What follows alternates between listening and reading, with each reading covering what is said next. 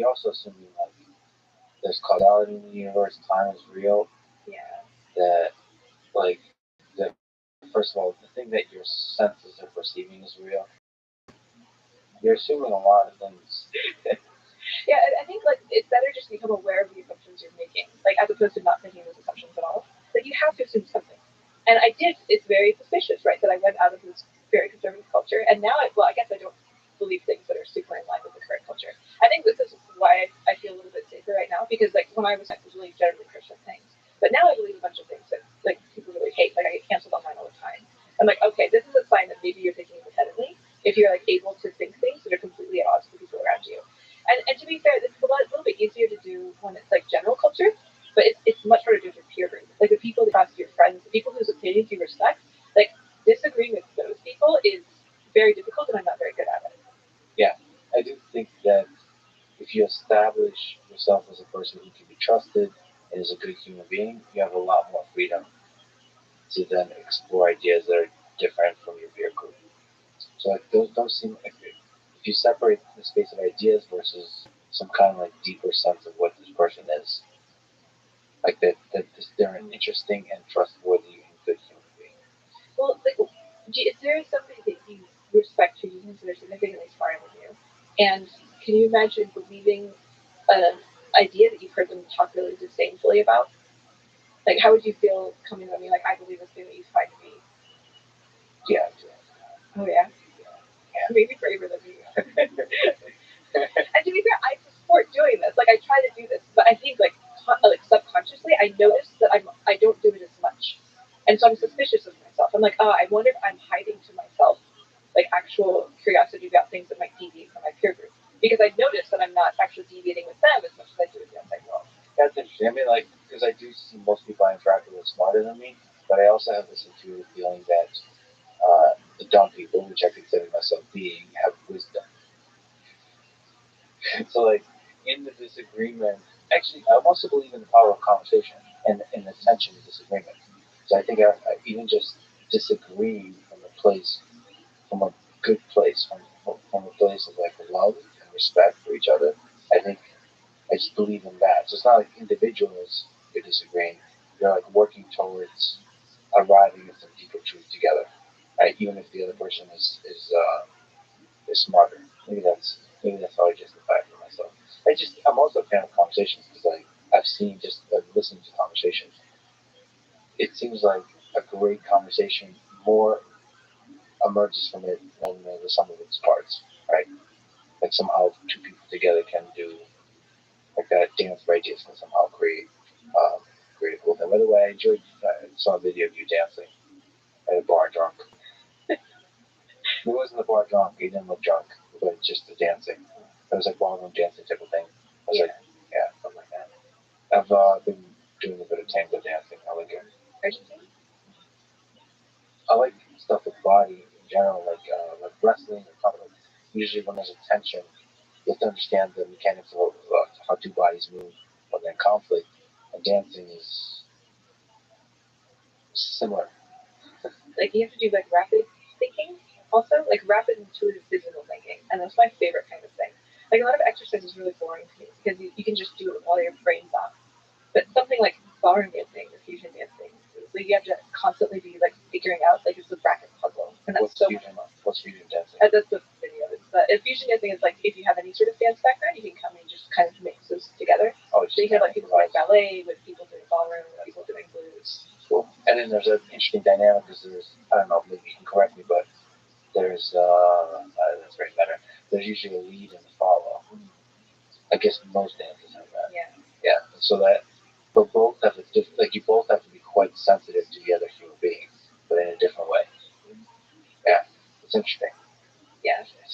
So I like both that there is that definitive role, but also like it's not somehow that one is better than the other. There's an interesting tension between the two. Yeah. It's good because it's like a basic rule set that allows for a ton of expression. I've recently started to experiment with like reverse bleeding. It's not like back bleeding. It's like I don't know. Like sometimes I'll like. So you can lead and move. Follow. Oh, you can move. What I'm typically following, I'll like occasionally throw in a little lead here and there. But don't you kind of follow? Oh, I see. Don't you hint at a lead when you're following? Like, don't you just by the dynamics of your movement, you're not supposed to follow. I mean, because it is like the lead is listening to your body, right? Yeah.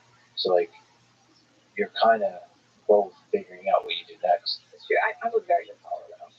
Okay. So I'm an invisible follow. You do moves like Oh. I'm not like good at tech. I didn't know those existed. Like a perfect follow. Oh yeah, perfect follow. I do. I'm not great at technique and sometimes I'll fall over, but like the following part. Do you enjoy it? Yeah. Sure. It's again like the very fast physical puzzle you have to solve. It's like typing. I really like typing. That's why I was inquiring about your keyboard earlier. Why do you like typing?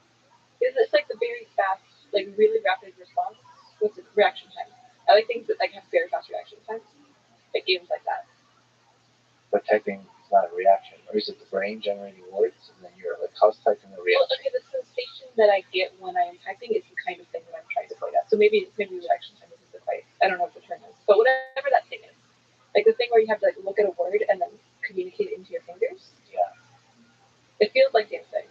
But you're responding. You're responding to your brain. Your fingers are doing the responding to the brain that generates the words. Making your body do what your brain wants it to do, but like fast and precisely. Well, then you might not like this keyboard because it makes it easier to do that. You probably like the struggle, right? No, it looks hard because it looks like it's high depression on the keys. No, I see. Yes, more than like a laptop keyboard, but yeah. Like that you don't have to. One of the main things is you don't have to move your fingers at all. So like, for example, a lot of people, I think they have a backspace up in the top right corner. Yeah. So if you have to make mistakes, just like, I mean, that's like so metaphorical. Every mistake you have to like really hurt yourself for. You have to like stretch for the backspace. It's that poetic narrative again. It's like a lot of your character. Yeah. No. Yeah, I don't, and I see it as a good thing. It's a good like a romantic element permeates my interpretation of the world. Yes, but you left home early. Mm-hmm. How did you end up working at a factory? Well, I tried to go to college but failed. Didn't afford it. Did you like it? I remember it just being really slow. I remember being shocked that the teachers didn't care. Like I was used to homeschooling. Yeah. And where I don't know, like it's just like it felt like the people around me that were teaching me, because we had like a mom's group also, like directly cared about what I was learning, and I would be able to ask questions, and they were like really responsible. And it's like a homeschooling group, so there are a bunch of moms who are homeschooling their kids get together and then teach those kids. Oh, cool. Yeah. And they have different like interests and capabilities and so on, and they kind of. And sometimes some of the kids are really good at something. You have like the older kids teaching the other ones too. So it's very like everybody kind of figures out what they're good at, and they share that skill set with everybody else. I think it's a pretty great setup. Honestly, I think my childhood kind of sucks in a lot of ways, but homeschooling was excellent for me. Mainly because it just had so much free time. Like just did like 2 or 3 hours of school and then did whatever the fuck I wanted for the rest of the day. And I got to actually pursue skills that are still useful for me to this day. So even in that constrained environment. Like I read fantasy books and I wrote so much. And now I'm writing a lot on my blog. So what kind of fantasy books? Like sci-fi type stuff? Like classic, like I read like Mercedes Lackey and the E.E. Knight and Ursula Le Guin.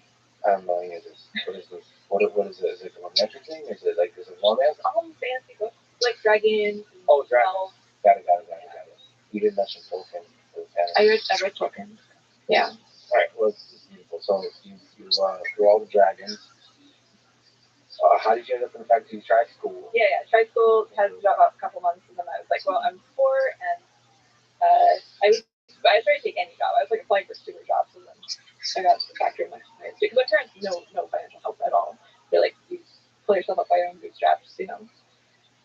So anyway, I went to work at a factory, and that sucked ass. Do not recommend it.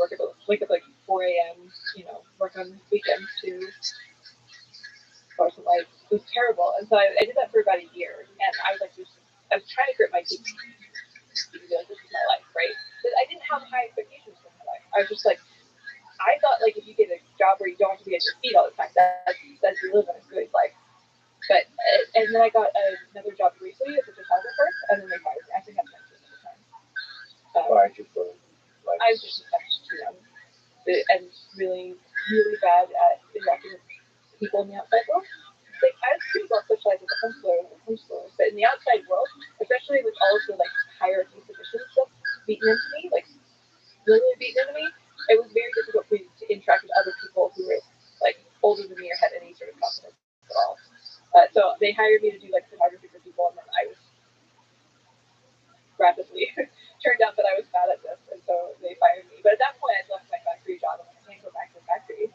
So I tried. I had some savings, and I slept on friends' couches, and I tried various self-employment stuff. And I'm like, maybe I can do product photography or something. But nothing. Idaho, nothing. And if you're like a 19-year-old with no experience in the outside world at all, it was really difficult. And so I had a friend recommend that I try becoming a camp girl. So that's how it started. what is camming? What is being a cam girl? Camming is like you talk to the camera live on the computer that you live stream. It's kind of like Twitch. And then people are typing in the chat like, "Hi, I did this stuff," and then people can tip you money, and then you can do things in response, like, "Oh, if you tip me 100 tokens, I'll take my shirt off," or something like that. And like, what site were you using at that time? My free cams? Is that a popular site? Yeah, pretty popular. Okay. And what were the next steps? Like, did you enjoy it? Oh, well, it was the first time I had actual control over my life. And I made like actual real money, and so I just exploded into it. I thought about it nonstop. I was streaming all the time. I was like coming up with new creative things. And I think it's like I don't know. There's something about public school that I ended up living in a house with Canberra school, other girls who found public school, and I don't know how much it was genetic or like just because I'm weird or because of our upbringing, but I felt like I was much more fearless and much more weird and creative online than other people were. Not because they weren't awesome people, but because I think like public school, I got the impression based on them talking about it, that it sort of like beat out any sort of deviance from you. Like more so than because I got the we had moral deviance was beaten out, but like you could do whatever. creative deviance. Creative deviance wasn't so much. Like I didn't have other kids making fun of me ever. I don't think I'd ever heard an insult about my physical appearance as a child or teenager once. So the father was basically saying you're not good enough as intellectual. Oh no, that was like moral. Moral failure. Yeah, like I'm not virtuous. Oh wow. Like in various ways, like like you're lazy. Mostly pretty hard. Yeah, I have like ADHD or something. And I was not good at it as a kid either. I would just totally forget all the time. Is there some sexual repression aspect to that? Like you know how they say that there's it's not just homeschooling, just like Catholic girls and so on. It's because like there's more you're forbidden to do certain things. Like there's a kind of liberating feeling of saying like basically rediscovering yourself, rediscovering the freedom by doing just diving head first into sexuality, into your own sexuality. Yeah. Some aspect of that. Yeah, absolutely to some degree. I think that like people kind of model it slightly wrong. Like I think there's a truth to it. But when I first got out of the house, for me freedom was like going outside at 2 a.m. Or like eating chocolate. Yeah. On days that I previously was not eating chocolate. Like that was like a really intense expression of rebellion for me. And I think people like don't think of this. Like I got out a lot of my like intense rebellion through things that people don't typically consider to be rebellion at all. Sure. Like I wore a bikini. Yeah. It's like I just like walked around in it and like I could do this. Yeah, basically. Yeah. I feel like this is most about emotional processing for me. And it took me a couple of years from leaving home and all of that conservative culture into doing sex work. In the meantime, I did try having sex with one other people, but this was mainly because I didn't know what the norms were. I didn't really understand. I was just like, okay, take things logically, take things one step at a time. And I'm like, okay, if the whole previous set about like how I'm not supposed to kiss somebody until the altar of marriage, if that's not the way that things are supposed to go, then what is the way things are supposed to go? And I was like, well, if I'm aroused, I should go have sex with someone, right? Is there any reason not to? No. So I would go around asking random people to have sex with me. Did you have any peer pressure saying like that's not good or that is good, or like did you feel any currents of society in any direction? Or you independently just thinking like from first principles? I think, I mean, like, I'm not saying it was a totally clean thing. I'm sure that I was experiencing society telling me this is bad. But you have to know, like, I was a watching normal movies when I was a teen. Like we watched Christian movies, and the stuff that we watched was filtered. Like I watched the Titanic, and I had no idea that Jack and Rose had sex because it was put through a filtered. Yeah, they went and he painted her naked, and there was a scene in a car on the ship. On the ship. Yeah, they had like cars in storage, and it was just a hand. I watched it again later. I don't remember the sex scene. Well, maybe were you also put through no, maybe version? Maybe it's the filter I see, like with the couple in the Notebook also have sex. Because maybe for romantic movies, I focus on the romance. Maybe, right? And the sex scenes are always like weirdly filmed, at least. Yeah. Because it's never. I mean, it doesn't. It feels more like romance than sex. I guess that's the main focus of this, right? Yeah. Yes, that makes sense. Yeah. Anyway. So that's not good to know. I'll go back and watch. You have your own fact filter on your brain. And once you realize that there's some, like the foundation of your beliefs were wrong, then everything might be wrong, and you kind of just do it. Yeah, first principles. And again, like not totally separate from culture, but also I think in general I also have predisposition to be like, fuck what culture tells you. Just figure out what's right for you and do it. And so that mixed with the figuring things out from first principles. I did eventually figure out that I didn't like having casual sex with just anybody quite as much, so I stopped that. But it took me a while to get that out. What's the negative of casual sex? It's typically not good. I mean, if you figure out the chemistry you have with someone better, then it can be a lot nicer. But I wasn't doing that. I was just like somebody I met, and I'm like, you seem kind of cute. Okay. Like I didn't bother to try and develop any chemistry. I mean, I didn't. Chemistry even outside of sex, just chemistry, like human chemistry, yeah, like conversation. Yeah. Okay. It's like kind of cringy, but I would like to walk up to guys or send them messages like, would you like to have coitus? Is what I would say. You would say coitus. I said that. I mean, it's kind of cute in a way. I mean, you had to grow up and you get late, so we probably wouldn't care that much. But I'm saying that I had a lot by the time I started sex work. So for me, maybe I'm sure it was somehow related because we were extremely sexually repressed growing up. I remember the day I learned I had a vagina, which was absolutely horrifying. Do not recommend figuring out you have another orifice in your body. But do you want to share the process of you figuring out that you had a vagina? I told me I had a vagina. Oh, like intellectually, like there was somebody said you have a vagina, yeah. And that was horrifying to you. Yeah, I didn't know I had. Because you weren't supposed to ever touch or look at yourself ever, so I never did. It was really disgusting. And so I had no idea that what was going on in my genital region. And so one day my mom sat me down and was like, and she was like, there's another? What? And you're going to bleed out of it, is what she told me. Oh. You're going to bleed out of it for a while. And I was just like, what the fuck, Mom?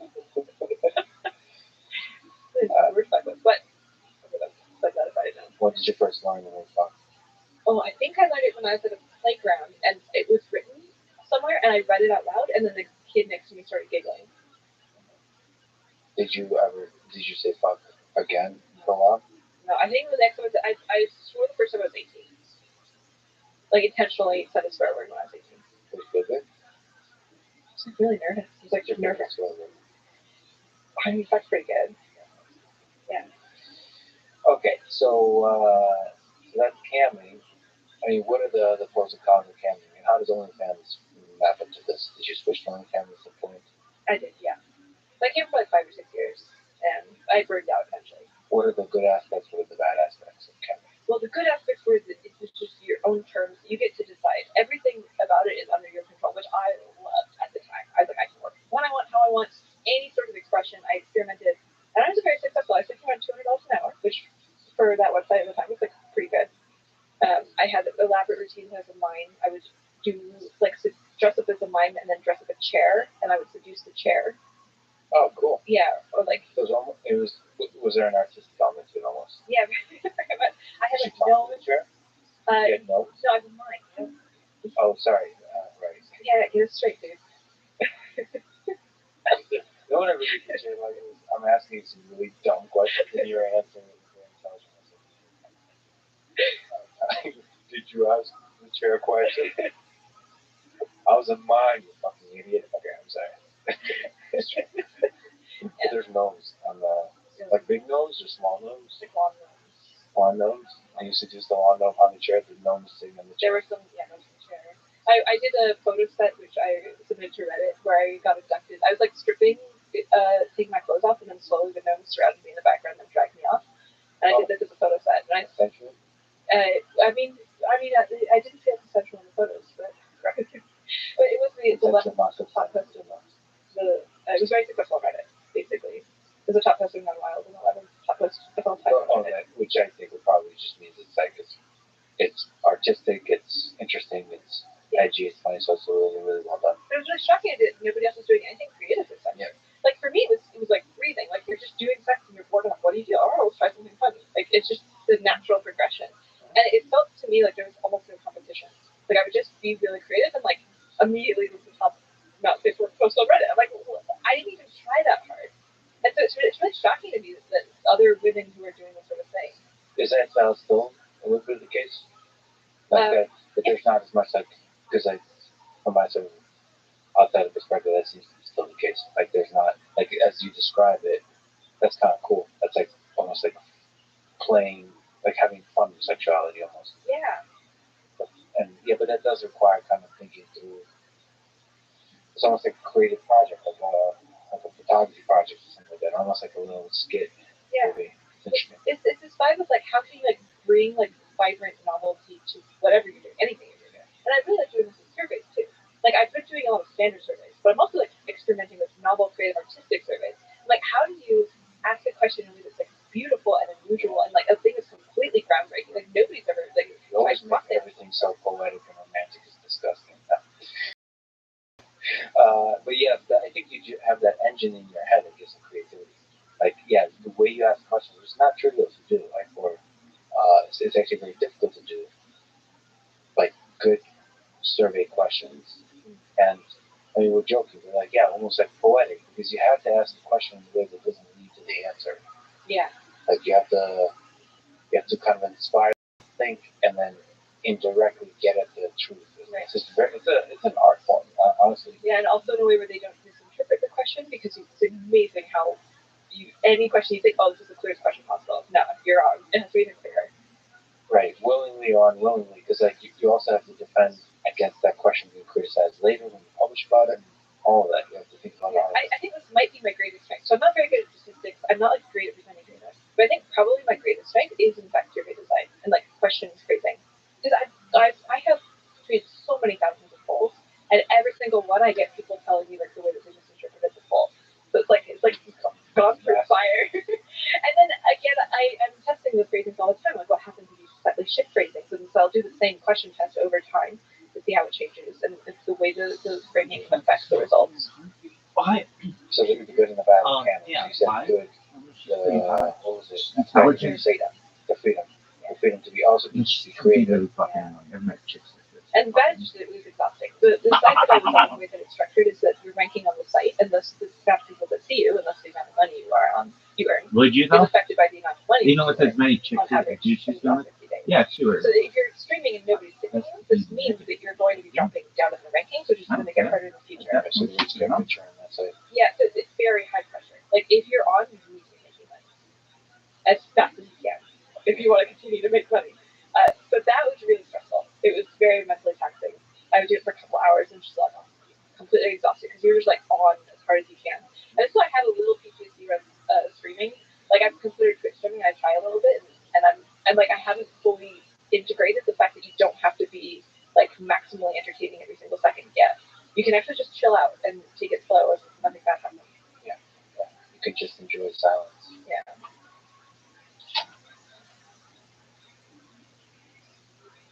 Did you feel lonely doing it?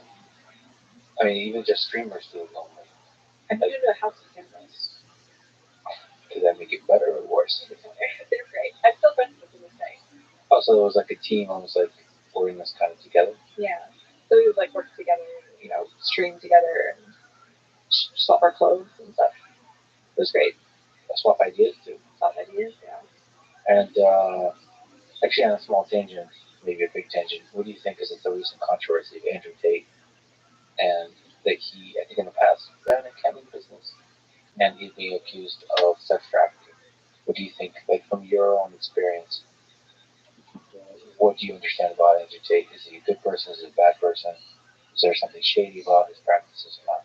I wish I could answer, but I don't know. I haven't looked into it at all. I've heard people talking about it, I just haven't bothered to go into it. Great It's answer. well known Same that, here. like, when I was doing it back in the day, the Eastern European models had something different going on now. There's like a trope about, there's the Eastern European models and then there's everybody else. They're what? It's like darker or something like that? They do studios and they're lower quality. Which means what? Like, studios are, you go into, like, a warehouse and then they have set up a little, like, things that replicate bedrooms. Yeah. They're just, like, stalls. And then you rent out or you pay the studio a percentage of your income. And you can tell when something looks like a studio, it's like a type of background. Yeah. That if you like watching enough, it kind of starts to notice the pattern. So like the standards are lower there and the ethical boundaries are a little looser. How people are treated. I never heard anything like the ethical side. I just knew that it was like lower quality. Like the girls seemed like they were less into it and like cared less. How does this all interplay with like sex trafficking? So consensual versus not consensual. I was shocked that there were never any non-consensual killings. I mean, I guess it's like if it were going to happen, I'm surprised if it were in fact Eastern European models. Based on this is outdated, I'm thinking of my stereotypes back when I can a lot. Sure. So some of that is stereotypes versus like some good data, right? Yeah, I haven't done data on Cambridge. It's hard. It's hard. It's even hard to get that data, right? Yeah. It's obviously a really important problem. There's a method that I'm trying that I really like. I designed a survey type which is like asking people, who you know?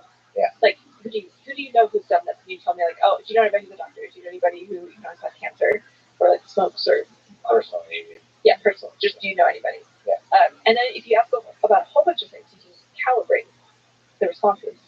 So like, if your population, 20% of them are doctors, and then you know the actual amount of doctors, then you can tell like how this is corresponding, like what is the visibility of doctors. So you can reconstruct the graph. Basically, yeah. And we can do this with sex trafficking. Of course, people are going to be like, well, sex trafficking is not visible. You don't know those. Like, well, then we can ask about other non-visible things that other people don't know that we do have data for, like homelessness or being in jail, or like if you have been like sexually assaulted. A lot of people don't like talking about if they've been sexually assaulted. So you can do a whole bunch of things that are like similarly suppressed in knowledge in some way that we do actually have rates for, and then compare that to the graph and ask people, do you know anybody who's sex trafficked? Yeah. So again, it's not perfect. I'm not saying this is. But you can infer things. You can infer things about that graph. But let's say we don't have good ways of measuring sex trafficking right now. Anyway, I did a big deep dive into the research that we have of sex trafficking in the Western world, and the actual I read the studies and like reports about the studies, and it's really pitiful. We have terrible data. It's like there's just like vague estimations made from one guy in a basement in the 80s. That's like the basis for like one big study that like a lot of people report on. And so I'm like, okay, so the method I'm proposing, obviously it's not perfect, but like the bar is so low at this point. Well, I wonder also if there's ways to design a survey that gets at the victims of sex trafficking, also, which is they presumably have public access to the internet, and I wonder how many of them are distinctly aware that they're victims. Like asking the question, when you're inside of a toxic relationship, are you inside of a toxic relationship? If the toxic relationship is truly toxic, sometimes your mind is fucked with, right? You don't even know what's true. Yeah. So it's interesting if you can design surveys that break through that. So basically, get data on how many people are getting sex trafficked directly. Oh yeah, like if you don't frame it, like if you don't say the word sex trafficking, you're like, are you just in a situation where it's... And maybe through the survey, I mean that's very meta, but through the survey help them. I did this is what started my relationship surveys. So I've done a series of relationship surveys, and that was because I knew somebody in a terrible relationship, and I bet if she took a survey where she answered questions about her relationship and at the end got a score that compared her to everybody else, she'd be like, oh wait, everybody else has much better relationships than I do. So that's why I started making relationship surveys. So it's exactly for that reason. Yeah, that's really, really, really powerful to know that like you're not crazy for thinking this is a bad relationship. Right. Or I think like the actual question is like, could you do better if you broke up? And I think that the thing that keeps most people in their relationships is like, this is the best that I can do. Like this is normal. And if we're normal, I would say that they are right. Like if we live in a culture where everybody is abusing their people in their relationships, then yeah, what are you going to do? Break up and then just be alone for the rest of your life? Most people don't want to do that. But not comparing yourself to the average is good to know. know what your options are. Or at least understand it, because being normal is not always, this conversation is not always great. Meaning this conversation is anything but normal. Okay, and that was a tangent about a niche passion, which is really fascinating that you're playing with those kinds of ideas of survey design. But back to camming. So, what were the cons? What were the negatives of camming? Or like the exhaustion of just like live, like the high pressure thing. That was probably the worst thing. So now, what about the interaction with different people? Like the dynamics of the interaction with the fans, I guess. I had a pretty great time. I mean, obviously it wasn't perfect because of the internet, but I don't know. This is the thing that confuses me a lot, because a lot of women that I know complain about being harassed by men quite a lot. They're like, men are always, grumping and harassed. You have to be paranoid in the club. People are like, they're always hopping on you, and you're just like, Jesus Christ, get away from it. And I do not have this experience. Or like, maybe I do, but I'm interpreting it differently. I don't know. The thing is, I don't know what causes me to have such different experiences from these women that are like really feel really hostile towards men. And my guess is that there's some sort of like very subtle signaling that we're accidentally doing. Like, no fault of our own. I'm not saying this is virtue. I'm saying like maybe it's just genetic, or the fact that the women are doing. Yeah, that the women are doing. Yeah, like that, and it might be just something that completely accidentally, through no intention, like happening to signal the thing that is causing men to not view me as like a desirable target, or like a target at all. Well, what about the flip side? Maybe you're not sensitive to the creepy stare. Yeah, that also might be true. The dude who's like as I'm dressing you with his eyes, that like in a creepy way, that you're just not, you don't like worry about it. You're not like that. The fear of that, the anxiety of that, the unpleasantness of that just doesn't hit you. I think that's also at least part of it, maybe all of it. Yeah, I think there's some evidence for it. I think often like guys will do a thing to me, and I'm just like, that's a thing, cool. I don't have any negative response whatsoever. That's call back to the tire. It's a thing. Yeah. That no, that can. Like, I once had like a homeless guy like ask me to come back to my place, baby, and I was like, this is fun. Yeah. Like, I'm like, do you want me to? I love asking them, like, are you trying to get me to have sex with you? Just like saying it out front, and they'll be like, well, usually they stop for a minute and like, well, yeah, I mean, I would like to have sex, and we'll be like, thanks for asking, but I'm not interested in having sex with you. I'm gonna have a good day. Walk away. And that's great. I don't know. I have no issues with that interaction, but like maybe this is the kind of thing that other women might be really sensitive. So you have that conversation, and it doesn't turn into like a threatening feel. No. Like with a homeless guy. No, I've never had that happen. But I think there's just something. I think I'm doing something. Like again, this is kind of accidental. Like I just am like this always, and I think I just happen to be like this at people, and they don't expect it. Like they don't expect me to be like really nice while explicitly asking them what their intentions are. Like directly putting my finger on the thing that like, oh, you're trying to have sex with me, and then also not judging them for it. I think this like throws people off a little bit, so they don't feel aggressive. They're like, oh, you're autistic or something. Even the cloak of anonymity on the internet, you weren't getting. Yeah, I just think I'm just not reactive, and or maybe I'm getting off. I don't know what's going on. Maybe it's both. Maybe it's feedback loop. So I had a pretty good experience. I know not everybody did. Definitely people reported having antagonistic experiences, but when I was scamming, I generally really liked people were really nice to me, had a great time, made friends. So you also did OnlyFans, as you mentioned, and I read on the website. So this is very investigative reporting that on some months you've made over $100,000 on OnlyFans. How did that feel? Great. Feel great. I mean, like, well, actually, because so much of your upbringing, you didn't have money, you had to struggle with a factory job and so on. Maybe a good person to ask, can money buy happiness? Well, I mean, I think you get like a resting set point of happiness regardless of how much money you have. But money can buy being less stressed, I would say. Is there a lot of variation in the basic rest happiness difference in general? Like, is that a good thing to think about? I mean, they've done some studies, but again, I'm not sure. I haven't actually read the studies, so maybe they didn't replicate, where like they measure people before and after winning a bunch of money to see if their happiness is higher.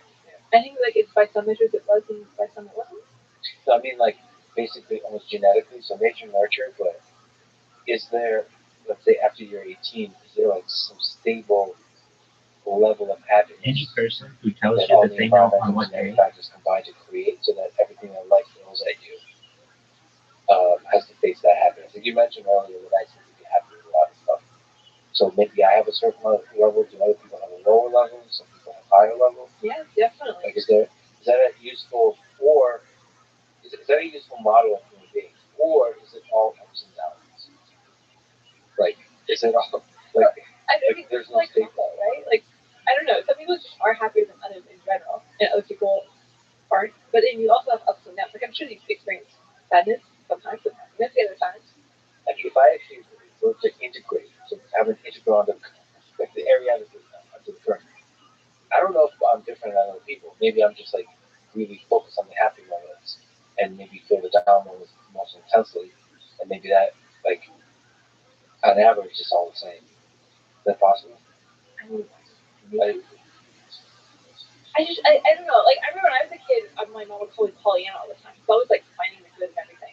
oh yeah? I'd be like feeling bad and happy. So you were a happy kid. I was a really happy kid, yeah. Even in a harsh condition. Yeah, I mean, like I said, like even the harshness comes from the bad meaning. Like, and I had good meanings as such. So you were slow. Yeah. With another book I'm reading next week, tune in. Marcus Aurelius, Meditation. Yeah. All right. Yeah, I mean, 100K. So it felt good. So it's crazy though, right? You can just like take clothes off in a creative way with some gnomes and make 100,000.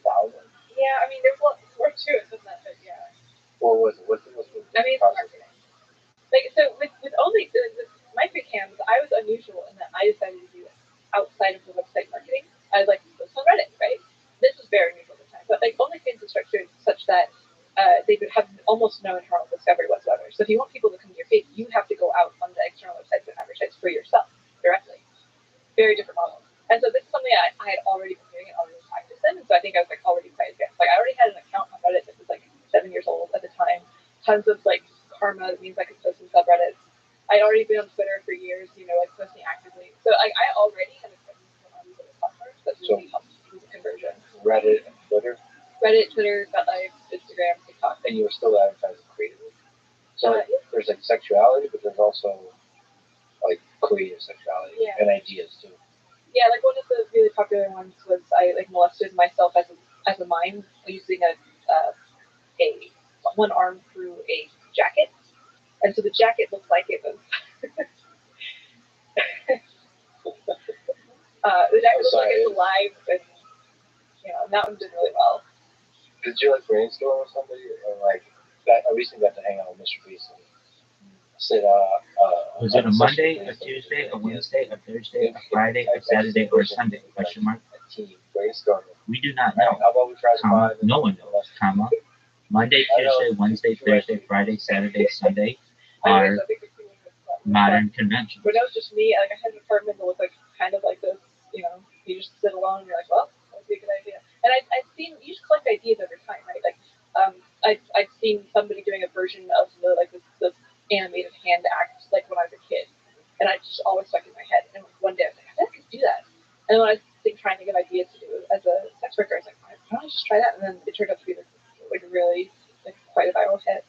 Is there stuff like you mentioned too edgy? Like Mr. Beast tries to keep it PG. Do you try to keep it PG-13? Well, with the sex advertising stuff, sex advertising is obviously not PG-13. I don't know these ratings. What is even beyond that? Family friendly. It is X. Like the one I'm describing to you at some point, like you can see my boob. That's a boob. Is X. The boob is, I guess. Not hard. I think you can show a boob. Yeah, maybe X is like if you got some sort of rhythmic motion going on. Maybe that sound with the rhythmic motion. You can have one or the other. You can't have both. You have both. That's when we hit the X. Yeah. Okay. So like, definitely not. I mean, with the sex advertising stuff, like guys like vanilla shit. Guys want basic hot girl. You can do something like kind of sexy and creative, like getting affected by gnomes, like the self molestation, right? But those are still pretty within the normal boundaries. What do you mean guys like vanilla stuff? I mean, most guys like vanilla stuff. What's vanilla stuff? Like, see, talk about fetish. Fetishes.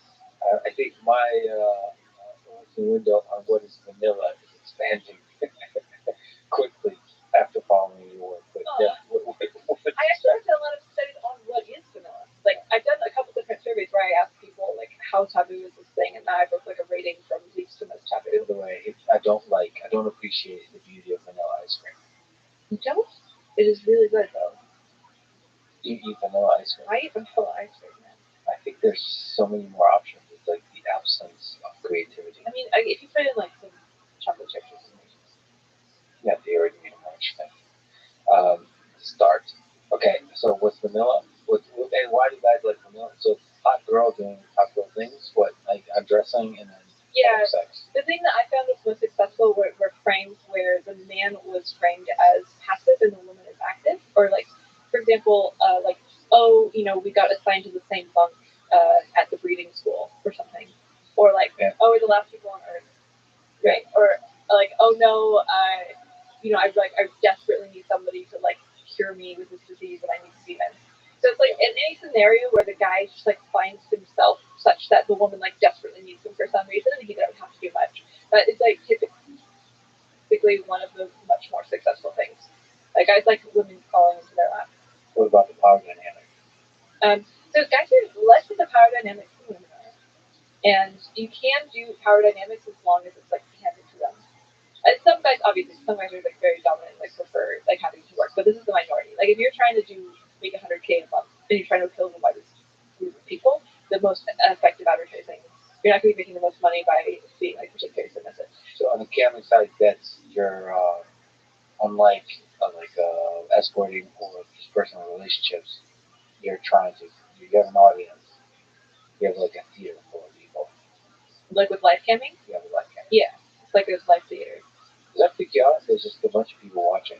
And how do you feel right now? I don't know they're watching because it's not live. Yeah, that's true. It's not live. So like it might as well be. Like they could be watching. I feel like there's just the two of us. I don't know. And there's like sometimes I imagine there's a third person. God. Usually, no, not God. Just I usually imagine either a guy or girl or a couple just sitting there for some reason, like usually on the beach and usually high, or on some kind of like on mushrooms, just like listening passively, just kind of looking at the sunset. That's what I imagine. Oh, that's really good. Yeah. I think it's useful because when I write my blog posts, sometimes I do terribly, but it's the most effective when I imagine one person that I'm writing to try to explain. And like having a high couple watching the sunset is maybe really lovely as a calibration. I have to say, it is pretty romantic because I've gotten a chance to meet couples that listen to podcasts together. I don't know why. That seems like intensely romantic to me because you're not watching TV together, you're listening to a thing. And I guess sometimes they watch it, but like you're listening to ideas together. I don't know. It seems like you're going through the same kind of thought process. Yeah. That's really beautiful. It's just like you're melding. Your thinking is on the same line. Some podcasts do that more than movies. I think movies give you a lot more freedom to think about stuff. I feel like your thoughts are aligned, and like especially if the podcast is good. Like if it's listening to like a Dan Carlin podcast about history, that you're like on a journey together. Because there's an intimacy to that. Anyway, but I've learned that those couples do that. Hashtag relationship goals. Go ahead. That's what you want with your wife. With my You should make an application. Application. An application for dating you. I mean, maybe this is more of like my strategy and less yours, but you have like the right enough audience in that, right? It's not. Okay, look, let's just go there. So, because you put together an application of like people that have casual sex with you, I think. And also dating. Yeah. And also dating and relationship. I love it. So, what is in that application? Is like, I'm sure there's quite a lot of people who would like to date you or to sleep with you. But finding the person, and it depends what your goals are. I guess relationship would be an open relationship for you. Yeah. Right. Like for me, I guess it's more intensely selective because it's like a monogamous relationship and a committed one.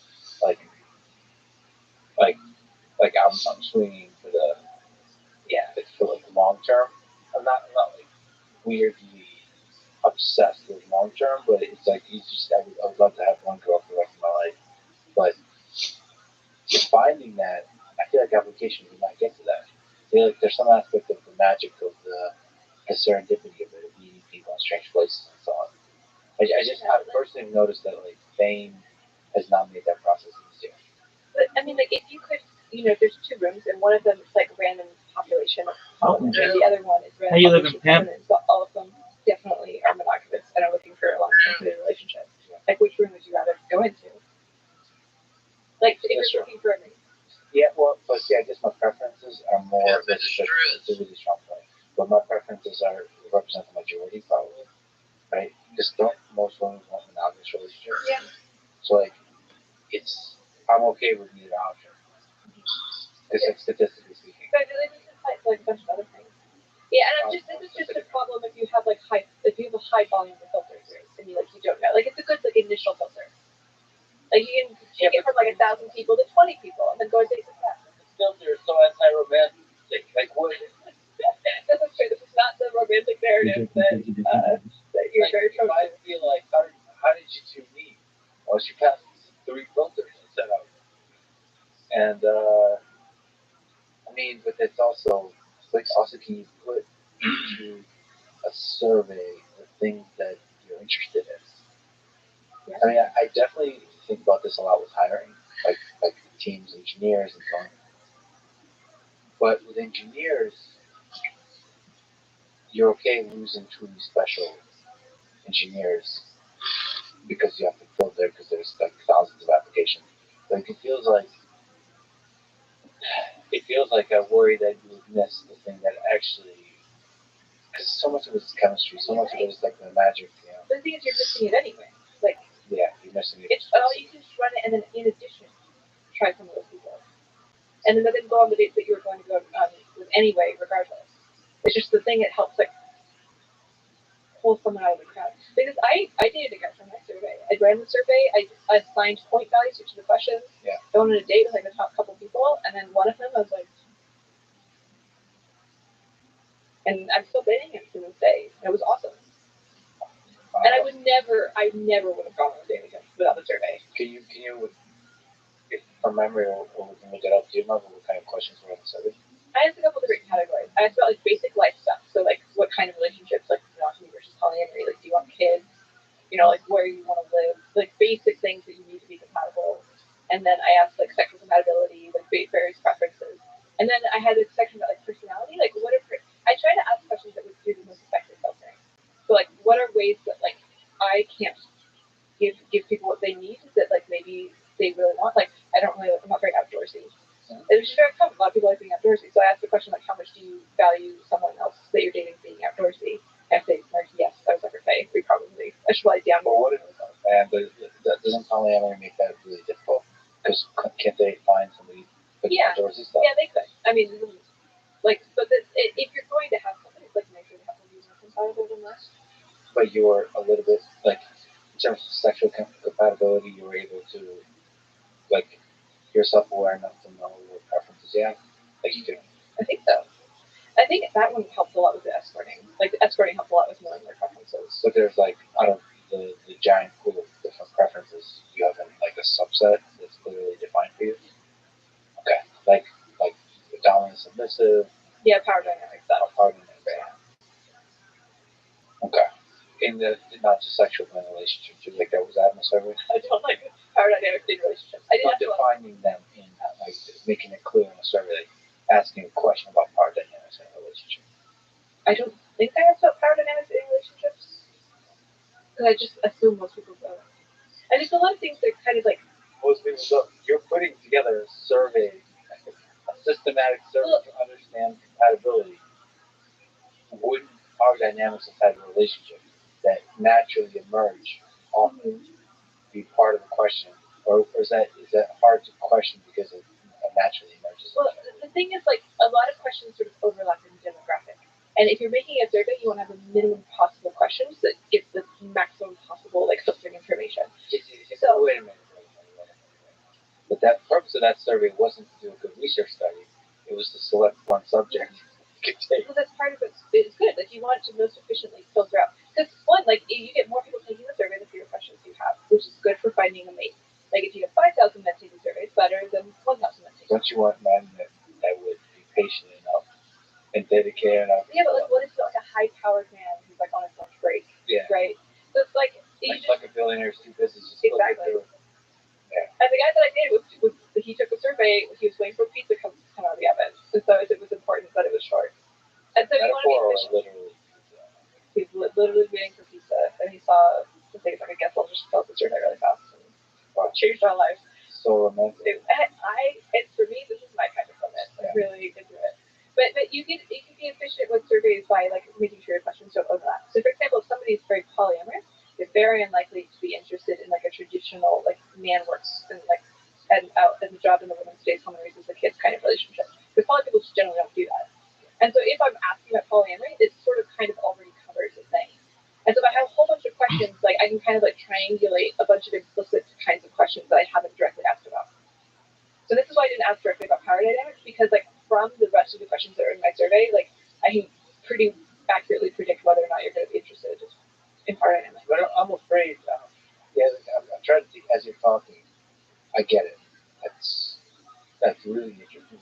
That also maybe not for the effectiveness of finding a partner, but for just exploring the process of human sexuality, of like the search, this complicated optimization process while engaging in on the landscape of happiness that seems to be this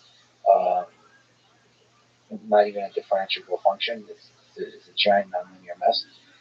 Okay, but like for me, I don't think I would be able to design that survey. I would like bias it too strongly. Like I would probably prefer women that have read Dostoevsky or something like that. Like that would be a filter for me, right? Yeah. But like that's a horrible filter because there's a lot of amazing people that they don't give a shit about reading, or they don't give a shit about reading Russian literature, or they don't give a shit about, but they're amazing and passionate and creative and all in some other dimension you might completely miss. But you're like, and I wonder if there's any, basically you're saying compatibility, like hard lines that statistically is just going to be an issue. Yeah, even you weight this a lot more. Yeah. But it's also like preferences. Like if you have a woman who's totally equal and she's read the thing that you like, versus another woman who's also identical but like she hasn't read the thing that you like, you might like very slightly prefer the woman. But you don't know if they yes, but like you can't do a survey get the identical. Like you don't know. Sure, but you can kind of like do a whole bunch of ways. So like the person that like I ended up going on a date with, he did not answer like correctly to a lot of the survey questions, but he didn't have to. Like he was just overall the weights were like he tended to be more in the direction. Was there a text-based one like survey? Like paragraph like? No, you got to avoid that if you're doing like large amounts of data. No, why not? Because you have to feel good. Oh, interesting. Like I'm different. Just like first of all, you can do keyword searches. No, okay, second of all, you do machine learning models that first of all you can do like crude metrics like the length of how long they've written, right? And it can flag certain things. Yeah, it's actually pretty easy to. Like I've looked at like for hiring, I've looked at like thousands of applications. Nice. You can really the human brain is really interesting, especially like if you visually highlight certain information for yourself, like keywords or again with machine learning models like sentiment, you can highlight different parts that will catch your eye better than not. And I can go through just a huge number of applications. Are you telling me I can use, if I learn machine learning, I can process dating survey applications better? Yes. No, like textual. Yeah, like I can like have them write things in, like a new way of. That's really good. I think that was a really nice aspect of text input, like long form text input, multiple long form text input based on an interestingly phrased question. Is you get to learn how to make a better survey. I think you would appreciate that. Like you start to see how they're actually interacting with these questions. Like I asked certain questions, like just to see how people think. Is it better to work smart or better to work hard? Or is it ever okay to betray a close friend? Like I'll ask like questions like this that don't really have a right answer, but I just want to see how they think. Or is truth more important than loyalty? Yeah. And I get their long form answer. You get and you get to see the reasoning process. Yeah. And like what it reveals so much, not just about the person, but about the kind of questions I should be asking that have nothing to do with truth or loyalty. like how to get a good engineer with like very specific questions. But I think it's really useful to get text input.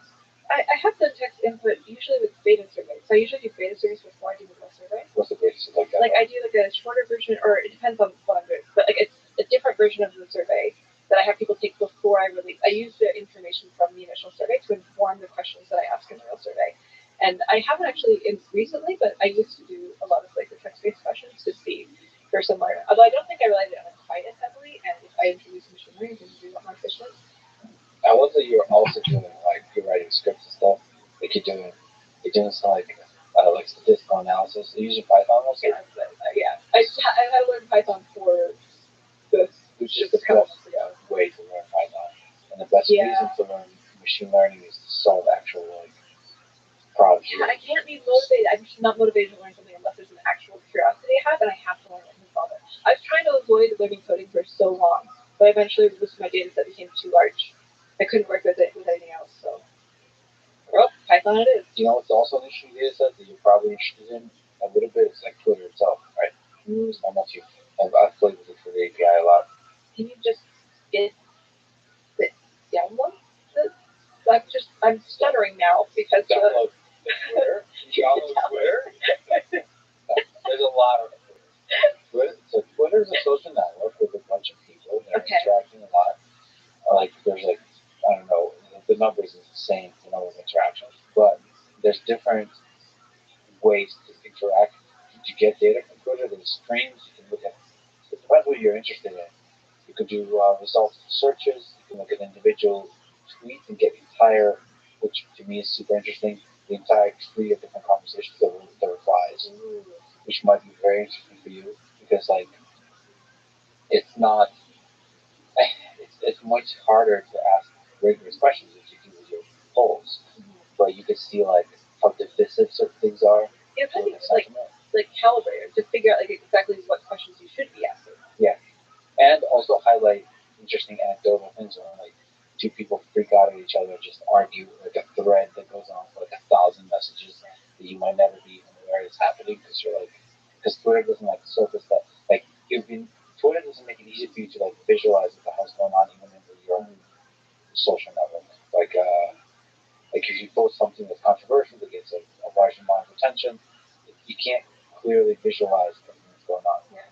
It's blurry, amorphous, like you're just kind of looking for the fog of different replies and they kind of so you think the API they have like graphs of networks? Yeah, the data for the graphs, so you can construct yourself. And then you have different levels of access in terms of how many queries you can do. That's really cool. And now because there's like Elon, there's a lot of sort of revolutionary stuff happening at Twitter. I think you could literally sort of push for innovation. Like there's aggressive innovation happening. So in terms of requesting stuff to the API, all that kind of stuff. I think Twitter is just a fascinating platform for as cliche as it sounds, for studying. For me, it's interesting what makes for a healthy conversation. That term has been used, but it's interesting how conversation, to me, it's fascinating how conversations break down and not. Like how the virality of drama or conflict or disagreement, how that evolves when a large number of people are involved and a large number of misinterpretation of statements is involved, text-based, with some anonymity thrown in. Like, I feel like there's a lot of studies that can be done there. Twitter's probably not great at it, right, as it stands. Because, necessarily short, you can quote things out of context, etc. But we should understand that, right? Yeah. At a large scale, you should be able to study that kind of thing. What was your casual sex survey? I actually haven't looked at it in a while. I think I just asked people about a whole bunch of fetishes because you don't want to be obvious about yours because people are going to hijack it to try to tell you that they like what you like. So you want to be obscure. So how do you design a survey where you're testing for things but you're still obscure about the thing you're trying to ask about? So you still see it as a survey. Yeah. Like an application. Because I think you tweeted saying like, I'm thinking of just like showing up to San Francisco and saying, is anybody open for casual sex? Yeah. Something like this. Am I misremembering? Maybe escorting? I'm not sure. Oh, for exercise, I think. Which is similar. Like, I kind of use escorting as the way to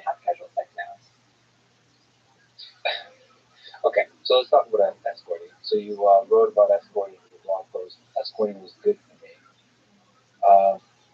How did you get into escorting? I was working at I quit camming because I was burned out and I was like trying to work in a fun startup and it was hard for me. It's difficult for me to work on projects that are not my projects. And so I was like, hey, fuck it. Like, I want to go back to sex work. I want to make more money, but I don't want to cam anymore. So I'm like, well, let's try. I have a friend who's an expert. I'm like, let's try that. And so we had a call. She outlined the basics for me, and then I put up some ads and we started working. What's the basics of escorting? How does it work? If you want to get started in escorting, so just if you have a career change, but you're gonna want to get some nice photos. So you can have photos. First of all, you assumed I haven't done it before. Have you? Yeah. Well, recreation, I would like to do professionally, I suppose. So if I wanted to do, if I really want to step up my game, how would I do it? Yeah, well, the whole tutorial. With recreational escort, it's just okay. No, meaning like selling products on Etsy versus doing a startup. Yeah. Well, I mean, escorting is kind of also selling products on Etsy. No, but it's selling a lot of products. High volume. Yeah. Small handcrafted. Artisan dolls. Yeah. Escorting. Versus mass manufacturing. Okay, if you want to mass manufacture your escorting. I just feel like I haven't been getting, I've been undervaluing my services, and I would like to really step up. I think you could really just grease some marketing gears. Yeah, I mean, it's just, some of this is marketing. It's like, I guess I want to, is it similar to camming in that way? Like, is it, you're basically advertising yourself and you're, marketing, but all the creativity that you mentioned before, all of that? Yeah, I found escorting to be pretty easy because escorting is not highly competitive. For example, camming is highly competitive because the thing that I outlined before, the amount of money that you make determines your ranking. And you can also go and see other girls. You can see what they're doing. So if the girl figures out an incredible strategy for making money, it's 2 seconds before that strategy proliferates into everybody else. So it's very fast paced and really tough. But escorting, you don't get to see what other girls are doing. You can look at their websites, but you don't know what they're doing with clients at all. You can look at their rates, but you don't know what their volume is. So you don't actually know what is successful and what isn't very much. So I think there's much less evolution of marketing through this process. And so I came in with my aggressive marketing skills from being a cam girl. I think that really helped. I did very well as an expert. I came in made a fantastic website, and I knew how to do the ads right. And what was the finding people? I guess it's also finding the right kind of customer. The right kind of client. I got in a lot of trouble for this recently in the sex worker sphere because I said that if you raise prices, you're more likely to encounter clients that aren't going to abuse you. It's safer. They did not. They said that I was being classist, implying that people are more violent. But to be fair, if you're a guy and you want to be violent towards a woman, you're probably not going to be paying her a lot of money. You're probably going to you're the kind of person likely who's going to haggle a lot because you don't respect her. But anyway, that aside, it's a little pet peeve for me. I started charging $800 an hour, and then pretty rapidly raised it to $1,200, and then a while after that, raised it to $1,400. Well, the interesting thing you mentioned, my extensive research, you used to do $1,200 to $1,400 an hour, and then you said you were thinking of jumping back in at a rate of $2,400 the first hour, and I think $900 each successful hour. That's interesting. That's I mean, to me, that's really interesting. Why? Why a the lot in the discrepancy? first hour, yeah. It's just because you don't know how you want to incentivize the amount of hours. So you have to pay a lot for the first hour, but not very much for the second. You're more likely to buy a longer period of time. And usually, I find that clients who buy a longer period of time are nicer to you. I don't really have a great theory for why that is, but they're more likely take you dinner and get to know you first, and I just enjoy that a lot. I enjoy knowing if I'm gonna have sex with. It's like a date, Yeah, so it incentivizes the long form date dynamic versus not. That's really interesting. How does money change the dynamic? Just basic human dynamic of interacting for free versus for money. I think about that a lot. It's just talking to rich people. You usually get paid for your time. And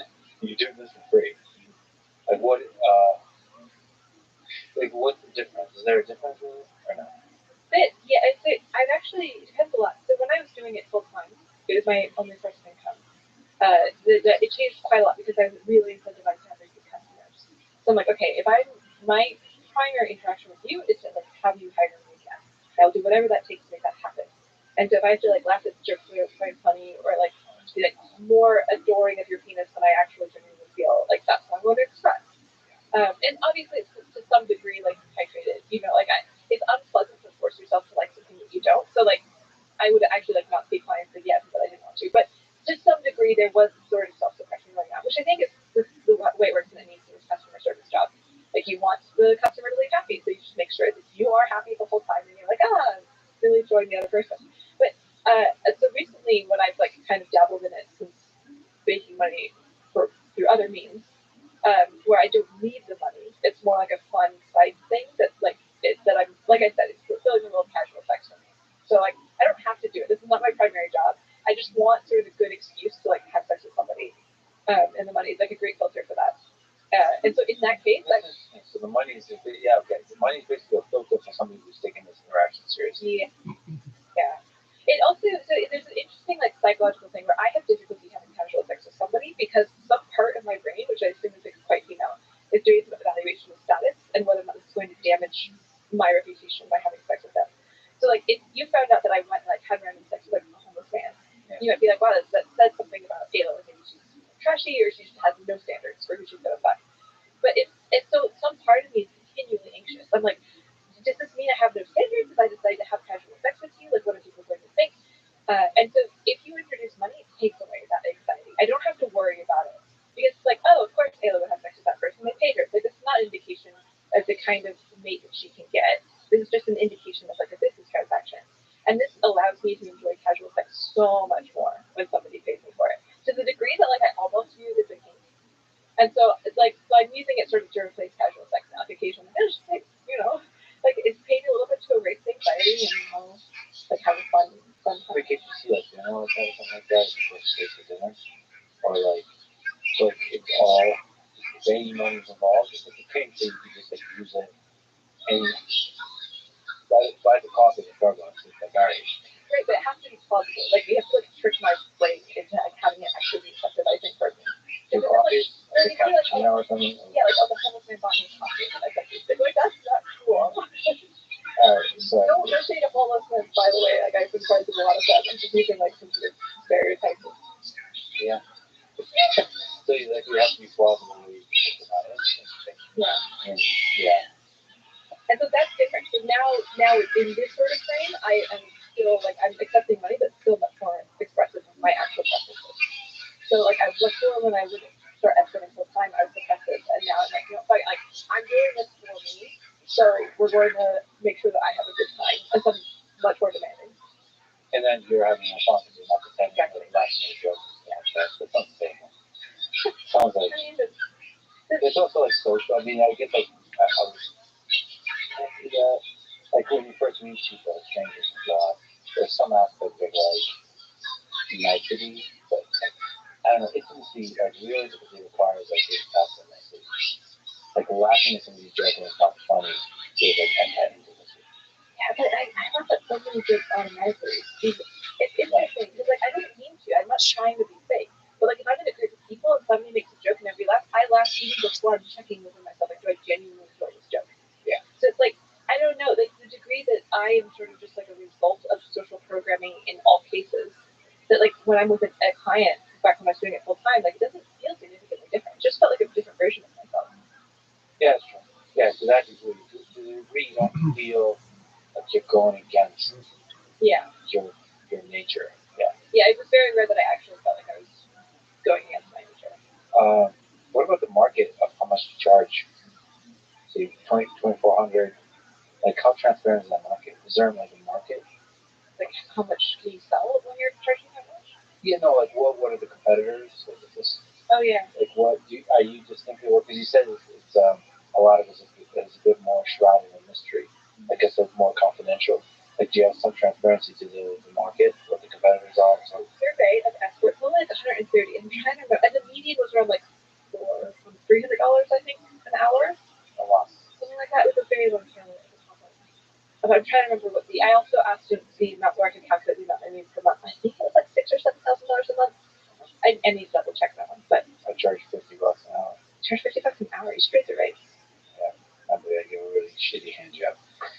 All right. But usually the rates are around like if you want a median escort in a big city, it's usually a city. So the 400 to 600 in a big city. But the smaller cities, you charge the rates go lower.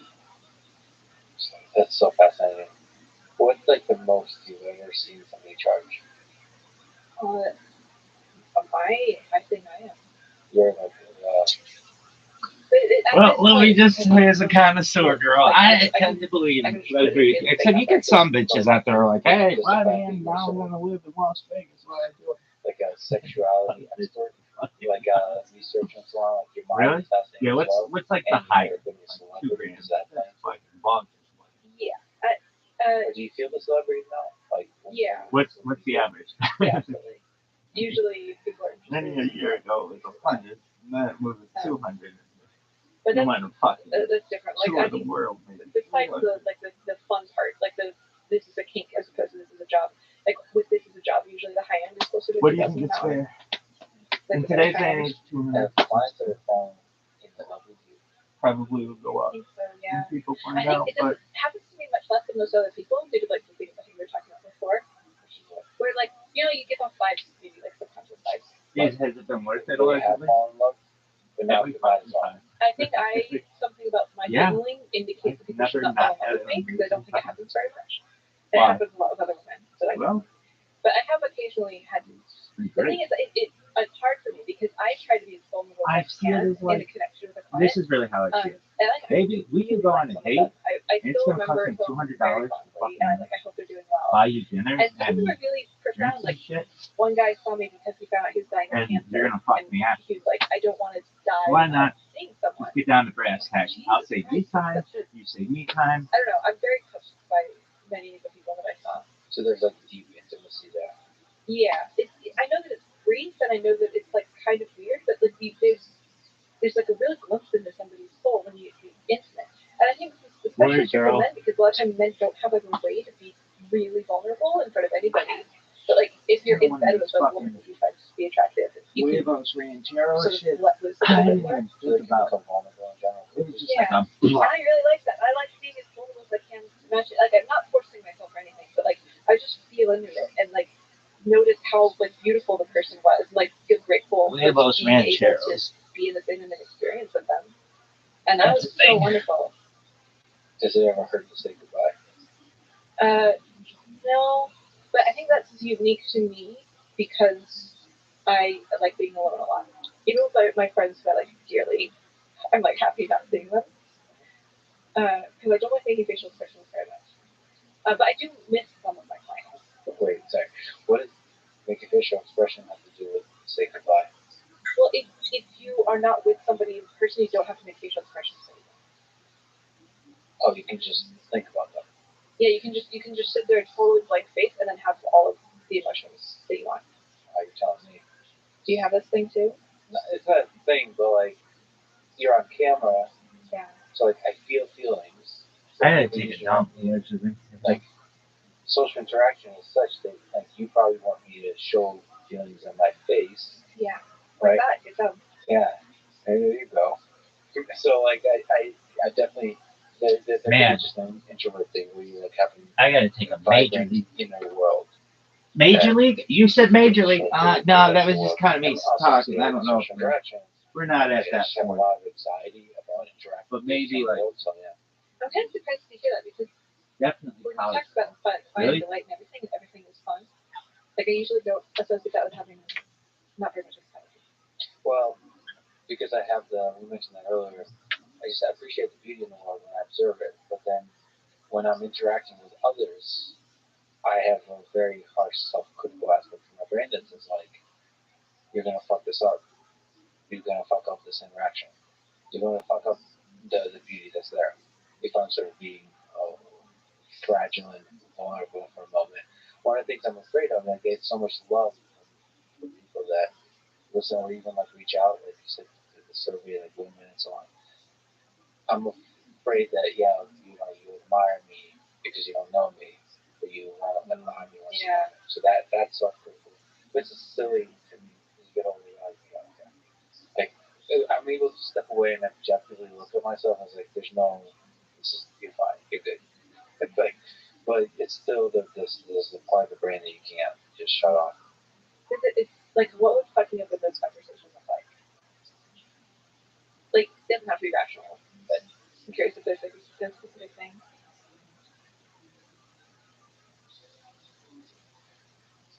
A lot of it is just a feeling, like an amorphous fear of failure. What it would actually look like.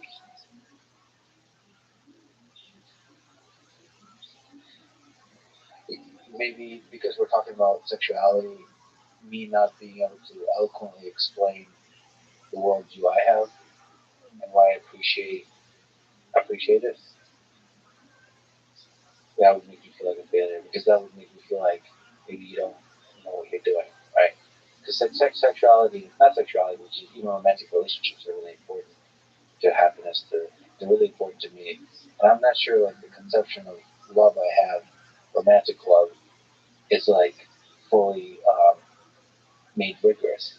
So especially when I'm talking to you, that thinks very rigorously about a lot of these topics, I'm not sure I've thought about them a lot. I feel them. I interact with the world in the space of feelings. Maybe I'm almost afraid to be very rigorous with these kinds of thoughts.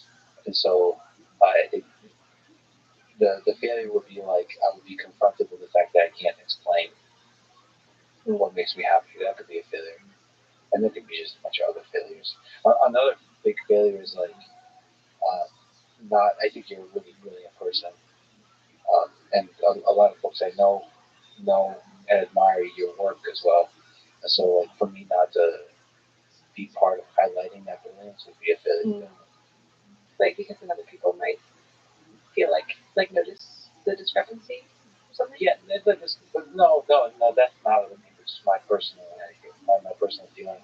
And the other is like jokes, because like we're talking about sex, right? So for me, like it's fun to just joke around, but you also have to tread carefully because like it's a weird surface because like even I already feel bad about making a joke $50 for a hand job that's crappy by me. But I think sometimes you just gotta go for it. I went for it. I kind of flat in his face, but that's the thing of the conversation. I think there's like this fear. It's like if you become like scientific about something, you'll find out that your feelings are unjustified, and then you'll experience this horrible thing where like shit, like I'm like afraid of this, but I'm being forced to by my logical mind to like believe this thing. Which I don't think this is true at all. I think like your feelings are there for a reason. Like they're for a good reason. And like logic or like rigorous analysis or something should be dedicated to figuring out why it's there. Not to like suppress it or tell it shouldn't be there, you know? What do you think is more important to life? To just life? Is it reason versus emotion? Like not life. To what makes us human, I guess. My romantic narrative answer to this, which is like not rigorous at all, is curiosity. Curiosity. Yeah. Is curiosity? That's such a middle. Curiosity is like both emotion and reason. Yeah. So it's like this pull. This reason is the tool you use to figure out the puzzle, and then curiosity is the pull towards the puzzle. Yeah, I don't like worldviews that pit like emotion and rationality as opposite each other. They feel like beautiful parts of like a cohesive whole. Like if you're doing rationality to the extent where you're like suppressing some emotional reactions you have, then I think you're doing it wrong. You're like missing a big part of it. Like it should be like integrated. It should be like part of like one unified flow. Like the things that you like, you want to be in a romantic committed relationship for the rest of your life. And this is like beautiful and good, and the kind of like logic that you're using to make sense of the world should be fitted into that correctly. I think it's really cool. Like anytime you have sort of like an internal at odds thing with it, I think you're like using some sort of force to suppress one or the other. Like, oh, you're not allowed to feel about this, or I'm not allowed to feel about that. And that feels harsh to me. And I think curiosity is the solution. Like if you're simply just calmly curious, oh, why do I feel like that? Let's go find out. It's so cool, right? Like you can use logic and your feelings to like discover the answer. Do you sometimes you do this kind kind of technique, which is interesting, and I've mentioned it to others. You'll sometimes step away from like a third person perspective and describe the feeling you're feeling, or like even just the situation. Like you'll step out and talk about, wait, what is happening here? Like in the conversation. In the conversation itself. Yeah. First of all, what is that? Do you find that to be useful in industry? Because it's very interesting. It feels raw and honest. The danger of it seems like you escape the actual experience of it, though. So that's the trade-off. You make it intellectual, right? Is it intellectual to do that? Maybe it is. I don't mean that. No, maybe that's not word. You can make it intellectual. Yeah. But you can still continue the same flavor because you're not fully disengaging from the conversation. You're just creating an extra metal layer. Yeah. I think exploring the emotional reaction to what's going on in the moment. Yeah. It's a way it's actually making it stronger. Like, or enriching it. Like making it more, giving it more context, giving it deeper understanding. I think there's like a way of going meta that is a flinch move. Like, oh, I noticed that we're doing this thing, I'm going to name it. And I think the thing that I described earlier, like when the homeless guy approached me and asked, can you go home with me? And I was like, oh, are you trying to have sex with me right now? Like what I was doing, like a meta move, like you're stepping outside, like, and like, okay, what is the purpose of this conversation? And we explicitly identify it. And in that case, I think that is sort of like a flinch move. Like, I'm not telling him my emotional response. I'm not like being fully present. I'm like sort of identifying it as a way to subvert what's going on. And I absolutely think this is a possible thing. So you should try to be aware of that myself. It depends on the purpose of what's going on. That guy, because that is actually like a chess move he did. He had a purpose in that chess move, but the flirtation is on. Like he could have, like, done a better move that would make you like curious, like, like interesting, because you had an agenda with that, but he could have changed your mind. Like he could have, with a few words, because you just created extra layers, extra entry points. If you got more meta, yeah, I'd been like, okay, well, now I am going to stick with you. Exactly, and yet there is something, that aids into the chemistry of the conversation we do that. I really enjoy it. It's like rare. You get who. I've had a few people do that with me, like just in conversation, and I feel like you were involved somehow because I've met you before. Somewhere. I don't know if we were, or you were just in parties together. Oh, maybe it was just like a bunch of people that kind of play the thing, or like a couple. It's circling. It's just a practice explicitly dedicated towards that. Circling. Circling. That might be the thing. Yeah, I think so. We know we have some mutual circlers in our network here. What's circling? I don't remember what's. I'm gonna describe it horribly because it's like one of those things that's difficult to describe unless you experience it. It's kind of like drugs, but it's something like you sit around. There's like kind of guidelines to the conversation when you talk about the present moment. Yeah. You're like honest about your experiences as much as you can be, and if you don't want to be honest, then you say I don't want to be honest. And you like commitment to connection. So you're here to like actually connect with the other person, understand them, and be understood. You're not supposed to like project. So if you like have an analysis about the other person, you own it. You're like, I'm experiencing you as this, and you check is it true, or like. Are you supposed to be almost like converting towards the thing you're thinking, like constantly? If it feels right in the moment, you can. The thing is, it's very amorphous, right? It's like almost like creating a magical sensation. And I've seen some very good circlers, really high skill circle, and I feel like I'm on drugs when that happens. It's very, very easy. Does it feel honest? Yeah, it's very honest. Like right now in this moment, I'm feeling like kind of like nervous energy because I'm talking to you, and this is a unique situation, and like I want you to think I'm cool. I want everybody listening to me to think I'm cool, but I'm also having some sort of delight at being able to express in this way, and like some admiration for how you like set up and built this thing that I can be a part of. And all of these things are sort of in my body right now as this vibrating high thing. I remember like in the party setting, because I got to talk to a few people, I felt like it was going sexual very quickly. Okay, I don't know if you remember this, but the first time I met you, I didn't know who you were. I knew I heard your name. Like you introduced your name. I was like, I think I've heard people discuss that.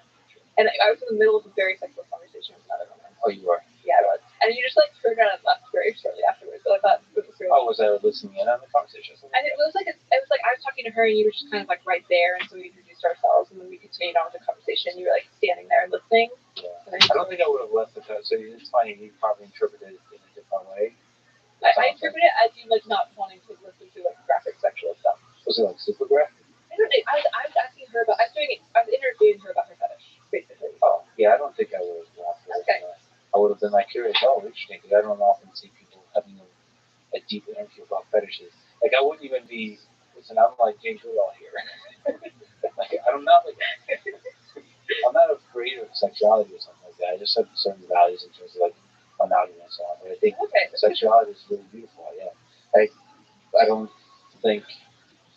Yeah, I can't imagine myself walking away from that conversation. Somebody must have like called you or something because I didn't remember exactly how it worked. I just remember thinking later on. Or maybe I thought I was intruding. Oh, maybe. I was kind of drunk, so. Yeah, probably was. Okay. I would like to actually have like footage of that conversation so we can actually interpret what actually happened because it's probably. I mean, you know, human interactions are funny like that. They can happen for all kinds of reasons. Have you ever fallen in love with a guy? No. I mean, like, that's in tiny ways, like micro love. Like, have you ever fallen in love? I mean, I don't know what it means, but probably. The thing that other people say when they say fall in love is probably something I've experienced. What do you think that means? What is love? I don't know. No. Fantastic question. I think so. Love is one of those words that refers to like a billion different concepts, and I think we maybe should just have the term to have a better understanding of what we're referring to. Because there's things like feeling intense attachment. There's something feeling like soulfully aligned. There's like sexual attraction. There's, like, are you talking to me saying we should taboo the term love in this conversation? How dare you? No. Romantic love. To make it flourish into lots of other new definitions. Okay, thank you. It sounds like you're censoring the most important words. This is like 1984 all over again. Okay. Also on the book reading this. Oh, okay. Listen. No, romantic love, like a deep intimacy for somebody else, like a deep connection with a human being. That is also, yeah, with polyamory is tricky, and your relationship with sex is also tricky. So, like, what's the difference between a deep friendship and a friendship that also has a sexual component? I'm never very confused about that when I did a lot of LSD. I was like, what? The line between romantic relationships and everything else kind of felt blurred. I was like, I'm just like in intimacy. Yeah. And some intimacies mean that you spend your life together more and you have sex, but like, and the same basic thing is there. Like you're seeing something, like who they are. Do you think you can be, if you're like heterosexual, do you think you could be really deeply close as friends with a guy and not have sexual relationships with him? It's possible. Like if anything's ever possible, then probably yeah. Like everything is possible. Time travel is possible. Quantum mechanics makes everything. Traveling faster than the speed of light is possible. According to general relativity, everything's possible. So you're saying there's a chance. Dumb is possible. Telling me that everything it's probably is possible. Not super likely, assuming that they are like attracted to each other. Yeah. And for some reason, the surveys, statistical analysis, we're interested in like the likely thing here. Yeah. Which is like what's possible. If you say possible, it's like anything's open. Did you just avoid answering the one thing? Okay. I have a lot to say about love. It's just you like to be precise. Yeah. Okay. Let's be precise and continue.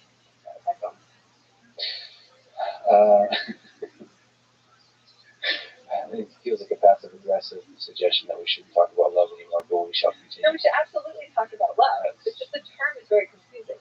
It's like some people say the word love, and the thing that they're thinking of is like, oh, the butterfly. It's like this sparkle thing that I get in my stomach when I think about my loved one. But I studied relationships over time. I did a survey about it, and that sparkle goes away within like 2 to 4 years. But people still report loving their partner after that. So I'm like, okay, like when you say the word love, what the fuck are we talking about? Yeah. I just want to get on the same page. Okay. So what are the different butterflies? Boy, I'd like to push back on 2 to 4 years on the butterflies. Okay. Not everybody. Butterflies don't give a fuck about statistics. You ever heard of the flap of a butterfly wing causing like nuclear war? How do you describe that with your statistics? Okay. So butterflies, that's the basic infatuation, the chemistry of the initial interaction. Sure, but a deep, meaningful connection, like that feels like sexuality is a component of that, like the kind of intimacy that's only possible when you're also sexual with another human being. On top of that, you have the butterfly, and on top of that, you have the friendship, and on top of that, you have like, what is that? It's a sandwich. The love sandwich. The love sandwich. Okay, I'm down to call it a love sandwich. Okay. We just call it sandwich. LS. Okay. What role does that play in the human condition? Like, That's not the human condition. It's an interesting phrase. Yeah. I'm like this is like not a phrase that's common in my own thinking. Sure. Human condition is a good summary. You know, what do you feel when I say ask very different kinds of questions than you. Sure. Yeah. Which is interesting. I've been trying to like figure out like what kind of brain like, you have is like creating like this category of questions. Which is why I was like saying like there's something about blood narrative in there. Yeah. Because it's very like aesthetic. I think you've asked much more aesthetic questions than I do. I don't even know what the word aesthetic means. Like artistic. Artistic. Well, I mean, I know what aesthetic means, but I also don't know what it means. It's kind of like the word love. Aesthetic perspective. Yeah, well, but part of it in conversation, you don't want to ask a question that has an answer fully, always. Do you have an example of a question that has? What's the meaning of has an answer? Yeah, like one that you feel like, that's like a bad question because it has an answer. How many sexual partners have you had in the last year? That's your. Okay, I feel like we just like got to some sort of crux about like the kinds of questions that we like to answer. Because I would love that question. Okay, right. To ask it of people. Right, but does that really tell the story? Okay. Of what you felt over the past year? That's true. But then I could just tell you. Okay, so by when you're saying the kinds of questions that you like, what you don't have an answer, by not an answer, you mean like not an answer where you can know that you're done telling it. Is that? That you can escape having to think by actually answering it. I see. Yeah. The struggle is the place where we discover something, not the destination. Okay.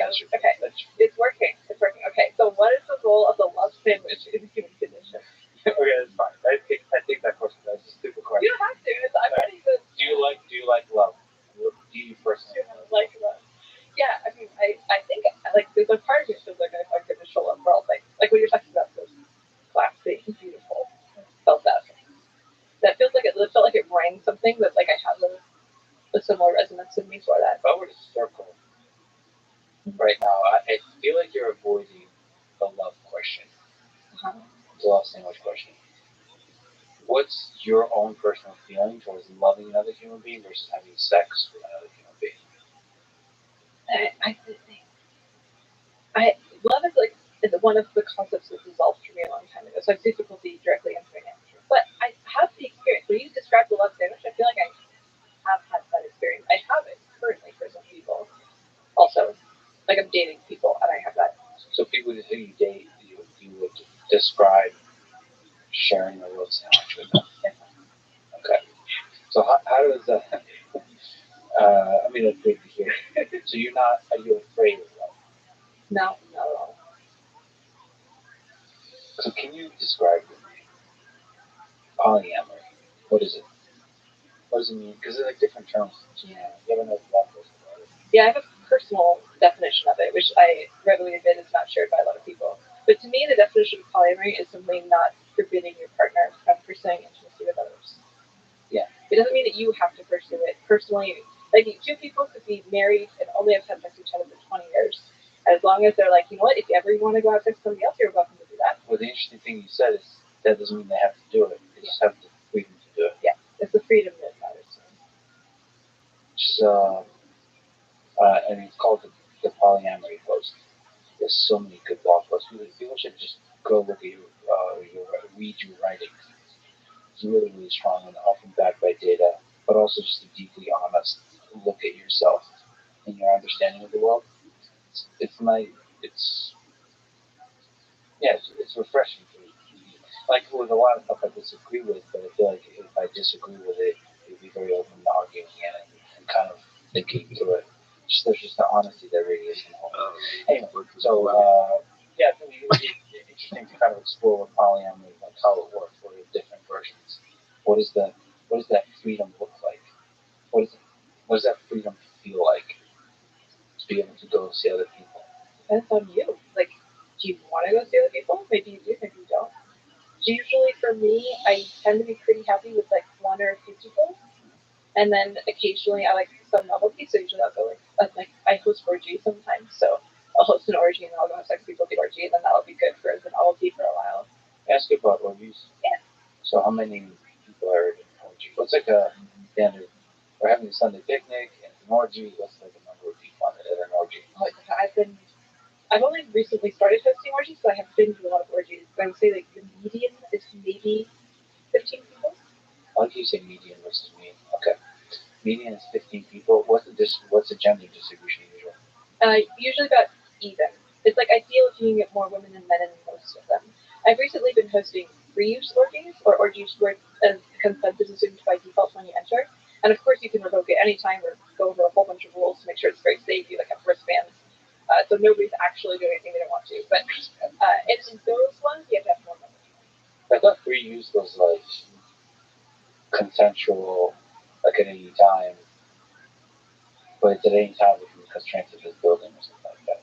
Yeah, so at the orgies, it's like by entering, if you wear a wristband, then you are like by default opting into consent. So people don't have to like do a thing where they negotiate with you and like be like, is this okay? It's just the default is like you just go for it. And if they want you to stop, they say the safe word like red, don't, and then you have to stop. And we do like exercise in the beginning, people saying red to make sure that everybody knows exactly what the rules are. What's your favorite safe word? Red. Red. When I first started doing like weird kinky shit, I was like, oh, let's make a safe word. And we picked the word foliage. I was like, that's goofy, right? And then, but then eventually came a time where I did actually, in fact, want to say the safe word, and I couldn't. I was like in agony. I was like crying, like I can't make myself say this stupid word right now. Foliage. So after that, I was like, right, doesn't matter. I don't care. It's not funny. We're just doing this very simple argument. How does an orgy compare sexually to like a one-on-one sexual experience? Like, what is it the same ballpark, or is it fundamentally different? I mean, the experience of both orgies and one-on-one sex are like really high variety. There's a high variety. But you kind of, it's a little bit like you're having sex with someone, but you're surrounded by really realistic VR porn of other people having sex. Okay, cool. And sometimes it's like threesomes also, like maybe there's another person involved. But it's hard to like have a whole bunch of people in one cluster, because usually there's kind of different little clusters of people having their experience. Sure. I was just part of a 10-woman orgy. It was a total lesbian day at that, but like a riding cluster was very nice. But typically, you kind of separate out with like very small pods of people doing stuff. Okay. So back to polyamory. So what's a good what does it take to manage? Do you have a main partner if you're being polyamorous and you're dating multiple people? Is there usually a main one for you personally? For me personally, kind of yes. Like right now, I kind of choose that aren't like I see roughly amount. For me, it's kind of just descriptive. Like if I just happen to be seeing you a lot more and I didn't confide in you more, then it's like you're descriptively my primary partner. But I don't usually have rules to protect that. I'm down with rules to protect it if you're trying to build one. Like if I buy a house together, I'd be like, okay, we need to like whatever our relationship is, we have to do the thing where we're both paying the rent for the house or the mortgage or whatever. A lot of people do have primaries, so it's very common to have like prescriptive, like I'm gonna get married to you and you're not allowed to like have anal sex with anybody else, that sort of thing. What about like the transparency and the communication they have to do? I usually try to be super honest about it. Yeah. I mean, I've learned over time that like even if it seems like a very small thing, you talk about the small thing. Because often I would just sort of have like a small twitch in myself. I don't know if I like that. But okay, this is really minor. It's probably nothing. And I don't. If I talk about it, it's gonna make it into a thing. I just don't want to make it into a thing, you know.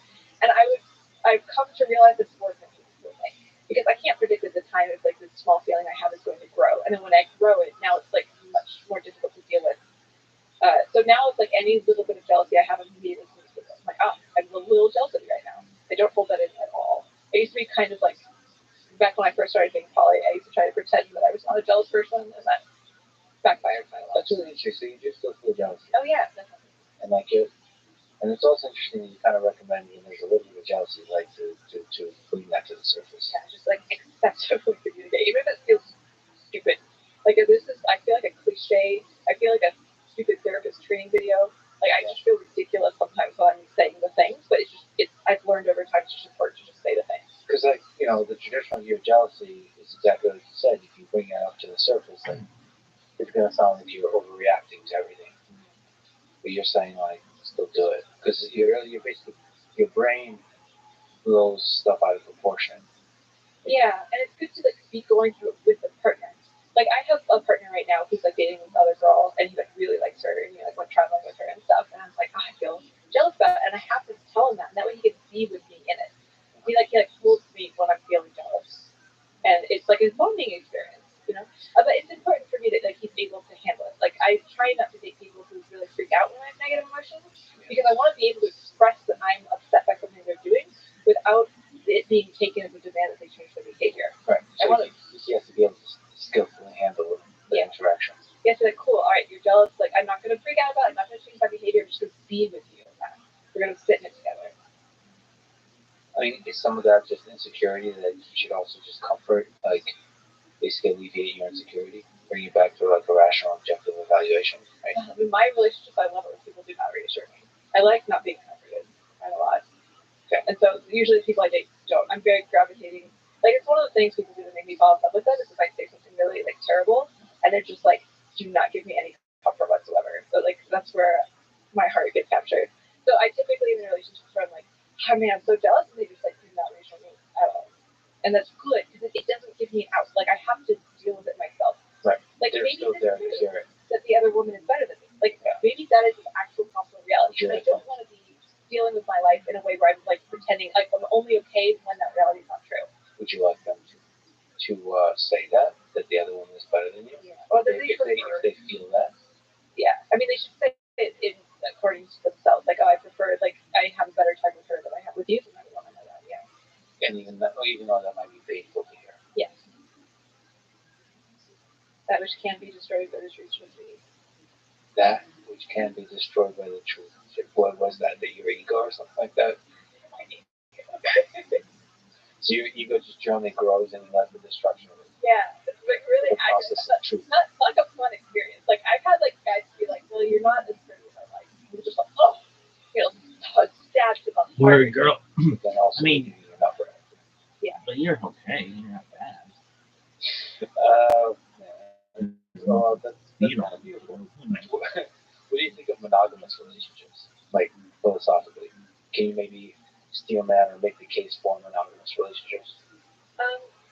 Can you understand the pros and cons of monogamous relationships? Yeah, I mean, it depends on how you do it. But if you're like, hey, you can do whatever you want, but you and I are going to spend those, like, if you're 80 years old and like, oh, we spent 60 years in a marriage together, we've never had sex with anybody else, I think that's like awesome stuff that you want, that's great. I have like a little bit more problems with people doing that while also forcing their partner not to misbehave if they want to. Like if you're like, oh, we only made it this far in a monogamous relationship because I forced my partner not to pursue an intimacy that she wanted to. Then I feel like a little like more like I don't know if that's right. How do you know if it's a real want for intimacy? Like checking out a attractive person while being inside a monogamous relationship. Yeah, how do you score that? Is that bad that the person cannot pursue those feelings? I mean, it depends if they want to. Like I often find people attractive I don't want to pursue. I'm also okay with people entering into agreement. Like if you and I want to agree, like I'm only going to enter into somebody who's so hurt if you pursue somebody else, so I'm not going to pursue anybody else. That seems fine to me. But I also extend that. Like if somebody's like, I don't want you to have any friends, I'm going to feel really insecure of you. And like, okay, like if you want to enter that agreement, like I feel the same way. Like I think you should have the right to do it if this is what you want. But I also kind of I feel like a little weird about restricting your partner from doing things. Excuse me. Oh, but I guess if you're honest about it and just put it on the table. Yeah. I don't want you to have any friends. Yeah. I want you to sit in the box. Yeah, I think a lot. If you're like really on the, but then if there's a power dynamic that like you can be quite influential in a relationship and you're convincing your partner and it sure sounds like you're honestly agreeing to a thing but you're not really agreeing. That's part of that is the beauty of relationships, right? Like it's messy. It can be messy.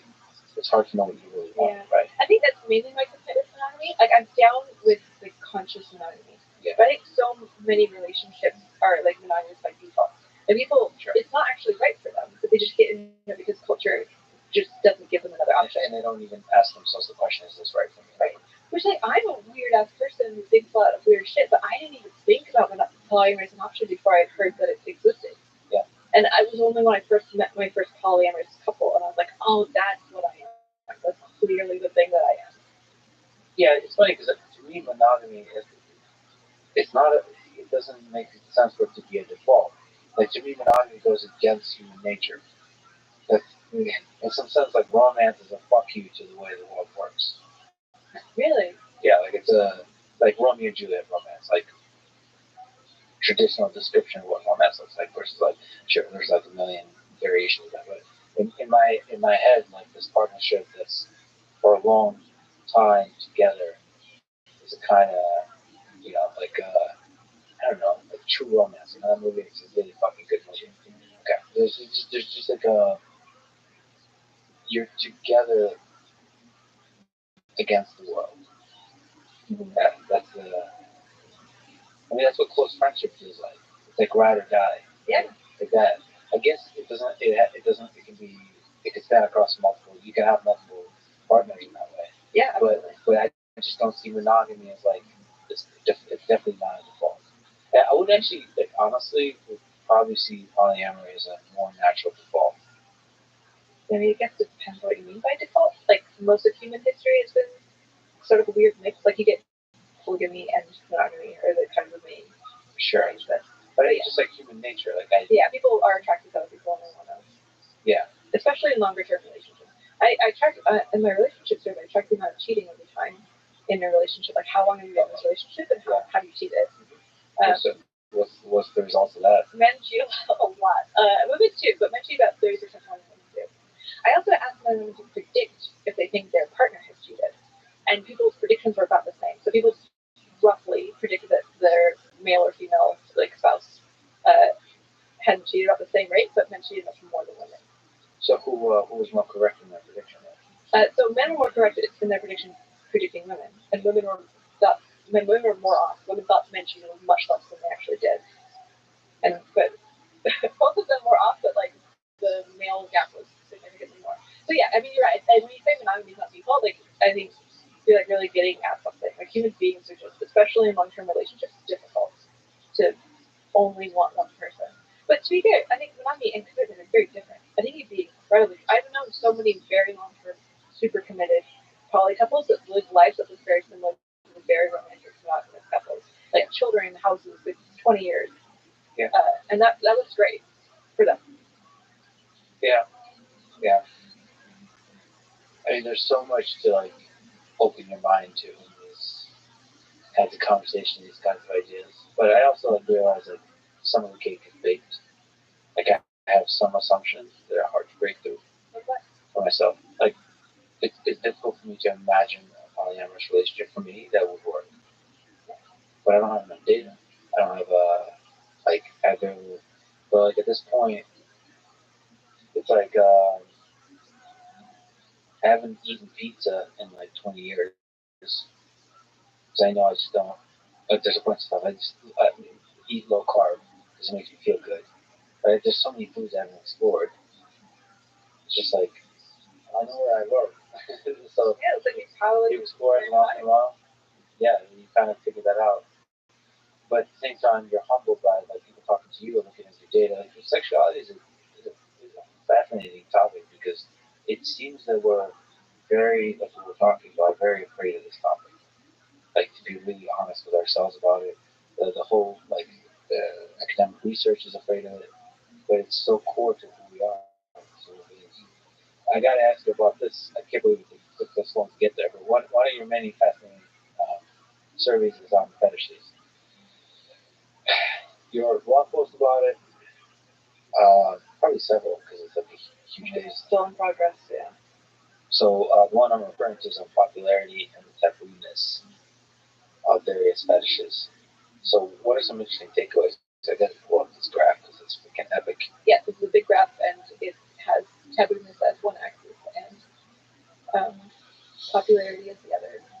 Okay, for people just listening, on the x-axis is tabooness. Yeah. Has to rate how taboo society views sexual interest, and on the y-axis is percent of people reporting interest, log scale. Oh boy. All right. So just some examples on the low tabooness and high popularity. There's a correlation here. I think he says 0.69. Yeah. Which is not just hilarious. It's still 0.69 and you track that. I haven't That's almost yeah. So like the less taboo stuff is more likely to be popular, and the more taboo stuff is less likely to be popular. And on the like missionary position, fingering vagina, blowjobs, light spanking, cuddling. Cuddling is more taboo than missionary. I think people are conceiving, like, if you're like, I'm really sexually aroused by cuddling specifically, Sure. then that's a little more weird than getting specifically aroused by blowjobs. You expect people to be aroused by blowjobs. So this was like getting at like as a fetish versus like an activity. Yeah, it's specific as like a concrete sexual interest. Like, I'm specifically interested in this thing. Yeah. And so those are thighs and lips, different body parts, jawline, and then some of it is colored based on more female preference versus male preference. Like jawline is more female preference. Being submissive is more female preference. Light bondage, more female. There's a lot of interesting ones. There's so much. Okay, but then on the far side of that, I mean, it gets pretty dark. But even all along the way, like extreme bondage, being at 50 tablooness, pegging, pain, giving pain, sexual frustration. Like I suppose that as a kink. Yeah. And there's so many interesting ones that to me, like just that I haven't even like considered. Yeah. I had to do so much research into fetishes to compile the list. Are there some surprising like options to you that you're like, oh, okay, this is like a fetish? Yeah, well, more confusing was like what the fetishes are about, because like I didn't want to overlap fetishes, so I just kind of look into them. Yeah. And I'm like, there's like such interesting manifestations of core drives. Like if you're really aroused by disgust, like maybe you're very into rolling around in dirt, but you're not into rolling around in ice cream. So I'm like, okay, I have to make this into two separate fetishes, you know. And like I'm seeing like at the far end, rodents, like different types of incest, branding, so it's like pain, and then sex with animals, I guess, dogs, horses,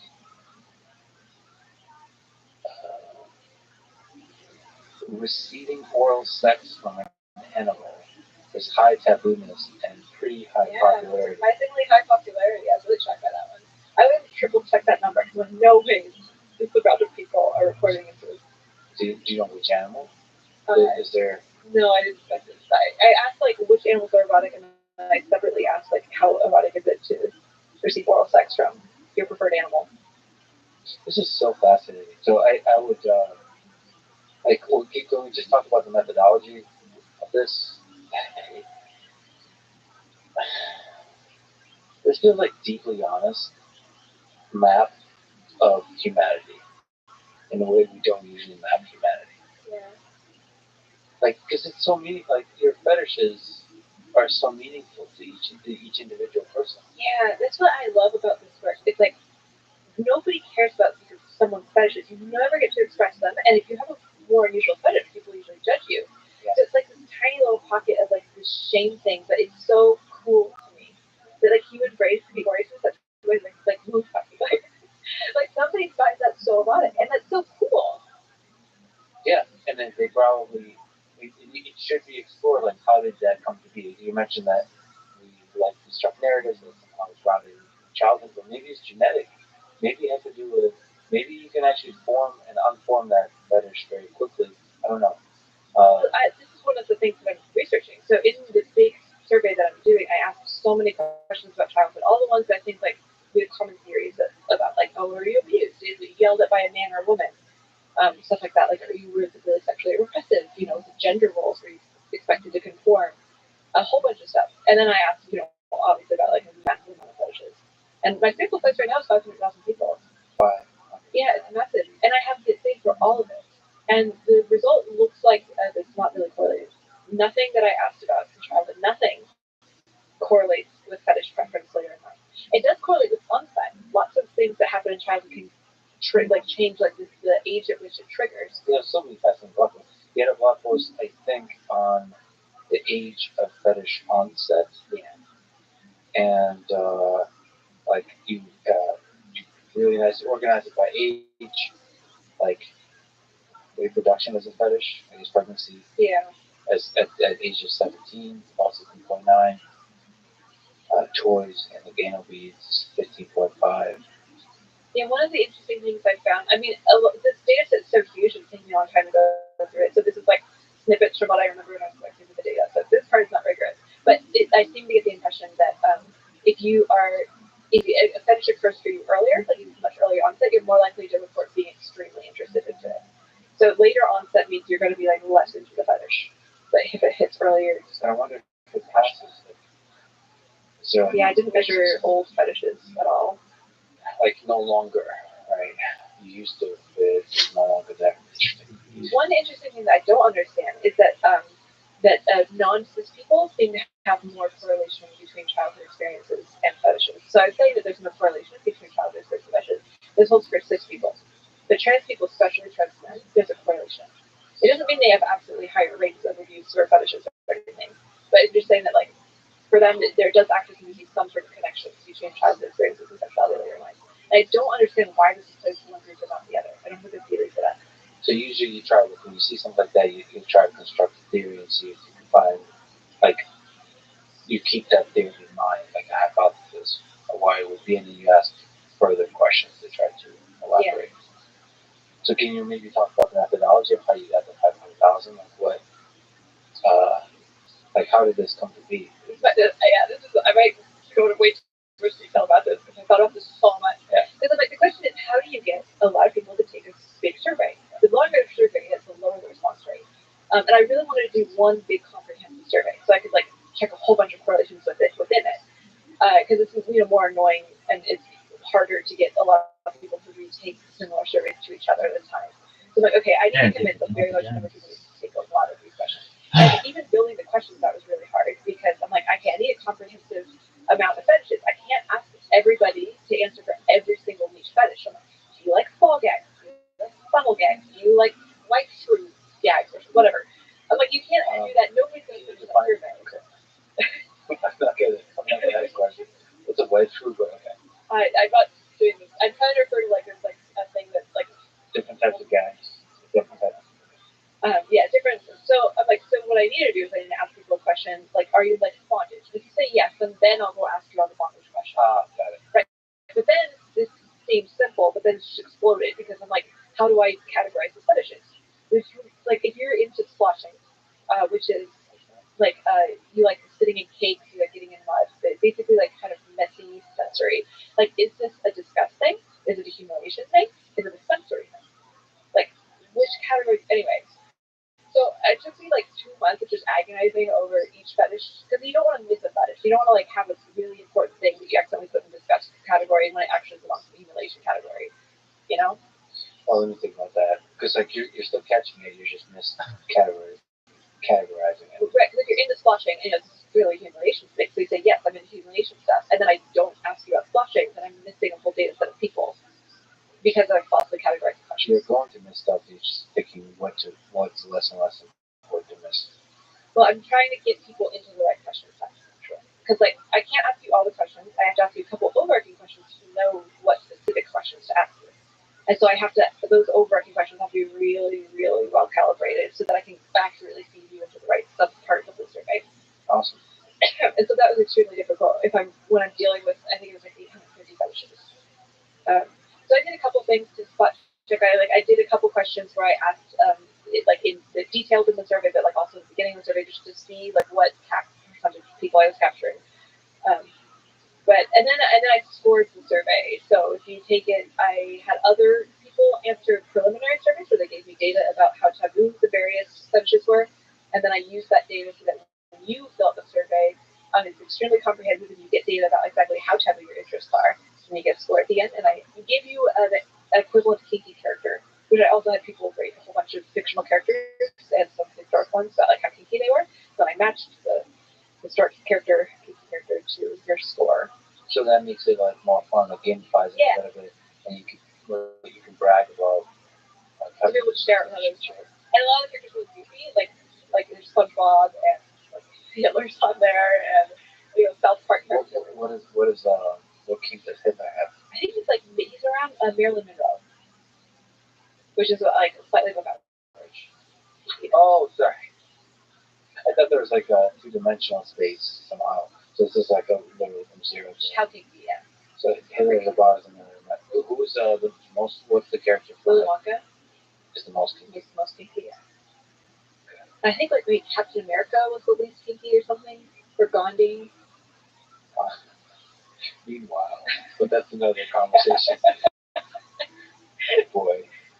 Yeah, so it went viral on TikTok basically because people were like, "What? I got this insane character," and then the sample size exploded from 40,000 to 500. Wow. So like all it took is that kind of incentive, or did you like at first have to pay people for the server? It was just like. And what about the demographic of the different people that's okay? I'm mostly younger, so usually early 20s, predominantly female, like 70% females. I was pretty like I wrapped out of TikTok demographics pretty well. Oh, okay, I got it.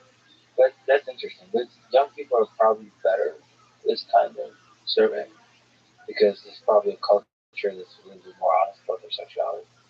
Yeah, most likely. I think people are incentivized to be honest when they're getting a true identity response out of it. Like, sure, if you're doing it for money, you don't care. But like, if you are invested in the results, you want to know what the truth of the answers are. Then you actually. There's possibility you also don't want to know the truth. Yeah, this is true. But on average, I mean, there's these really different. Like, there's some interesting little quirks that people should know about your methodology that you had to kind of solve to try to get to a really good survey. So one that you said is the categorization to make it more efficient. Is there some part of the analysis part? Yeah. So the graph that you were talking about is the binary. So it's like if somebody expressed even a little bit of interest, then it goes into the graph. So it's like 80% of people express even a little bit of interest. So it's not representing degree of interest. It's not differentiating between them at all. So it's possible that like some benches have exactly the same amount of people like are at least a little bit into them, but one of them is very extreme interest and the other is like vague and not very intense. So that's not reflected. I also like probably didn't represent the visual part right. Like maybe it might not be intuitive, but we chose a log scale, but it was kind of spread things out to make it more clear. Because the linear is just so clustered at the bottom, you couldn't really separate it out. So there's obviously a selection effect possible that like the identity result at the end impacted people's results a little bit. But the thing is, like, I'm comparing it to what exists. Like, what is the alternative? And right now, the research on this stuff is terrible. So it's like I'm not saying my research is perfect, but it's like at least it's something. Like it's something that's pointing us maybe in a direction that we might be able to do more research on. And you're making the data really. Yeah. I'm doing it slowly because I asked about so many questions, it's like not very normalized. So I'm releasing small sections of the data at a time. Have you published in like journals and stuff? No, I haven't. Do you have any interest in that, or is your approach? Like I haven't reflected about it. Like it sounds cool because then I could go on a offer or publish in the journal, and then people were yelling about me who don't know anything about statistics on Twitter. Like that I can like shove it in their face. But then you're also giving into the silly criticism, right? Like I feel so passionate about extra science, like science that you can just do. Like I want to make science accessible. Like anybody can just go look and learn about the basics of like doing a survey or figuring out how to interpret information. And doing a published journal is like I'm betraying my cause a little bit. That's often behind the paywall. It's goes against the. I mean, I think you not publishing a journal is doing a big public service. Aw, I think it's the first time I've heard that.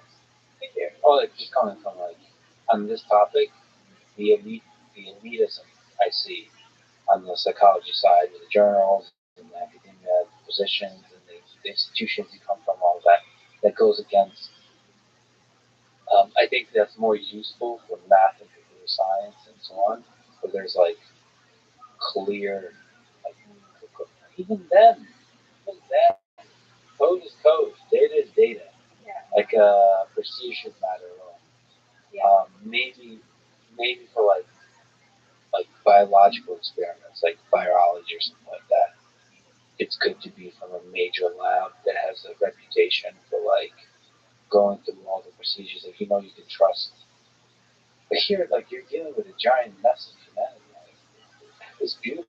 To be transparent, to be raw, to be exploring it together with everybody. Yeah, it's really beautiful. I think people like have a lot of incentive to doubt the results. Like a lot of the research I'm doing is like cis and trans people. Like we don't have any data about transsexuality. Like not very clear at least.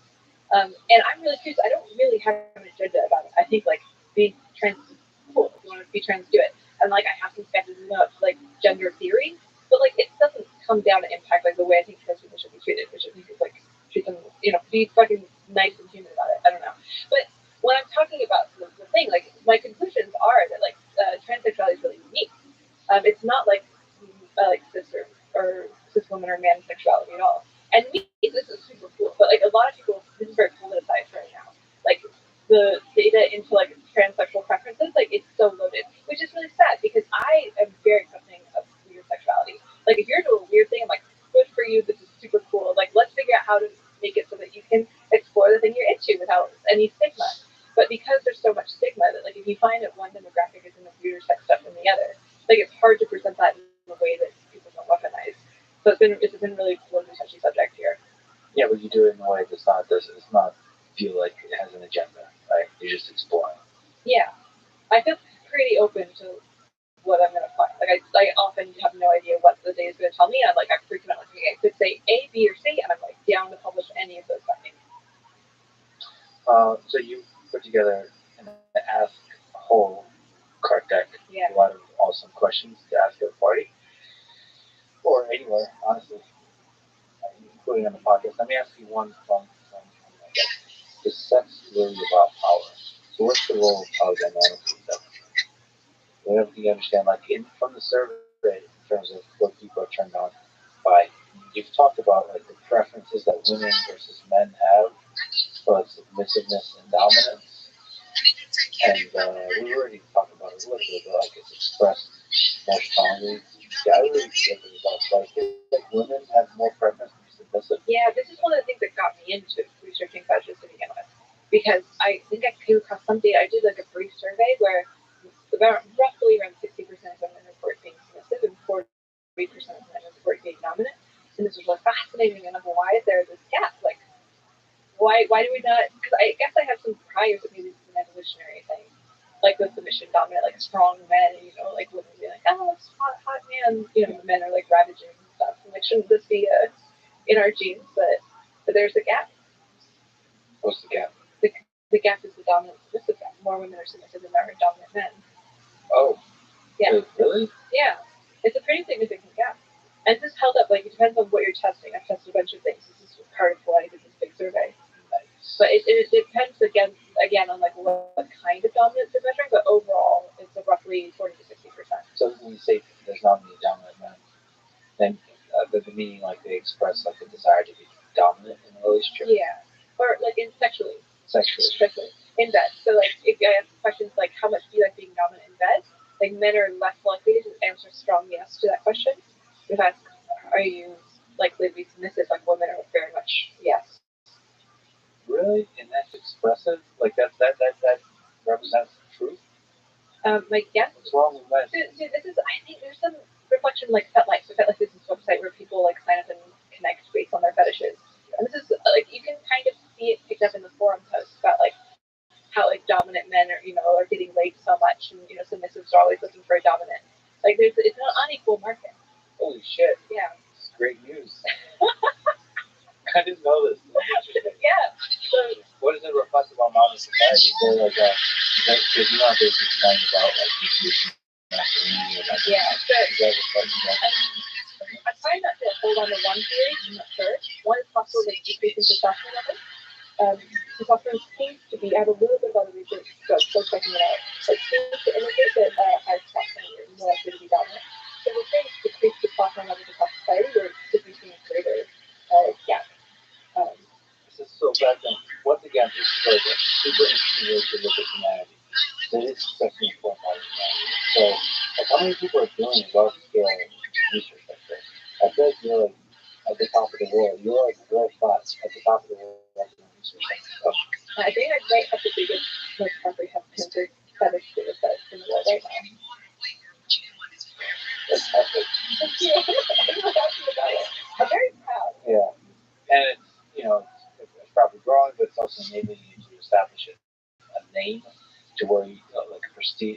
expectations where people will go to like trust you more, do longer surveys perhaps. Like yes, maybe. I think the data analysis afterwards is very different from the survey design itself. So I'm still very amateur at the data analysis. Yeah, but you can always catch up on that. Yeah. I guess the data analysis does enable you does teach you how to ask better questions in order to understand. It goes back and forth. Like as I'm looking at the data, it informs the way I want to phrase questions the next time. So women are more, at least in private, able to say that they like to be submissive, and men, even in private, are not. They're disproportionately saying they're not willing to be dominant. Yeah. So it's possible. If this is caused by decreasing testosterone levels, then this means that we're probably having less satisfying sex overall. Like we're becoming less and less sexually compatible. Like that. To be fair, I'm not sure that it's connected to testosterone levels. Like it's possible that this is just like a genetic thing. Like with gay apple theory, like these ideas, like maybe gay people evolved to like be sort of taking themselves out of the gene pool to be assisted.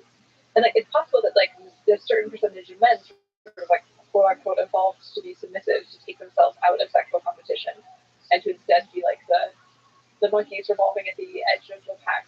It's unclear. It's a method of survival, like so you stay out of the competition. Yeah, and I'm like a little sus about these kinds of ego psych theories, so I'm just saying it because it's like there's different ideas that are possible. So yeah, I'm not saying it's definitely testosterone. There's other things. It's also possible that it's culture. People are definitely gonna bring that up. Based on my survey, though, it doesn't seem to be any evidence of that. Like I asked about like how much pressure was put on you to be, agency in your childhood. Like a lot of questions around this kind of thing, and no correlations at all to dominance. Well, related to sexuality, I'm very uncomfortable right now, but nevertheless, in a dominant fashion. The blog post titled "Rape Spectrum Survey Results." What are the key takeaways from that survey? So I did the survey when I had a friend be like, "Hey, I had this confusing sexual experience. Was it rape? Like somebody kind of pressured her and she eventually stopped saying it or something." I was like, "That's a great question. Like I don't know how people would consider this." And so I put a whole bunch of different gray scenarios into a survey and then asked people to rate how rapey they thought that scenario was. So you actually like little narratives. Well, Yeah. They get to rate. Like, this person is on a date with this person, they get drunk, and the other person's not drunk. I try to keep gender neutral names for all of them. And you reduce them to a more concise description of the situation. Yeah. Like in this visualization, so you have this rape spectrum that's a result.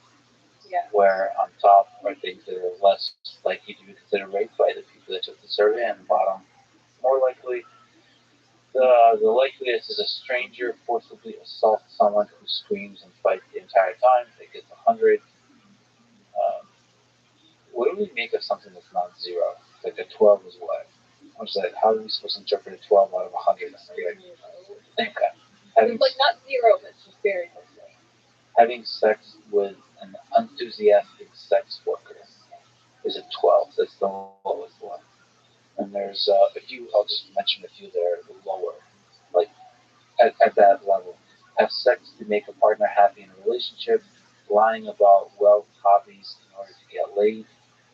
Person with Down syndrome eagerly has sex with a neurotypical, not revealing being transgender until after sex, and so on.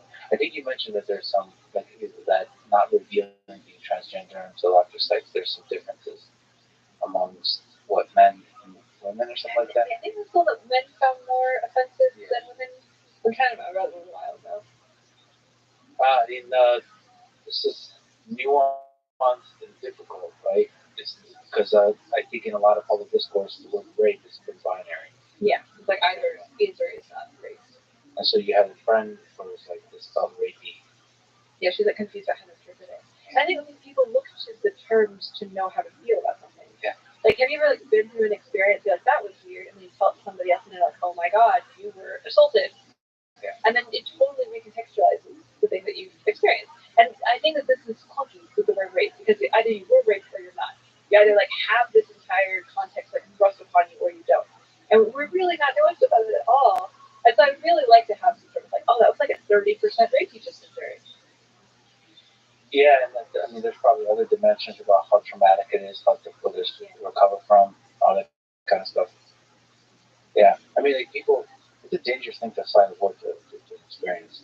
Like even or to a relationship, like saying a toxic relationship. Yeah. That can completely destroy your perception of that relationship.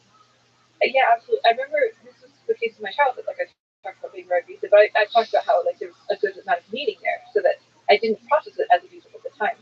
And I remember after I got out of that house and that culture, people would tell me, "Oh, your childhood was really abusive," and I was really confused by that because it's a total recontextualization of that narrative. It's like the things that I went through were not, good and virtuous and had meaning, but rather these were like the result of, parents who didn't like love you enough or something. And it's even though the concrete things that happened to me did not change, like no facts shifted. The fact that like the interpretation of the facts shifted caused me quite a bit of distress for a long time. I was like, oh my god, I'm a traumatized, like abused person, like I went through an abusive childhood, and it was really hard for me. It made it worse. Like it's crazy this power that terms have. I think we didn't talk about this, but how did you begin to overcome the trauma of your childhood? You mentioned LSD, so drugs were part of it. Like, what was the just mental journey of that? I was doing LSD quite a lot. I was 21. What's it like, by the way? I've never done LSD. What's it? Very difficult to describe because it's like it changes sort of aspects about your environment that are invisible to you because they're so stable. Is it like if you can compare it to like psilocybin? It's a very different. Oh yeah. It's similar. I forgot that you did shrooms. Yeah. Okay, then you probably know. Like the kind of shift that you have from cyber to shrooms is roughly similar. It's like more clear, I think. Shrooms is more like embodied, but LSD is much more intellectual for me. It strikes different people differently. I prefer shrooms a lot. I'm sorry, LSD. LSD a lot. Why is it not popularly take like?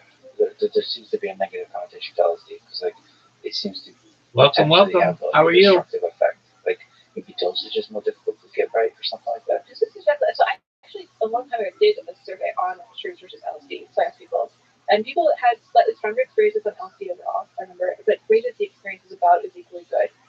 I think people like shrooms because it feels more natural, quote unquote. But I think if you like fed somebody a shroom and like actually had the LSD molecule in it, they would think it felt very natural. But that's besides the point. I think people get kind of incoherent on LSD in a way that feels really alienating. Like I consider my LSD use very heavy to be one of the best decisions I ever made in my life, but I definitely was incoherent for a lot of it. Like talking about like we're all one, consciousness, everything is love, man. And people are like, so I think it's not incoherent. But if you go around saying everything is love, people are like, this guy's kind of blacked out of his mind. This podcast is basically your LSD trip on that for a bunch of episodes. Yeah, I get this for sure.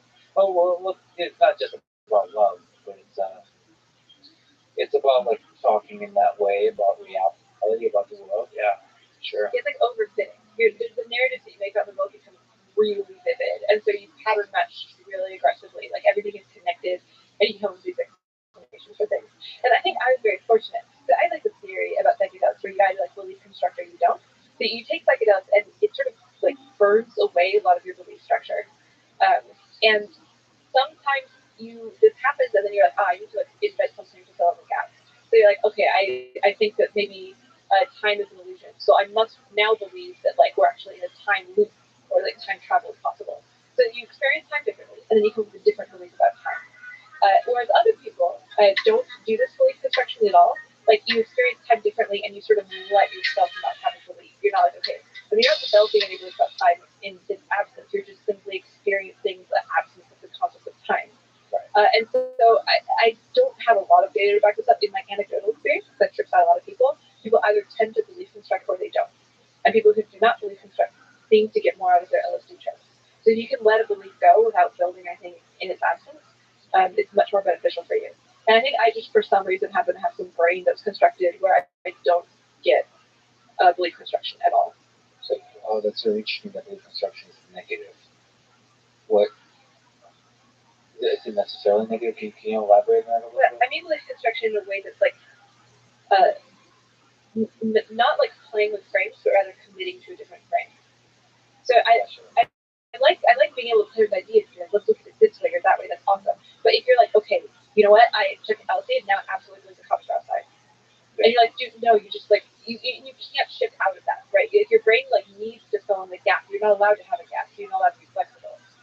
And again, I don't think this is like a personal failing of any. I think this is like literally probably genetic or like physical thing that's causing this. But do you think there's possible beliefs that are like enlightening that you can stick to, like find a frame that like I guess if you don't believe constructing, you're escaping your previous beliefs. Aren't you doing like just you're picking up a bigger frame? Yeah, I mean, you take your beliefs as objects as opposed to being subject to them. Got it. And some of that is genetic, and there's these categories of people. There's two categories that experience LSD in different ways. Yeah, and they're one of those areas. Yeah, I just think I had a good reaction, and I think a lot of maybe the negative stereotypes of LSD comes from people who are belief constructing or carry the belief constructing off of the LSD trip. So you take LSD and you're like, I'm believing the same thing. And people from the outside see that and they're like, oh my god, this person took LSD and became stupid. Yeah. It's very scary. What's brain control? Because that's been at the core of your trauma, at the core of your upbringing. What's brain control? And also, brain control in general, because it's part of human interaction. Yeah, brain control is like a way of manipulating somebody else that is non-obvious. So there's a negative connotation to that usually? Yeah. I mean, I think maybe I chose the term kind of poorly because I think to some degree people are always a little bit manipulating each other. But I think it's generally obvious. Like, for example, if I disagree with you, I want you to believe what I believe. Yeah. But this is like an obvious thing that is like visible between. It's like an object on the scale. It's like, here's the box where I want you to believe what you know. The disagreement box. Yeah, but like right, like we're under a shared context where we understand that like we're trying to move each other. Yeah. This is chill to me. I think this is cool. Yeah. We do it all the time, and it's important. But brain control is the kind of thing where you are trying carefully to obscure the existence of that box. Yeah. You're like, the thing that I'm doing, I'm like using tactics to try to influence what your reality is without us being both aware that this is what I'm doing. Yeah. I've been assuming you're doing that the whole time. No. Oh my god. I have to like figure out how to read your facial expression.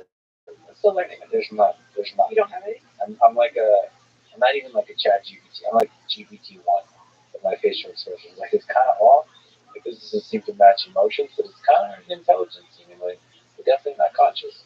Anyway, so like negative connotation, manipulating, right. Not being honest about the actual intentions of the of how you like to control the conversation. And I think there like might be a naive version of interpreting this where you're just like, I'm trying to like subtly get you to believe like, do you really think that's bad though? But this is not quite what I mean. I mean, it's like a couple of concrete things that are signed with brain control. Like one of them is pushing the painful update button, which is the thing where it's like, hey, if you learn this, it's going to be really painful. The truth is painful, and if you're realizing this thing about yourself, it's going to hurt. And this is a sign that you're heading in the right direction. So if you frame all pain as a sign of virtue, then this means that pain that's resulting as damage is something you're going to ignore. So it's like it's a common like cults, right? This is for your own good. You face the brave truth about yourself that you're like not quite as wise as I am. When really your brain might be trying to tell you different things. Or like another one is like finger trap beliefs, where the belief is constructed in such a way that doubting it lends proof to the belief. So a very common example is like Satan. Like the Christians are like, Satan is going to try to make you doubt him. So the existence, he's going to so doubt, like maybe he's not actually real. And so if you believe in Satan and you're like, okay, now I'm having doubts that maybe he isn't real, this is like, this is exactly what I was taught to expect. Like I am doubting this belief because I was told, because like this is what Satan does, and it's taking evidence for it. So like the attempt to move away from the belief, rebounds on you and like causes you to be more embedded inside the belief. Yeah. So it's like techniques like these, like very subtle things where like being inside of the system sort of just self-reinforces the system. It's what I consider to be brain control. And have you met people that are really good at this kind of brain control? Yeah, definitely. So you're saying that your father was like that? Yeah, to be fair, I'm not sure he's good at it because I was a kid. Right. I think he's probably not very good at it actually, but when you're a child being raised in a house where he works from home and you're homeschooled, it's just kind of what's going to happen. And to be fair, I do think that like strong brain control is quite rare. I don't think most people are kind of doing something like this, but not nearly to the degree that gives me the ick. Yeah. I've met maybe like 5 or 6 people I think who I really don't like. think also I'm starting to kind of understand that there's people who are narcissists and sociopaths and psychopaths out there, and I'm not even sure if people like that, because I think they get good at brain control, but I don't know if they're aware they're doing it. Oh yeah. Which makes me also nervous about myself. Like, am I doing brain control? Yeah, that's one of the big things. It's like typically people, you can't think about incentives. Like you can't think about, oh, this person's trying to do it or not. Yeah. It's like not the way. You have to look at what are the effects. Pragmatically looking at the effects. And then you also have to do that with yourself. Yeah. You're actually nervous. It's like very much like, are you like, how much space are you making for the other person's reality here? Like, are you giving power to the other person? Because a big aspect of frame control is you're carefully rerouting the power to yourself. You're like, I am the person who knows. You're having pain in your beliefs because you're updating towards the things that I believe. Like it's just like a gravity well. But if you're setting up the gravity well of your interactions such that you're making sure you're giving the other person power over the shared reality you inhabit, it's a really good sign that you're not doing frame control. So if you're making room for that. Yeah. Okay. Unless we're talking about an event, and then it's all general relativity from there, black holes and stuff. Brain control, bedframe control. Brain control. It took me a long time to get a bed frame. I'm saying. No, we wear a suit though. Yeah. So frame control in the streets, no frame in the streets. I don't know. I don't know what the funny thing is to say. Anyway. There you have it. So the LSD helped you escape the frame of. Can you elaborate what was the frame that was holding you back from the frame constructed by your childhood experience that was holding you back as an intellectual, as a thinker, as a free being in this world? Well, it's really fucked up. Like after I left home and I absorbed the external narrative that I had been abused, which technically is true. I'm not saying it wasn't, but like I absorbed this narrative, and I just remember had like this burning holes in my chest at all times. Like I had to call out of my factory work when Father's Day happened because I was spending the whole day sobbing because everybody's talking about their fathers. Like I was really messed up, and it's because I held this important thing, this idea, this frame that I had been deeply wronged. Like there was a correct way of being, and the world had violated that. Something should not have happened. Like my father should have loved me, and it was like this like this shearing in the nature of reality, and that was really agonizing to have. And LSD really messes with frames a lot. It takes like what you think is normal and really screws with it. And I've done LSD like several times before, but there's one LSD trip where I went through my entire childhood in my head because LSD really makes your memories quite vivid. Like anything you visualize, it's like you're in it.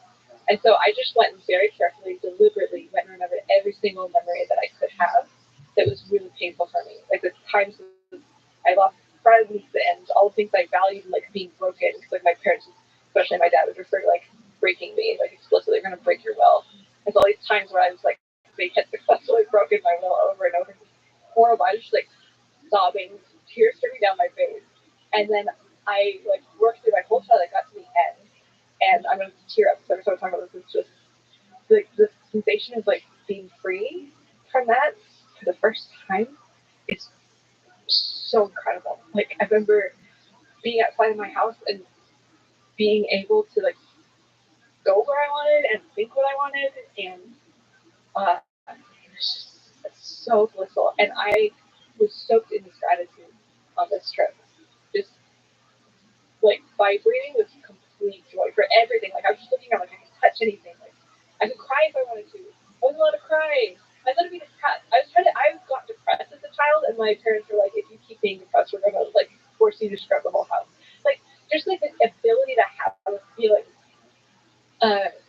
was so thrilling, and I was so grateful for it. I was like, I would do anything to give this experience to someone else. I'd do anything, even if it was like putting them through what I went through. And then like with that realization, I was like, oh, it was worth it. The thing that I went through was worth it for this. I would do it again. To like be able to have this deep gratitude for what I have now. And then that shifted the meaning for it. Because before the meaning had been like something that shared, something that shouldn't have happened. But now it was like the exact right thing to happen. Just almost a gift. Yeah. I was like, I would not give up my childhood. I would do it again. And I believe that to this day. For the moment of discovering that freedom. Yeah. Because like everything now, my whole life is in contrast to that, and it's awesome. It's fucking great. I'm really thrilled about it. Is there a part of you that hates your father still? Kind of, like, I don't want a relationship with him anymore. After that, there was some forgiveness. Like, I had this burning, I would have nightmares of, him killing me or something. And after that, it kind of stopped. Like, the fire in my chest went away permanently after that trip. It was so fast. It was like, before I was fucked up. After that trip, I woke up the next day, and I was clean. It was really severe. And I definitely don't want to be around him still. Like, he still, like, triggers the fear in my body. But I don't have You want to play big boy? Anymore. I'm, like, I'm over it. Like, I've let go.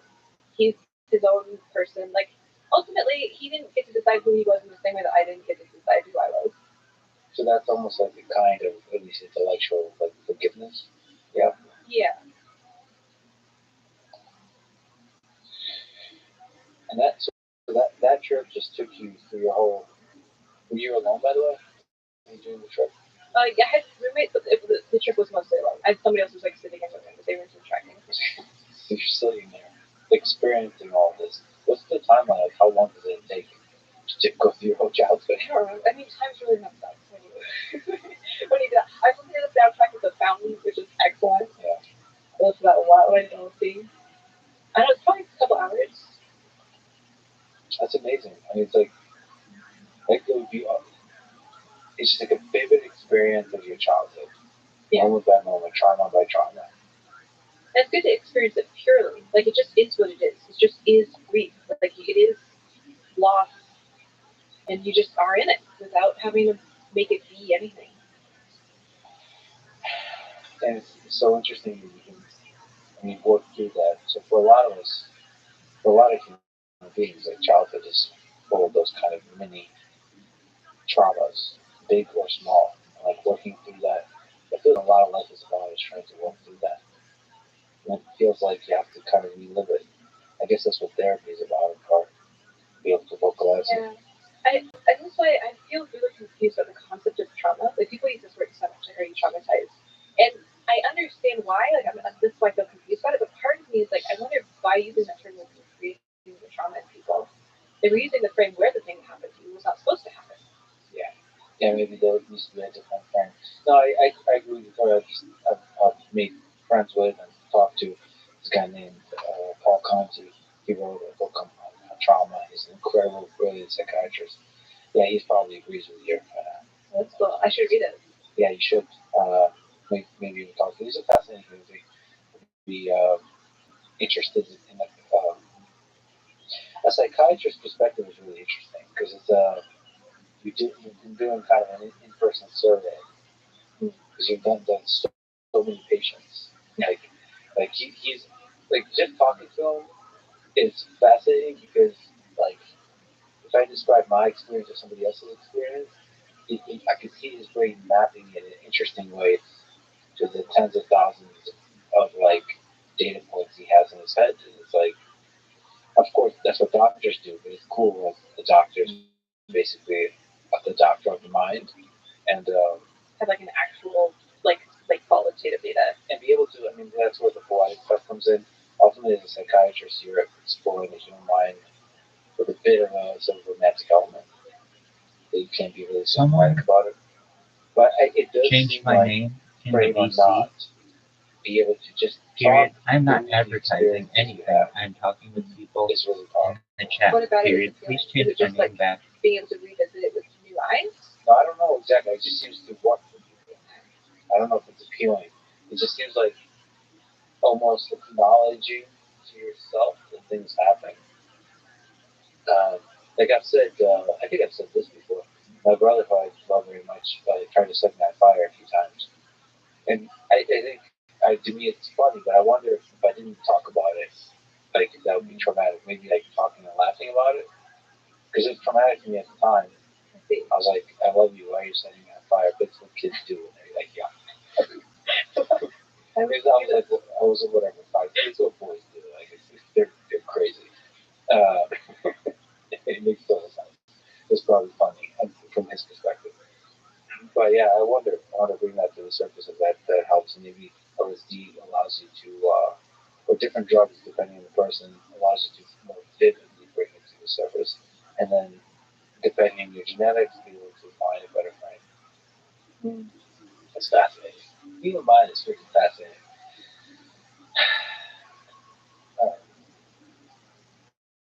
What's romantic to you? I'm not a big romance person. So you're not like, so to you, romantic is like objective analysis of the interactions between humans. A little bit. Like, I do find kind of the survey process that I did to be romantic. When this guy that I asked out who was still dating, I was like, hey, you started have my survey, you want to like go eat food or something? And his response was like, do you want to try doing 3 days in an Airbnb as our first date? And I was like, yeah, and that was romantic. Like the full week into a really intense date. I think you mentioned something also, must have been a tweet or something like that, where if people want you to show up to the thing, give like the time, the location, the dress code, and no pressure for you to be there, but like show up if you want. That was your specification. It's a great memory, yeah. And I think you said that you did that for like some castle in south of France. Yeah. That was in my early 20s. My friends at home were taking prediction markets on whether or not I was going to get abducted and killed. Yeah, what was that like? I mean, you've traveled quite a bit, right? Did you take these giant risks? What's with that? I think I used to more when I was younger with the traveling. I think I'm a little traveled out now, but like my first time I moved out of Idaho for the first time, I moved to Australia. Just kind of yeeted myself across the globe. But which verb did you just use? Yeah, yeet. Like yeet to yote, yatted, yeet. So is this like slang? Is this like Urban Dictionary? Or is this actual? Yeah, you have to like feel it in the word. Like if you take a thing and you just like curl it really hard, it does not feel like a yeet motion. Okay, so you yeeted. So it was aggressive. So across the globe, you didn't even stop. I just hurled myself. Yeah, I kept yeeting myself in various places. Yeah, and so at one point I said, "Okay, keep it," and somebody sent me a long message being like, "You should come to, I don't know, I'm hosting a castle." Some people I met, like, I have no idea who they are, but I just want to play it. And it's always life changing. I ended up dating that guy for years. And he changed my life quite a bit because he like was very agency in the world, and before that I wasn't agency. Agency like so it sounds like you were. And don't you have to express agency when you're eating yourself across the world? Yeah, but a little bit. Like in the same way you express agency when you eat LSD. Like the only thing you actually do in eating LSD is like put the tab in your mouth, and then you just kind of scream the whole way after that. Yeah. But there are a lot of other things. Like I didn't feel powerful enough to like go make events happen or anything. And it was this guy. He had a lot of agency in the sense that he would just sort of create realities through the people around him. Be like, okay, we're going to do this startup, or we're going to throw this incredible event. Like, let's just do it. And it would somehow happen, and it was really cool to see that. And so that one thing led to another, and it's one of the biggest impacts on my life, I think. Yeah, it's pretty bold. I would say it's pretty romantic. South of France? Yeah, it was. In a little castle in the winter, so we were all cozied up by the fire. Jumping around here. Twitter poll. Have you ever hitchhiked? You posted this Twitter poll. That was a big list of Twitter polls. Why did you pick the hitchhiking one? I don't know, because it's relevant to travel. I don't like that one. That's romantic too, right? I'm actually terrified of hitchhiking, but I have done it a little bit. Also, it's terrifying. It's not romantic too. Well, terrified of what? Oh, so you are terrified. Interacting with strangers. That's terrifying. Yeah.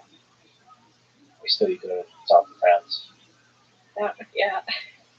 But that was like a cohesive thing. I don't know. Like, there's like times where you're allowed to be weird and times where you're not.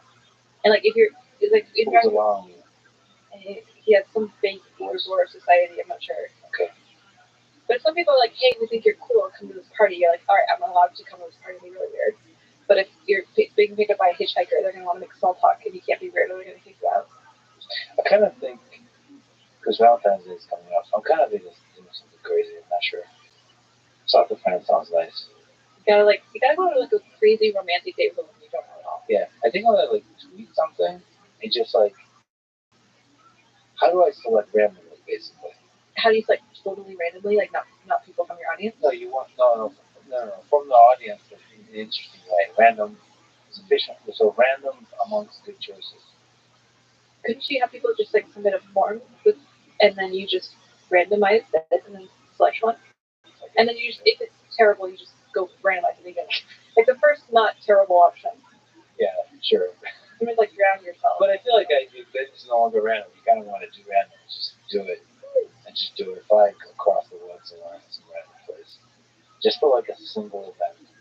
For like a dinner. You have some sort of itch in you. Well, yeah, I mean, yeah, the itch to live. Sometimes it's nice to drop a little like chaos into a thing. Right? What's your chaos survey, by the way? Like you mentioned that earlier. I kind of saw it. Oh yeah, that's one of like the sort of artistic attempts on the survey. Because like at least from what I understand, the Big Five and the way that they used to do IQ tests occurred is that they do factor analysis. Where they ask a whole bunch of questions and then they run calculations on the data to like sort of group it by organic clusters. So like with the Big Five, it's like people who say, "Oh, I like to be at parties," they also tend to say yes to the questions like, "I like being center of attention." And so you notice that like there's a cluster of ways people are answering the question, and then you can sort of pull out an organic spectrum. And so I was like, okay, we've done that a whole bunch with things like personality or like romantic stuff. Like I did the rate spectrum survey, but like what happens if you apply that method to a completely unselected group of questions? Just like no random chaotic, no thing whatsoever. Like what happens if you ask all possible questions, what natural things at all out of that natural spectrum? So I had other people submit questions for the very large survey. I was the first, I think, 1,100, and barely filtered them at all. And then I just had a whole bunch of people answer them. Well, can you give like a hint of what it looks like? Like how crazy the question is? I mean, a lot of them are standard, but some of it's like if bands of bugs like did something in 1512 to like turn the world over, would you like it? I don't know. It's like it was really just insane questions. There's a couple of those. A lot of like would you fuck Ayla ones, but I don't know. This is all a lot of would you fucking Ayla. Yeah, I had to. Oh, a lot of the same questions. Yeah. Once. Yeah, so it's really all, it was like normal personal habits, it was, romantic preferences or political preferences, personality stuff, like random opinions about media. Okay, that's interesting. I'd love to see those actual questions. But because your audience is probably really super interesting minds. Okay, you mentioned body count. You said you can answer that one easily. Do you share your body count? Do you know your body count? Do you know, is there a spreadsheet? There's a spreadsheet, yeah. It's a Google sheet? It's a Excel sheet, yeah. Okay. Have you run like, is there, you don't have to share the content, but is there like data on each? So I track paid clients and free sex separately, and I track different things on either. But like with clients, I track like positions we use and who have orgasms, and with personal people, I just track basically like age, city, name. And I have like 42 people, I think, for free. But I'm sharing this because like I want people to try it. Right? It's not like huge. It's not like tiny. One of the people I've recently talked to, Mel, Destiny's Steven's wife, is a huge fan of yours. She was actually really excited to get to talk to you. But I think she said her body count is more than 42. I think she said 60, something like this. So it's interesting because she was like saying like she loves like looking at your work, talking to you because you have similar perspectives on the world, and it's really refreshing. It's liberating. Wow. Oh, so sweet. Kind of interesting. Yeah. So, is there like an optimal body count? If you were to map, I wonder, what have you found out about body count in doing? Have you actually done surveys on body count, like on how many people? I actually have collected that information on my last survey. I just haven't looked at it yet. There's just so many things to look at, so I haven't. Yeah. But I think if I'm sleeping with a guy and he says this is more than 120 people, then I start to get a little bit wary. Well, 120 is supposed to 100. I don't know. I just like kind of skimmed through the numbers in my head and picked one that felt right. Just now. Yeah. 120. Ish. I think that's when I'm starting like ish. So you're flexible. Yeah. Very.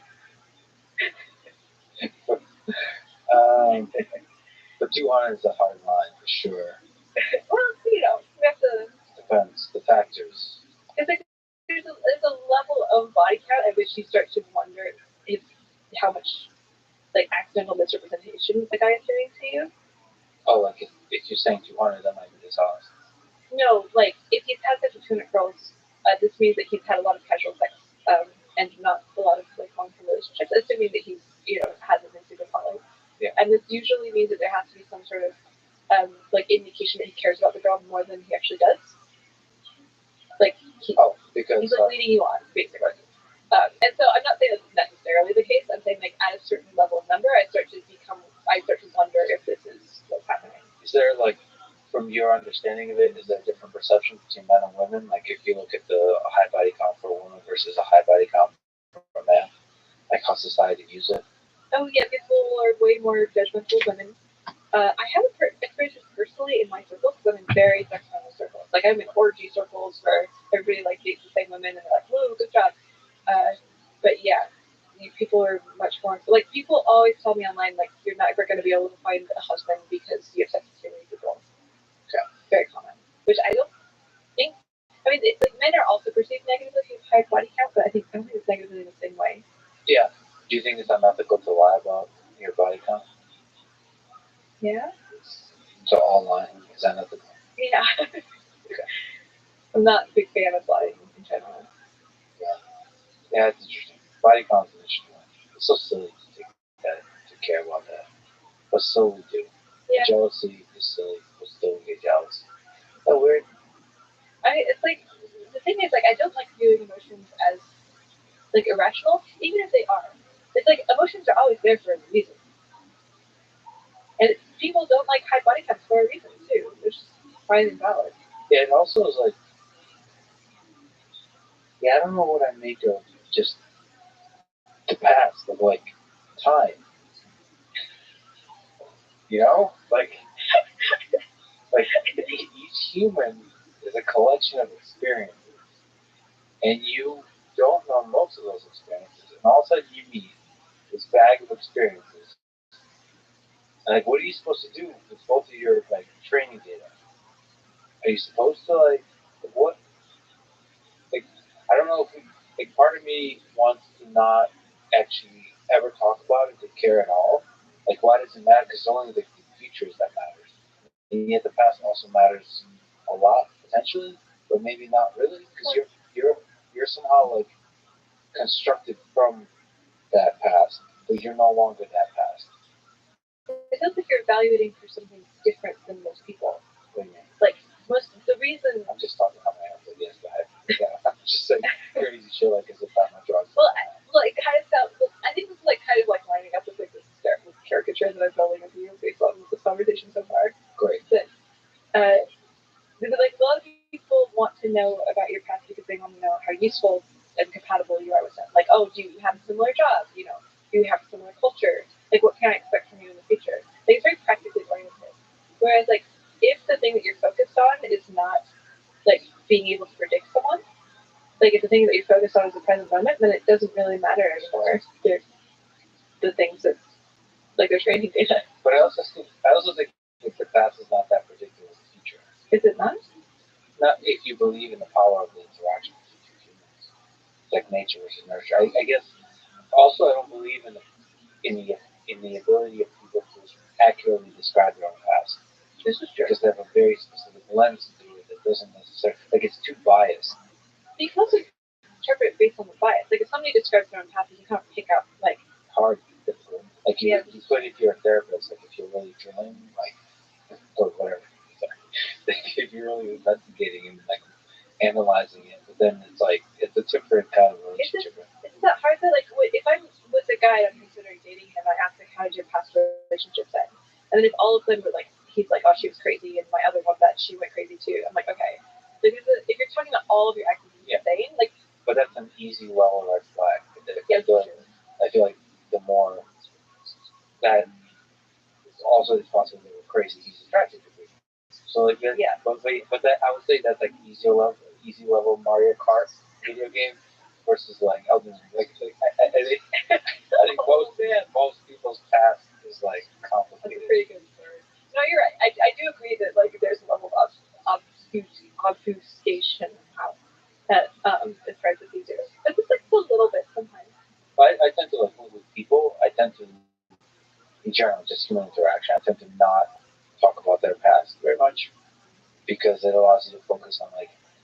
I feel like the past is kind of like talking about the weather is a crutch for me personally.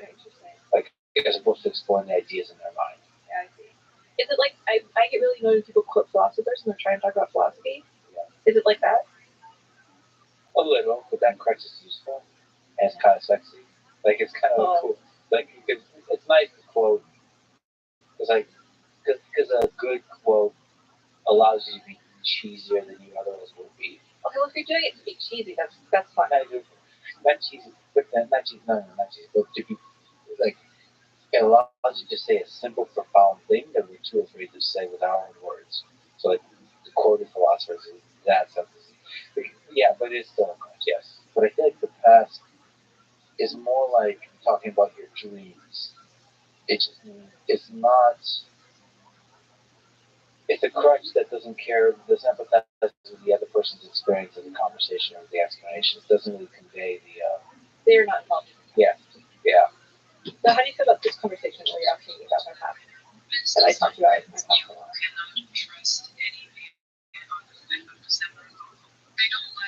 Well, I'm okay asking about the past because you carefully thought about that aspect of it. And we didn't really talk about your past side of it when you were written about it, like really thought about it. Like for most conversations we start talking about past stuff, but the stuff that's actually bothering you is still probably not really talked about, right? Like, it's probably still stuff that maybe it's more recent, like last couple of years. That's usually when we come up with conversations. It's good, but it's not as deep and I would say it's not as intimate as talking about the actual ideas in your mind and how you interact with Because it. the past is interesting for the frame of like, for this is like I guess you're right. I guess we're talking about like narratives. Yeah. Like, I would say it's in people's mind that your thoughts and memories as well. Yeah. What do you think about porn?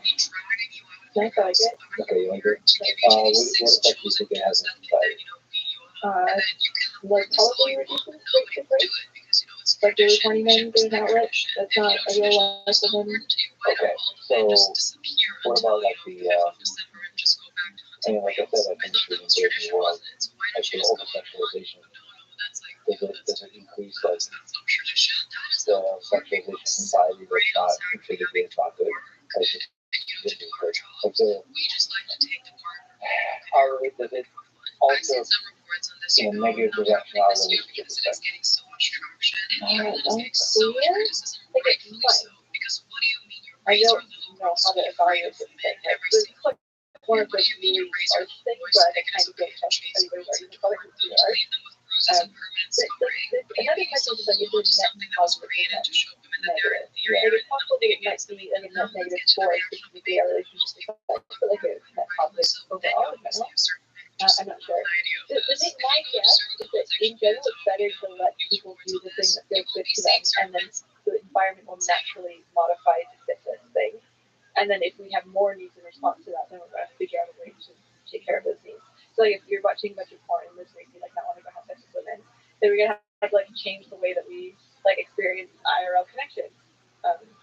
To compete with porn? Yeah, which seems like a natural evolution of like the civilizational cycle. Like I'm pro natural evolution, and like instead of trying to stop things that people want to do, actually figure out how to integrate that and we can find a more healthy outlet. But you have to then be first honest with the effects that porn has. So like, is it a negative thing? Is it a positive thing in real life sex interaction? You're gonna have that more and more with like porn in VR or maybe porn AI porn. Yeah. Like is that a bad thing? Like what if porn with AI or even like a physical space like sex robots? Like what if that's more pleasurable in a bunch of different dimensions than with other humans? Then we should figure out artificial rules. Like, how important is sex in society, I guess, with between two humans? I mean, like, we're having less sex and making fewer babies. And that seems like probably not great. Yeah, right, but the babies one. Yeah. But the babies, there's probably artificial ways to have babies that we can figure out. Yeah.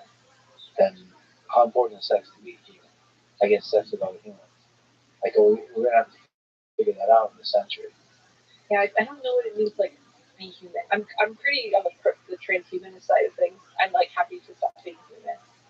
So you're okay if, like, this century is the last time would be something like these biological bags of meat that we are. Let's become something new and cooler. Even though that thing would be way cooler than you. Well, I would like to. I mean, I'm hoping that we get to be immortal. It'll take you along for the ride. That's what I'm hoping. I mean, like, clone my. I would like to do cryonics. You get frozen when you die. Are you afraid of that? I mean, yes and no. I like came to terms with death through all of my LSD use, but I still have like press brakes when the red light happens. Hey, that was the game. This is a poll you've asked, or this might be one of the questions in your cards. But how many years would you like to live? Like if you had to pick. That's a really hard. Maybe like 1 million. But you have to like. I think the way it's supposed to be a Twitter poll. I forget what it's full, and also in the deck of cards, the asshole. Yeah. Yeah, like you have to pick that number of years, and you have to live that many years, and you can't live anymore. Yeah. You can't die sooner, I guess. 1 million years? I don't like that question. I know I ask that question to a lot of people, but I don't like answering it. It's really difficult. What's the downside of 1 million years? I mean, maybe you want to die sooner than that. Like, I guess I would rather wait to see if AI kills us all in the next 10 years. And if it doesn't, then I'd like to maybe make it 1 million years. Yeah, but can't it torture you for like 1 million years? What if you're the last human left? Yeah, that's true. The thought of like civilization ending and then just floating in space alone is kind of shitty. No, being tortured. Isn't that today you're tortured? Tomorrow you're tortured. The day after tomorrow. Sometimes it's not that scary. I don't know. Torture for 1 million years? Yeah. I just assume you get used to it. But like maybe if they reset your memory so there's not a loop, so you're always experiencing torture for the first time. Yeah, and torture. Torture is supposed to be unpleasant. I'm sure AI would be very creative in figuring out how to torture you. I think I would go on the safe side. I would just like 150 years. MILFs. 150 though? That feels like right in like the uncanny valley. Well, you picked 120 for body count. I'm picking 150. I'm thinking by 30. I was the uncanny valley. It's like probably everybody that you grew up with is going to be dead. It's like just enough for like everybody you know to die, like one cycle. Yeah, and then start dating the next generation. I don't know. And then so you get like sort of 2 lifetimes. Yeah, 2 lifetimes. Yeah. I mean, it also really depends on if other people get this feature. Yeah, some they don't. Because you'll have like FOMO for sure for the people who pick 300 years. Yeah. Or not. Or you have, man, regret. Another human thing. But you're like, what does transhumanism mean to you in general? So extension of life, extension of what it means to be a living, conscious being. You're all for it, whatever that means. Yeah, I never really thought about the term transhumanism for a while. Like people say you're transhumanism, like I don't really care. But I slowly realized that my attitude is, in fact, at least the thing that I was thinking, upload our brains to the great collective and whatever. I don't have the thing that I'm like, oh, what about like the true organic humanness that makes us who we are? Like whatever that soul of humanity, I have no attachment to it at all, which I think is what I'm thinking of as transhumanist. So you're like, I guess the window of what you consider to be beautiful about life is not limited to this particular definition. Yeah. Let's explode. Like, let's make our consciousness huge. So AI could be a part of that. Like you say, you're mostly excited by AI. Well, I mean, I'm like part of like the Doomer cult, which I say tongue in cheek. It's not actually a Doomer cult, but I'm part of a lot. Would you worship a god? Sorry. Would you sacrifice little small animals? That would make it like cooler than what it is. It's mostly just a bunch of nerds who are very concerned about AI. Sure. Yeah. So you're concerned about the existential risks of ChatGPT.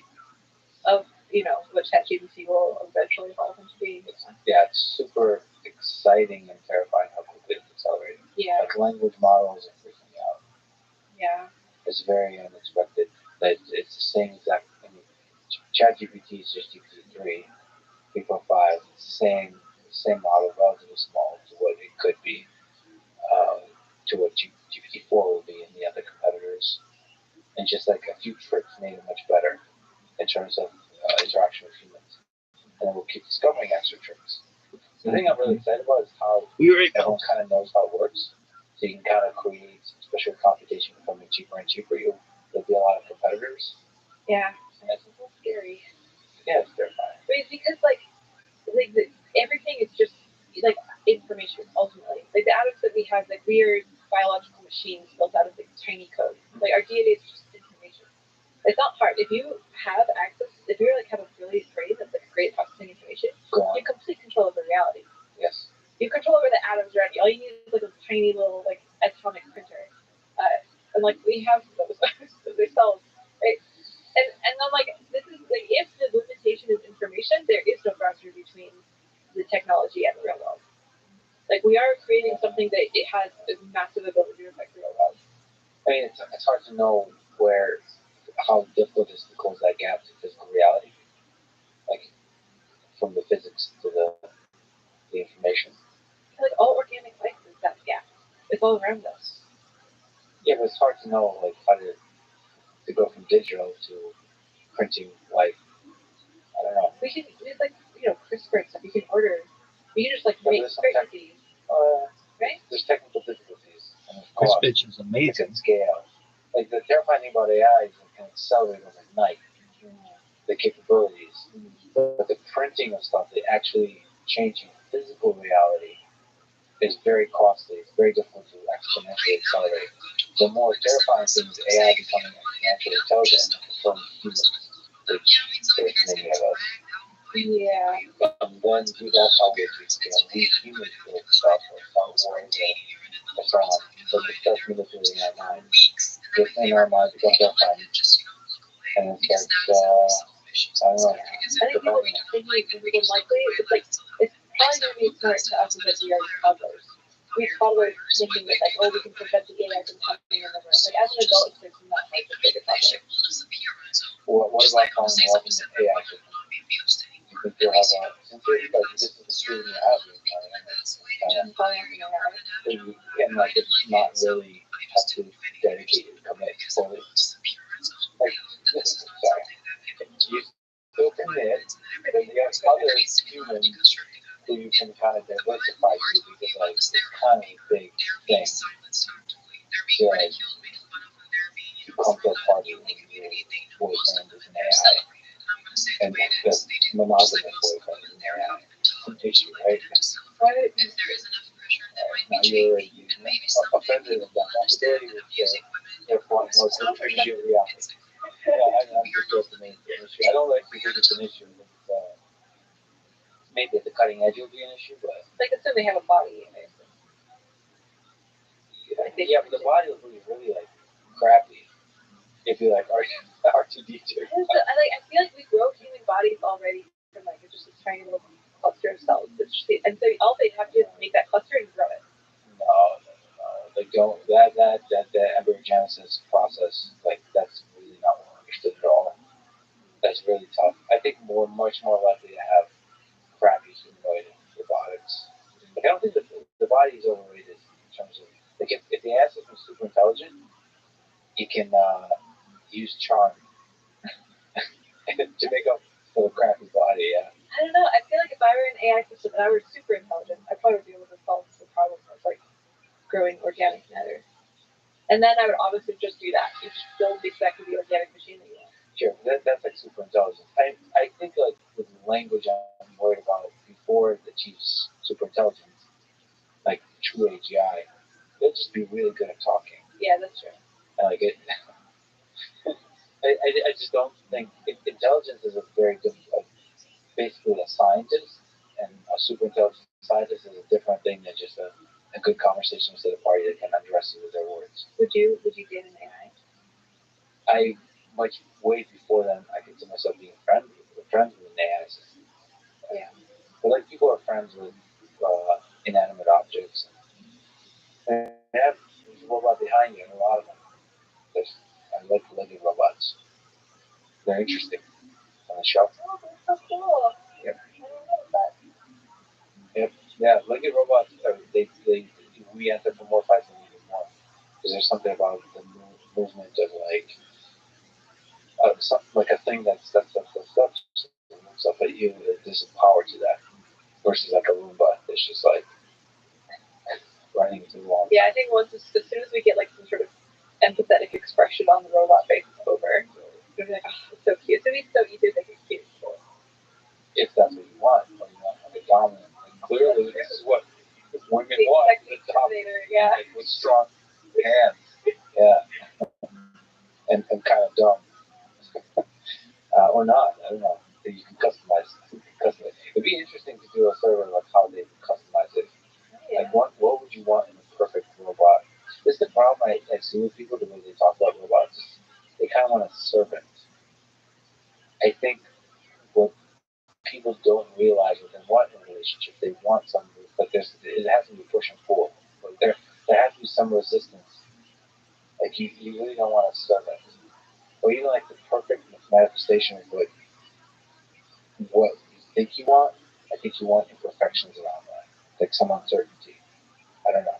I question how well we're able to perfectly put on paper what we really want. Would you really turn down like a perfect woman? So like as soon as like she walks into the room and it's just shockingly compatible, and you like start dating her and there's just no hiccups. Like you fight perfectly. Like she really understands you. Like would you be like, this is too perfect? I'm upset because we're not having enough imperfections. Like you like actually imagine yourself do that? Yeah, I think so because how do you define perfect? Because perfect for me would be like easy and all that kind of stuff, right? But then I'll be like, this is too easy. Which if I actually were to introspect what is the perfect relationship, then yes, maybe. Because I probably want some challenge, probably want some chaos, right? Does anyone really fully want zero conflict ever? Like completely perfect conflict. Like it's the thing that pressing a button. Like, do you really want in a relationship anything you want? You press a button, you get. I don't think people want that. You might think you want that. Yeah, I guess it's like there's a kind of conflict that I think I would never want, which is something like antagonistic conflict. I wouldn't mind disagreement, Right. you know. But there's a level of fighting I would be happy to have a relationship for the rest of my life that never has like a fight of a certain shittiness.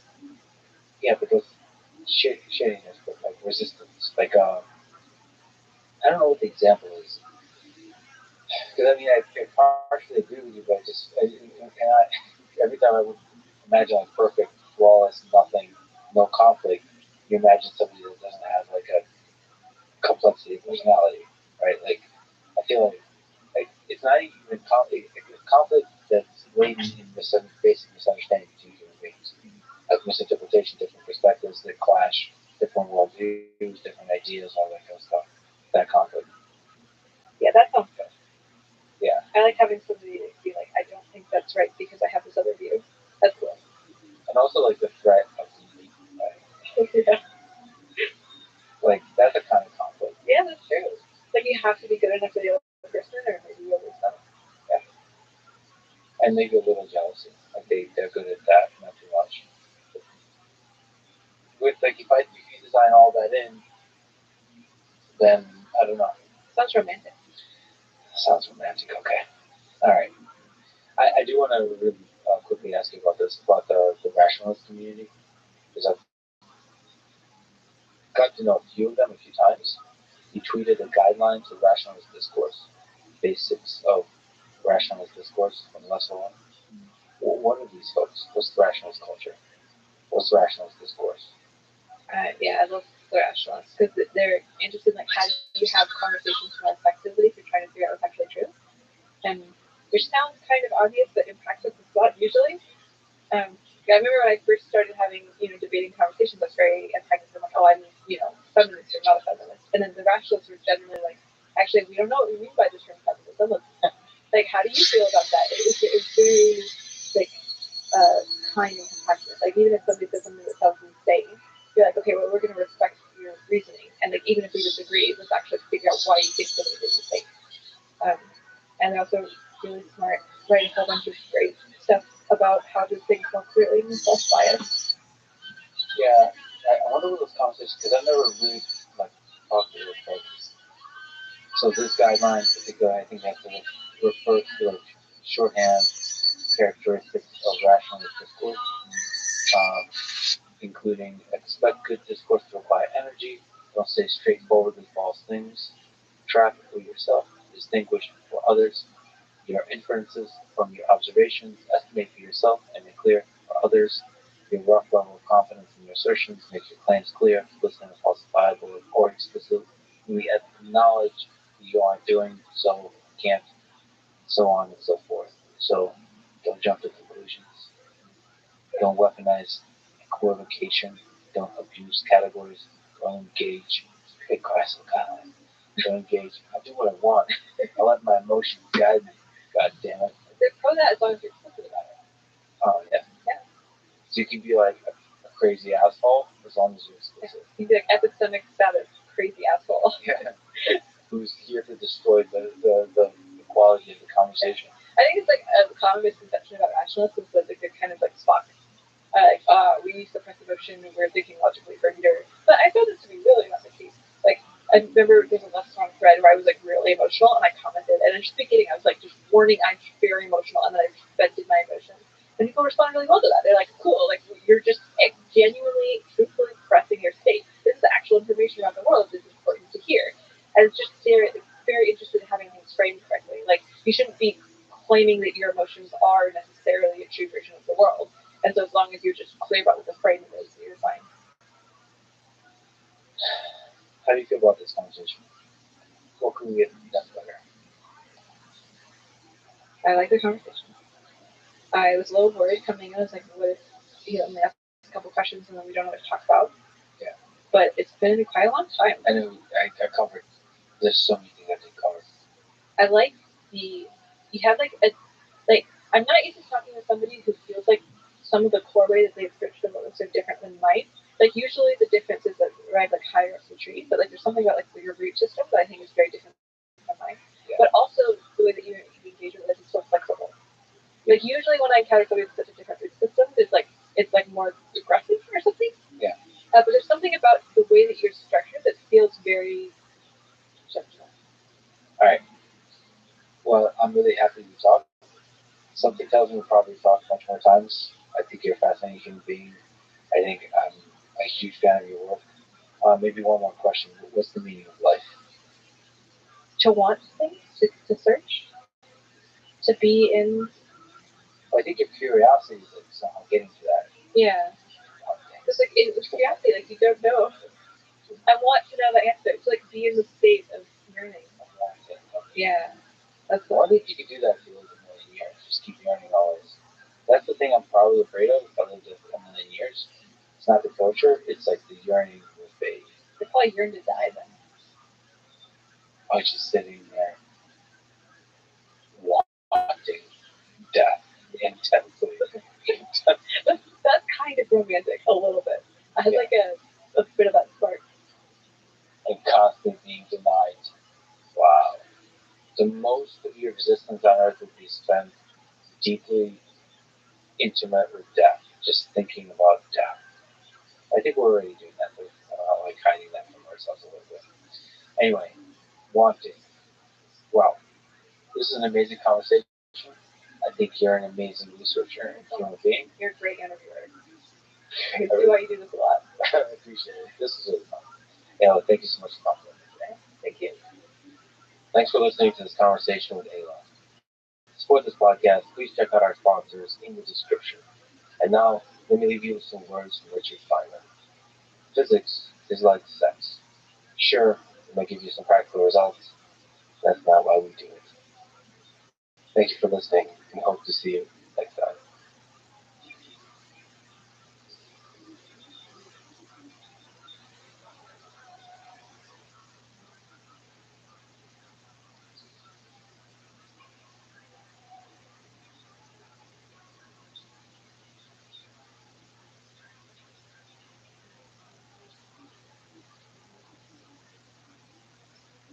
narcissism is not arrogance. No, narcissism is the opposite of arrogance. There's such a deep sense of inadequacy and incompetence in the self that the defensive structure around that becomes dominated by rocket fuel engine. The following is a conversation with Paul Conti, a psychiatrist and a brilliant scholar of human nature. My friend Andrew Huberman told me that Paul and I absolutely must meet and talk, not just about the topic of trauma, which Paul wrote an amazing book about, but broadly about human nature, about narcissism, sociopathy, psychopathy, good and evil, hate and love, happiness and envy. As usual, Andrew was right. This was a fascinating conversation.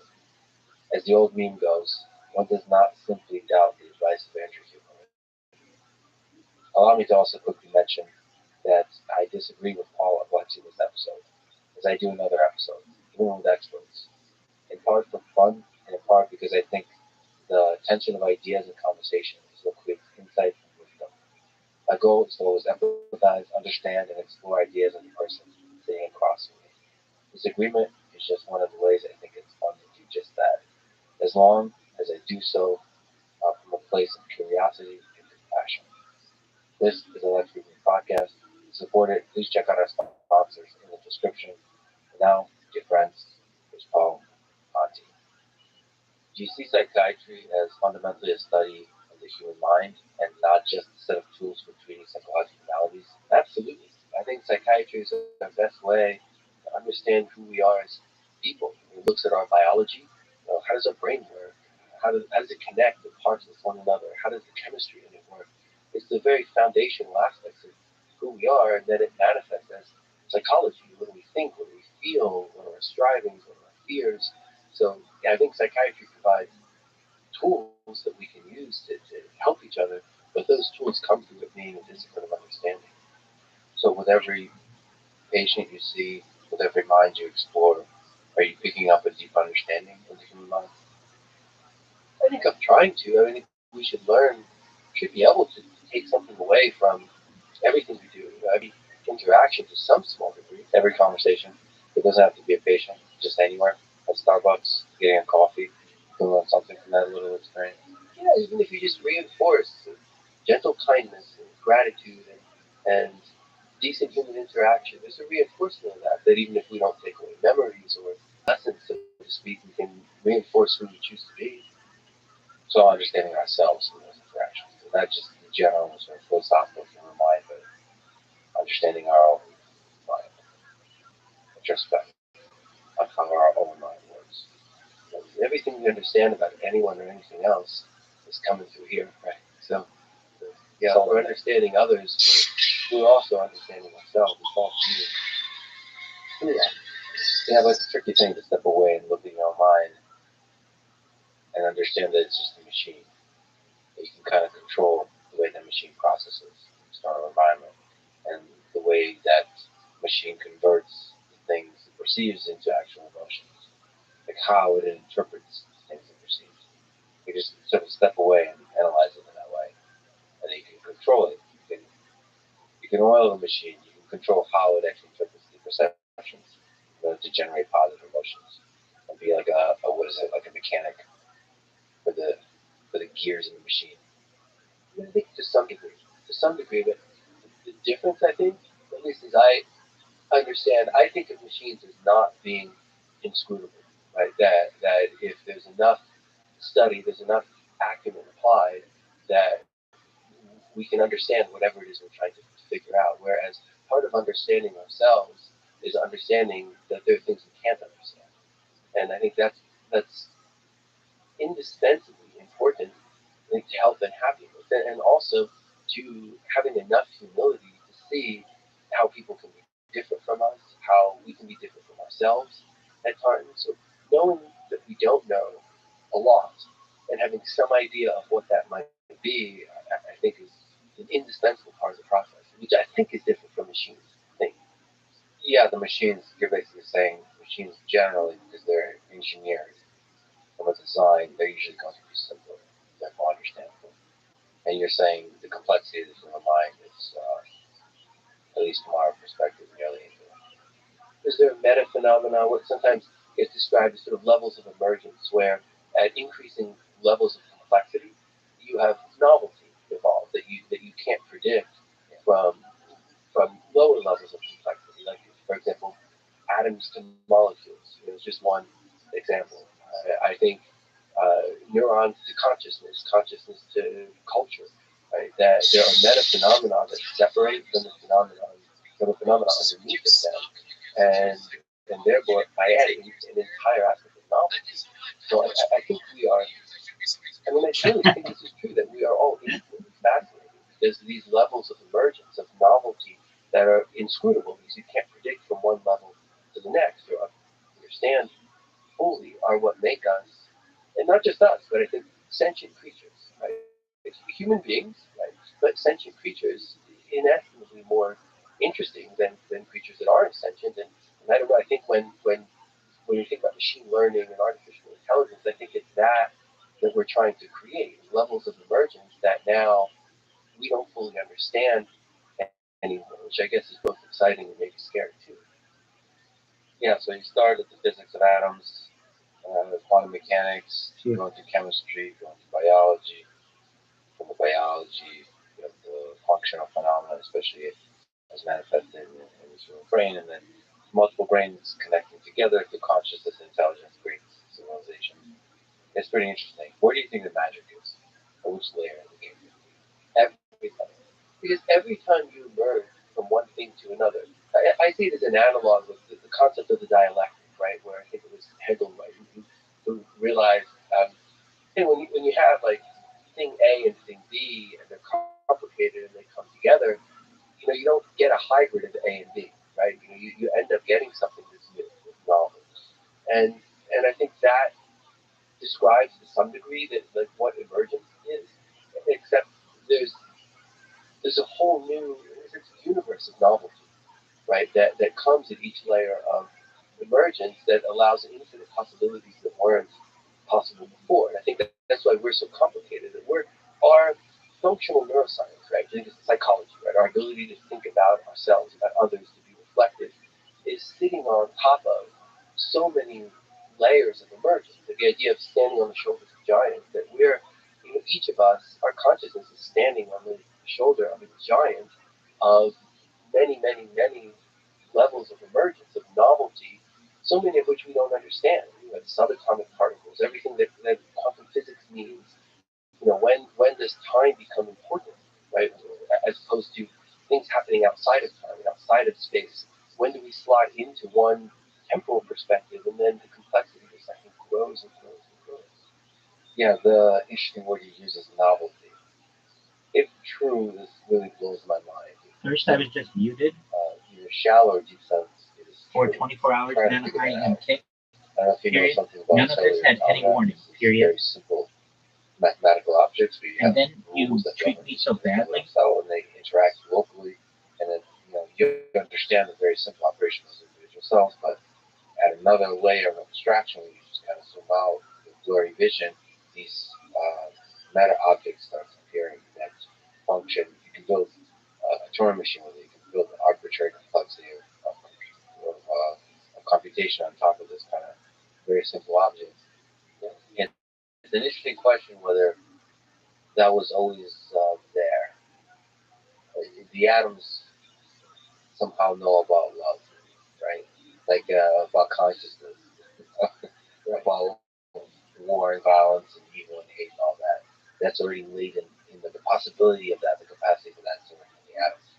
It's already in the physics. It's already in all the different chemistry that builds up. It's just like even the origin of life, still a mystery. That's known. That's in the physics. Okay?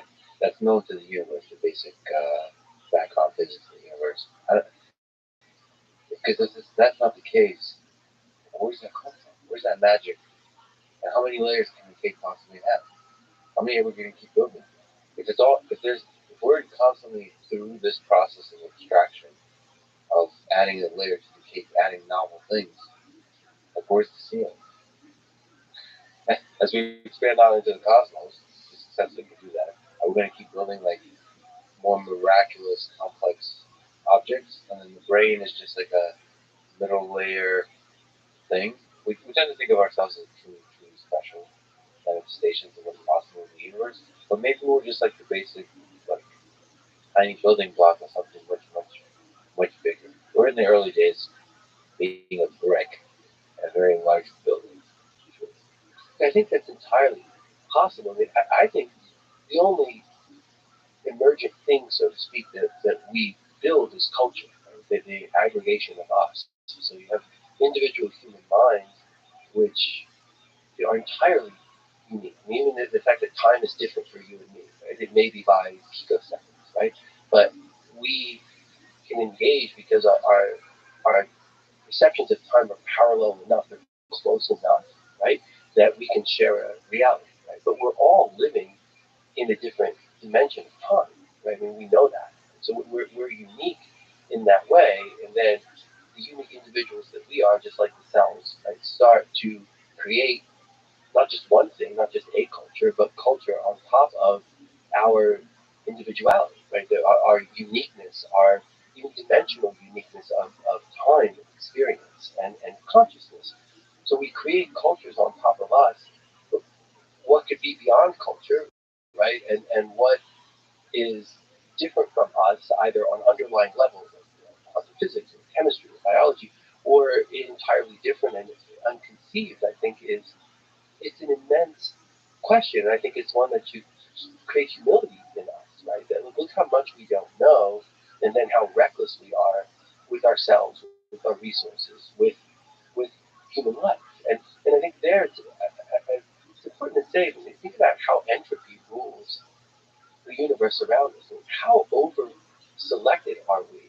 How many, not just hundreds or thousands of times, but how many millions of times does there have to be a selection branch point before we get into a sort of eddy pool of counter entropies, right, where you can begin to create, which I think is why, so okay, the atoms know about love, right?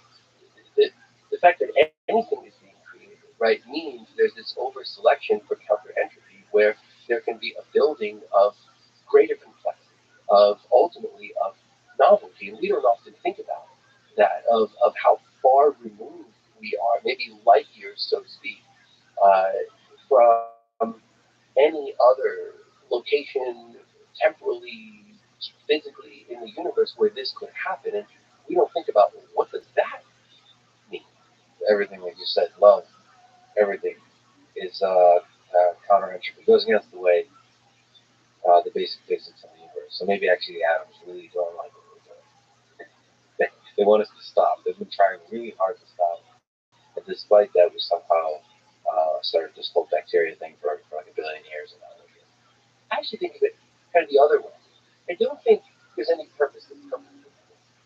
So why would anything be here if the drive weren't towards creativity, right? If the drive weren't towards those subatomic particles not being nothingness that flips in and out of existence, right? Like we think is going on in empty space, for light years upon light years, right?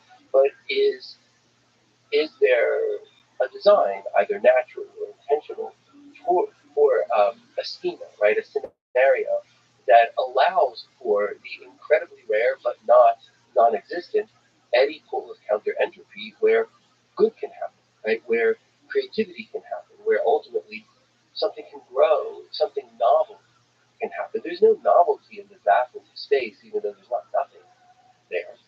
There's novelty here because I think the layers of emergence start stacking very, very, very high when we're in a place of counter entropy, which then could provide even thoughts about like good and evil, right? The idea that creating, that preserving is good, right? It's what we build upon. It's how we get to the eddy pool of counter entropy, right? So then destruction is not good. What good comes of aggression and destruction? Right? Unless we're protecting, we can think of outline cases. Let's just think of general context, right? Like destruction destroys. It brings us towards a state of entropy, towards a state of nothingness, whereas goodness, commonality, collaboration, right, nurturing, right, brings novelty. It brings new existence into the universe, and I think we don't think about that the way this. We're in the middle of something so vast and built on top of so many layers, and I think it leads us to be cavalier, with human life, including often our. Do you think there's an underlying creative force in the universe that might even have a kind of built-in morality to it, where creating is better than destroying, and then that somehow maps on onto our society when we kind of try to figure out what that actually means in terms of good and evil. So that's some things there like that. It's like, but it has to be. It's like so nice. It's so perfect because it's rare. It's sufficiently rare when we have our own space. Like you can like close the door and like I need to be alone right now. It's our human civilization to work on my thing. So it's sufficiently rare that there's not other alien civilizations that are just like constantly knocking on our door, destroying us. But it still exists. That's weird. Right. Right. It's so fantastically improbable. Yes. That I think we should be very respectful of it. And then you said there's a creative force that values creativity. Right. Yes, well, sure, it's a creative force, right? Its existence, its ability to exist and to create comes from something other than entropy, right? Something other than so much dispersion that there's nothingness, right? So the creative force will value the sanctity of things, right? Keeping things together, not destroying things, right? Building novelty, including novelty of knowledge, novelty of sentience. I mean, it fits with the idea that we're not nothing, that that's incredibly improbable, and that there are these many, many layers of emergence that we're standing upon. And I think it tells us something that we're not doing ourselves a service to ignore, right? It's not just a jump to saying, oh, there's a religious answer to everything. No, it's saying science isn't a God either, right? So if we think of science as a tool and not as an endpoint in and of itself, what is the science telling us? Like, I remember showing up at medical school, and it really is true. I knew so little about the human body. I'd only been in hospitals to visit people. I'd taken pre-med classes, but so intensely at once after I didn't take any, and I was working in business. I knew next to nothing, and I had this idea that was so naive in retrospect that I was going to learn so much, right? I was going to answer these questions. I was going to know what's going on in the body. What are these organs doing? What are these cells? And what I learned was there was so much more that was amazing and mysterious and seemingly impossible. Like even how a cell functions. Right? Like what is going on inside of a cell, the transport mechanisms and energy functions and diffusion functions. And then you can go down to smaller levels of that. But when you come back out and you say, how are those cells make a kidney? It's not explanatory. I remember asking the OB who had delivered my first child. Right? I was so amazed, and I asked him, what do you think? Like, what do you know? You do this, right? You're seeing this life created. And his thought was nothing. Where I just marvel. I get to do this, but I just marvel at it. And I think the more we know about us, the more we respectfully marvel. And we should do that. We should proactively marvel at every aspect, at every layer where the novelty emerges. Yeah, we'd be a lot less likely to say, hey, I don't like you because of something, whatever it is, race, religion, culture, sexuality, gender identity, whatever it is. I want rights that you don't have, right? Or I want what you have, right? I mean, there's so much of this, and I understand it's driven by scarcity and by human insecurity and envy and all of these things that I think drive us towards destruction. But all of that recklessness comes from not having this initial appreciation and respect that you're referring to, just marveling at. Like, wow, okay, we're here. That's amazing. Let's start with that. So if we marvel at this whole thing, the human project, the human condition, all the different kinds of human beings that are possible, what do you then make of that some humans do evil onto the world? First of all, are all human beings capable of evil? We're in the process, now we've got a little bit of momentum in terms of marveling. Yeah. The layers of the cake. Should we also marvel at the capacity for evil in all of us? Yeah, Yeah, people are so mean. I can't wait until everybody gets. So what do we understand about the psychology of evil? Where does it originate? Is it there in your biology? Is it there in the environment? In the upbringing? can I clarify first? I think the capacity for evil, I do believe, is in all of us. There's a difference between enacting evil and a sort of preset, followed, developed plan of evil. Right? I don't believe that all of us are capable of doing what the people who perpetrate the most evil do. Right? But I do believe that we're capable of of perpetrating evil. Right?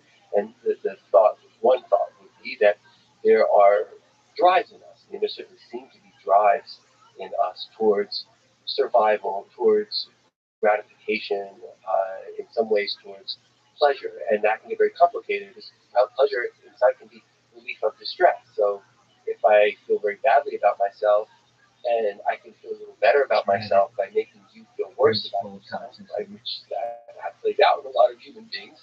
Is that an indirect way of bringing pleasure, right? So it gets very complicated what's going on inside of us, and sometimes the perpetration of evil things can be through misunderstandings, anger, impulsivity. I mean, the things that we can have in us, and other times there can be other things going on which are through the lens of unhealthy human psychology. So, for example, the psychology of envy, which I think drives the lion's share of the orchestrated evil. Right? There's a difference between impulsive, reflexive evil and highly orchestrated evil, which I think is driven by envy. Highly orchestrated evil, we're talking about at scale societies like totalitarianism, so we're thinking about somebody like Hitler. So at scale, orchestration of evil, envy driving it. So I mean, that's really interesting to think about. I'd love to hear more about it. So some of it, there might be some psychological forces that are in tension with each other. So one is, if you look at somebody like Hitler, it's difficult to know what was going on in his mind, but it's possible to imagine if you just look at dictators throughout history that he thought he was doing good, not just for himself, but for the people he believed have value.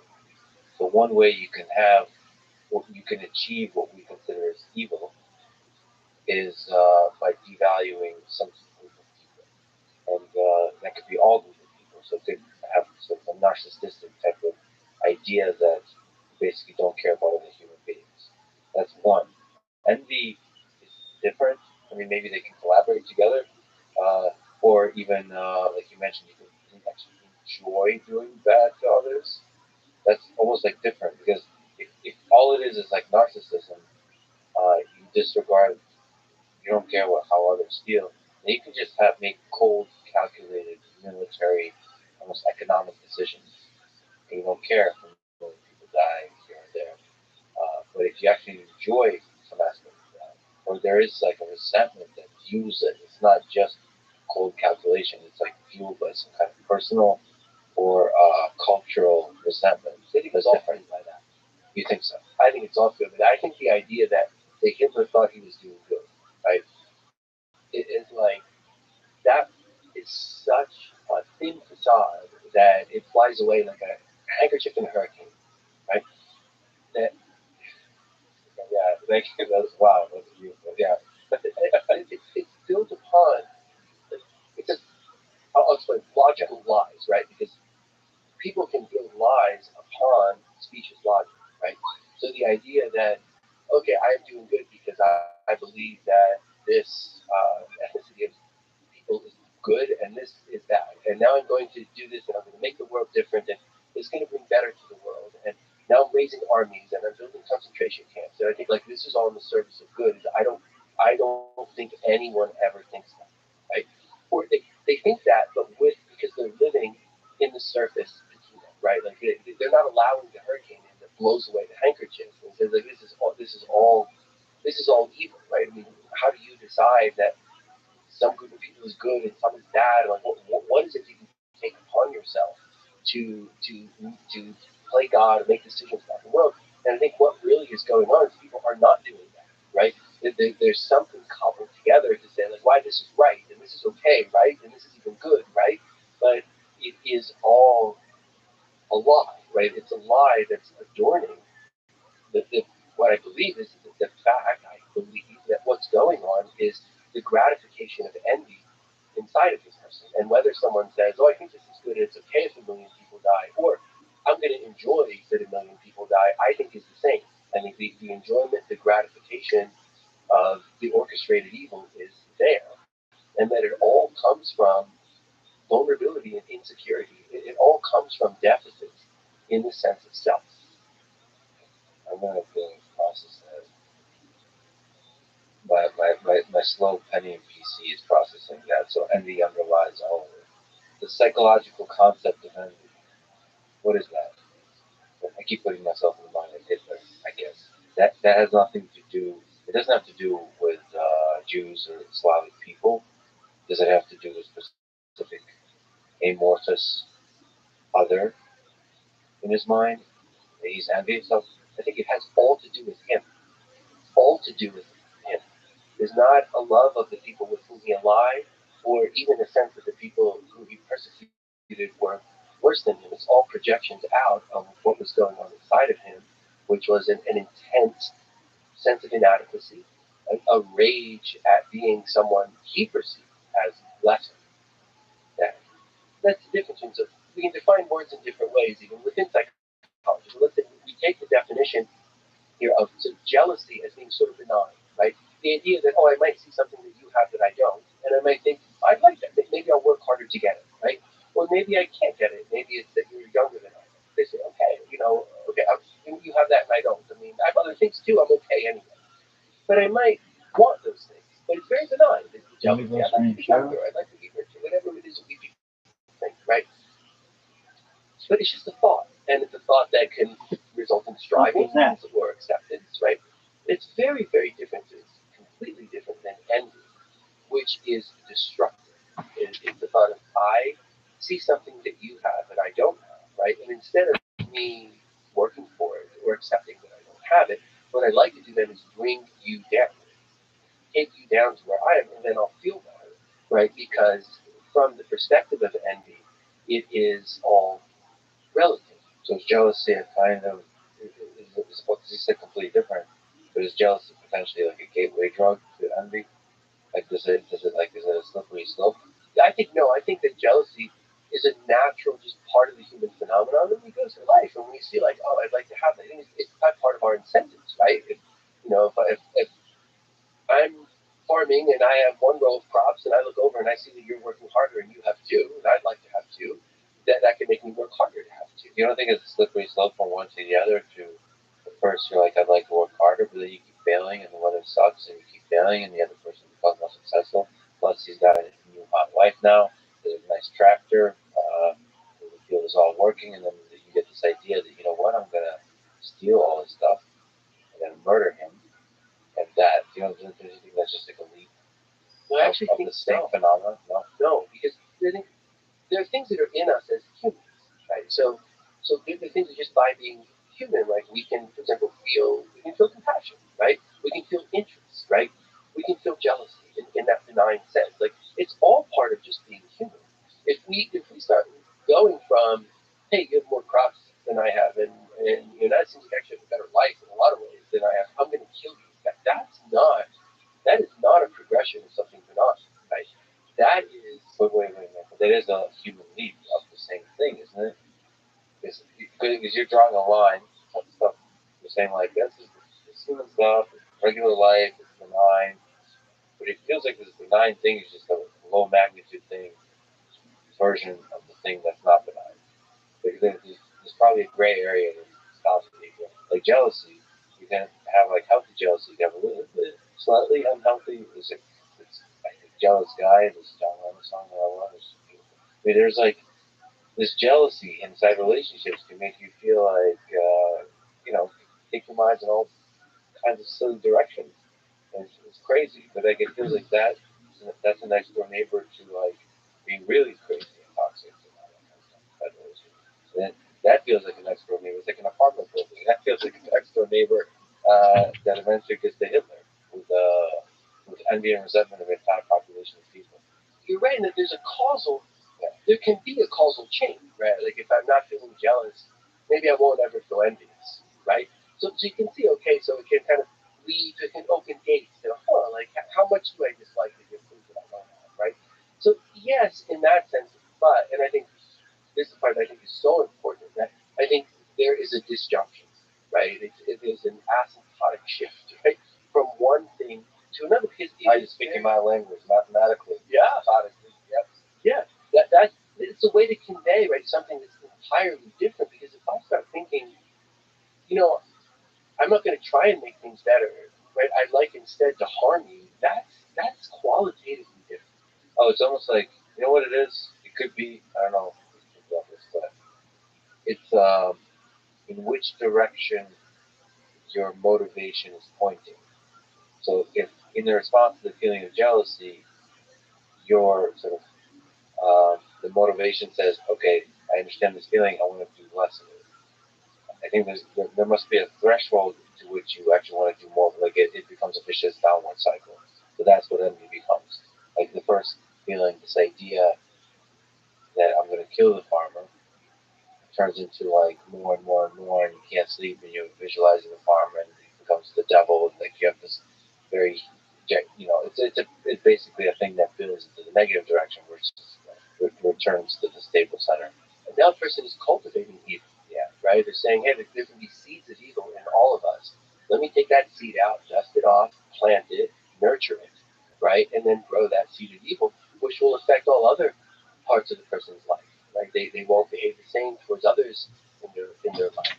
They'll become different as they nurture fantasies of evil, as they begin to create within inside of themselves the motivation and the will, right, to enact it. And the Hitler analogy would say, if you take someone who had a bad childhood, right, who was not loved, who was taught and told that he was less than. Okay, like that, we know that happens. I mean, that's why child abuse is so evil, right? It's telling children the worst possible wrong lessons, right? They're not good enough. They'll always be hurt. They can't keep themselves safe. They don't deserve safety, right? So then you take someone who then nurtures that seed of evil, which is a choice. And well, I can't paint well enough. No one appreciates me. They don't like how I look, and I don't fit in with the people I want to fit in with, and then and on and on and on and on and on. And there's a hatred of self through that lens of misery, of just being repulsed by the self. But that's unacceptable to the self. So, it has to be someone else's fault, right? It's not my fault. Whose fault is it, right? And then you see en masse the inaction of evil towards groups of people who somehow, in this person's mind, right, are responsible for his misery. And there's the justification of evil, and then all the, whether it's this will be better for the economy, this will be good, this will be that. Like that's all lies built to justify. Those are surface level narratives. Yes. And the envy is the deep down mechanism. And that's the endpoint that's being served. What's being served is destruction, right? Which is why it always brings more destruction. I mean, how many times do wars that were started for purposes that we would look and say, that those are evil purposes? How many times does good come of that? We look at the modern world, what comes of it is more evil, is more destruction. Hitler's outward destruction eventually came inward, and you see pictures of what Berlin looked like after the Second World War, right? It wasn't just destruction perpetrated outward, as awful as that is. It's catchy. Right? Like people used to worry if before the time of the Manhattan Project, right? If you start this chain reaction, we blow the whole world up, right? Or will it stop within this bomb or not? And we see, okay, the chain reaction of evil hasn't yet blown the whole world up, but look at how the catastrophe spreads. I think 50 to 60 million people dead in the Second World War, which truly was a world war. What destruction was spread around the globe? And this is something that can't be stopped once the chain reaction starts. Like if Hitler was successful, like it would just keep going. If he had been, on his personal psychological level. Right, because if we think from the perspective of destruction, success would have led to the need to conquer more, then there's factions and infighting, and eventually you get the same mass destruction, right? And never does the inaction of evil satisfy what the person is initially seeking. Right? People want to feel better about themselves. Right? Winnicott, who was a British pediatrician who wrote about children and adults from very deep perspectives. He wrote about the idea of good enough, right? And you can sort of extrapolate that. Like, we all want to feel good enough, like not just limp over the line good enough, but I want to feel good enough that I'm a decent person in the world and what I do matters, and I can have an impact on people, and people can like me and care about me. There's a simplicity there that people want that when people don't have, and there's certain other factors, maybe temperamental factors or historical factors, can lead to trying to soothe that deficit, right, through envy. And I think it starts with that. And it often starts in childhood, not always, but it often starts in childhood when the child's brain and psychology are so vulnerable. And you see salient child abuse. If you look at what was Hitler's background and what was Stalin's background, and you could look at almost anyone who's perpetrated evil, they're serial killers, whatever it may be. The majority, not everyone, but the majority had these lessons in childhood that said you're not good enough, you can't keep yourself safe, no one cares about you, and in a subset of people, that's going to generate envy, and then that seed of evil then gets planted and nurtured. It's a fighter jet. This I don't know a fighter jet above us. Forget you quickly forget the comfort of being in a peaceful place. That's one thing I saw in Ukraine. It was hey, you quickly get comfortable here. The whole trip back, I was thinking, so damn good to be in America. The whole like a 3-day trip back. So good to be American. You might take that for granted. So the destruction never alleviates the envy. Are all humans capable of envy? I believe the answer is yes. I think we all have the possibility of evil in us. I think the answer to that is yes. But we have free will, we have choice. We can choose what we do with that. Which is why just because someone is a sociopath, for example, it doesn't mean that they're not responsible. They're not, our medical legal jurisprudence has absolutely borne that out. Legally, medically, okay, if we're responsible, presuming we're healthy, we're not unhealthy in other ways that eliminates our ability to be circumspect, but that we're responsible for what we do and don't nurture inside of us. And there are plenty of things we could decide to nurture anger and hatred about. If you think of slights, difficulties, whether it's something someone else has done to me, or I can blame fate, or I can be mad at God or the world, but we can all make those choices, and we're responsible for them. If we're recognizing things in us, and like, oh, I too have that in me, but I don't want to nurture that or foster that, or do I choose to nurture and foster that? And I think ultimately, our subject of Hitler as evil, if Hitler had kept winning and winning, right? I think ultimately he would have been the only person on earth. And I really do believe that ultimately everyone, everything else would be killed because it's such destruction, like destroy everything, right? And probably when that didn't work, then there's the destruction of the self, right? Because nothing soothes envy that is stoked by the sort of flames of evil. And what you see is more and more anger and more frustration, which is why I really do believe someone like that, who nurtured evil in themselves that way, ultimately would destroy. It'd be like him and one other person. I think that's really powerfully said. But even just to return to the jealousy versus envy, I still think that it's the same flame, and envy is just the bigger version of it. So I think I just in my own personal life, I've felt jealousy towards others. Like you said, like, oh, this person has I don't know, a cooler thing, trinket, whatever trinket I cared about. And usually it's when somebody's really close to the trinket you're building. And I early on, like in my teens, I realized that just empirically speaking, that jealousy over a period of a week just doesn't feel good. and it's not productive. It doesn't help me build a better trinket. Um, or it does if I turn it not into jealousy towards another person, but into a love for building a better trinket.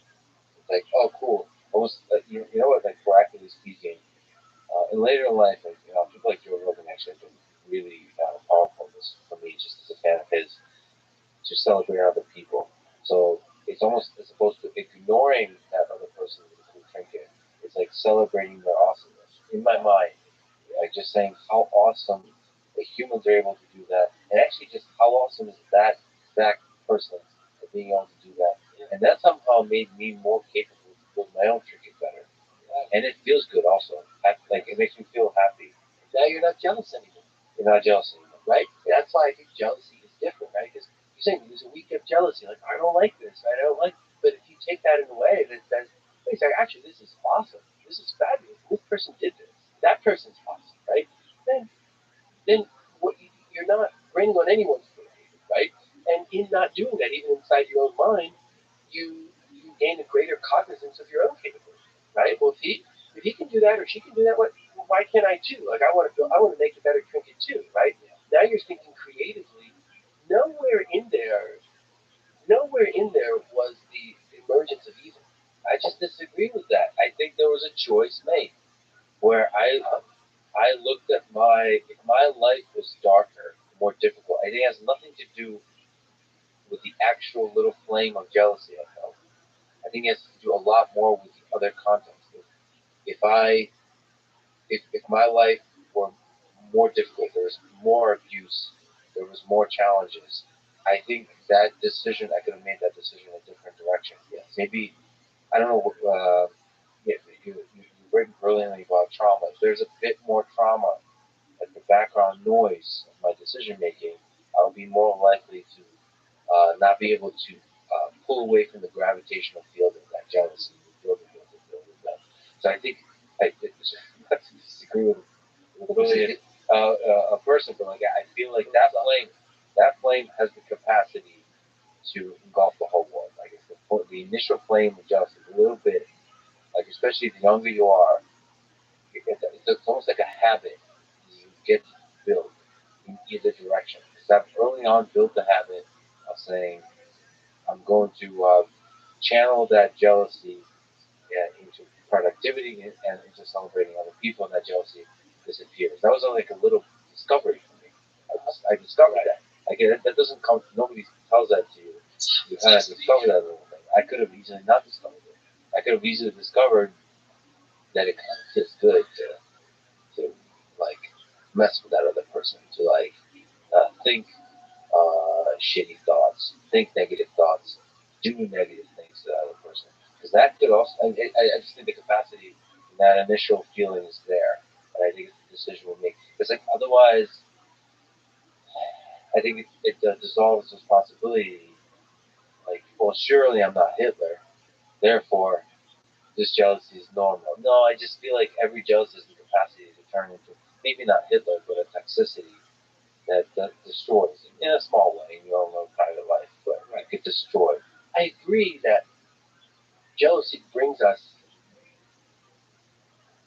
us dangerously close to envy. I mean, maybe let's see if a heuristic we could agree on, right? Let's see. So let's say, okay, if we look at the terrain of the mind as geography, right? So if I'm feeling happy, satisfied, like I'm pretty far from envy land, right? Right, but if I'm feeling jealousy now, I'm coming kind of closer to that border, right? And I think it's a big thing to go over the border, right? If the border isn't a gray area, right? There's a border to go over, and I think that I agree completely. One, certainly about trauma. That the more trauma there is, because then the more misunderstandings there are about self, and feelings that I'm not good enough, and then that can be anger about why, and who might be oppressing me, and I'm gonna hate myself and everyone else who seems to be better. And so the trauma can drive us in these negative directions, but we're still crossing over something, right? So if you have the trinket, and I think that's awesome, I want that. I want to work harder. What I could do though is I could sneak in tonight when no one's around, and I could move something. No, I don't want to do that, right? But it's like I came over the border a little bit, and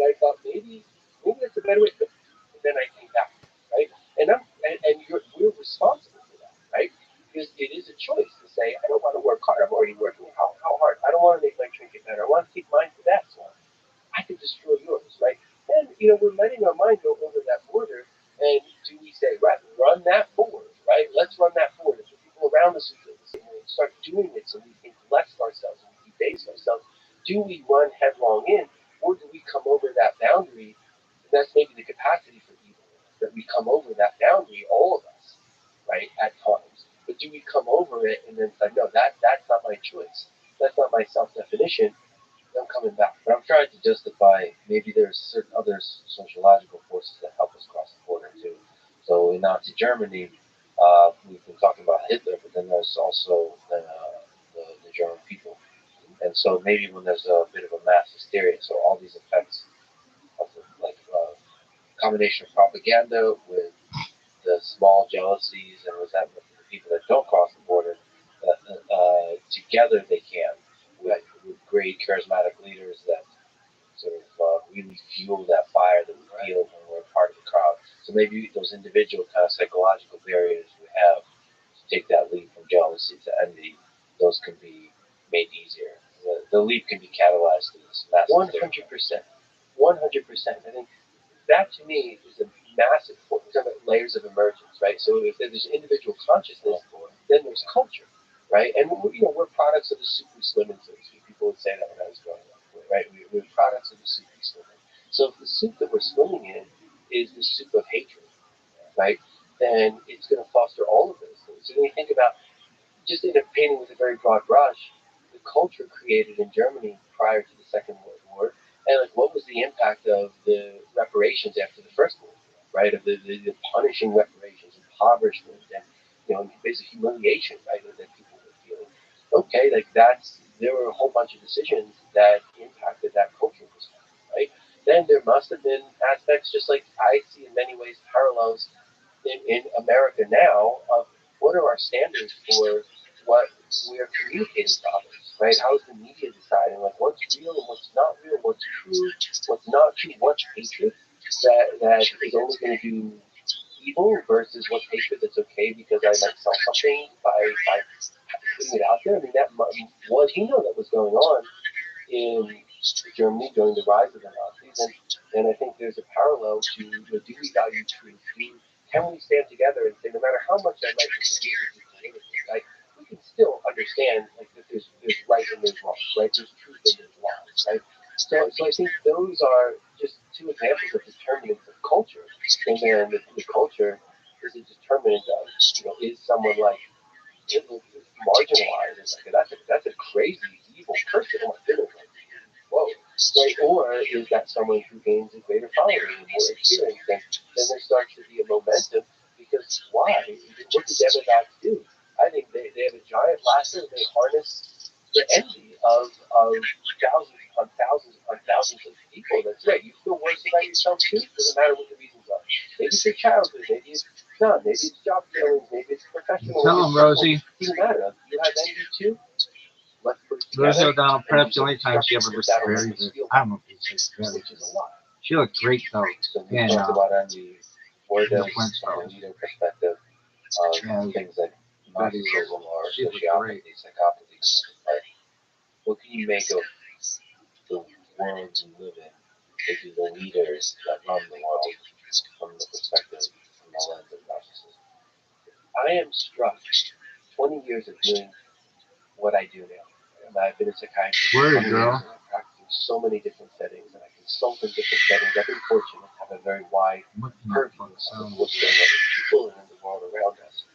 And I am struck with amazement that of all the things I see that are, say, abnormal, say, from the mental health perspective, this could be depression, panic attacks, hearing voices, addiction, but there's so many things that cover everything that narcissism is not frequent compared to a lot of other things. So it's small in terms of their narcissistic diagnosis, right? It's much less than many other things, but it causes the lion's share. I don't just mean the most compared to anything else, but I think more than 50%, the majority of bad things, evil things, destructive things that I see in the world around us. I think narcissists are wildly destructive because they are driven completely. They are lodged completely in the lane of envy.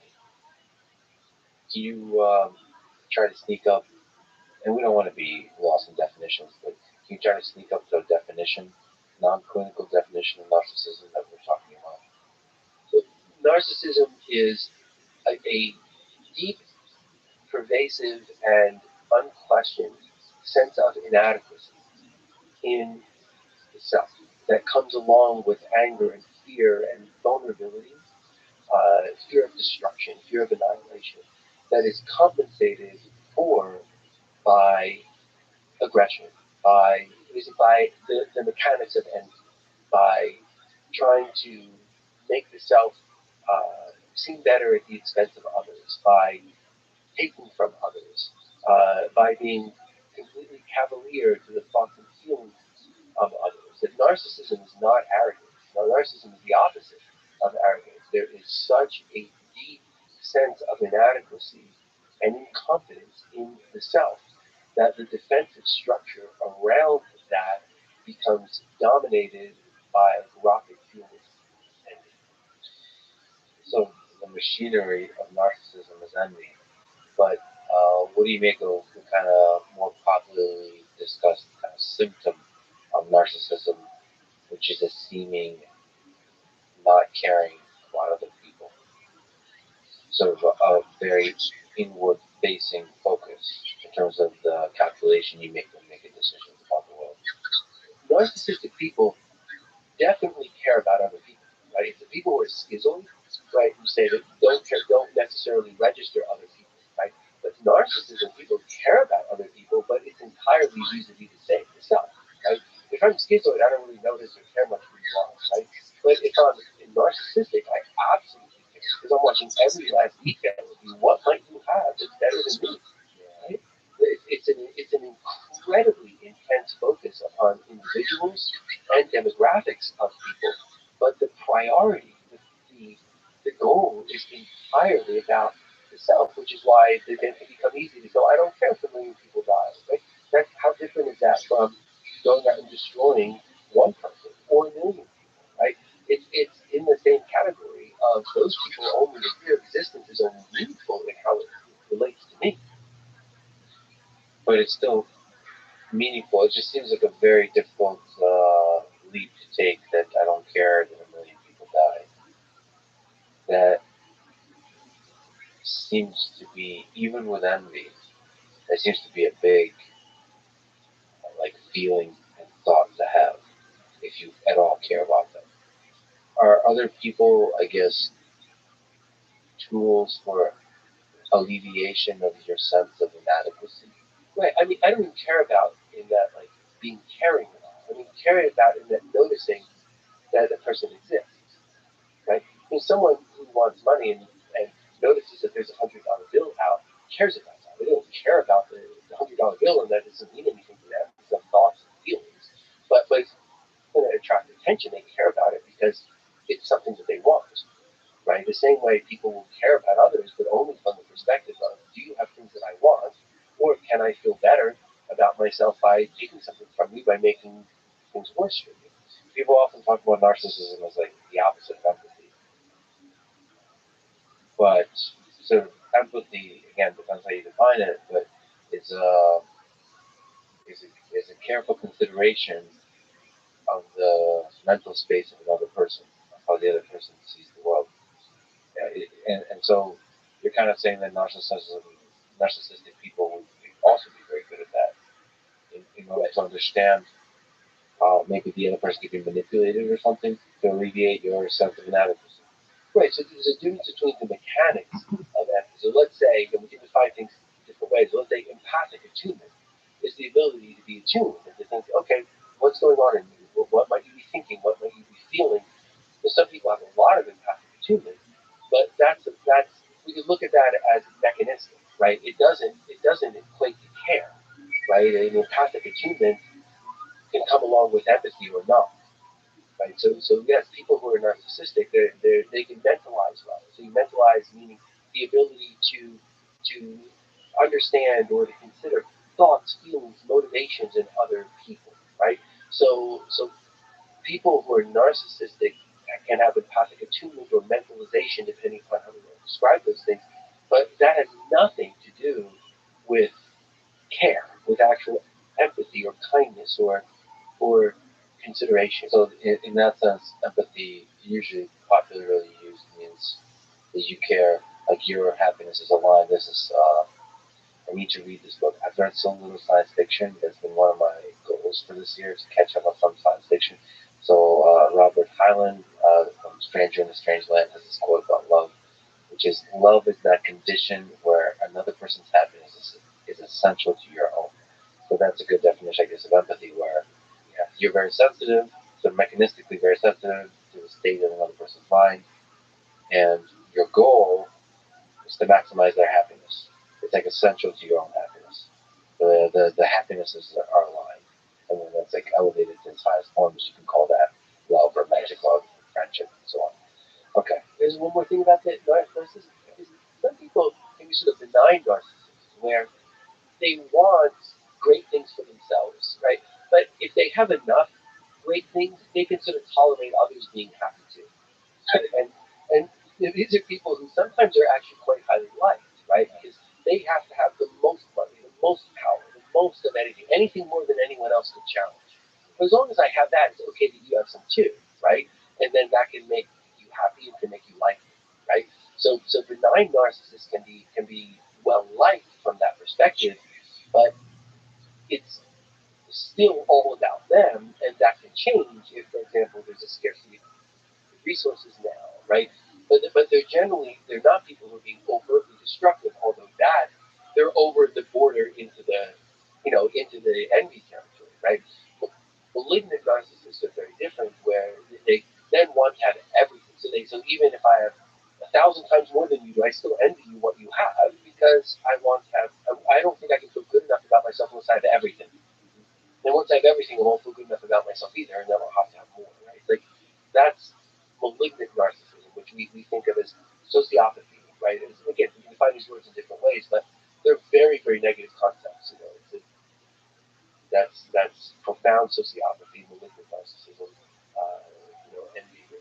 So sociopathy is malignant narcissism. That's a convenient way to think about it. No, because we can do sort of sociopathic things but not be sociopathic, like, well, you're going to tell a white lie.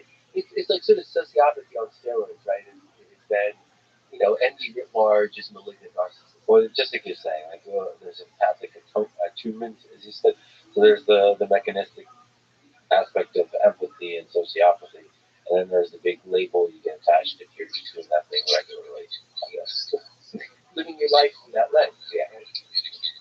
And is there a nice spectrum that's like narcissism, sociopathy, and psychopathy? Is it all the same kind of nice stroll through the woods, throw it off the cliff? Or?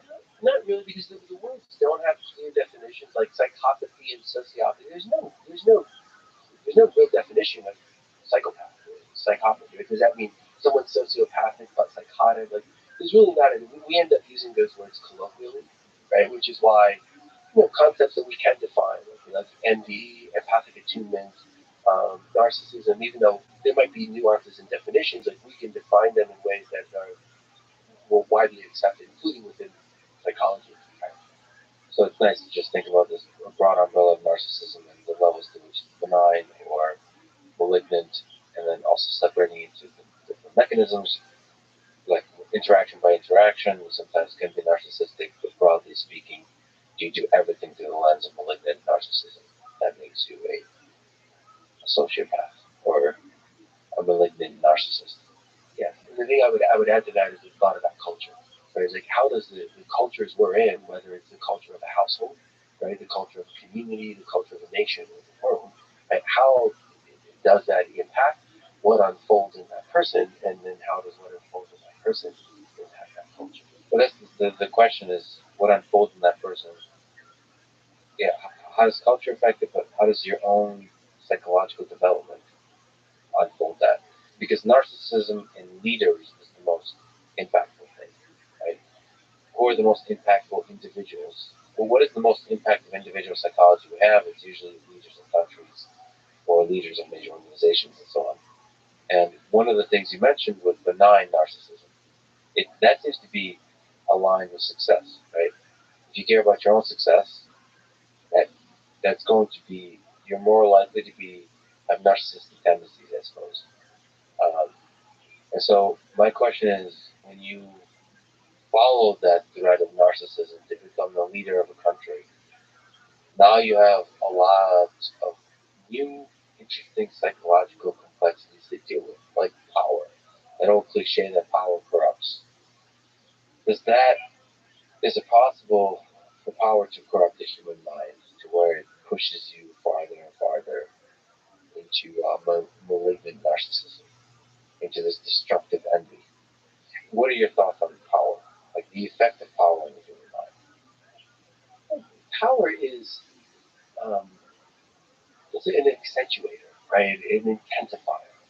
So I think it is true that there are people who can be sort of in a gray area where there are malignant narcissistic tendencies and behaviors, but there are also ways in which that person can think outside of themselves and think in a broader way and think sort of kindly about others. And they're sort of trying to navigate, whether they're aware or not, that they're trying to navigate between one and the other. And then the allure of power is, well, just exercise that power and you'll feel better, right? It'll show you, right, that you're good enough. Look at the power you have. And whatever may be going on in the person's mind, that then power, yes, can corrupt. Yes. I think that's why we have to have checks and balances, right? Because we don't, we're all inscrutable to ourselves, let alone to others. So we must have checks and balances, and we should always have them on ourselves as well as on others. We should want that for the health of ourselves and the world around us. So I think all of that is true, but there are also people who don't necessarily become corrupted by power, right? That there can be an understanding and a grounding that they're a steward of power, right? A shepherd. In the ways people describe utilizing power and utilizing it in a benign way, that then fosters the healthy aspects of self, right? So like gratitude and humility. Right? If we could add a healthy dose of gratitude and humility to everyone and to our society, there would be a sea change. But how do you feel gratitude? How do you feel humility?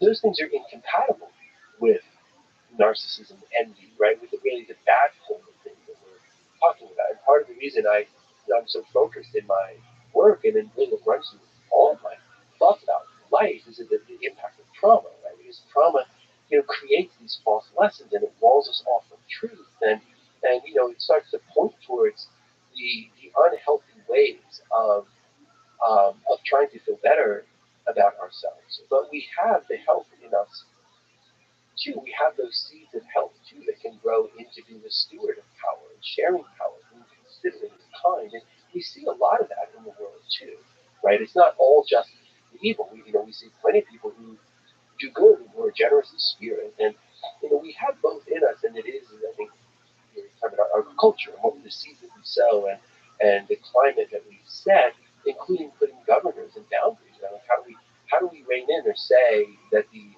more aggressive, the more envious or destructive is unacceptable, right? How do we foster the part that's kind and considerate and reflective and slow to judge of like, hey, let's learn a little bit more. Like, how do we foster that? And I think a lot of that comes back to early childhood education. I mean, I think we don't do nearly enough to protect children, and as a corollary to that, we don't do nearly enough to educate children. And so I want to write a book. The second book I write is going to be everything I needed to know about life. I learned as a second year postgraduate psychiatry resident. It's like, why?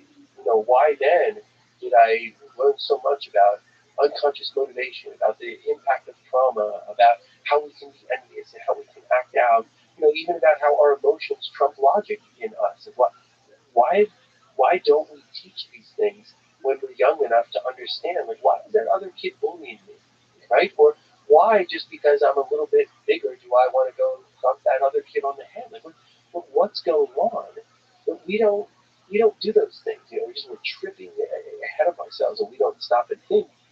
How are we using our resources? How are we shepherding forward the next generation? Which, by the way, is a generation that's going to determine our things too, right? As we get older, but we don't do that. I often think of in the Olympics and you see this great sprinters, right? And they've got to come out of the blocks perfectly, right? So if they come out of the blocks a little bit too fast, they're going to fall over, right? They're going to just fall forward. And I often see that in my head about us as, as humans and as a culture. We're rushing so far forward, we don't stop and say, wait, let's keep the basics here, the basic techniques of like how are we navigating forward in life, or do we just throw all those away because I can get some benefit by saying that you're bad, even though what's being leveled against you is wrong, right? Why? Do I take that? Or do I say, no, there's something more important here that we want to shepherd forward in ourselves as a culture? And I think preventing childhood trauma and changing the ways that we educate children and adults could again, make a sea change and maybe set us on a course towards a greater likelihood of survival. Yeah, so talking to people in elementary school about human nature and teaching them this, so how to be resentful and envious, and how to deal with your emotions, how to there's these basic interaction things about human relationships, about friendships, about betrayal, about love, about all those things. Like it's actually really strange that we don't. We kind of hope the parents talk about that kind of stuff, but then the parents often, need therapy themselves. But parents didn't learn it. Yeah, I mean, I'm not joking that I was mad.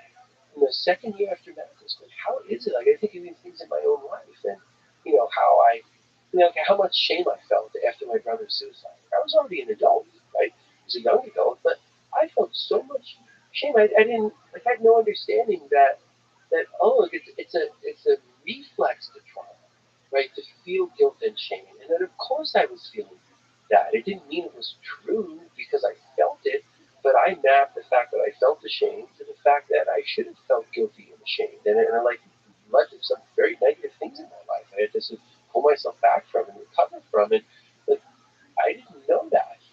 Right? I didn't know the automaticity of the reflex and how pervasive it can be and how it can put blinders on it. It's just one example, but it's an example of something big that happens to people that we don't learn about. And I find myself sometimes having conversations with a person. I still do a lot of clinical care, having conversations with a person after a tragedy, and I'm saying, I can't believe, right? Again, I'm saying the things that this person didn't learn in elementary school because none of us did, right? And then look at the misery and the suffering. And then I think this is one person among how many millions among us who, try and go about their way without knowing things that are easily knowable, and they don't even know that they're knowable because we don't. So how to deal with trauma? The trauma happens first of all. That suffering can happen, and small trauma and big trauma, all of it can happen, and there's natural ways to deal with it.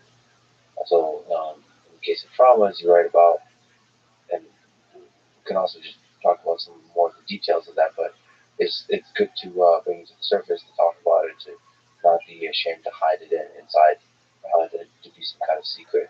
That it's actually, I mean, there's a lot of positive things to say here, at least from my perspective. One is it's discussing trauma, dealing with trauma together with other human beings by talking about it is a path to deep friendship and intimacy with those people. There's a dark aspect to trauma, to war, that communicating it or sharing it bonds you. So, like, the other side of trauma is like love. It's you need that hardship, not you don't need it, but hardship and trauma can often be a catalyst for a deep human connection if you bring it to the surface as opposed to kind of hide it on the inside. I mean, if we could just linger on it because you've been through a few very traumatic events in your life. When you were 25 years old, as you mentioned, your brother committed suicide. What did that event teach you about life, about death, and about human life? It certainly brought me face to face with the truths of life and death because I had not had a major trauma before that. So there wasn't a major trauma sort of in my developmental years. That what can carry forward is a sort of omnipotence defense. Right? I mean, the thought is that when we're toddlers, we all have an omnipotence defense, which is like, I can just try and get up and run and move. And if I run into something, I'll get up and do it again, right? That we kind of have to, and it's partly protecting the parent, et cetera. think we can get out there in the world and do things, and we just do. And if we don't have major traumas, we can sort of carry through that. Oh, like bad things aren't going to happen to you. You know, like I know that they're there and I know they happen to people, but they're not. They don't happen to me. Right? And sometimes what will happen is being confronted with such a tragedy wipes that away very, very quickly, and then the person feels extremely exposed. Like, oh, I thought that like I was going to be okay, and now I know that I'm not, and that can start to go. What does that mean? And now, is this all coming for me? Now, did I get so lucky for 25 years, nothing bad happened, and nothing but bad things going to happen? Am I cursed? It's my family curse, right? And I think that leads to say what the learning about the human mind. Why are people so? In retrospect, I think I understood at the time to some degree, but not like I do now. I have the words to it now. Right? I'm like, how incredibly important, powerful, powerfully important negative emotion is, right? That how a sense of guilt and shame and vulnerability can just pervade our entire life perspective. So all of a sudden we're swimming in a very different suit, and it's a frightening suit, and it's a toxic suit. And I'm most struck by that. And that goes along with the idea that, look, we're not taught that emotion always beats logic. Like I think the idea of Descartes and the idea that we're rational creatures, it kind of comes down to us through Western thought, is like completely not true. We're rational creatures only if there is an emotion grabbing for our attention, right? Like, we're attending to one another. We're being very logical, right? What we're doing now. If we heard a frightening noise right outside the door, like, we'd be entirely different, right? The emotion would trump everything. It's not paying attention to this, right? Now safety is at stake, and we think differently, feel differently, behave differently, right? And this is what happens to us, not just in situations where something drags us from yanks from one emotional state to another, but it can be very, very pervasive. So my sense of anger, frustration, inadequacy, and then soothing in unhealthy ways, soothing by drinking too much, and then kind of hating myself in the first place, and hating the world around me, and then starting to think, well, who cares? What happens? Like, there's some very dark thoughts and choices that came from a changed perspective of self in the world. So what do you do when that, because of trauma, or again, small or large, you find yourself swimming or drowning in a soup of negative emotion? What do you do? What do you do with that emotion? I mean, we don't have to even talk about trauma. I think the interesting thing is, any one of us throughout the day can find ourselves taking a bit of a dip in a pool of negative emotion. What do we do with that? The first thing is to separate how we feel from what's true. Because we don't do a good job of that as humans. If I feel bad about myself, it's very easy to then I conclude like I'm bad. Right? If I feel ashamed of myself, I conclude I'm a terrible person who's shameful. Right? This is there's an old psychodynamic concept of what they used to call it an observing ego. I still think it's called that. It's not ego in the sense of arrogance, it's the ability to step outside and to see ourselves. Right? So that's what lets us keep the difference between our feelings, right, and what we know to be true. If we would be very angry at someone, so I think that person's terrible. I think the person's stupid. I think that right now because like something negative just passed between us. It's inside of me. It's just because of how I feel. Like when I can separate that. How do I actually think about that person, right? And we get driven so frequently by how we feel because how we think, therefore what we believe, right, just kind of comes on its heels as if the feeling is dragging it along. And I've been struck by that. It's one of the things that has struck me so the most, right, among the very most in 20 years of working as a psychiatrist, is how we are led by our feelings, our emotions, as if they are truth. And then they create truth because we embrace what they're telling us as truth. And that is, I think, I think it's how people learn prejudice. I think it's how people learn self-hatred. I think it's how we learn so many destructive behaviors.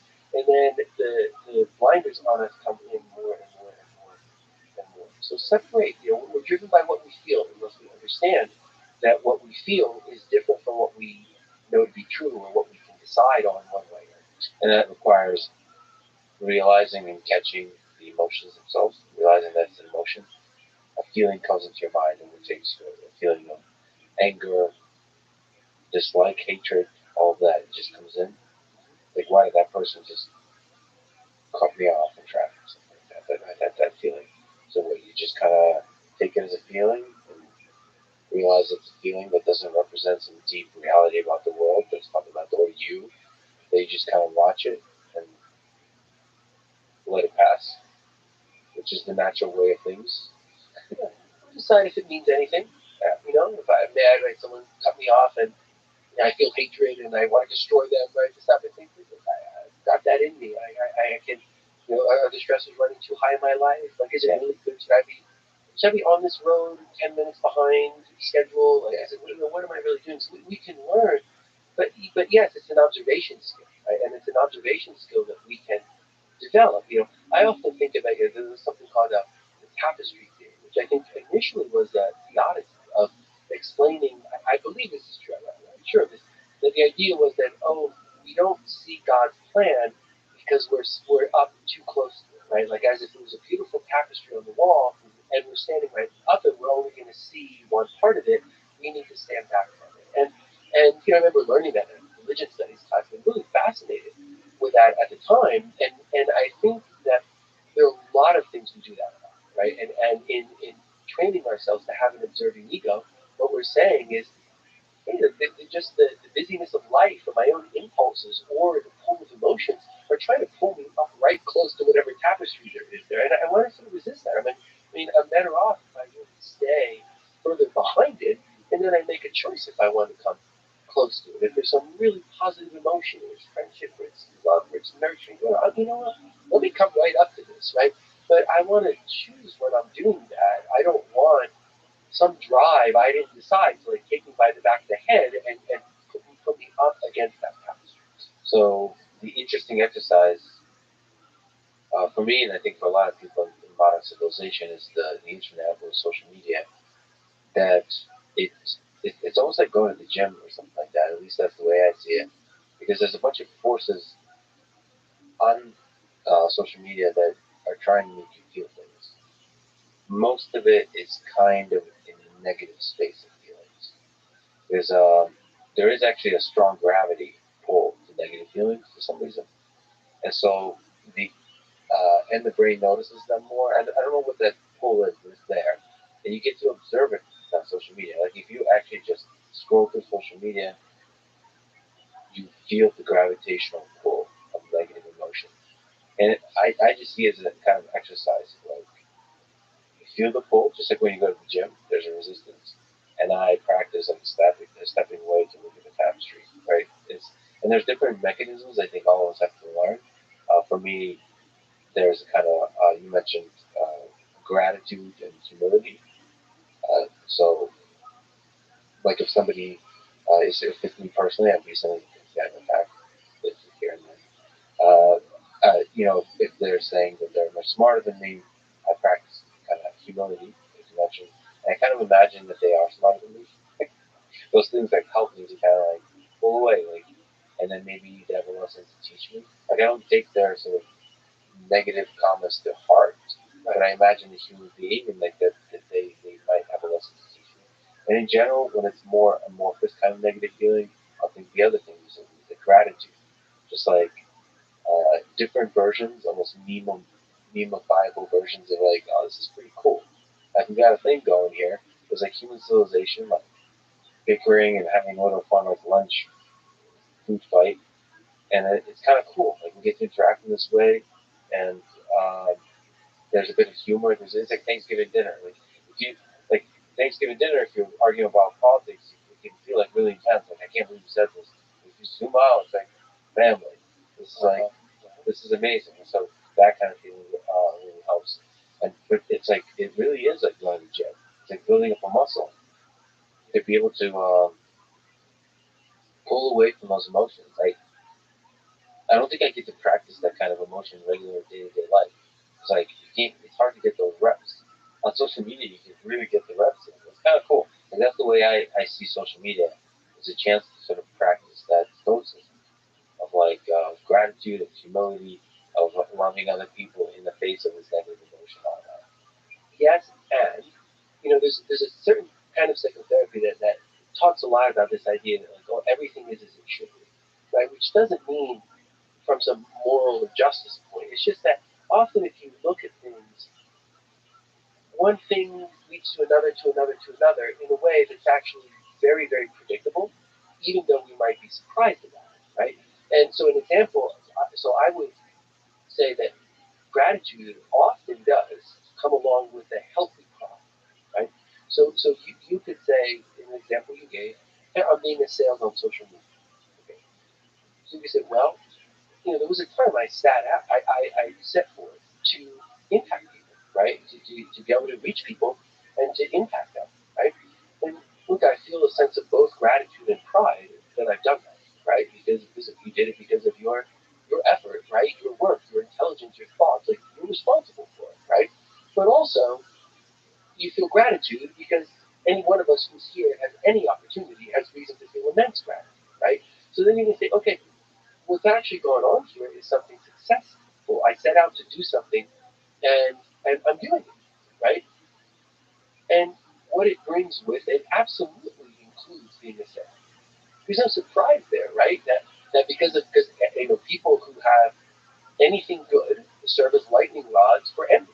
So then, yes, there will be people who want to make up lies or whatever they want to do because you become a lightning rod for envy by having succeeded at the things you set out to do, about which you can feel a healthy pride and gratitude, right?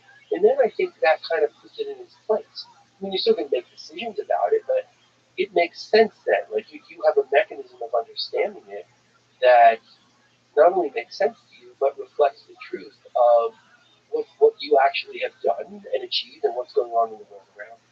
Well, I wonder if we're all kind of a little bit unique in this, because for me, maybe it's useful to kind of talk to my own experience of it. Is For me, I try to avoid, especially in those situations, to feel pride, because I'm just looking empirically. I feel way happier if I focus on humility. If I ever think of like, oh yeah, when you do something meaningful or you become more popular, you're going to experience these kinds of. I feel the attacks more, and me versus the world. That's the feeling that you start getting, and that does not create a pleasant feeling. So to me, the pleasant feeling is like stepping away, like kind of laughing at it all, right? Like with a smile, and not like in a negative, like laughing at people, but just like laughing at the theater of it, the circus of it, like this whole absurd existence we got going on, and then just having a humility in like everybody has a lesson to teach me. It just makes me feel good. The pride thing, I do like feeling when in a positive cool emotion. So if I'm building a trinket and I finish it, I'm like really happy with myself. Like I finished this thing, and I usually actually like to do that alone. Like I don't need an audience for pride. I like to sit there and just like, ooh, this is cool. I did that. But I find that in social interactions, pride is just a danger. It's a dangerous drug for me, because it like such a small. It's a small step away from then losing all the humility, and then you start getting very defensive. That's not going to. It just starts you on a spiral of negative emotion. But I also, I mean, with everybody, you mentioned this, will probably sneak up to in a different direction. Um, I do think there's different brains that we all have. Like my brain is exceptionally self-critical, like nonstop. It's like an engine that's always there, and but at the same time, I'm able to zoom out and have gratitude, and it's just there's like two brains, and they're like cohabitating happily. And I can, the better I get at this, the more I can use the one that's self-critical. And I'm trying to be productive. It's naturally I'm super lazy. So I'm trying not to be less lazy. I'll be self-critical. And then when I'm not being lazy, when if there's a special moment, I want to enjoy that moment. I'll turn on the gratitude engine. I feel like generic advice that people would give, if your brain is self-critical, that's not a good thing. Like you should probably get rid of that. I don't know about that. It seems to be working. I kind of like it. I kind of like this grumpy old man that's in there It's like that thing you did that really sucked. I was like, I gotta, there's a movie Grumpy Old Man. Like, I like that grumpy, the grumpy cat is in there, and it's nice. But yeah, it can have bad effects on relationships and on maybe well-being. Maybe as you get older and all that kind of stuff. So yeah, you have to monitor all this kind of stuff. But I don't know. I don't know which one. It's like because you kind of highlighted it's good to have gratitude and humility. It's also good to have a little bit of pride. I wonder what that like set of ingredients for a healthy life looks like for each of us. Whether we have to customize and figure out what that is. Because some of the cake is already baked is the problem. And because of the trauma, if I was like 8 years old, maybe I could be a little more flexible. But at this point, like you got the thing you got. It's hard to like mix a lot with it. You could. It may not be easy, but there's a lot of plasticity and a lot of pliability across all ages. And again, people are different, and there may be idiosyncrasies of why one person is in a different place. But as a general rule, I think the answer is absolutely yes. And people have evolved, and I've worked with people who really changed themselves and broadened their conception and understanding in the 80s. I think we can do it at any stage of life. And I would make a case for intrapsychic, so not between people necessarily, right? But inside of oneself, with a feeling of pride, and maybe you could call it self-esteem, right? Let's say we call it self-esteem, right? Or we could call it healthy pride. We could put either word to it, but if you think about what we're trying to avoid, say a sense of inadequacy, then it is good to sort of own what's ours. We can put ourselves a little bit out of balance, either in terms of building up resentments or in terms of decreasing self-confidence, if we're not owning everything that's ours, right? So a thought I would have about, let's say about some pride or some self-esteem, right, is it can work against vulnerability, right, which we know can also in some situations push us towards jumping the boundary into envy and all of that. So let's think about vulnerability. If you conceive, okay, people are assailing me, and you just go to a place of gratitude, it can send a message that, okay, I'm just lucky, and I hope I continue to get lucky, as opposed to like that's not true, right? Like there's ability inside of me and discernment inside of me that tells me I can have a greater sense of confidence that I'll navigate what's coming up, right? So because the pride or the self-esteem part is owning what we contributed to the goodness we created, right? Which does, in a sense, helps us feel better about ourselves. And it also helps us feel armed against, say, the slings and arrows of, whatever outrageous fortune may come from. I don't know. Again, disagreeing with that. Yes, I think that's generally good advice, but I think you mentioned vulnerability. I think it's like I've just been doing a lot of research on rocket engines and about fuel. Speaking of fuel, I just think I get a lot from being vulnerable. Being vulnerable in intimacy, in friendships, or relationships. I get a lot from being intimate and close to human beings, on a friendship, on a ideal level, conversations with them.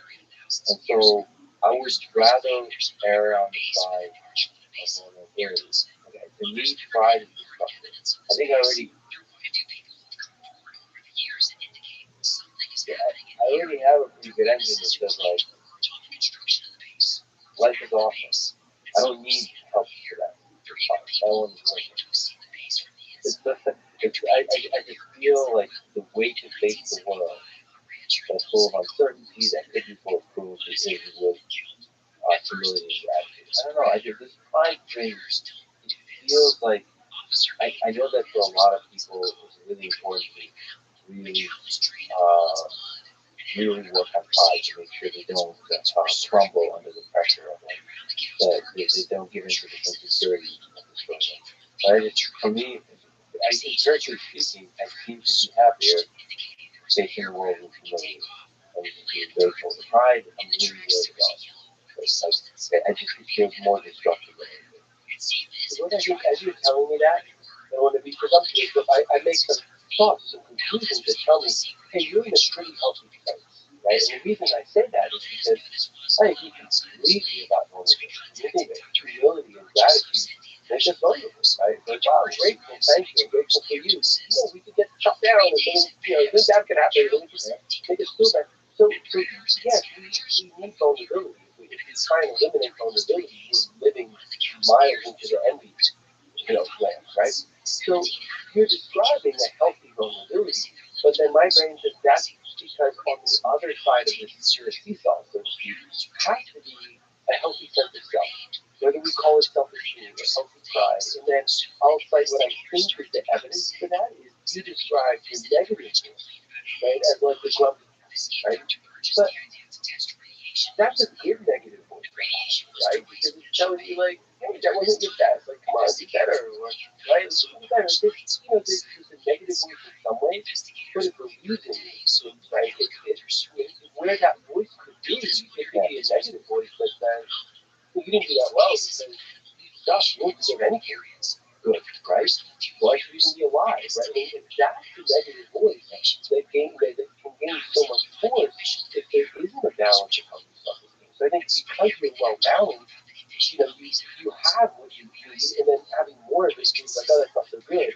But there are people whose negative voice isn't grumpy, had it's hateful, right? And then that's the person who needs to bring that into greater balance.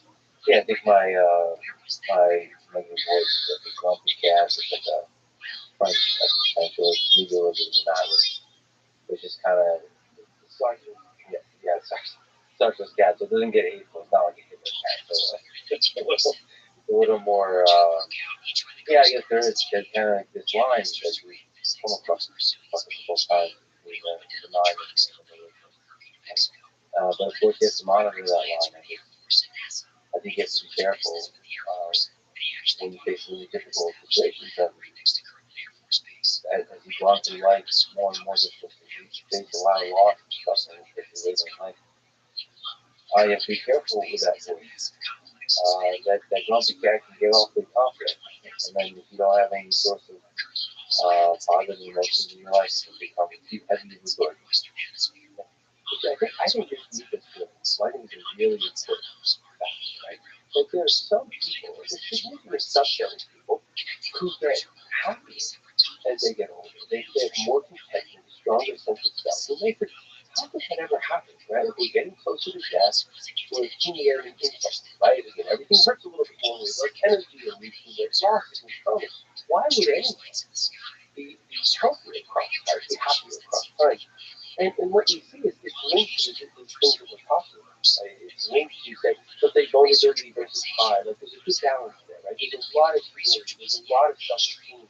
The person is spending a lot of time standing back from the tapestry and looking at it, right? And what can come into people is into the sense of equanimity. Like I sort of understand, I'm being the best person I can be.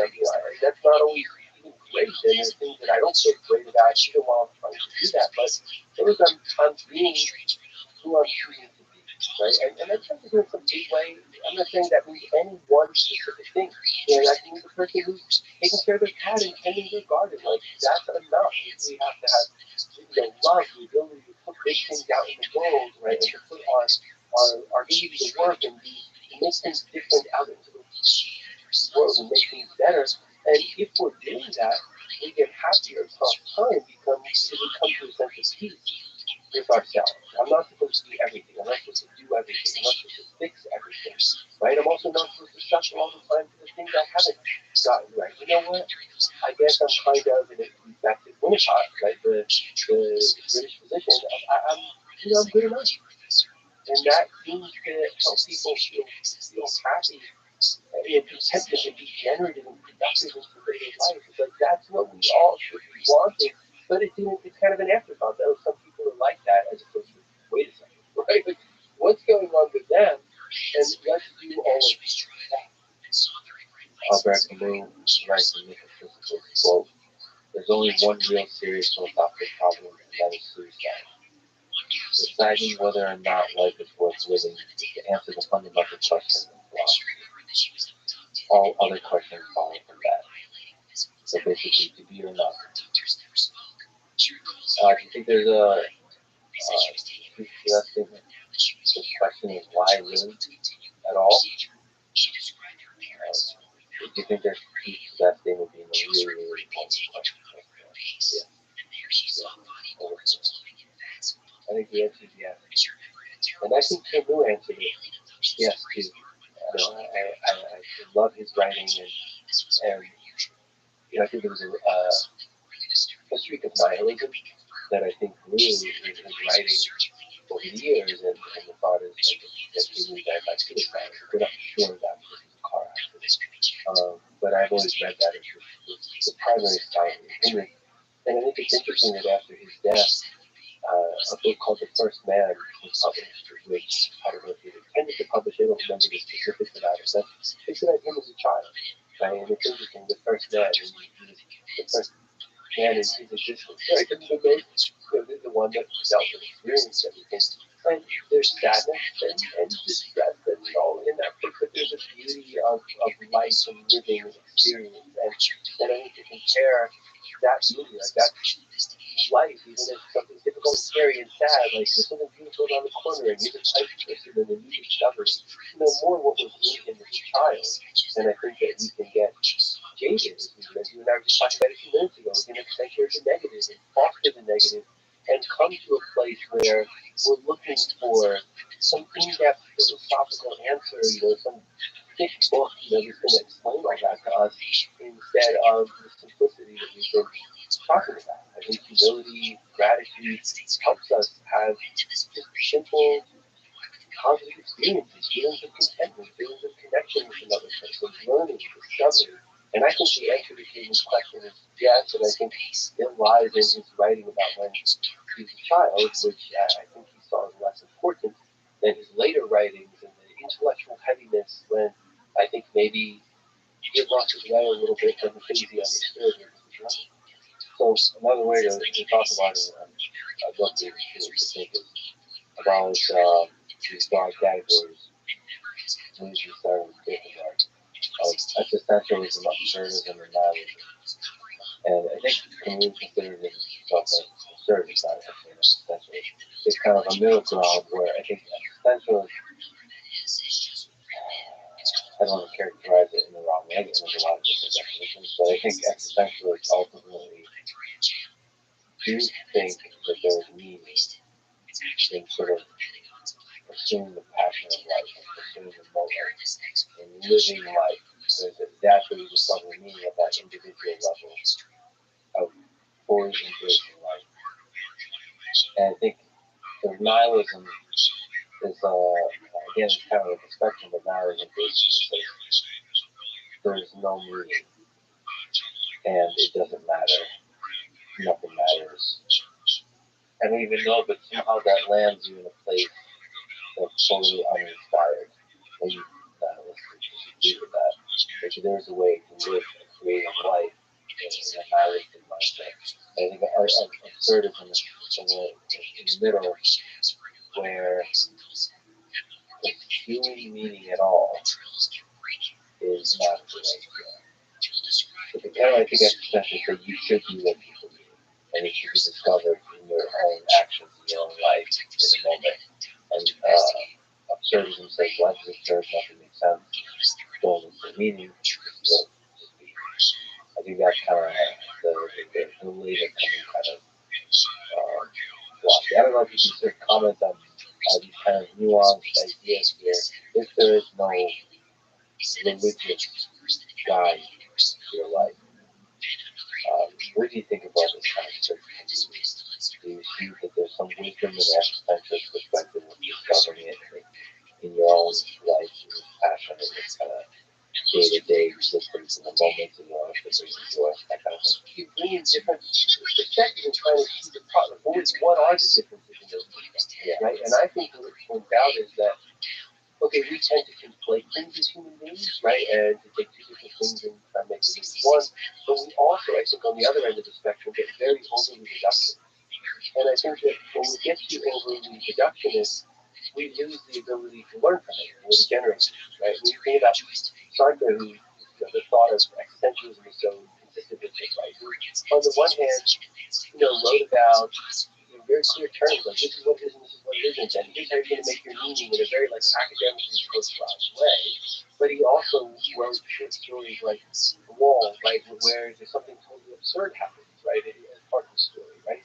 So I think what ends up happening is people either reduce themselves or get associated with something that is, by being overly reductionist, takes us away from it, right? The idea that we don't know if there is an overarching religious meaning, or what we call the religious meaning of it. We don't know that, right? So if we take that as a given, that people who say that they know are having faith. The opposite of those is faith. Faith is that you don't know, but you believe anyway, right? It's not because you have faith now you know something, right? Because I think that's a slippery slope to the persecution of others, right? So if we say, okay, we don't know, then we're left either deciding, okay, well then the hell with everything. There's a movie, Strange Brew, right? And Bob and Doug McKenzie, where the brakes don't work on the car, and one of them says, oh, why bother steering, right? So if we don't know that there's meaning of why bother steering, let's just give up the brakes, right? And I don't think that's even what the nihilists say. I mean, I think the cool is that we should get rid of everything that we've ever created except Beethoven's Ninth Symphony and start over from there. So even people who are very nihilistic or associated with that, a lot of it is not liking what we have built, right? So if we accept that a lot of what we have built as humans inside of us and outside of us is really counterproductive and doesn't help us, and that absurd things happen in the world, right? And that often the way social structures and systems build themselves up is absurd. And I think our healthcare system operates in a way that's absurd. Right? So if we accept that there are absurdities that we don't know if there's truth, then what are we left with? Well, let's try and make meaning, right? Or take it, you said, but yo soy yo en mi circunstancia, right? I find myself in my circumstances, right? We can't control everything. We live in circumstances around us, but within those circumstances, we can make decisions and define ourselves. And I think the brilliance of that, and I think tying it all together, right, in a way that's not trying to be, because it ties it all together by not trying to answer everything concisely. That yes, we can make meaning. Like we see that if someone sits in front of me, I could walk around them or I could help them up. I mean, no one can tell me that it doesn't matter what I do. I absolutely reject the idea that I could step over them or on them, or I could help them up and it doesn't matter. Well, yes, even try being the person on the ground. Right? So we create meaning, but we live in our circumstances, and there are absurdities both within us and outside of us in our social structures. And there are a lot of things that can have meaning that don't, and there's the shades of nihilism, but ultimately there's something going on here that's doing the best we can in the context of this lockdown. I think I don't know, the genetic, attention from right? They're not going to move there. I think many other people are like me. I tend to see the humor in this. I tend to enjoy from that kind of angle. I see the compassion nature of society, different aspects of society, and just kind of notice the magic in a smile. Just laugh at the surface of it all. Because it is magical, but the surface all comes together. It's like a little bit out of sync, and guys find trombones, but like overall it's different. And we can look at that and just kind of marvel at that. Right? Which I think is a relation that at least a lot of what we in the Western world think of as peaceful, right? Like as non-attachment, right? Because then if it's something absurd and it's like not good for me, then I accept that too. Instead of getting angry about it and railing about it, and some causes it's meaning in it, right? I think there's also a healthy non-attachment. So there's yes, the Nietzsche, but also the kind of social crisis stuff. Do you think there's truth to that? That's definitely is a fundamental part of life. I think it is a fundamental part of life. I don't think that means that life is suffering. Right? So when life is suffering, then what am I doing? I'm trying to erase from my mind or subvert my thinking. Like things that were filled with joy, right? Like life is not entirely suffering. But life brings a lot of suffering. And for some people it brings such disproportionate suffering, and the people don't survive the suffering. And I think when people are conscientious and empathic, it really bothers us, right? The suffering in our own lives and the fact that others at times could they seem to be so overwhelmed by suffering that they don't even get a chance to see good. And I think I do think there's truth to that, and there's sadness and distress to that. But to say, therefore, life is suffering, I think is completely untrue. And, you know, it ignores the fact that someone even made a trombone. Right? Oh, no, look at that, think it's someone playing a trombone. Like, that's cool. There's elements of the absurd that you said are really interesting. And if you start accepting that we can't understand and control everything, then we can accept it. I think really love and foster the beauty. You know, yeah, I think the word suffering is being a little bit too much work. And I think it's probably referring to the philosophical concept that yeah, there's this absurdity. That stuff just happens randomly. Evil people succeed, good people fail. There's a seeming random injustice on occasion. And on occasion there's justice. And, yeah, all of it just feels like, and maybe because there's often there's a lot of loss, and there's a kind of matching complementary aspect to any good feeling that all comes crashing down, like every hello from a physics perspective ends in a goodbye. Like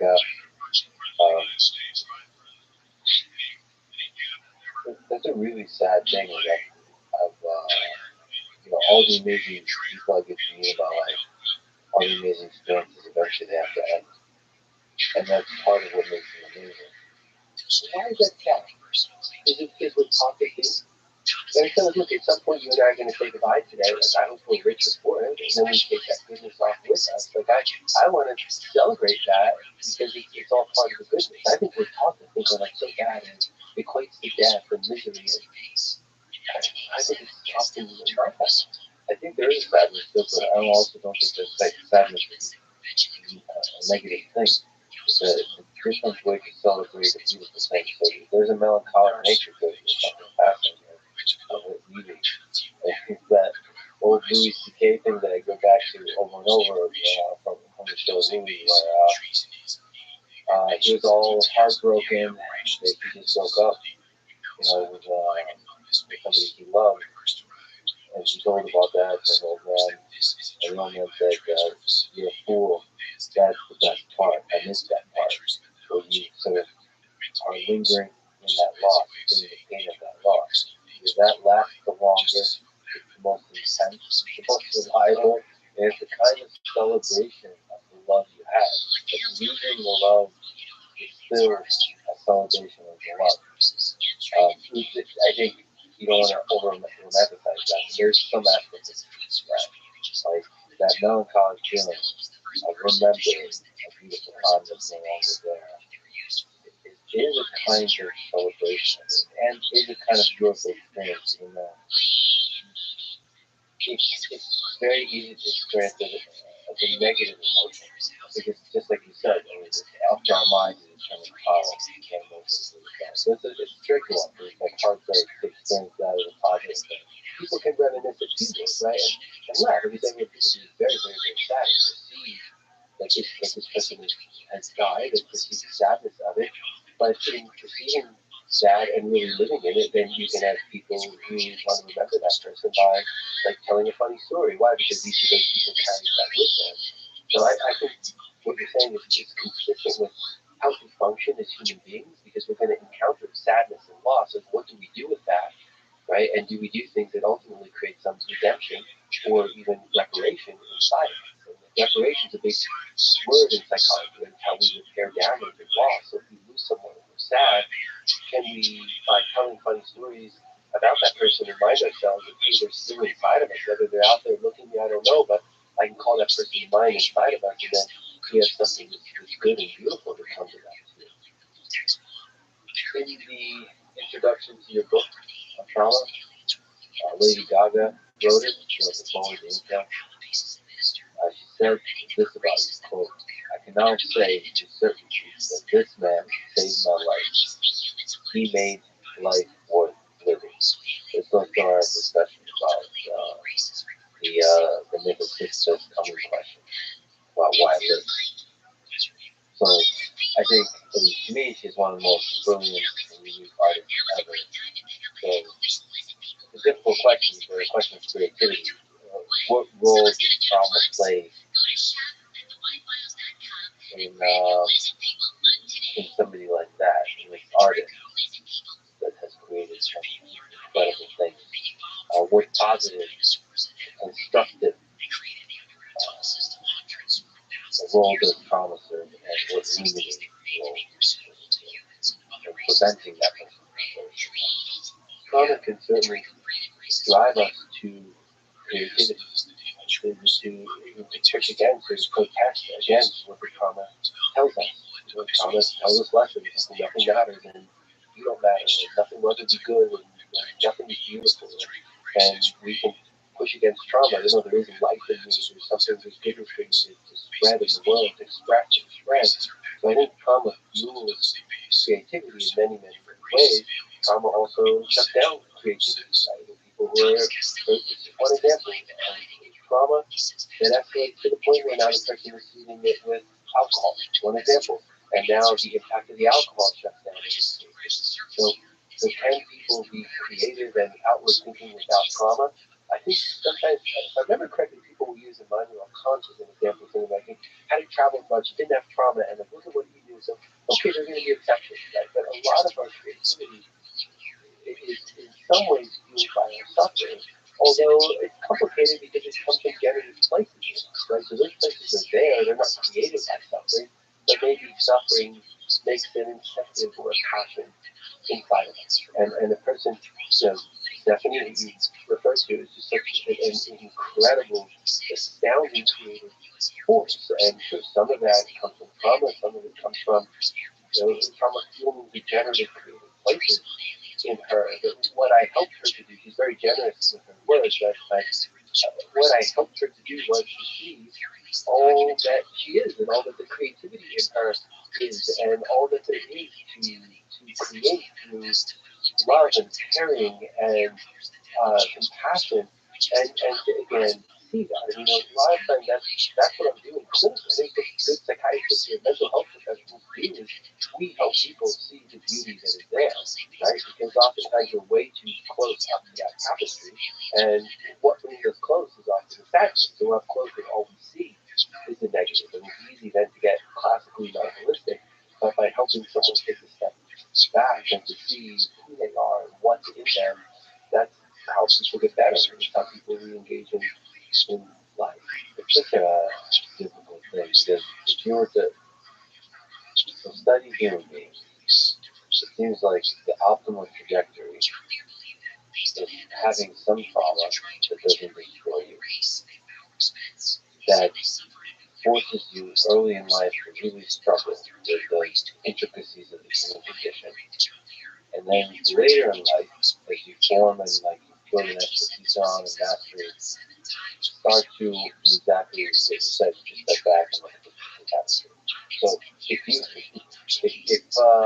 don't have the trauma, it seems like, spiritually speaking, there's of course a lot of data all the time and anecdotal evidence, but and I want to be careful here because maybe I'm romanticizing hardship, but it does seem that hardship in childhood, if it doesn't break you, it's constructive. It's like you said, having that trauma, one of the ways to fight it, say, I am worth something.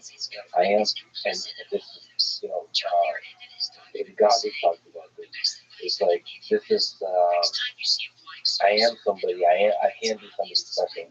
I'm going to prove to you, I'm going to do this. Big thing. It's this engine that drives you forward. Yeah, comment on that because, like, from a parent's perspective, you want a child to have an easy life, right? You want them to not have hardship, certainly not have trauma. And that's such a difficult dance because in some ways, a little bit of hardship and a gradual increasing amount of hardship that doesn't break you, they really develop you into a really interesting, complicated person, and it helps you flourish as a creative being. I don't know what to. I don't know if there's a question. I just keep random saying random. I think it makes good it makes good sense to me. I think if you're trying to get at like, what do we need trauma, and like and how we define it, right? Because you say trauma, hardship, difficulty. I mean, we could set aside, we could set apart and differentiate things that are difficult, but that are overcomable, right?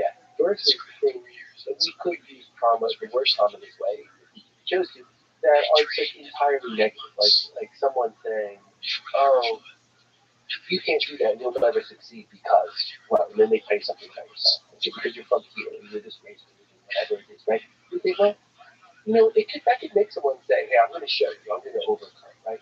But then they're overcoming something bad, right? Like, it's just not, like, there's nothing good or helpful about that, right? If someone's saying that, the person has to overcome it. That's different than something that is placed in front of a person where the whole conception of it is something positive that you can make you happen, right? So, I remember, I think I was 15 years old, some rule where you could then go picking raspberries or blueberries, right? And I think my parents wanted me to see, like, hey, go see how that works, and then you got 50 cents at the end of it, right? And then you think about that when, you want to buy baseball cards, or you think about it, and you work hard. And I can remember, like, it was hard, and I was sweating, and I was tired, but I learned from it. And the reason I remember it, right? So yes, parents that want their kids to have a good life, but they're not necessarily an easy life. And I think that was done. They took me to do that, so I had a greater sense of responsibility in the sense of like hard work is meaningful, it's important, and I think that kind of thing, it's not necessarily that some trauma is good. I would look at it more that some trauma is unavoidable. I mean, it's hard to go education life and not have any losses or anything negative or anything sad. And then people are people, and they do a lot of that, and then there's a complacency here, and they don't do it as much as they could, or do as good as they could. Then there's other people who are the highly attuned emotional. The people with very highly attuned emotional competency, for which a little bit of trauma becomes so intrusive. So it's so much of it is person driven, but I do want to distinguish between things that are just purely bad that we might overcome or find some fire in our belly about, or whatever the case may be, and things that may be boundaries or barriers, either direct purposely placed or not, that in a sense invite us or inform us of the possibility of striving for protection. Finally, into emotional competency, it's so true that there's that component of it too. It's just almost genetic. How sensitive you are to particular trauma. So the little things can have a huge impact. A gigantic thing, serious abuse in childhood can be by some people overcome more easily. And so it's not just what's the trauma. What's the trauma that makes certain problems? You have to match the trauma to the person, and a big part of what you're matching to is that genetically based characteristic of how finely tuned that to happen to you. So when you think about, when you just return to childhood, when you think about trauma in childhood, what can we say about the impact of child abuse on the development of the human being? I think the impact of it is so disproportionately bad, hurtful, compared to things that happen when we're not kids. And I want to be very careful about how I'm saying that, because people can, through their strength and resilience and human interconnectedness, can overcome that. It doesn't mean to say that anyone who's experienced those things can't make it through it or over it. That part is not true. But it is true that the impact is so disproportionate to anything else that can happen, because the brain is formulated, right? So if those here, say psychology is applied neurobiology, right?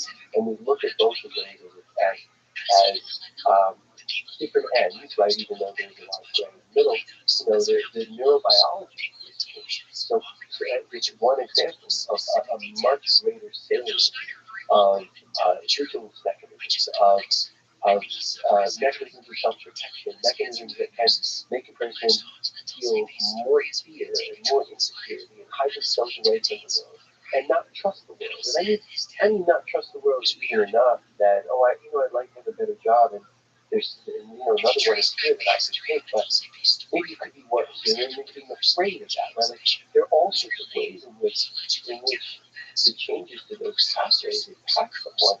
And that's just one of, we could bring trauma experts together and we could talk about that for days, right? And what is the impact on the brain? So that then gets changed inside the person. And from the perspective of those changes, the psychology on top of it changes. Like, what do I think about myself? Do I think that I'm worthwhile? Even in my mid-20s, after, without formative traumas and a pretty strong sense of self and from achievement, there's a big trauma that ends with the death of my brother, and I start questioning, am I cursed? Am I worth anything? I was 20-something years old and doing reasonably well at the time. How does this impact the child that's 6, 7, 10, 12 years old, right? We're sending such powerful messages that then change conception of self, and that negatively changed conception sits upon the negatively changed neurobiology. And I think if we really thought, and let's think of that we can just for humans in general, because humans as species in general is really handle children and caring for children so much differently in terms of protection mechanisms, intervention mechanisms. How many times do you see where there's some tragedy and the child gets a little bit of support, and they had some therapy that was provided by some insurance carrier, that they go once a week for 15 weeks or whatever. I mean, we should be wrapping our societal resources around children, but we don't use our resources well. I was just reading, it's a little bit of an aside, but that $300 and something billion a year in costs to the U.S. economy just from schizophrenia. And you think, it costs a fraction of what do we actually put into caring for people who have schizophrenia? So the price is a moral impact. Let's say we put that aside. We only care about the economy. Right? There are mechanisms of thinking that look at it as, how could we not amend, right? But we are so reckless with our resources, and we're ripping ahead of ourselves that we don't think, oh my goodness, there's no better place on God's earth for prevention than here. Prevention is going to be human suffering, and also where do people like that go? More often, people like that go to a place that leads to suffering, inability to take care of themselves, or to be in supportive relationships. Okay, we know there's a higher prevalence of that, but we're also creating a pool of people who live like the envy, the narcissism, the sociopathy, the destruction arises. So again, if we care about people, we would be so focused on that. If we don't care about other people or just ourselves or just economic costs, we would still be so focused. But we're not, and we tend to just kind of call it good because we don't see anything disastrous happening at the moment. And I think there's a societal negligence there to the shame of all of us. When child abuse and the impact neurobiologically and psychologically is potentially the greatest cause of suffering directly and indirectly on the face of the planet. How much does trauma of that kind and later in life affect your ability to love another human being, say inside a relationship, connect with another human being? It can impact it a lot. And again, I want to say, can people overcome and be as loving to a partner or a child or anyone else? Yes. But we're talking across society, right? How are we setting the odds, right? We're setting the odds towards a higher sense of vigilance, a decreased sense of self-confidence, an increased sense of vulnerability, right? A decreased comfort interacting with others. Right? What we're doing is we're pushing towards isolation and misery and depression and resentment. I mean, those factors push towards that. We know that the research is so strong that adverse childhood experiences, these things that happen, the more, the worse, the more prolonged, the more that person is up against as they try and navigate life. And I suppose one of the elements of intimacy, like what we're talking about, is vulnerability. And maybe is there a fear of being vulnerable, of being hurt again? Is that ultimately the barrier to intimacy? Yeah, if you're taught a lesson that says the world is not safe, and you're not good enough for someone to keep safe, and you're not strong enough to keep yourself safe, that's a final common pathway of the vast majority of child abuse, right? Is telling those lessons. I mean, how can that not change the lay of the land against openness, against the ability to rationally consider trust and mutuality and to protect oneself, but also take chances and do the things that we have to do to create the greatest happiness in our lives. We set the odds so much against. There's another pathway which I think is really interesting because I've seen it in people is this kind of ability to detach yourself from feeling any emotions, to like protect yourself. It's almost like you're not quite there. There's a word. It's about isolation of affect. It's defense mechanism. Yeah, isolation of affect. Yeah. Is that a common way?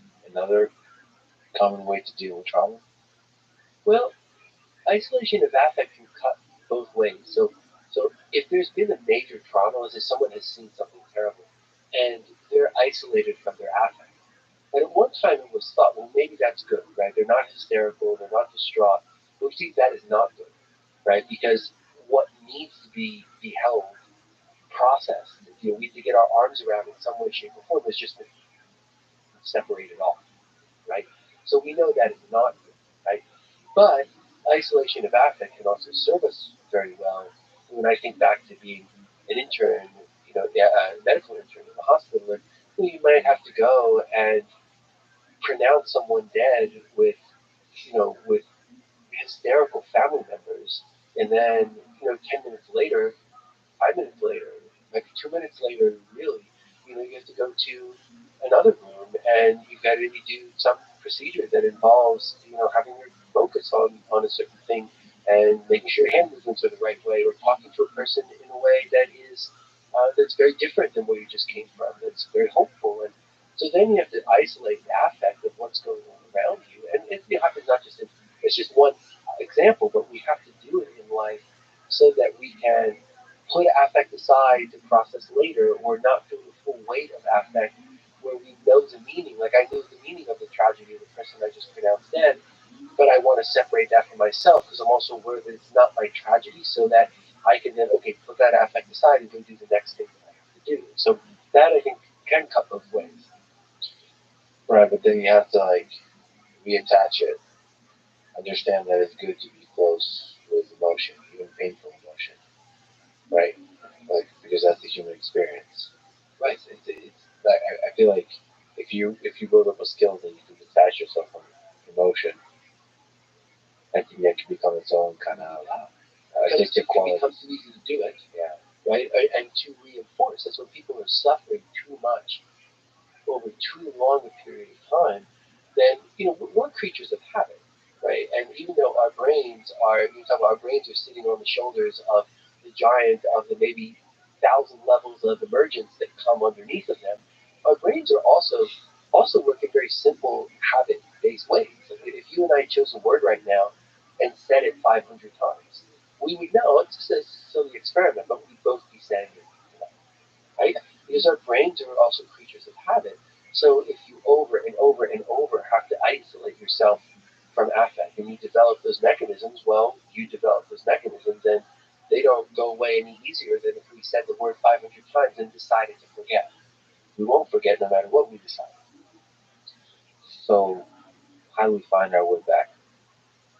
How do we overcome trauma? What are the different pathways? The first thing, the very first thing, is to acknowledge to ourselves and often to others, which might be one other person, it might be in words, spoken, it might be written, what the trauma has been. Right? Because the lessons of trauma, the evil lessons of trauma, and I'll use the example of my own life, the lesson that told me that I was shameful, cursed, and hopeless, right? It's a very evil lesson, right? But my brain will say it over and did say it over and over and over. And if that just sits inside, that's how trauma festers, that's how trauma hijacks our thoughts, our emotions. So being able to say to ourselves and to another, like, this is what's happened, right? Okay, this is what's happened. We're built to massage words and to create meaning through words, right? Like we don't massage pictures, right? Images. We talk and massage meaning with words. So when I finally went to see a therapist, and I could say, no, my brother, whatever words I would have said, like he killed himself, and I can't accept it. I can't imagine it, and like I let it happen. Like so, I had to say those things, right?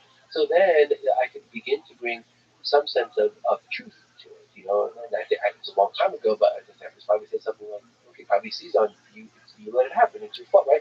Because you got to get at those things so that one can begin to bring into focus what does a trauma mean and what does it not mean.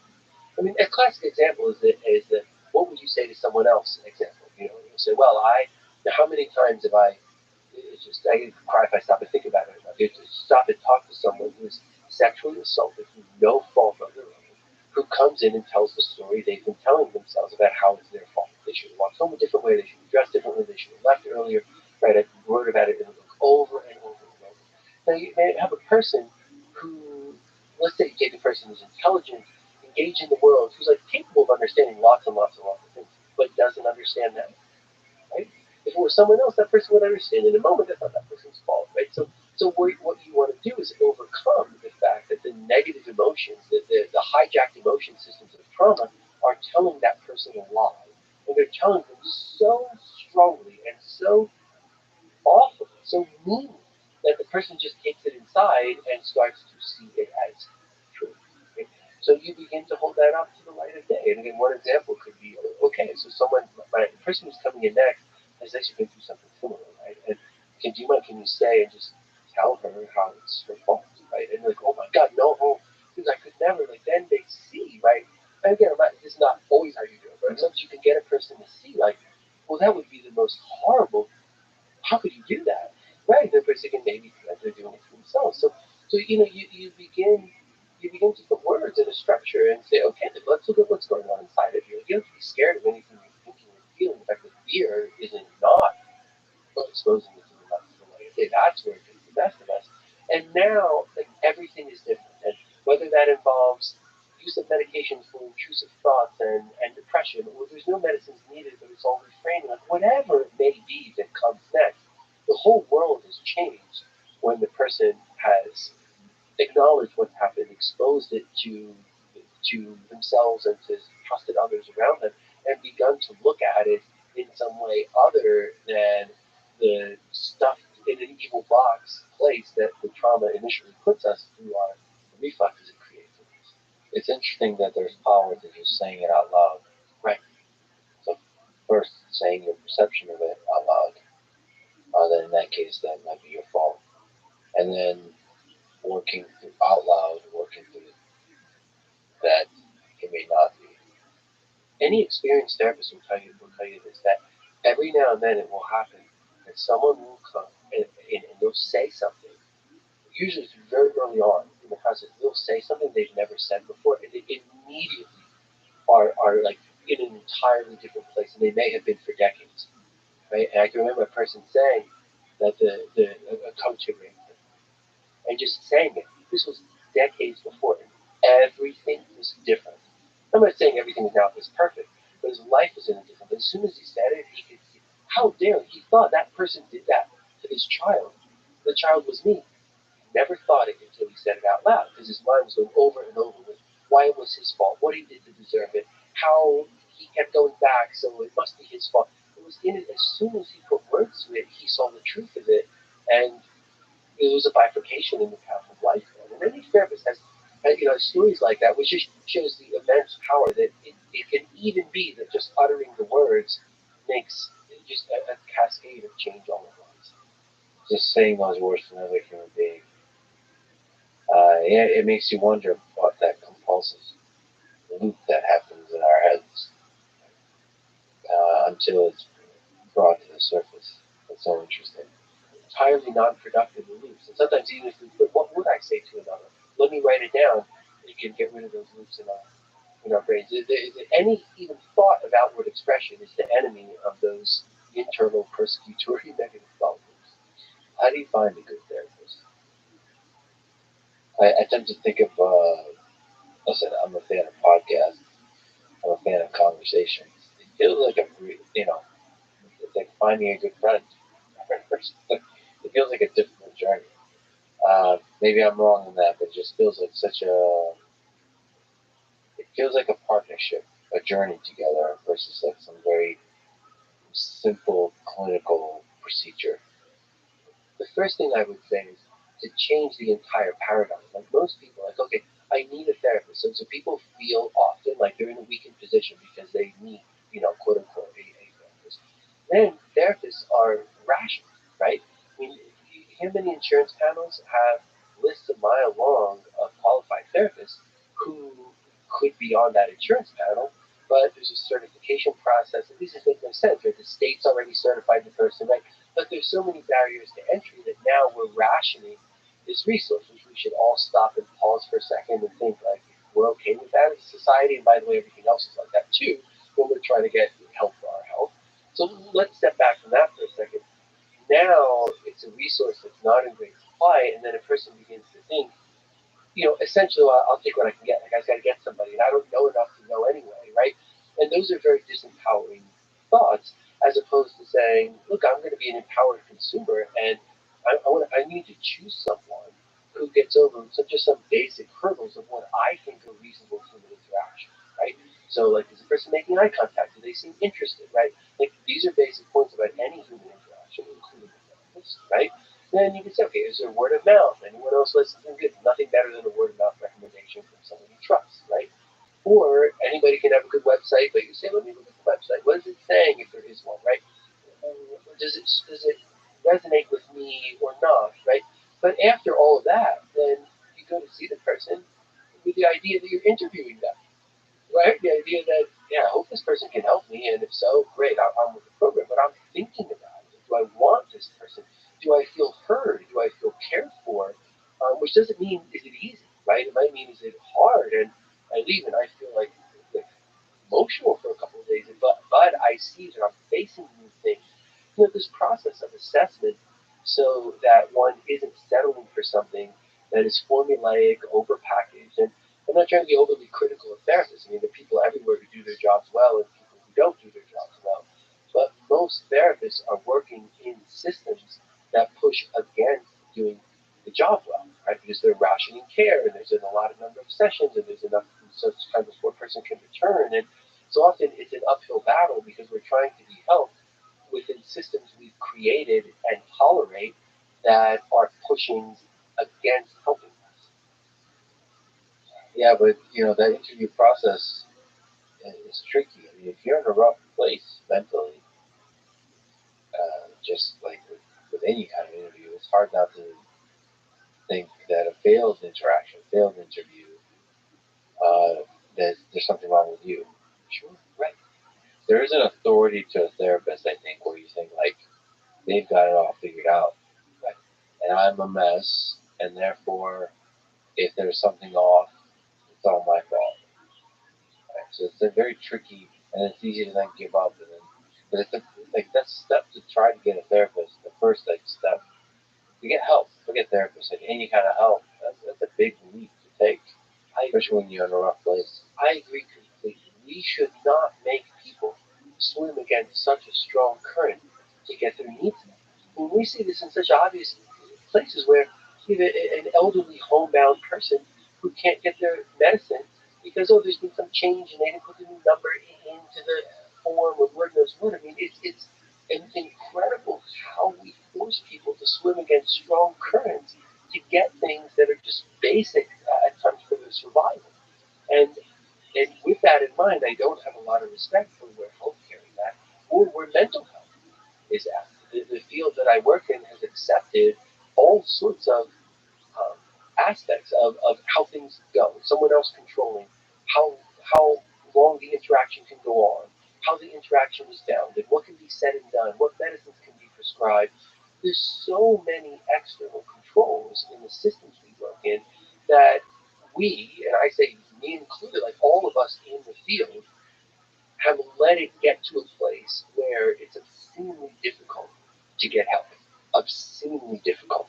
And we should say that's not okay.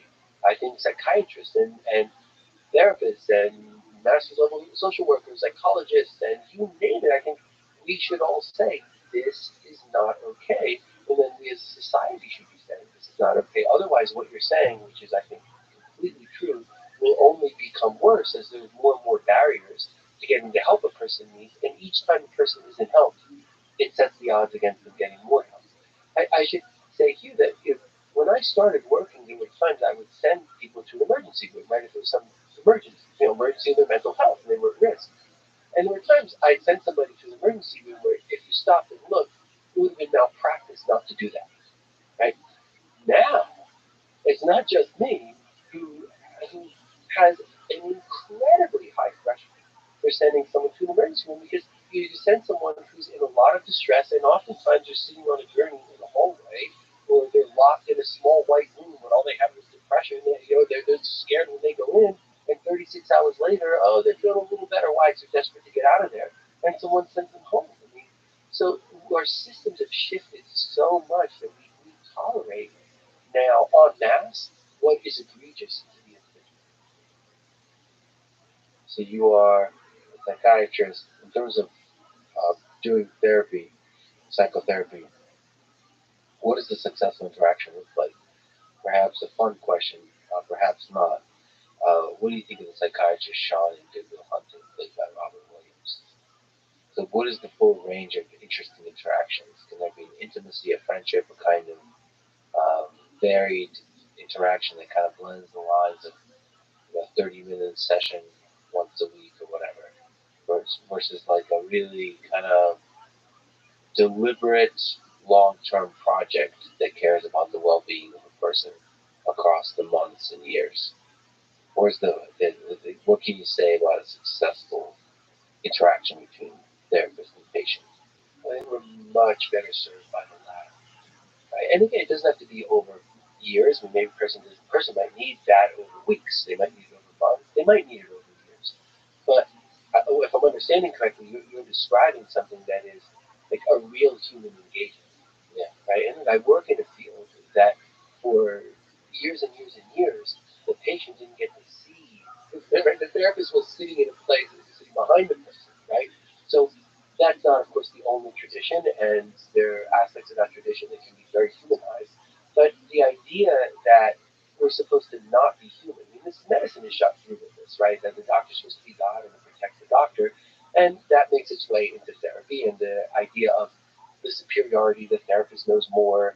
Um, I mean, in some ways, yes, but the idea is like to know more about mechanical things, like right? They know more about like facts and knowledge, not as a human being, right? If we approach therapy as a collaborative human endeavor, right?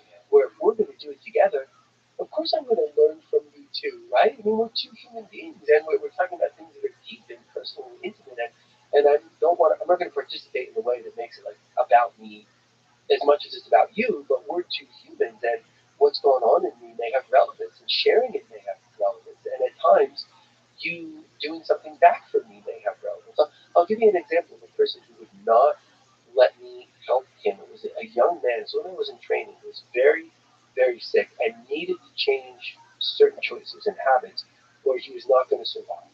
And I had no ability to help him whatsoever. And I went and I saw a supervisor who was existentially trained. Where here it's different from existentialism in the classic sense, but it's about really human connection, right? And the guy was always wanting to teach me something, right? Because I can get by in Spanish, but he was fluent in Spanish, and he wanted oh, you traveled here, and he'd say a word to see if I knew, and I was always directing back what I was supposed to do, right? And the supervisor, I'll never forget, he said, let him teach you Spanish. Like, okay, come on. So we had a couple sessions where if you look from the outside, you think, what is going on there? Like, right? Like, they were Spanish lessons, right? Yeah. And then at some point, he brought in his mother, and he hadn't brought her in yet, and he was in part showing off that he taught me something, right? And I said a couple things, and he felt more powerful. Like, he was younger than me, and he felt sick and disempowered. But he didn't feel that way once he taught me something, and he showed it off to his mother, right? Yeah. And his behavior started to change. He started taking better care of himself. He could see a little more what I was saying. You're a wonderful person. Look, you love your mother and your aunt, and they love you. And like, he could start saying that about himself. And that came from humanness. And that's the way we help people. I don't understand why we don't do everything that way. It's like, right, we're two humans.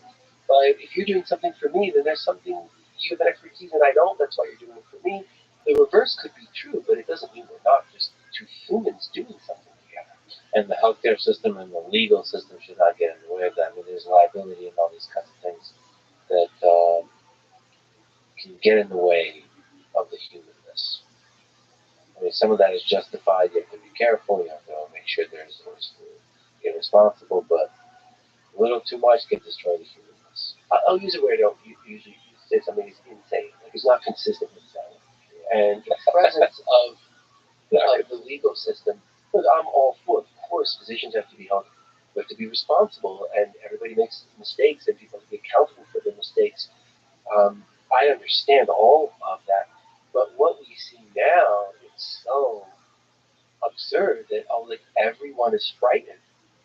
Right? Everyone is frightened. They're just looking like, how do I slot into the box, check the boxes of what I'm supposed to do, and not get in trouble. People get sued because someone was at that hospital and that doctor touched their hair. It happens in the VA system. It happens in other systems too. So you might have touched their hair, and no one's even saying you did anything wrong, but they say the next person did. Oh, someone settled on your behalf, and now you have a malpractice. And maybe you can't get a license somewhere else. Like doctors are terrified, and they're terrified for good. They're terrified for good reason, because the same society that is giving doctors in many ways too much power over time and treated doctors maybe too much like gods, now is I think enacting some of society's anger and envy out on the physicians. Even the idea that like a person would know what medicine. Like I saw a couple of TV commercials. Give me this. Like it's interesting, right? Because even if let's say I take myself out, that doesn't feel good, obviously. But it's about it's like wow. Like I went to school for like 8 years for this, and you don't even want to hear my opinion, right? You're not taking good care of yourself, right? It doesn't mean you should think my opinion is gospel because I said it, but people that don't have an understanding of like what is expertise, what do people learn, how can people help us understand and make better decisions? It kind of goes out with the wash, and then the position of the expert, I mean, there's a lot of good written about this, right? Gets diminished over time, very much to our own peril. And then often this aggression in the medical world coming back towards the alleged expert. Yeah, expertise is a tricky one. It's such a tricky thing because coupled with expertise, the attention is this arrogance that can come with expertise. The arrogance can make the expert feel like they're more of an expert, and it's a vicious cycle. And then the arrogance in the current in the 21st century, especially with the internet, the arrogance can completely force the public to distrust the expert and all they see is the arrogance versus the expertise. So ultimately, you have to, I think, the greatest experts and masters I know are the ones that have complete humility. Right. Humility and gratitude. And gratitude just back, which is usually a really good sign that somebody is at the top of their field. And they'll acknowledge that they don't know everything, right? Which is hilarious, right? So like the best experts I know are the ones that will say that they don't know, right? They will not call themselves an expert. It's very confusing. Don't know that they know a lot, but don't know the answer to this. You see that a lot in medicine. That person knows they're an expert surgeon, but they also knows they don't know if this is the right time to operate. That's how you get to the best answer instead of someone who is an expert who knows the answer. Yeah. If I actually rewind to the beginning of our conversation, we talked about you mentioned something I wanted to return to.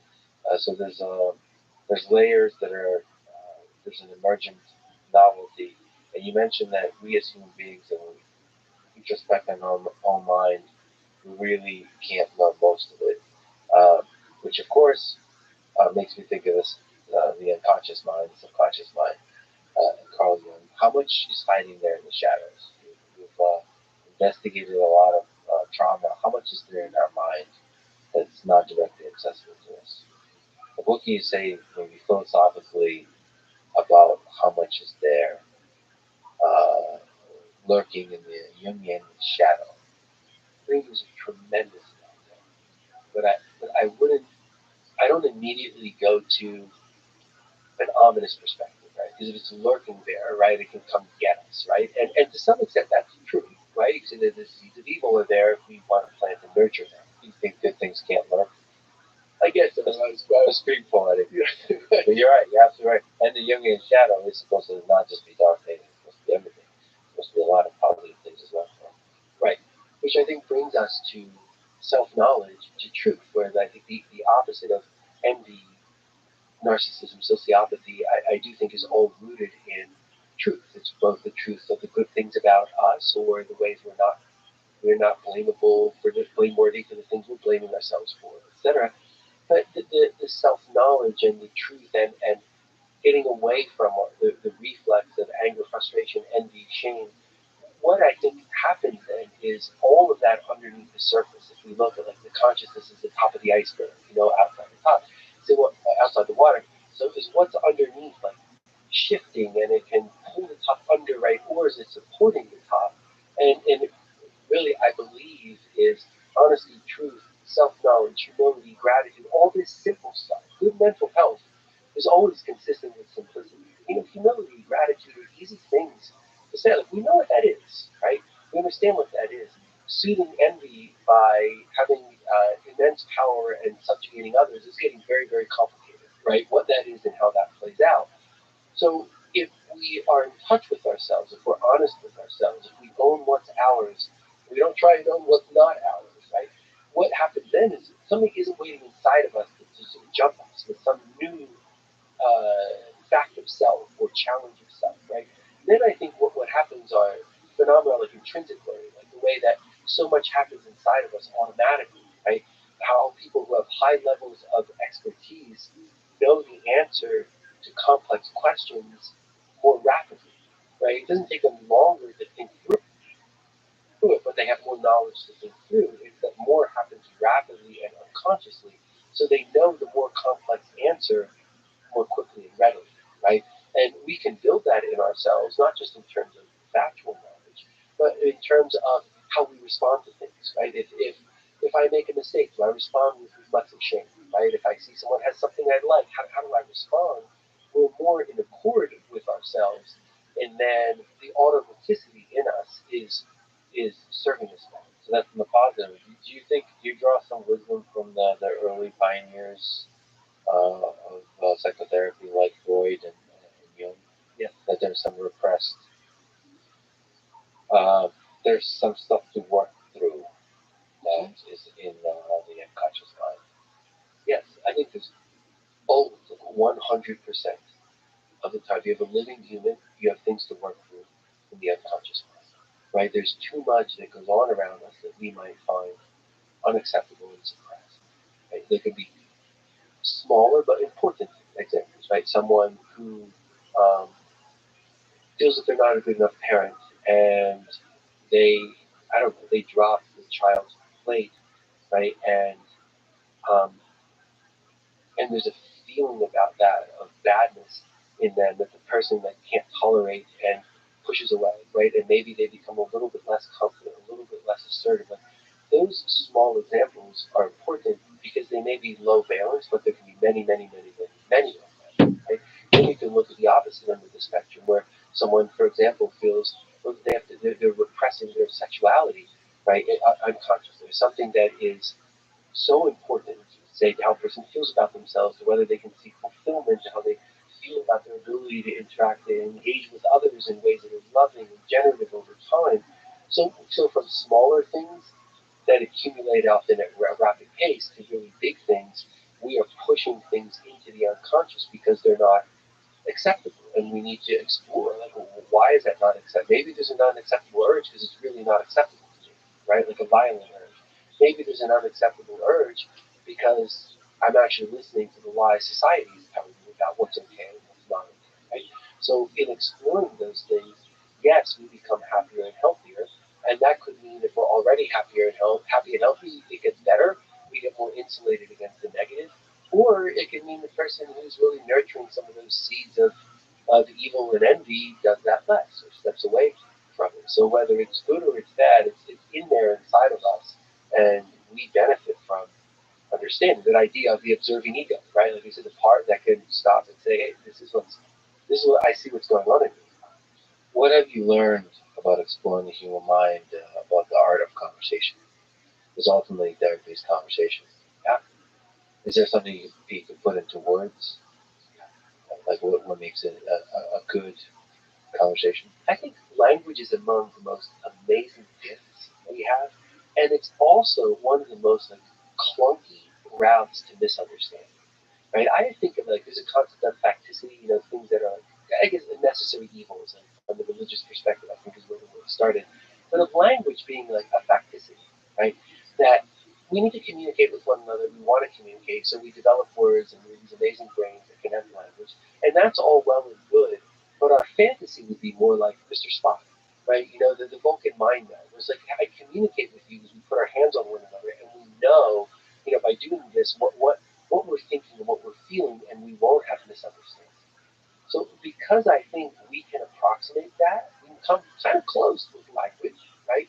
Or we can be so far away from it that we can say the same word and have opposite meanings and have it generate immediate animosity. That we need to be very, very careful with language, with communication, with conversations. And I've come to understand that much, much more as I've gotten older, both in terms of how hurtful, um, reckless speech is, which is why I'm horrified by so much of what we see in our political discourse, right? The slurs, the negativity that's attached to something, to some word, how one can utter something and it can go into another person, just into the ear, but then goes through so many parts of the meaning of the brain that person feels pervasive sense of shame or ridiculous, right? So yes, reckless language absolutely hurts people, and we see that all the time in ways that I think are just atrocious. And also how bad miscommunication humbles. I mean, I really learned, I feel, a lot of different ways that in the work as a therapist, like really wanting to make sure that I'm really understanding you and you're really understanding me. And a lot of work goes into that communication. I think people we can get to a rhythm of it, and then it happens more easily. But I think it's a life and death difference at times. Lots of times, right, in the world around us between clear and accurate communication. So I said a word because I think you wanted something. Yeah, so to that, I mean, there's the Camus quote that I like: "As much unhappiness has come into the world because of things left unsaid." So that has to do with clear communication. There's also a dance to conversation, poetry to it. There is ambiguity to language, and if you have a kind of awareness of that ambiguity and you play with it, that's where wit and humor come in. That's allows you to sneak up to difficult topics without sort of trampling on them. I don't know. There's an art to it as well. There's an art to the silence. Just allowing both human beings. One of the most intimate things you can share with a human being is silence. You know, that's communication. It's different communication, but entirely powerful. Yeah, giving a person space to accumulate, to integrate, to make sense of their thoughts, enough to say a word, maybe a memory is sparked so they can think about that memory and process that memory. So it's not just words, right? It's not just words, right? Because now you're talking about communication as it's body language, it's expressions of empathy, it's movement, it's pauses, right? The communication process is very, very complicated and deep. And someone that is building trust, but also challenging that person. I wonder about that whole process with strangers, for example, of how you do that successfully. Like you and I just met today, but I think a lot of our interaction is very free. We get to know each other in any way we want. There's a few conversations that are coming up in general where there's a lot of other pressures and constraints on those conversations. There's a danger to it. There's risks. There's political forces involved. Like what is it, from not from my perspective, but probably from mine as well. How do you say this thing? What are the words that are going to offend? Right? And you're learning that about a stranger at the same time. It's an interesting dance because you have to walk carefully but deliberately, right? Carefully because I've learned this about myself, about others. There's certain words that can trigger a person, that can make a person feel poorly, like shitty about themselves. Um, so you can push, you can challenge a person about something, and they're totally okay with it. But if you use a certain word to do it, it's maybe maps to some childhood thing that their father and mother used to say or something like this. And I mean, part of the art of conversation is actually being a little bit free in using those words, but being extremely sensitive in detecting when a person reacts to a particular word and like storing that away. It's like, okay, then we might want to return to that later because there might be an interesting, that could be a tip of an iceberg that's actually representing something beautiful. Or you might want to just, it's a nothing word that you just want to avoid because it's like distraction. So all of that kind of has to be integrated into the dance of language. It's really interesting, especially when the stakes are really high. When you get one conversation, right?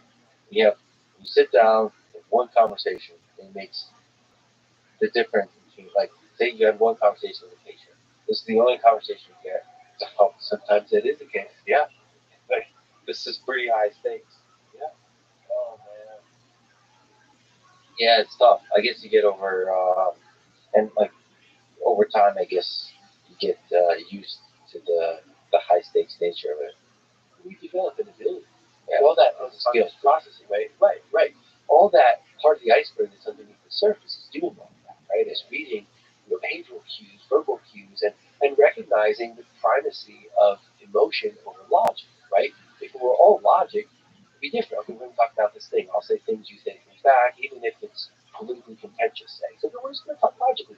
That's not the case, right? There could be a word that raises a certain emotion, and you don't want to tread there because the emotion will color the person's ability to engage, and so you're aware of all of this.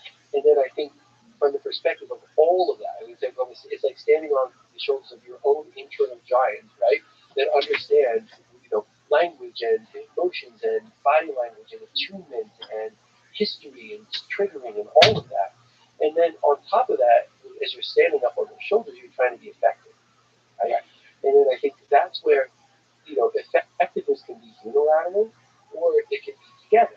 I think some of what emerged from Viktor Frankl's writing after the Second World War was how much like shared humanness means to us, how much of that can be an incentive for survival beyond all others, right? So the idea of, are we doing something if we're communicating unilaterally, like I want information from you, or I want you to do a certain thing when we're done talking, right?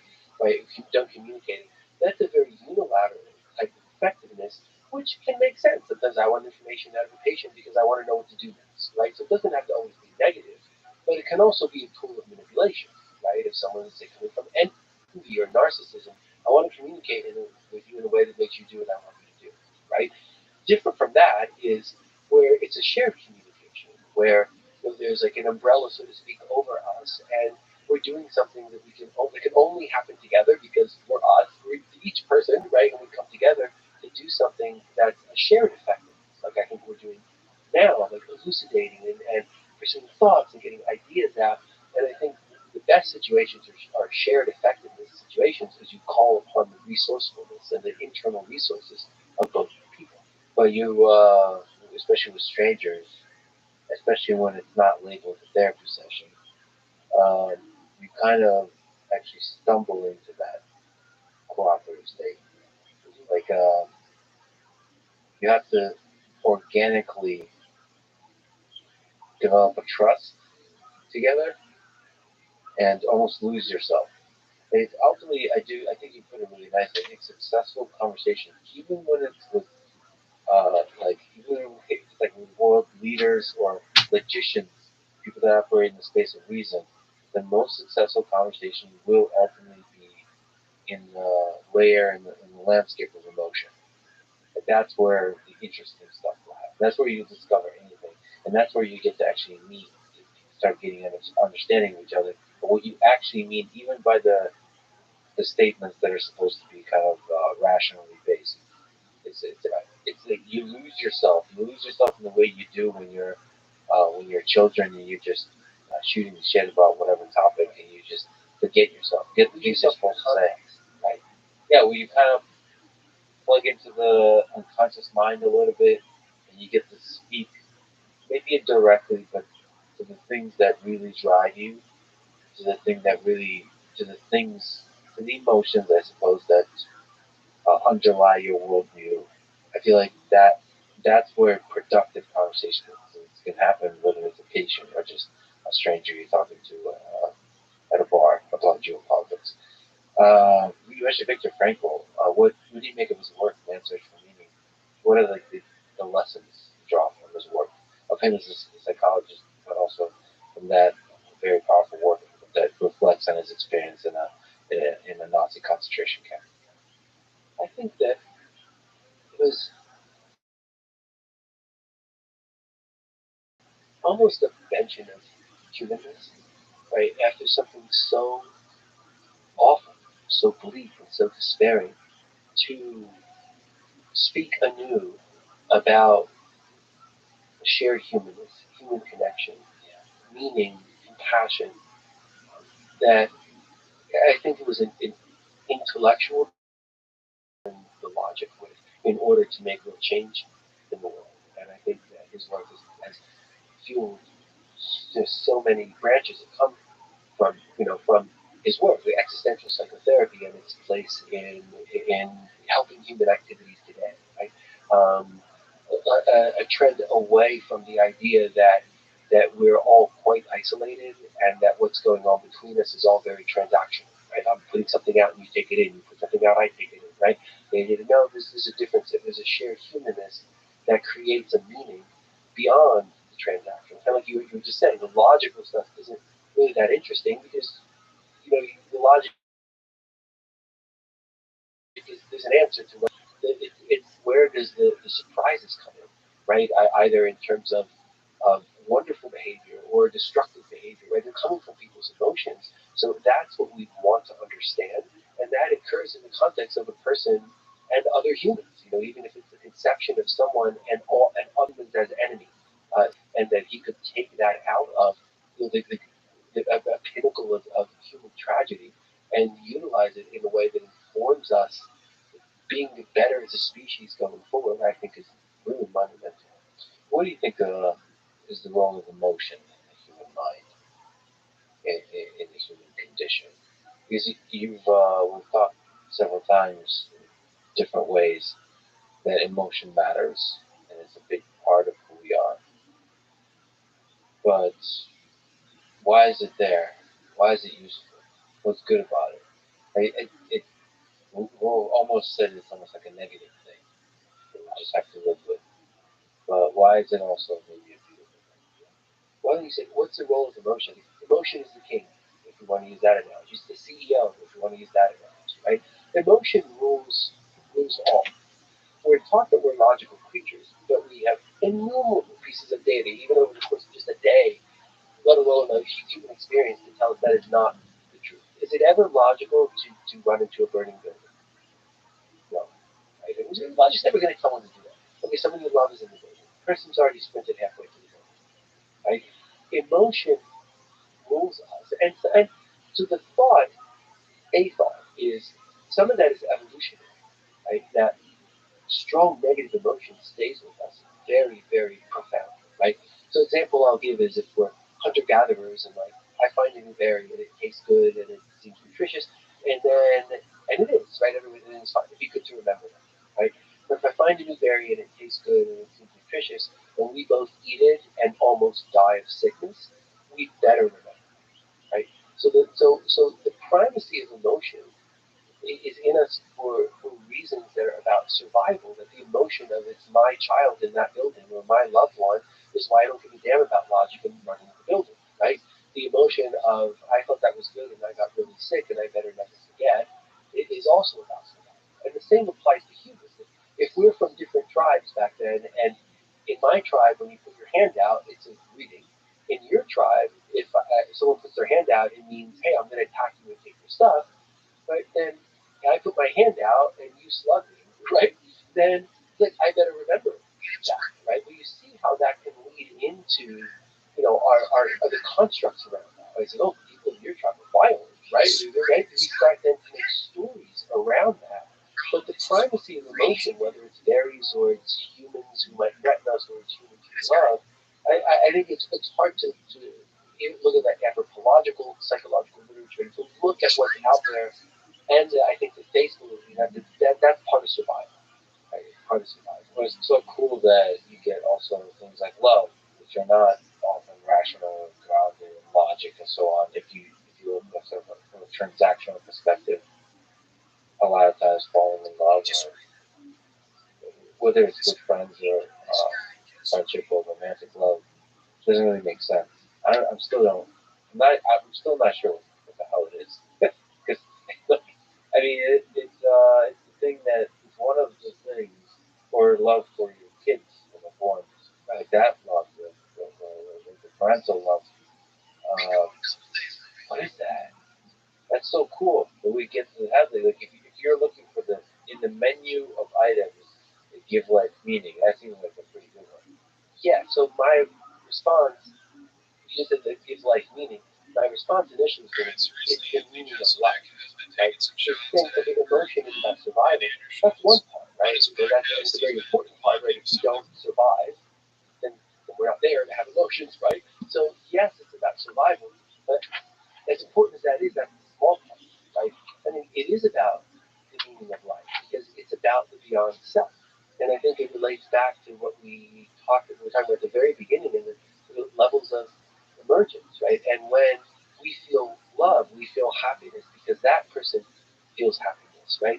There's something that's so generative, so creative about that. We want to bring order to things, and happiness is consistent with simplicity, right? If we're healthy, there's nothing negative to say about our health, right? If health problems, there's a lot to say, right? And it's emotion that pushes us towards the goodness, and I think makes all the meaning for us. And it's interesting. I actually was wondering what your thoughts about this as a scientist, right? Is we accept it by and large that we have free will, right? We know that we have free will, but then we get upset that there's not justice, right? So, but how is it that if we have free will, I can act in an unjust way, and then you're surprised, or vice versa? Why, right? We have these thoughts because we're rooted. We want logic to rule. Like there's a way in which I can understand logic, I can manage it, I can manipulate it. We sort of want it to be that way. So then we glorify logic, and then we misapply it. Like ideas, like I know we have free will, but I'm now shaking my fist at the heavens because there's no justice, right? And I think maybe what we're looking for is we should go back and look at the given. Like why is there's only goodness if there's justice? I mean, that doesn't. Like I think the goodness why does goodness have to be tied to that, right? Maybe it goes back to the counter entropy and the fact that when there is something, there is not nothing, right? And where there is something, there can be awareness, there can be goodness, there can be compassion, right? Is it that what's really going on is not about justice? Yes, we have free will, but it's that goodness, creating, shoring up, making better. That is meaning that is the good, right? And that the evil is the destruction, as evidenced by the fact that it's overdetermined probably a million times that we're in this eddy current of counter entropy, and we could destroy that quite readily, right? And then we're nothingness, like everything else that we know of that's not us, that doesn't have the ability to do something that's creative or constructive. I mean, I think that that's the answer, and I think that our science really tells us that that's the answer. And I think it beckons us with ideas like we know that things happen outside of space and time, right? I mean, they're physics experiments, right? We know this from the science of it, yet we don't stop and look and say, wait, is that the magic of the idea? Einstein said God doesn't play dice with the universe. I think, okay, maybe God doesn't play dice with the universe. That quantum indeterminacy and all of that is not just a flip of the coin, so to speak. But maybe it's in that indeterminacy that we're given the opportunity to assert ourselves, right? To make something one way or another. And maybe it's not God playing dice with the universe, but it's God loading the dice in our favor if we'll only listen to truth, the truth that being destructive doesn't help or soothe anything, even in the person who thinks it will for themselves, and that creativity and generativeness and kindness and compassion, like this, doesn't that seem sort of analogous to the eddy current of counter entropy that has us here in the first place? And I think that's where I came meaning, and that meaning then, going back to the initial question, right, is generated in us through emotion, through what we feel, that leads us to feel something that is mysterious. I don't know why I feel it. Yeah, in some sense, emotion is kind of the fuel of that creative imperative we have. But if you step back, look at the tapestry a little bit, it does seem that the destruction, the creation and the destruction are the yin and yang of life. That it all works only if the main engine is towards creativity. But destruction also makes way for new things. So that's this kind of struggle. It seems like life is struggle between the different forces that make up the individual human, that make up society. All these tensions are necessary for growth and development. This kind of inner conflict and outer conflict are necessary for growth. It's not just, I mean, in some sense, from the logic aspect, you kind of want everything to be perfect and just, for nobody to suffer, for everything to be perfect. And just like we talked about with trauma, it just seems like it's such a big, giant mess. What's the Bukowski said, find what you love and let it kill you. There's some aspect of the negative aspect of passion and pursuit and obsession and the turmoil of the pursuit of happiness and the creative pursuits and all of that. And I mean, that's part of life as well. That's, and I don't know what to do with that from an individual perspective in terms of figuring out how do you live a good life, how do you live a healthy life. Because it does seem that a bit of hardship, sometimes a lot of hardship, will make a pretty interesting life. I think it brings us back to the discussion that we were having before about what is it, like the challenges of trauma, right, and then overcoming.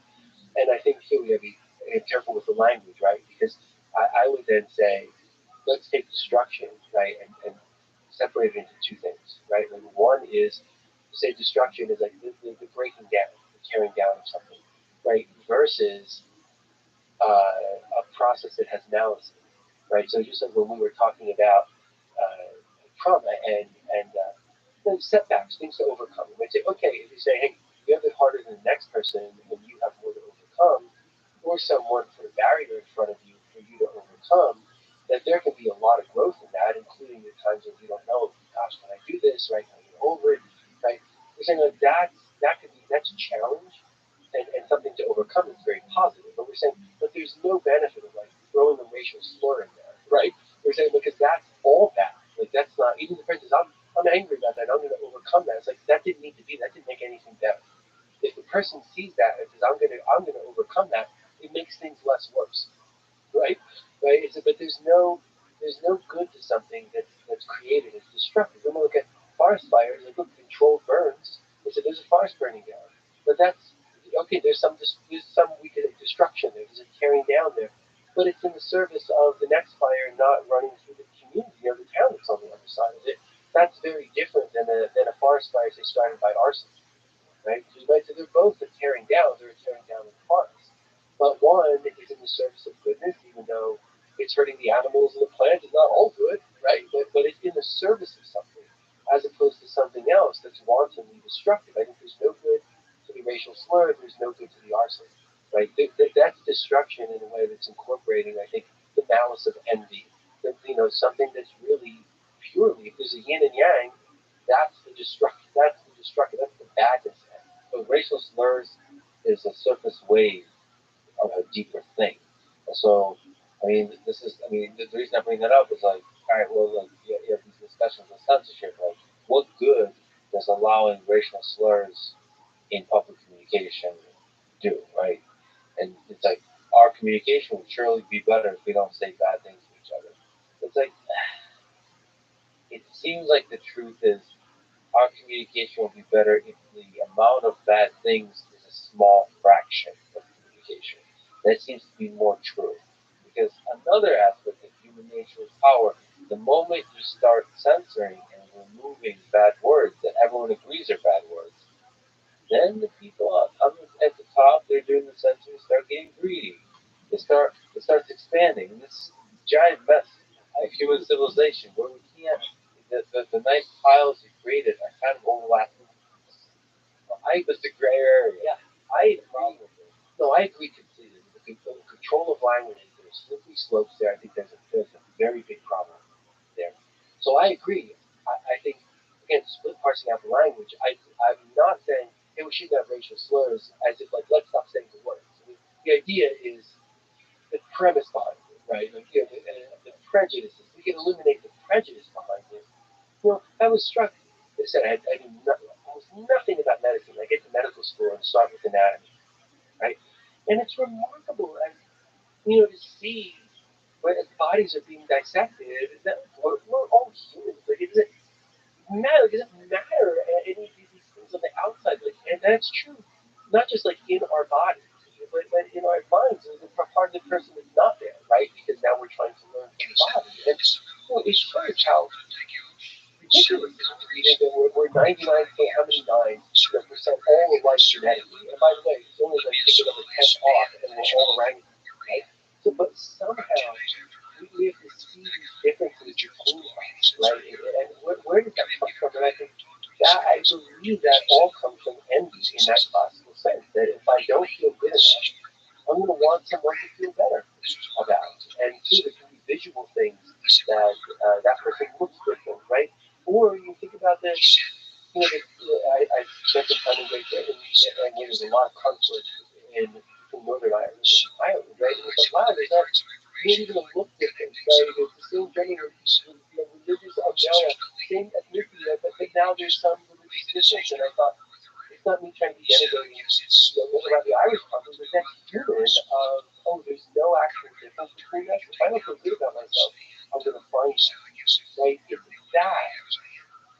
It's that I believe could go away. It's driven by negative trauma of just being alive in the world, and it can happen to us. But we certainly promote in the human created trauma people feeling not good enough, finding differences. There's a place for the envy to attach, and we're off to the races of wars. Like we were talking about the Second World War, and the war slowly learned to take us a day to map out all the wars since then, right? Let alone the mistakes that we can just say right now. So we're not good at learning from what seems to be some very salient lessons. I should mention one thing is that I also know that you're interested in Russian culture a little bit. Uh, Churchill said, "I cannot forecast to you the action of Russia.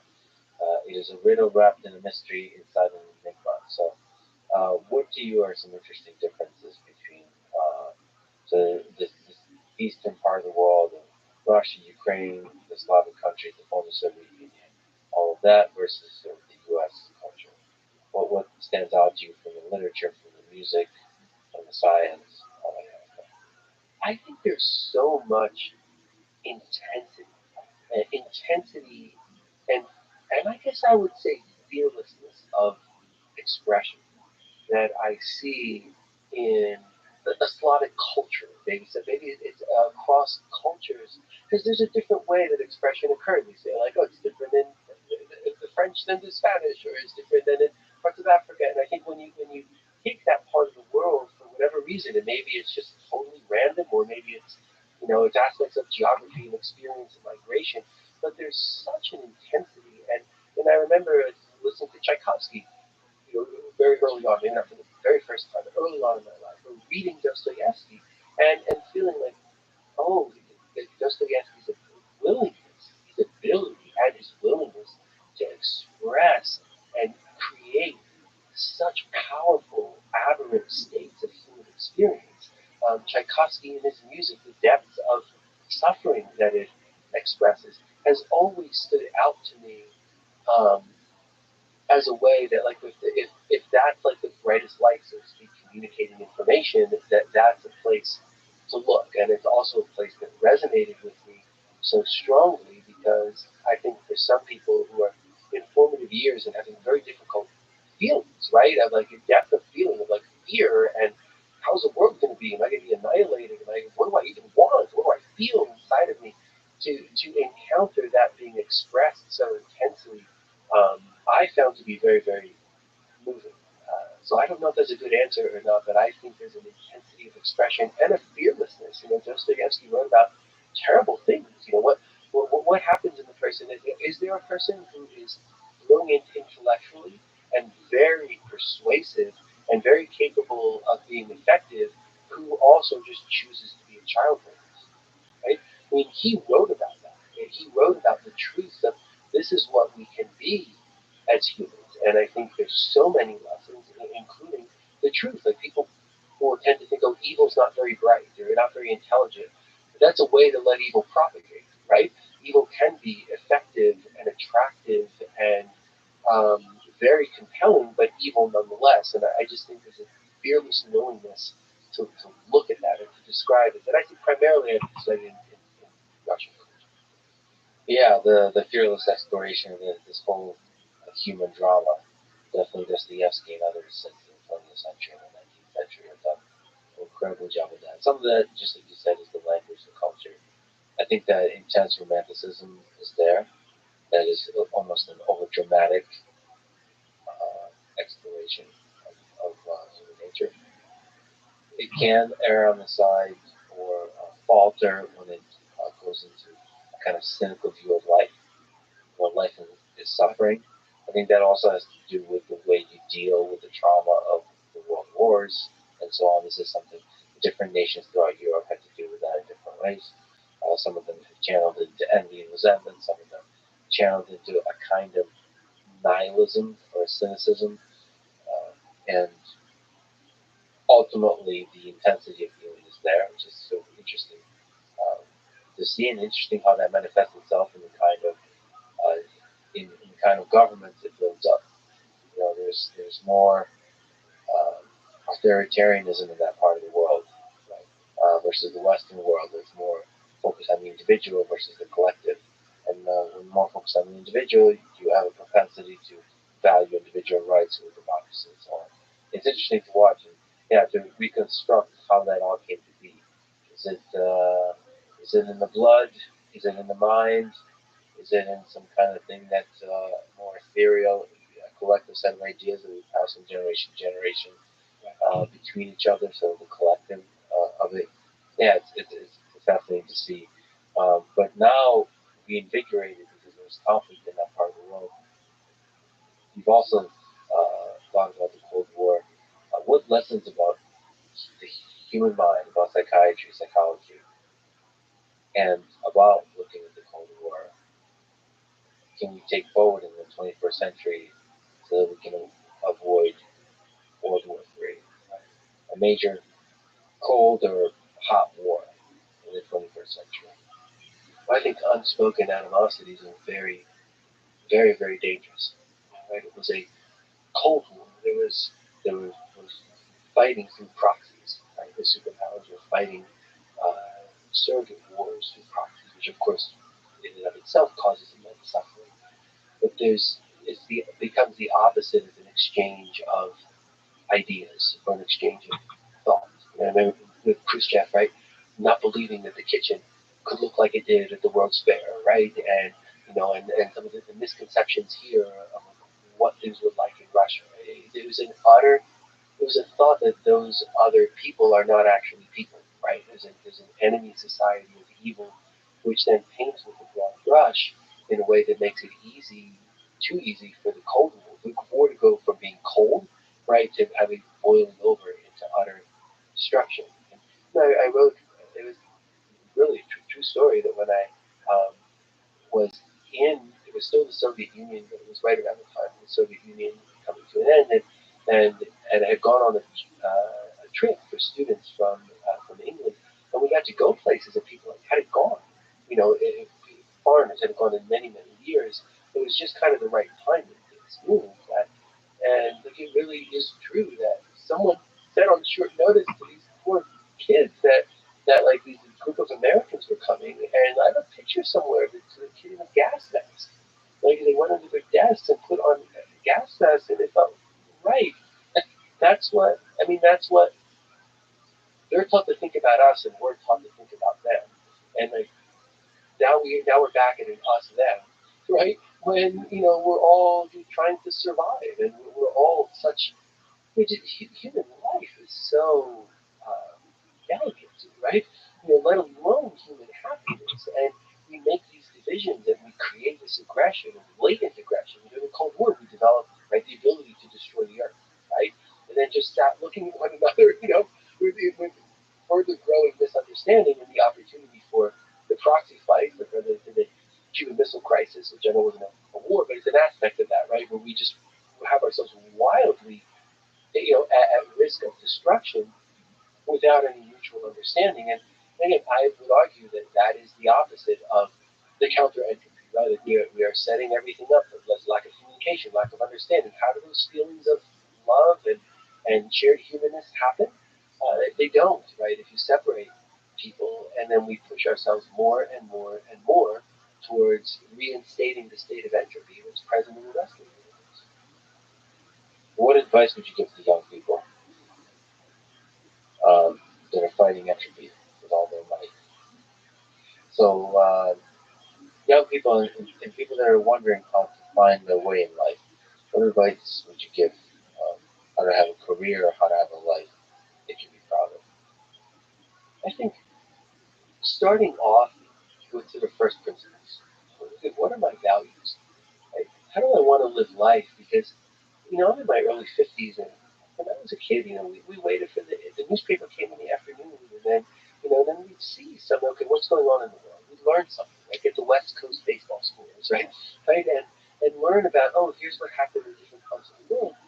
And by and large, I and everyone else there, adult or child, were living in a reality that was largely, our conception was largely what was around us, right? And now, in many ways, it is, I'm not saying it's entirely negative, of course, that we have more information, we can sort of think globally, so to speak, right? But the other side of that is so much of the world's problems are on us all the time, right? Like, here's this awful thing that happened, how many awful things happen each day, and they're right in front of us, and there's such an immediacy to it all that I think it can like paralyze us with terror, right? And for someone who's young and trying to make their way, it's like, how do you figure your way out in this world that you're worried isn't even going to exist, right? But then you see how profitable the generations before you are, right? In so many ways. And there can become, I think, a push towards extremes, either nihilism or I'm going to change everything, right? And to look, let's start from how do I want to behave in my own community, right? Which starts with, like, how do I want to behave in my household, right? What kind of neighbor do I want to be? I mean, it might seem like things like that are silly or small in comparison to the big things, but I don't think they are. I think that's how we start building foundations that lets us tackle the big things. And then I do find myself saying when I'm working with, when I'm doing therapy with younger people, of helping them kind of bring back their thoughts, their striving, their decisions more to themselves and living with and around themselves more instead of in something that becomes very theoretical and therefore very threatening and unnerving. So focusing on the people around them, taking one small step at a time, to form deeper connections to build something. How do I want to be today? If I go into the grocery store and this person in front of me drops something, I can get scout because I'm in a rush, right? And I can be like that, right? I can be like that. I've been that way many, many times in my life, right? And it's never done anyone a damn bit of good, including me, right? Or I can realize that the 10 seconds aren't going to matter, and I don't pick that finger off and just smile. These are the seemingly small things that I think make the tenor of our life. Yeah, I moved, I think I mentioned to you offline, one of really the main reason I moved to Austin, Texas. I just remember deciding, I went to Walmart, and a lady said, you look handsome in that tie, or in that suit tie, or whatever. Like, I don't think anyone's ever, the older lady, she was very sweet, there's kindness in her eyes. She said that I don't think anyone ever said anything like that to me. I didn't shit myself. And it was just, allegedly, maybe. I don't know. It was Oh, man. Wow, there's That's kindness in this world. I know it sounds ridiculous, but not so. It's like those, you can be that for somebody. Go walk around in Walmart. Oh, yeah. I think that you remember that, and it's pivotal. You're citing it as, hey, that was a big part of me moving here. So it's a branch point in your life that comes from the simple kindness, right, of a person who had goodness to give, right, and wasn't scared that you're going to be upset by it, right, right, right. She probably didn't have the thought that you could be a sailing, right? Probably she looks at you, she's got goodness to give, it's simple to give it. It's that simple, and it's beautiful, and it's worth more to you than like how many studies would be on where's it right to live or this and that. None of that mattered. What mattered was it's just that freedom to become, and that's emotion. That's not logic at all. That's purely just human emotion and a little bit of humanness, that little bit of connection. And then that's what makes life great. Which is why it's not a bad idea, right? That you moved here that way, instead of, one could say, well, I can't believe you did that, instead of looking at all the data and hiring consultants and what's the best place to live. But that would be wrong, right? Like you made a good decision, right? Like that was good data. It was impactful data, even in your thoughts about how you're happy living here, right? It's not that, oh, you discount, you shortchange yourself by not relying on all the logic, right? You felt something about the place and you felt it as symbolized in a person, and that made the choice for you. It's a balance, of course, but you also have to know yourself a little bit. Sometimes you can find stability and comfort in kind of reasoning things out a little bit. Maybe as people close to me have sometimes criticized, and that I'm a little bit too romantic, where I'll just follow the feeling. And life, there's a reality to this world. And sometimes reality doesn't allow you to flourish if you just follow your feelings. But there's a dance there, and happiness is ultimately found in that landscape of feeling and emotion versus facts and reason, logic. As you said, have their place. Right? They have their place, but they're not the be-all and end-all. You're an incredible person. Andrew Huberman is a friend of yours. He said you absolutely must talk.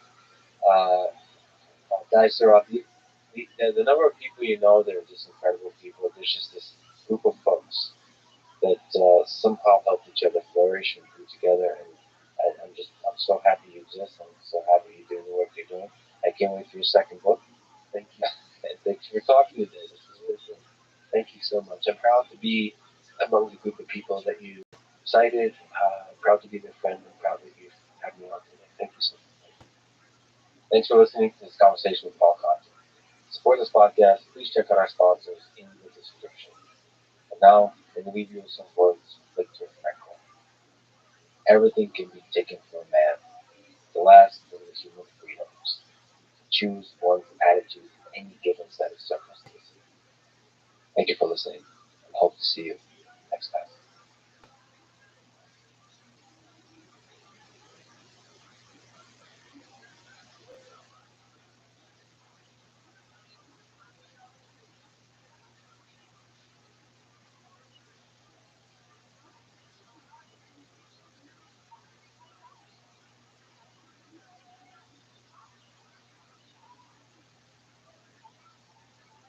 And the nozzle, so as you're saying, there's a bunch of different design options, but it's a critical part of this. Yeah, how you do that conversion. It's basically like how much can you convert is really like the ultimate game. How much pressure and heat can we convert into thrust? Like that's really at the end of the day, that's what a rocket engine is. The following is a conversation with Tim Dodd, host of the Everyday Astronaut YouTube channel, where he educates and inspires all of us with detailed but accessible explanations of rocket engines and all things space travel. This is a Let's Read It podcast. Supported. Please check out our sponsors in the description. And now, dear friends, here's Tim Dodd.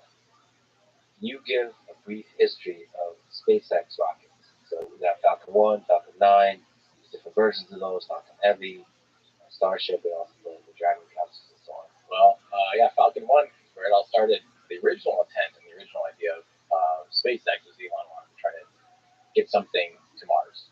He saw that NASA didn't have a current Mars plan, and he wanted to go to Mars. So he decided, how do I best do this? He literally wanted to, at first, purchase a rocket from Russia. Then, after a foiled attempt at doing that, he decided that he was going to try to develop his own rocket. And the Falcon 1 is what came out of that process. And he developed a pretty incredible team. Like, I don't know how exactly he stumbled upon the team that he stumbled upon that quickly, but the people that he assembled were amazing. And they built the Falcon 1, which was a single Merlin engine, followed by an upper stage engine called the Kestrel engine. Pretty small compared to the things they're working on today, but that Merlin engine continued to evolve into being the power plant for the Falcon 9. They went from a small lift launch vehicle up into the medium-class launch vehicle so they can provide services for NASA. That's one of the big things they first kind of hung their hat up was they got the opportunity to fly cargo to the International Space Station under, originally it's called the COTS program, the Commercial Orbital Transportation Services for NASA, which evolved into the commercial resupply contracts. And that's when SpaceX developed both their Dragon capsule, which is a uncrewed at first spacecraft that can dock to the ISS, and the Falcon 9 rocket that can take it to the International Space Station.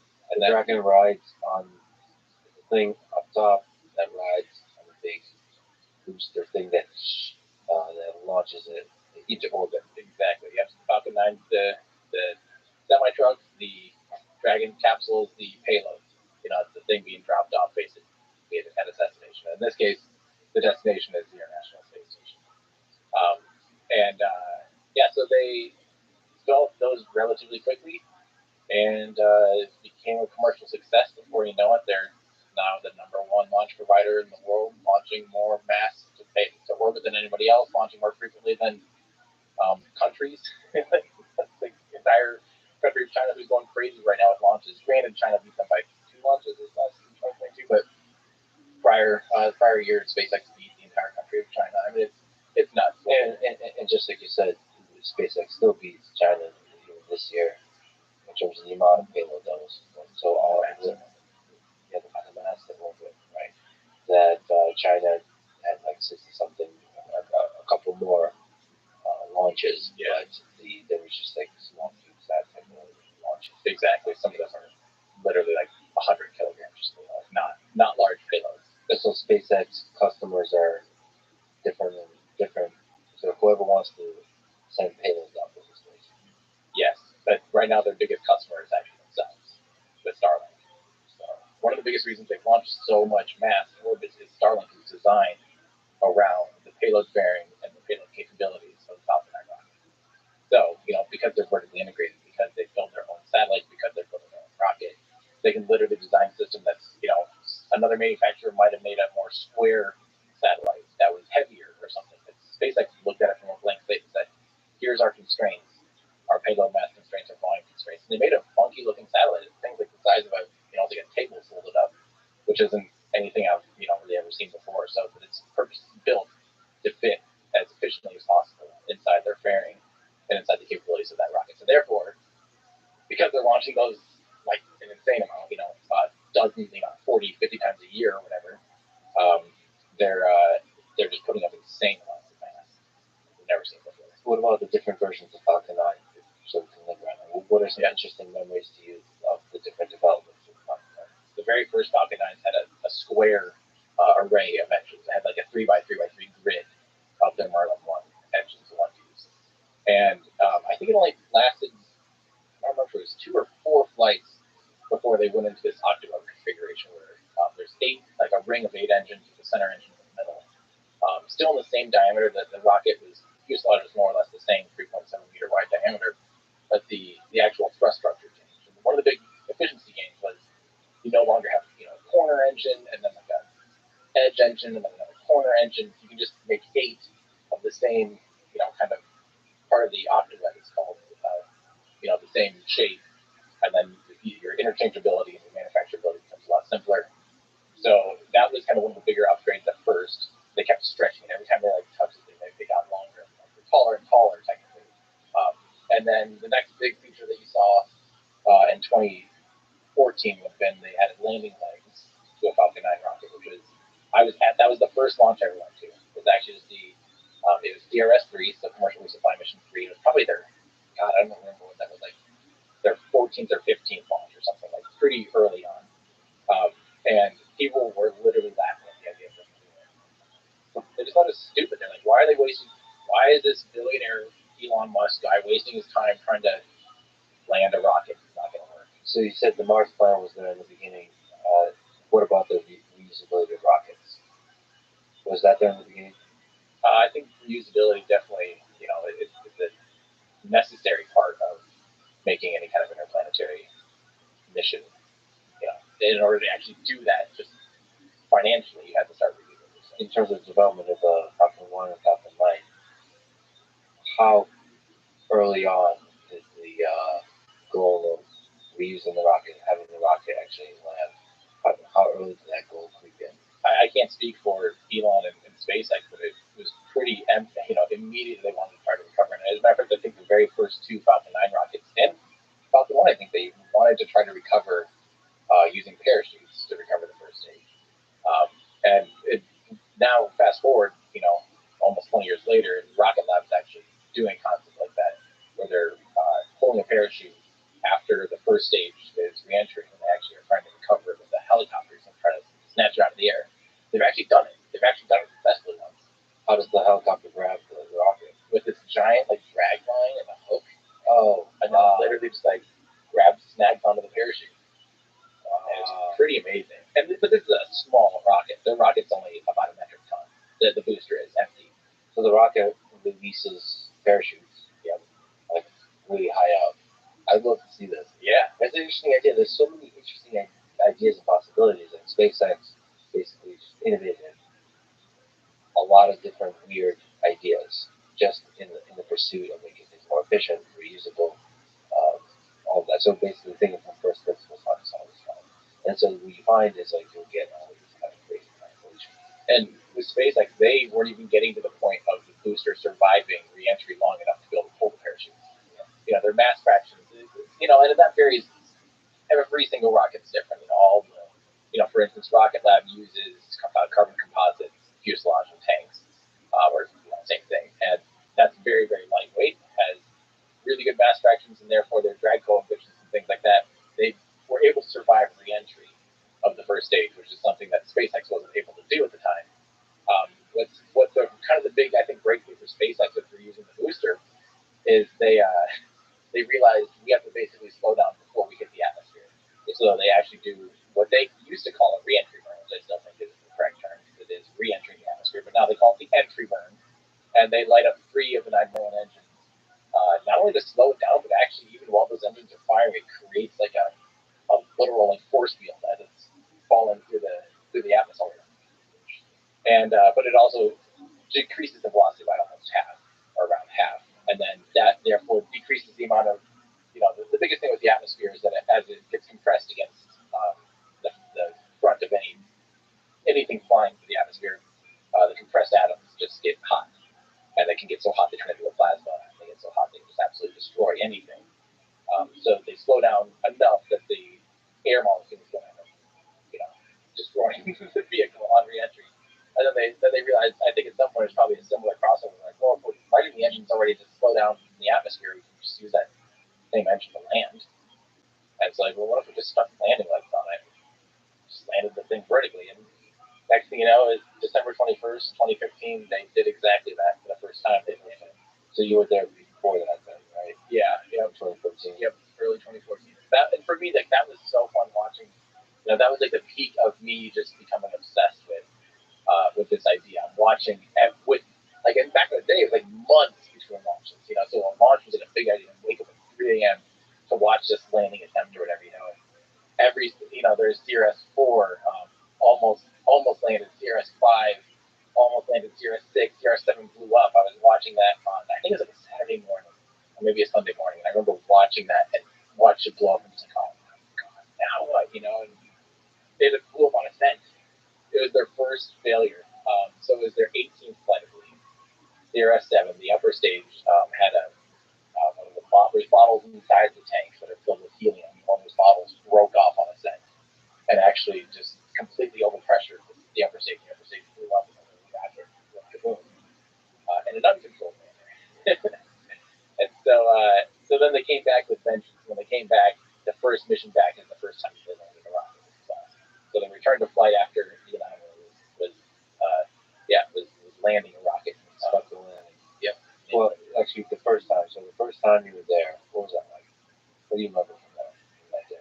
I was surprised at how much bigger the rocket was than I imagined. I originally, when I was going down to Kennedy Space Center, I was disappointed that I wasn't seeing I didn't know a ton about rockets. I knew enough to know what a space shuttle was, what Saturn V was, but that was probably about the end of my knowledge. I just remember being disappointed that I wasn't seeing a big, quote unquote, massive rocket flying. I was thinking in my head, I'm going to see this launch. It's probably going to be you know, 3 stories tall or something. You know, just some little skinny little stick and some little firecracker, and yay, you know. And I think I'd almost pitched that too. I think the people that I was working for at the time, I think they kind of were downplaying it as like, well, it's not a big rocket, so it's not really that exciting, you know. But we get out there to the pad, and I'm like, this thing's huge. This is not a small rocket. Like, this is, it's, you know, it's 70 meters tall, 220 feet tall. It's huge. And I think people forget, like, the scale of that, you know. It might look skinny and tall and all this stuff, but it's still a very, very large piece of machinery. It's physically about as large as you can ship. The booster is about as big as you can ship across the country, period, without, like, completely shutting down highways. You know, it is made within those exact specifications of like having, you know, lane privileges and bridges and everything. It's, you know, 12 feet wide, 3.7 meters wide, and it's 45 meters long. So it's like exactly what you can fit with a pretty standard, you know, like before you start doing crazy amounts of problems shipping the rocket. It's huge. It's huge, and people just don't understand that. And so when I saw it with my own eyes, I remember just being like, this is so much cooler than I thought. Is it hard to believe that that thing is going to have to lift off the ground and launch up into the air? Maybe that's the most humbling aspect of it. That something that size, humans have come up with a way to take something that size and launch it up into the air. Yeah, there's certainly a very humbling aspect if you watch it, actually. Was there a sound to it? Was there like a feeling? What were the different experiences you first remember? Well, ironically, I didn't end up getting to see that one fly. Oh, I went home. My camera's on. I left my camera out there, like a remote triggered camera. My first images as a launch photographer at the time was CRS-3, but I went home. It scrubbed too many times. Back in the day, they were scrubbing like often, and it'd be like a 3-day, 5-day, 7-day. You just never knew.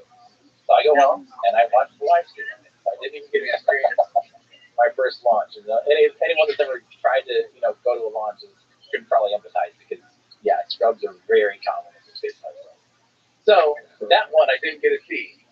But since then, obviously, I've been able to attend very many launches. How much do you understand the control involved?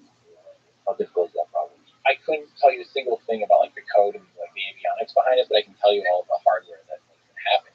If that helps. Well, I mean, to me, it seems like whenever I talk to people, they say it's not that big of a deal in terms of the level of intelligence and control. But to me, it's just like when you observe it, it seems incredible.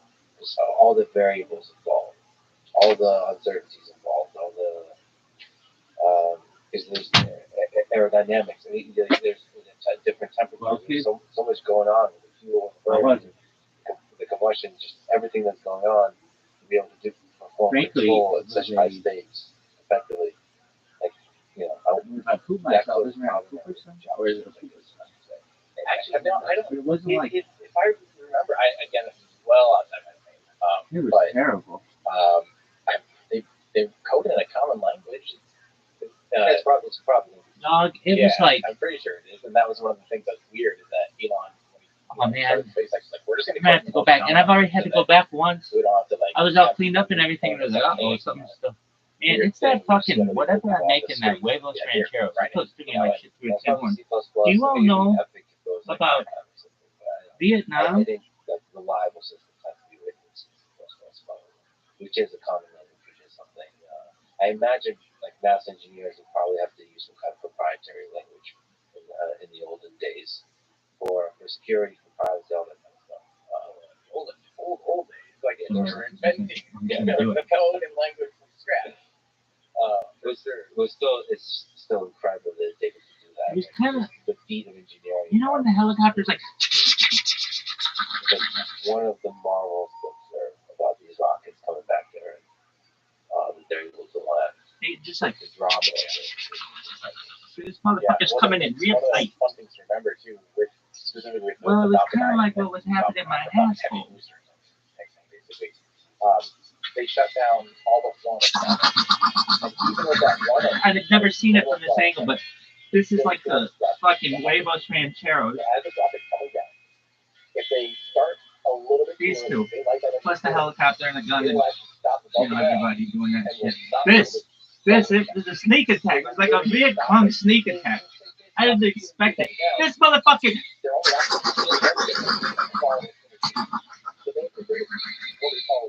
I mean, they snuck up on me like a fucking Charlie in the fucking jungle. I honestly didn't expect it. Dog, it didn't have any of the music. It was awful. So let's pretend your engine can throttle No down four tops. of its maximum rated thrust. No John Fogerty. 70% of thrust in the middle of that like window. See all these fucking helicopters going in the back? It was like a fucking sneak attack. I just had 9/11 in my pants. Dude, I might have to do it again. It was like, oh man. And now I'm just, it's just wet. I'm very wet. Oh, I know. I'm like a baby with a wet diaper. There was no Aretha. I needed more toilet paper, that's for sure. Allegedly. All of this is alleged. These fucking helicopters.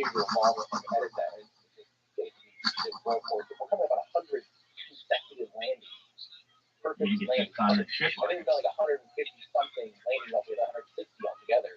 But we're talking like in a row without blowing up. Which, man, I'm gonna have to do it again. Completely experimental and thing. And now we're coming up to the point where 100 in a row. It's like it's coming. Oh man, more reliable. I mean, I was just like, oh, this is the push perhaps. No push. No push. That was like 8 o'clock in the morning on September 11th in fucking Midtown, or no, Lower Manhattan. Long-term game.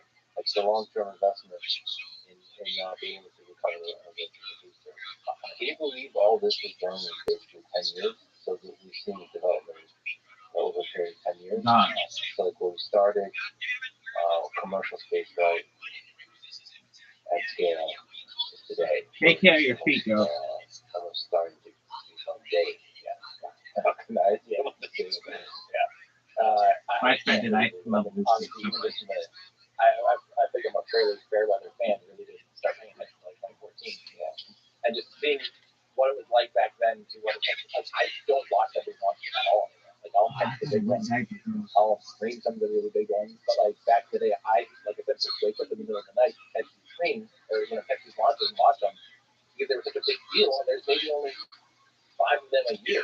So it's a really big deal. Nowadays, it's like, oh, yeah, literally like 2 weeks on average now. Hey, from SpaceX alone. Oh, man, I could have gone in there. Rocket Lab, any of the Chinese missions, I mean, all of the no beach boys. Hard to, really, really, really hard to tell. I wonder at which point in the future. Oh, man, I'm the wet. number of launches to orbit will exceed the number of launches of airplanes. There's no surviving what just happened here without a shower. I kind of have a hard time extrapolating out really that far. There's a lot of people that are like big futurists. Yeah, it was like I was just sitting here.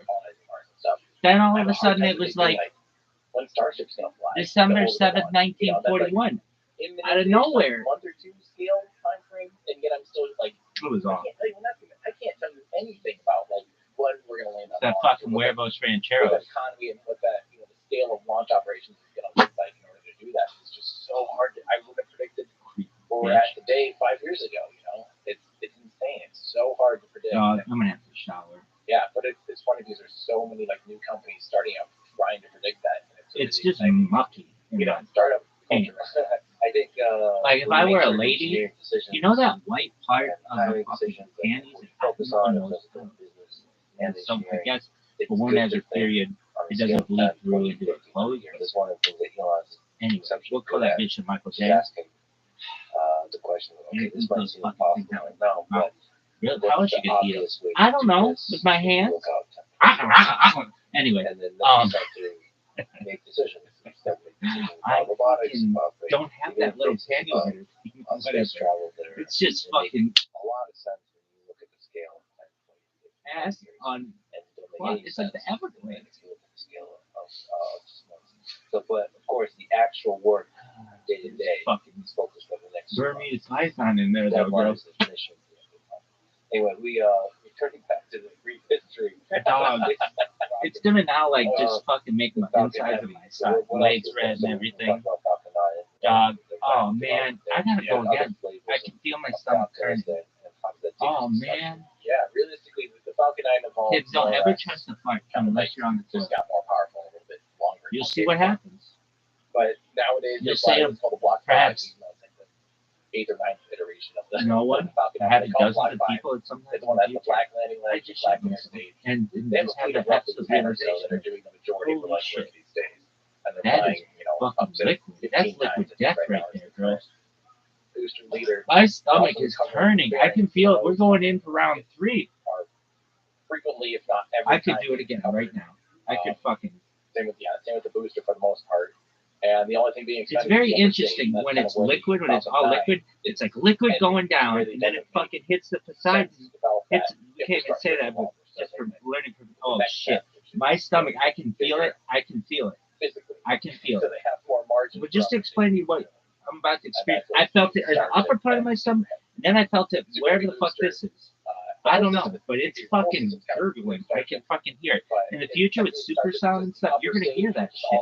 Anyway, literally, it was like forcing down pure mineral oil, just baby oil, whatever, and then it hits the water, and then the water splashes up like Poseidon's kiss, and then they're just fighting each other like two fire hoses shooting at each other.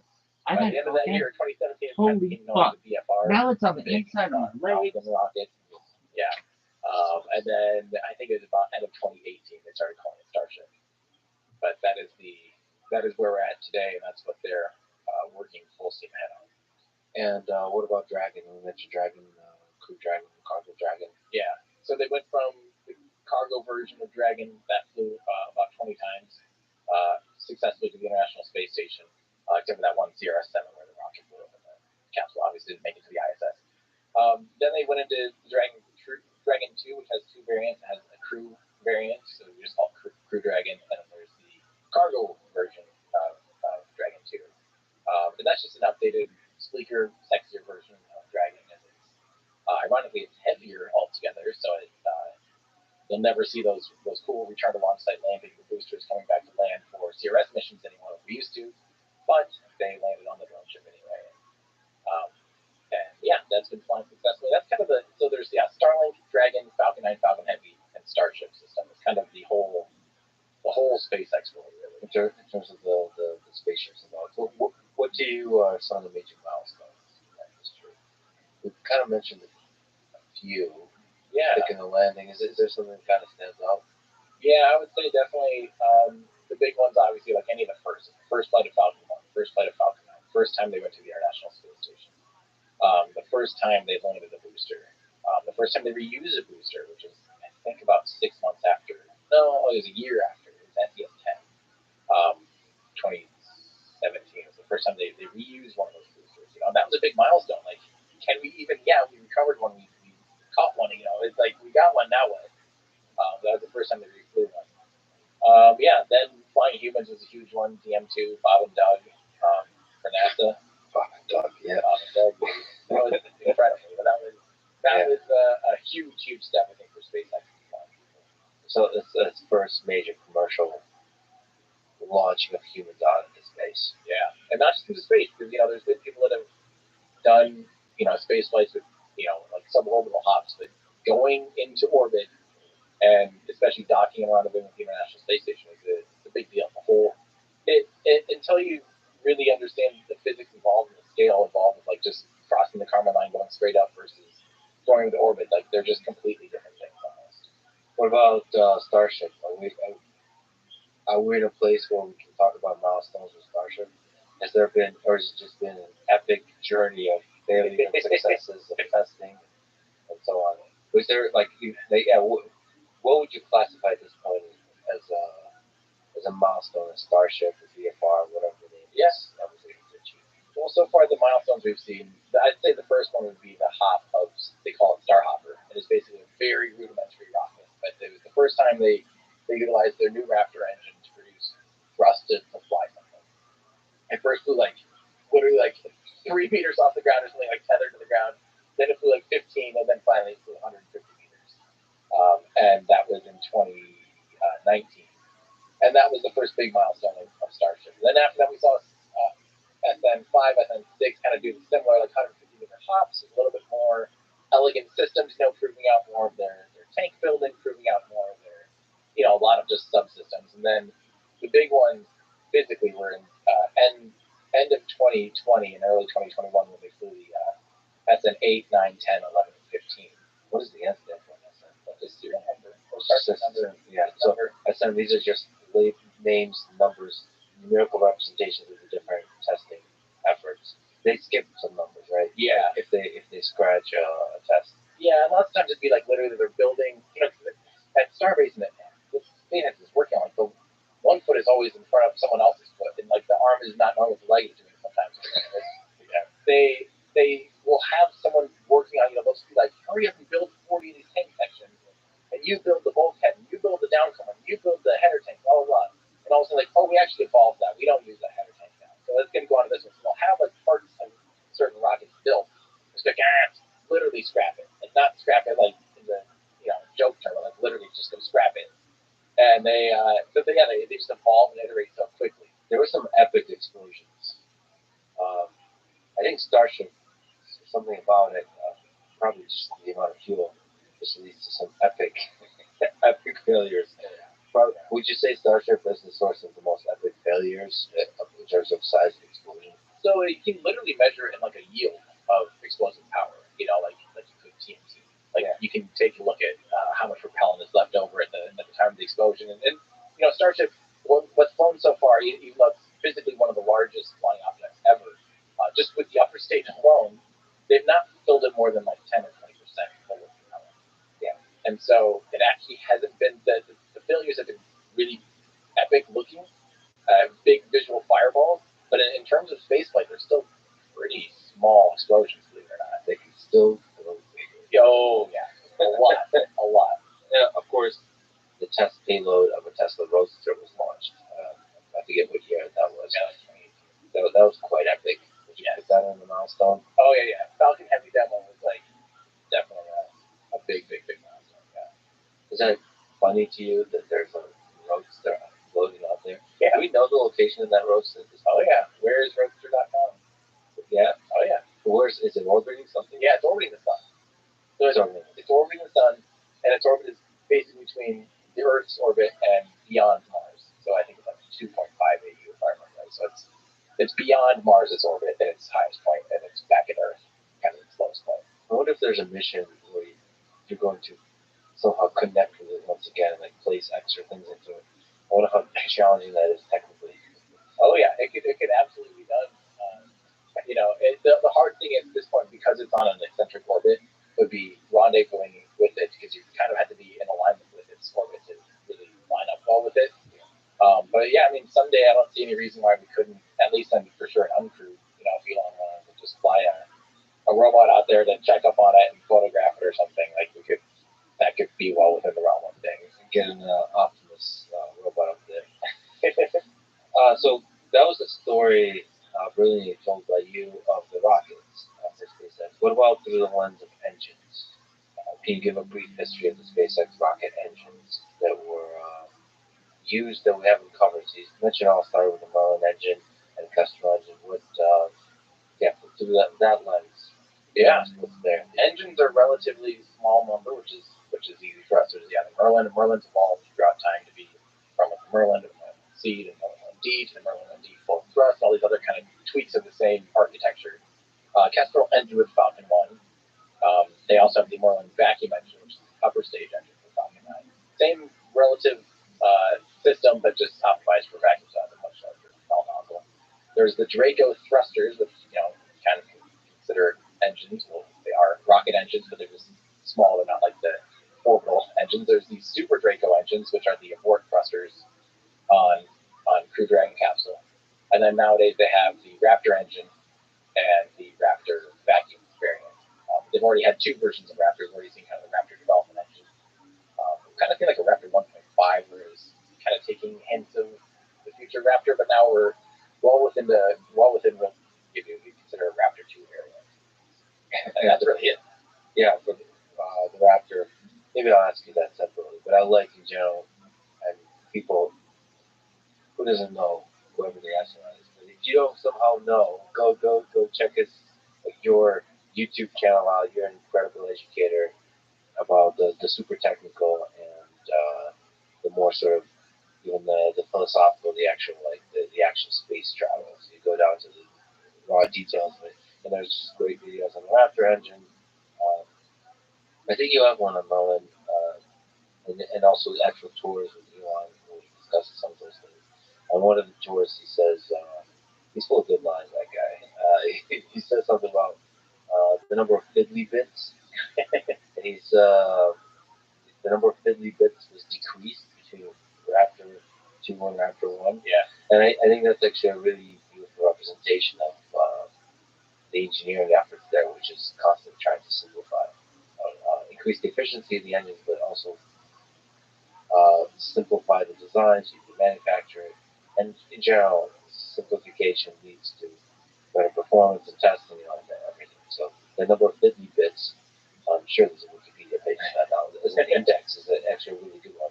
Well, and when you think about it, I don't know of any other company prior that had kind of tried to measure the performance of their engine, not in like thrust to weight ratio or like how efficient it is, like a specific impulse, but literally in like dollar to thrust ratio. How much does this engine cost? Yeah. How much thrust can it produce? And like using that as a trade study instead of just like pure metrics of, because at the end of the day, like, okay, if it's cheaper and does X amount of work, even if it's less efficient, it can actually be better long term. And so I guess another way, it's not even just thrust.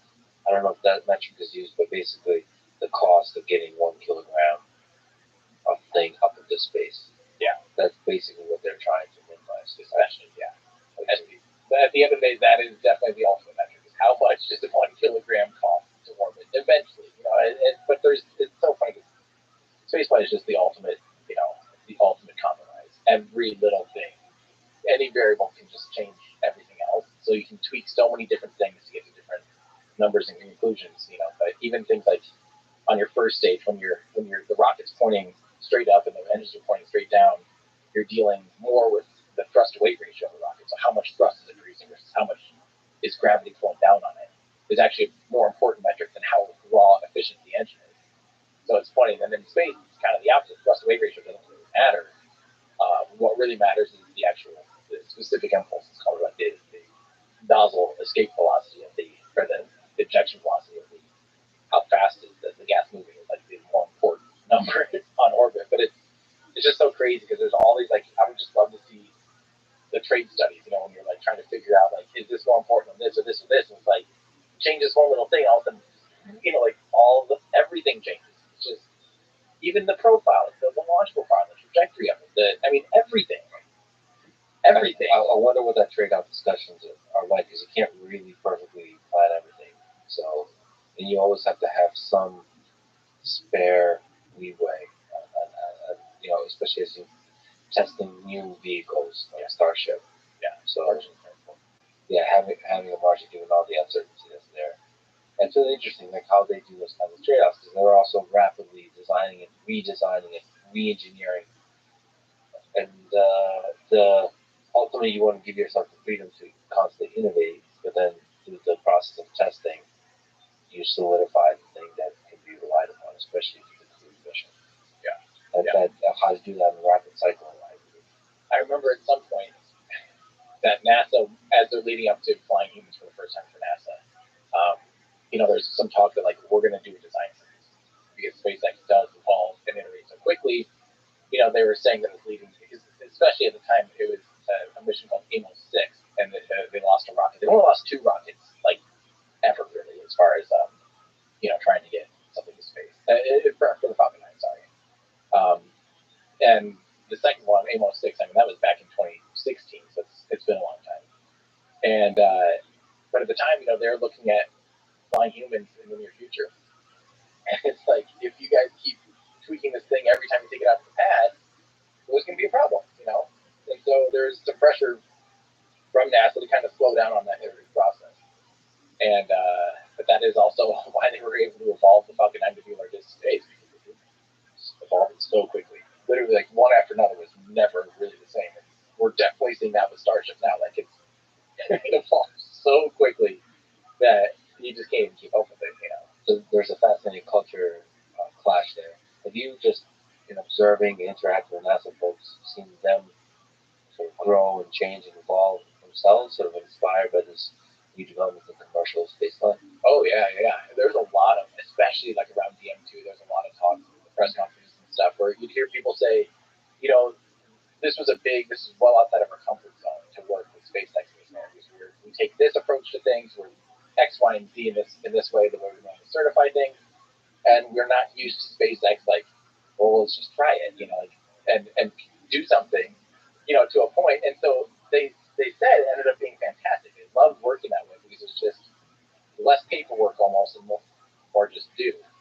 And but at the same time, SpaceX, I think, even expressed, I don't remember if it was Hans Koenigsmann or someone in the press conference said, well, we really like having someone just double check us so that we're not doing something super stupid right before we test something, So there was a cool collaboration because it is two very different philosophies of development and managing, space programs. I wanted to talk to you a lot about engines, and maybe about Starship, and maybe about your own becoming an actual astronaut. But let's just go there before all that and talk about the actual culture of SpaceX and your conversations with Elon. You've toured SpaceX facilities with him. You've interviewed him. You've interacted with him. What have you learned about rockets, about propulsion, about engineering, about design, about life, those interactions? He's pretty transparent, open human being as an engineer, as a leader, as a person. I would definitely say the biggest takeaway I've had from my times with Elon at SpaceX is really the idea of questioning your constraints. He says that a lot, but he also does it a lot. There'll be times where you'll see him change on a dime because he's rethinking of something in a new or different way. And for me, I think we all put constraints on ourselves. We think about our own limits, on things that we can or cannot do. And I think it's made me kind of question, well, why did I say no? I can't do that, or just off the top of my head. A good example. So in Iowa, I live in Iowa. Or half the time, whatever it is. There's a bike ride across the state of Iowa called Rag Ride, and every year you just thousands of people get together and they ride across Iowa. And it was last summer. I met up with some friends. Like, hey, you want to go on Rag Ride this year? I'm like a week away. They're like, yeah, want to go? I'm like, yeah. And so I did. Without those moments, I was proud of myself. It's easy to just say no.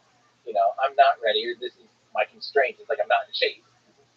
But just question that. And so I think when it comes down to questioning your own constraints, yes, even to that level, why do you question yourself on what you can and cannot do? So that's for your personal life is really powerful, but a little bit more intuitive.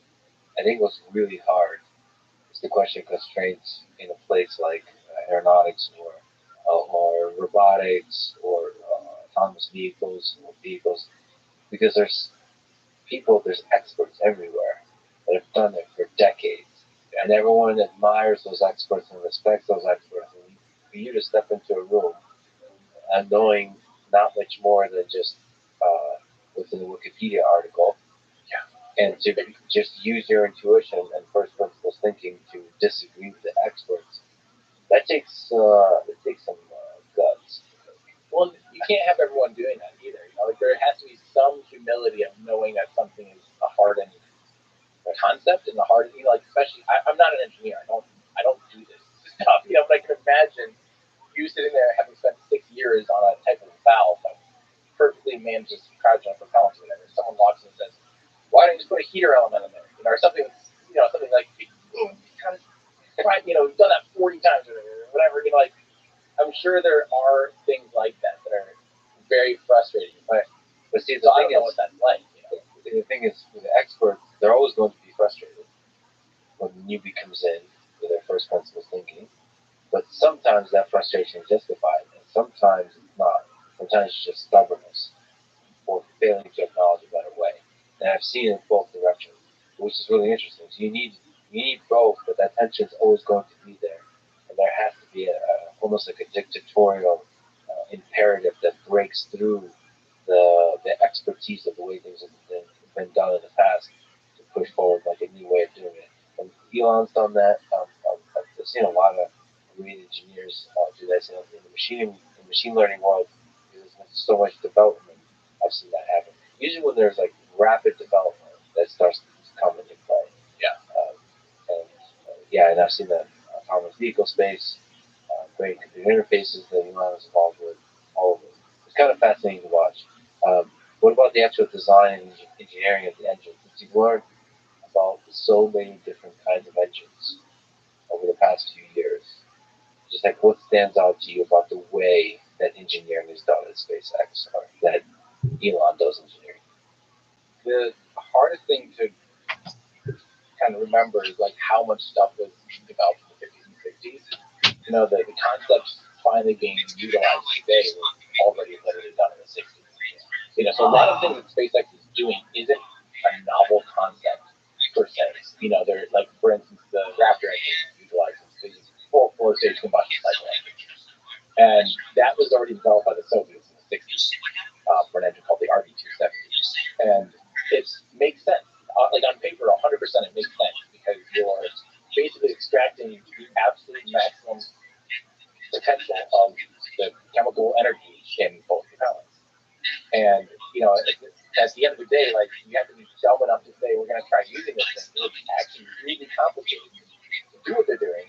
But at the same time, like, so are rockets. Like, rocket engines are already stupid complicated. So adding, you know, 10, 20% more, you know, pain in the butt during the R&D, if it's, you know, in the long 20, 30-year existence or whatever, you know, future of that engine, is that going to be worth it? Obviously, SpaceX said, yeah, I think we can actually develop this Raptor engine. So it's just interesting to see the things that have been looked at, or even reusability. You know, like the space shuttle was reusable.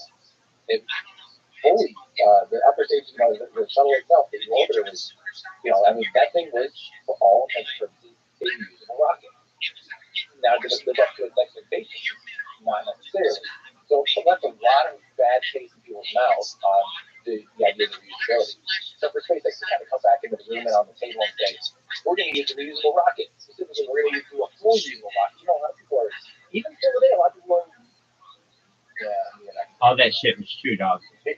Holy fuck. I even know what I Googled when I was doing it. It was very scientific.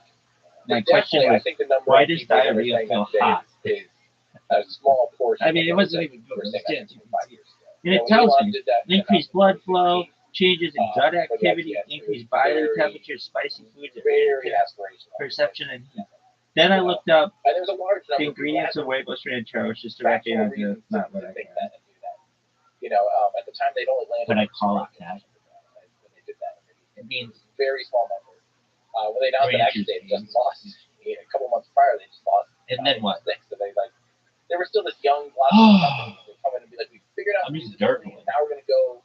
My butthole feels like an upside down volcano. Rocket ever, and we're going to fully reuse it, and it's going to go to Mars. It's just anyway. Pretty out there. Like it really was. It's just drippy. You could call me. You know, calm down, man. I'm just drippy right now. I think man, it's like, 45 meters tall, 27 meters wide. Like this thing's huge. What's it like? Tons even empty. That thing's already huge. So seeing the success of that, I think people. Well, it would be like if you had a big bag of chili. A bag of chili. Yeah, you just like fill the bag of chili, like a Ziploc bag, and then you cut the corner and let it just squeeze out. And then it was just like at the very end where it's just like so much. Something like colonizing Mars. But it wasn't the consistency of chili. It was very much like the consistency of baby. That seems so far out. Why? I don't fucking know. Just what happened. Question: can you really do that many launches? Actually do it. I know, like every fucking time I eat that shit, I'm like, you look at like, oh, I'm gonna be years fine. ago, that was ridiculous. Psych. Following this curve, if SpaceX goes from 2 years ago launch, it happens every time. 40 times, every fucking time, 100 times this year. That's worse. And we just keep extrapolating that out. If they maybe not that we open a closed cab, more linear or whatever. No, what's 20, 30 years like the amount of stuff we can put on orbit and the potential we have to do things like absolutely. Now I don't want to put a time frame like I think, but you got to think that we're increasing the number of launches, increasing the amount of things in space, we're increasing the amount of payload on orbit. That's probably not going to decrease anytime soon, and therefore, eventually, like the idea of going to Mars is absolutely reasonable. Let me ask a difficult question. I need to be asked. Can SpaceX continue its successes without Elon? Man, this long-term mission to Mars. I think the discussion about Tesla and autopilot or robotics or Neuralink with brain computer interfaces is a question wholly separate from the SpaceX question, because there's a lot of other competitors doing some different but amazing engineering that Tesla is doing in both autonomous vehicles, semi-autonomy or full autonomy, and obviously in vehicle design and electric vehicles. Calm There's down. a lot What's of up, people Bridget? doing incredible Calm down. interfaces. But while there is a lot of competitors to SpaceX, and we'll talk about many of them are doing amazing work, it seems like he's really driving progress here over the past 10 years. What do you think about that? Okay. The first thing I think to remind people is just how many brilliant people do work at each of these companies, obviously. Elon's had some of the best teams assembled ever. Just incredible people. He knows this. He will gladly tell people, and he says it often, like, the amazing people, the amazing teams here. So it is important to remember that. That being said, like, there is something to Elon's just super far forward, not taking no for an answer on things approach that, and almost to his dismay, I think he is afraid of the sunk cost fallacy so much that it almost gets to the border of like being, like throw out everything before it's even done or not. But at the same time, like it moves the needle so fast, so far. So as far as the question of would SpaceX continue to like succeeding and be able to ultimately go to Mars without Elon, the Mars thing I think would probably be hard to uphold without Elon. I think a lot of that drive to Mars is from Elon. It is maybe too fantastical for the average person and the average employee and maybe the average CEO that might step in to have a company's mission be to go to Mars. Like it's just, or even governments. Yeah. Clearly, because, like you said, the Mars plan was not just for NASA. Yeah, still really, there isn't much, So I think if... How many people are, sorry to interrupt, how many people are talking about it's obvious that we need to become multiplanetary? Right, there's Mars Society, and like serious leaders of engineering efforts, or nations and so on. Yeah. Which it does seem, if you think about it, that it's obvious. Yeah, and the grand eventuality, it is obvious. Of human civilization, this whole human experiment we have here, which should be expanding out. 100%. So I think the big mission, if we're measuring SpaceX's success on getting to Mars or not, I think they'd have a really hard time continuing to fulfill that drive without Elon at the helm. Now, I think there's a certain balance and beauty of Elon, specifically when it's Tesla and SpaceX, where Elon will go in, have mild tornadoes around the factory and the engineering, and like mix everything up and things get sometimes just totally thrown together, and totally just like get it done just to get it done and start moving in that direction. And then he'll leave and go do that same thing, at SpaceX and Tesla, vice versa. And then there's a little bit of a calm where people come back in and they fill in those gaps. I think that's kind of always been a pretty healthy thing, honestly. Is like, I think if he is too focused on any one thing, it almost is like he'll spin too much, like the too many tornadoes. Yeah, too many tornadoes. and I think it could almost be like you need someone to come back in and like backfill. I've heard definitely stories of well, probably a good example would be last what was that, last year or 2 years ago, 2022, no, 2021. They did the first full stack of Starship Super Heavy, and they call it the big surge. All of a sudden, like thousands of SpaceX employees, came down to Starbase, and they just started building like wouldn't freaking believe. I mean, just things going crazy. It was actually in the middle of that first interview I did, in the middle of that surge. There was like commotion like you wouldn't believe. You couldn't hardly talk because there's just so much going on. People just welding, blah, blah, blah, Everything they did during that period was basically scrapped because it was just not done very well. But they got a fully stacked Starship rocket out on the launch pad. And it set, I think at some point you kind of have to stabilize some things enough and just say, like, this is what we're doing to catalyze some things and say, now do this. It's almost like do it for fake, now do it for real almost. It's funny because through that time, there's a lot of conversations. I think that process was hugely stressful. There was a sense, I don't know where that sense is today, but there's a sense that Starship is going to be very hard to pull off. Yeah. Like borderline impossible to pull off. And that was really weighing heavy on him and the team and everybody. Yeah. So it's like to have this chaos of development is fascinating. Yeah, big time. And I think they really had to push. You know, if they hadn't done that big push, you know, we might only be now seeing a rocket stacked for the first time. You know, it might be a lot more finished rocket, a lot more high fidelity, a lot more flight worthy rocket finish and stacks that, and they might not have to walk stuff backwards, but at the same time, you do have to, in this world, you do have to push really hard to make rapid iteration, rapid change and progress. So it's interesting. I don't know. So lingering on that, another question I really should ask you, because you've been in awe of the amazing development of space travel technology over the past few years. What do you think about Elon? So in this perfect balance, optimized reallocation of tornadoes throughout the various efforts in human civilization, do you worry about his involvement?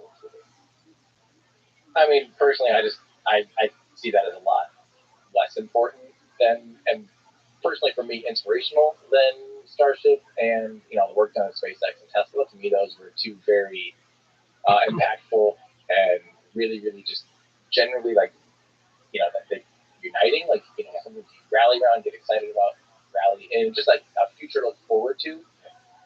You know, the idea of we're going to be building the world's most powerful, biggest rocket ever, and it's eventually going to get humans on Mars for the first time. And we're going to transition the world into fully sustainable, awesome, just totally badass cars that do all these cool things. To me, those were like, that brought a sense of unity and a sense of like, we can do this. Personally, I just don't think that a social media, no matter what it is, I don't see that in the social media. And I don't see any sort of politicking is ever anything that's really ever uniting. I understand that. I totally agree with you, especially space, how inspiring it is. I have to push back. I do think the impact of social media, the basic level of meaningful connections of this collective intelligence that we call human civilization through the medium of digital communication, which is social media, I think that can have a huge impact. It could be the very vehicle that increases the inspiration that SpaceX does, and other things. The thing I've criticized them a bunch for is like, why bring politics into this? So the political divisions that we see on Twitter, beating them is tricky. Um, it's tricky to sort of understand what is the value of that, what is the contribution of that to this whole effort we got going on. So that's been a big challenge. That said, like again, this tornado, the number of tornadoes in social media, I think is really important because social media has such a huge impact on us as a society, and to have a transparent, have a bit of turmoil. It's like Tom Waits says, like my town with a bit of drop of poison, with a little drop of poison.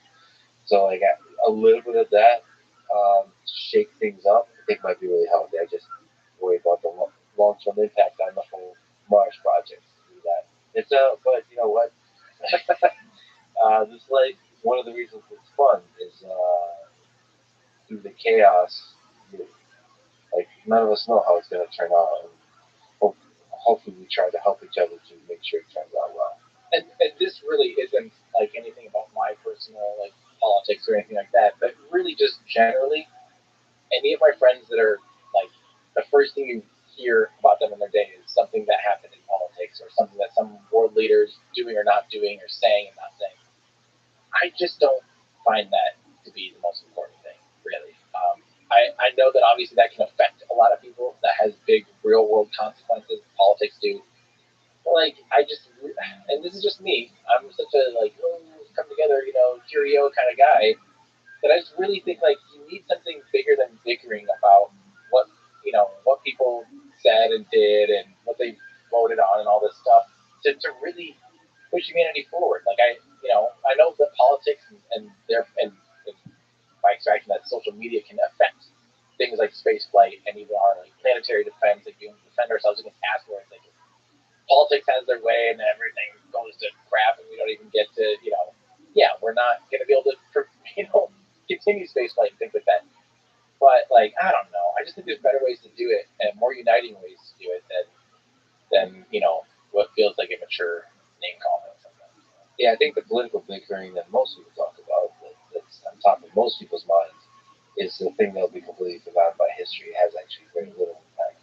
Yes, politics matters, but like 1% of it. I think most of it is just political bickering, the push and pull of the red team and the blue team, and then the news media that feeds off the division, the attention.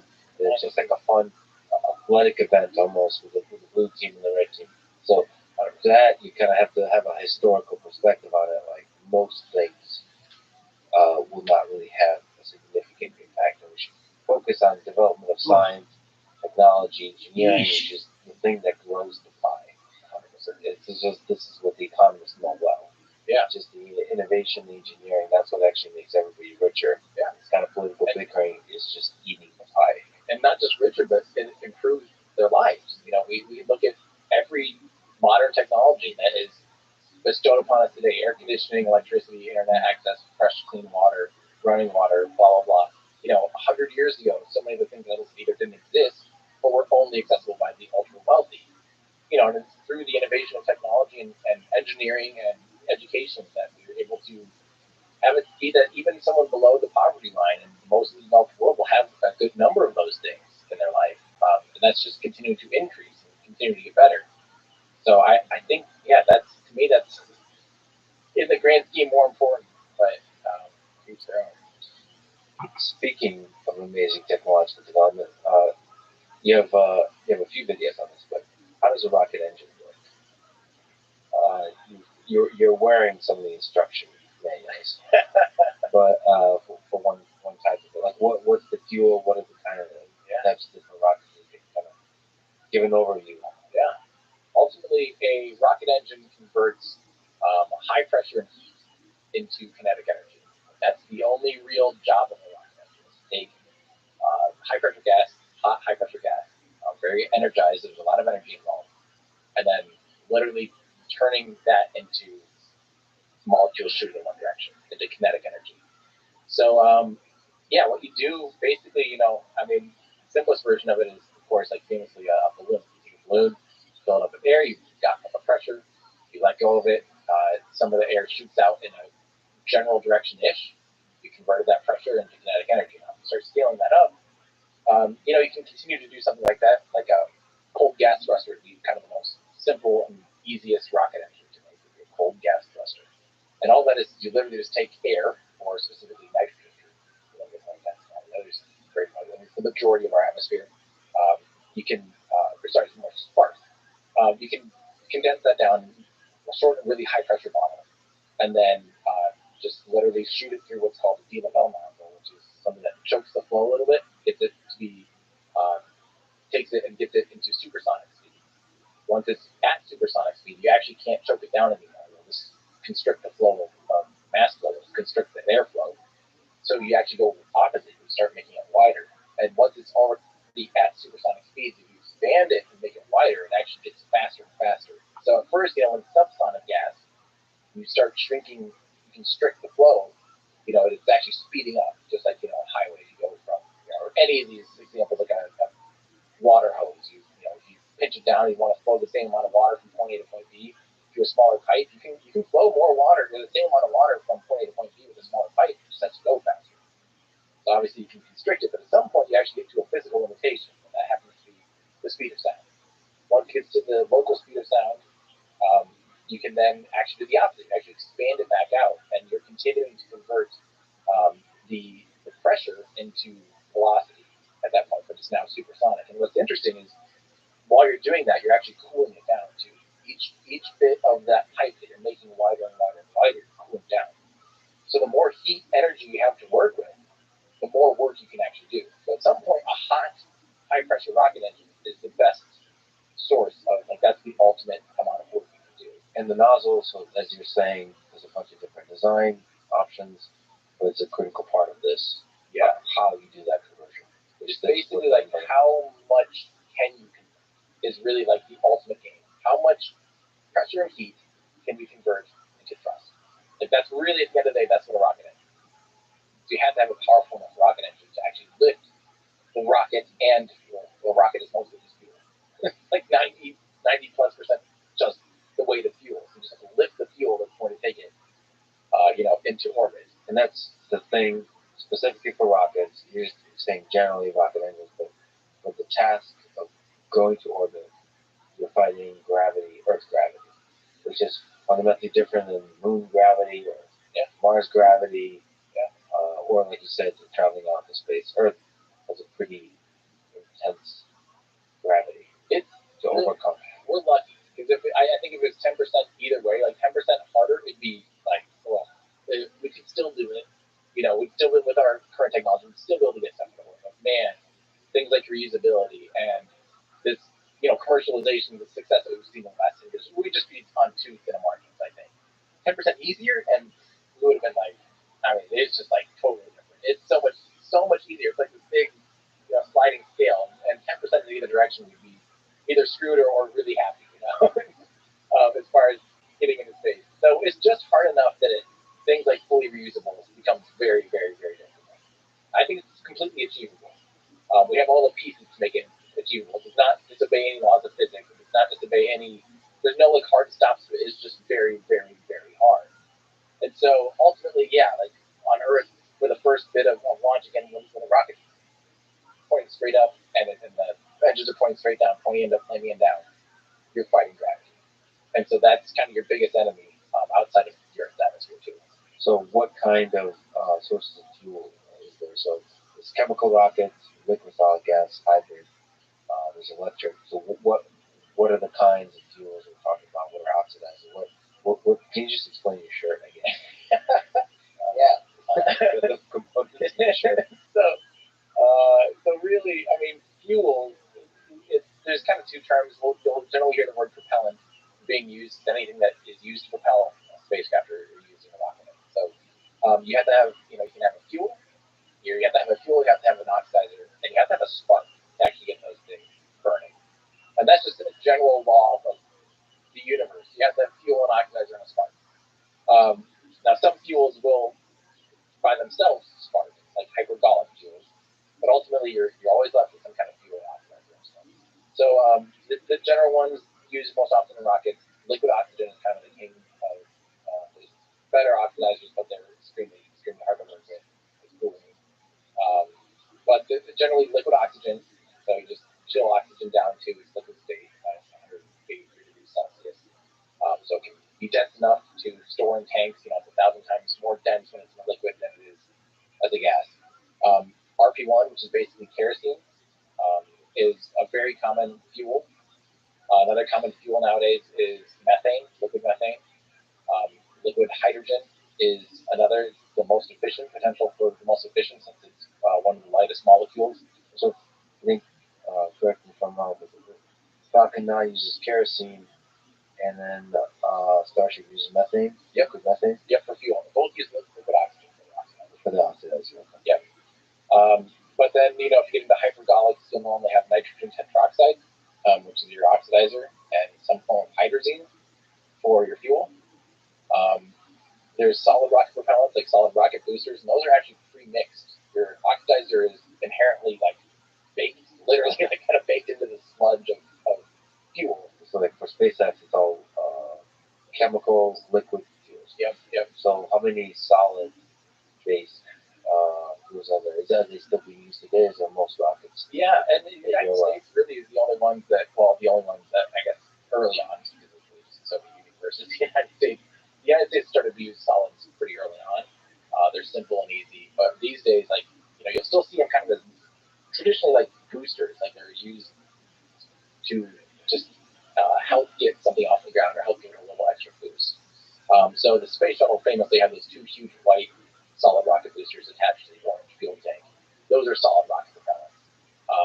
Things like the Atlas V can have up to 5 smaller solid rocket boosters.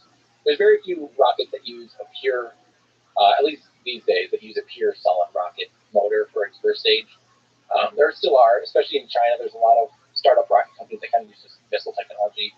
They might use it might just be a variant of an ICBM that just use solid rocket fuel because it is relatively easy to develop. Model rockets use solid rocket motors and stuff like that. So they're still around, but they're just not as elegant and not as not as used these days. So, what are rocket engine cycles?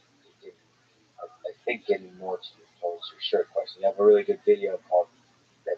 A lot of your videos that are technical are just exceptionally well done. So you deserve all the props again. Thank you for doing this stuff. Really, really, really well done. So it's called Rocket Engine Cycles. How do you power a rocket engine?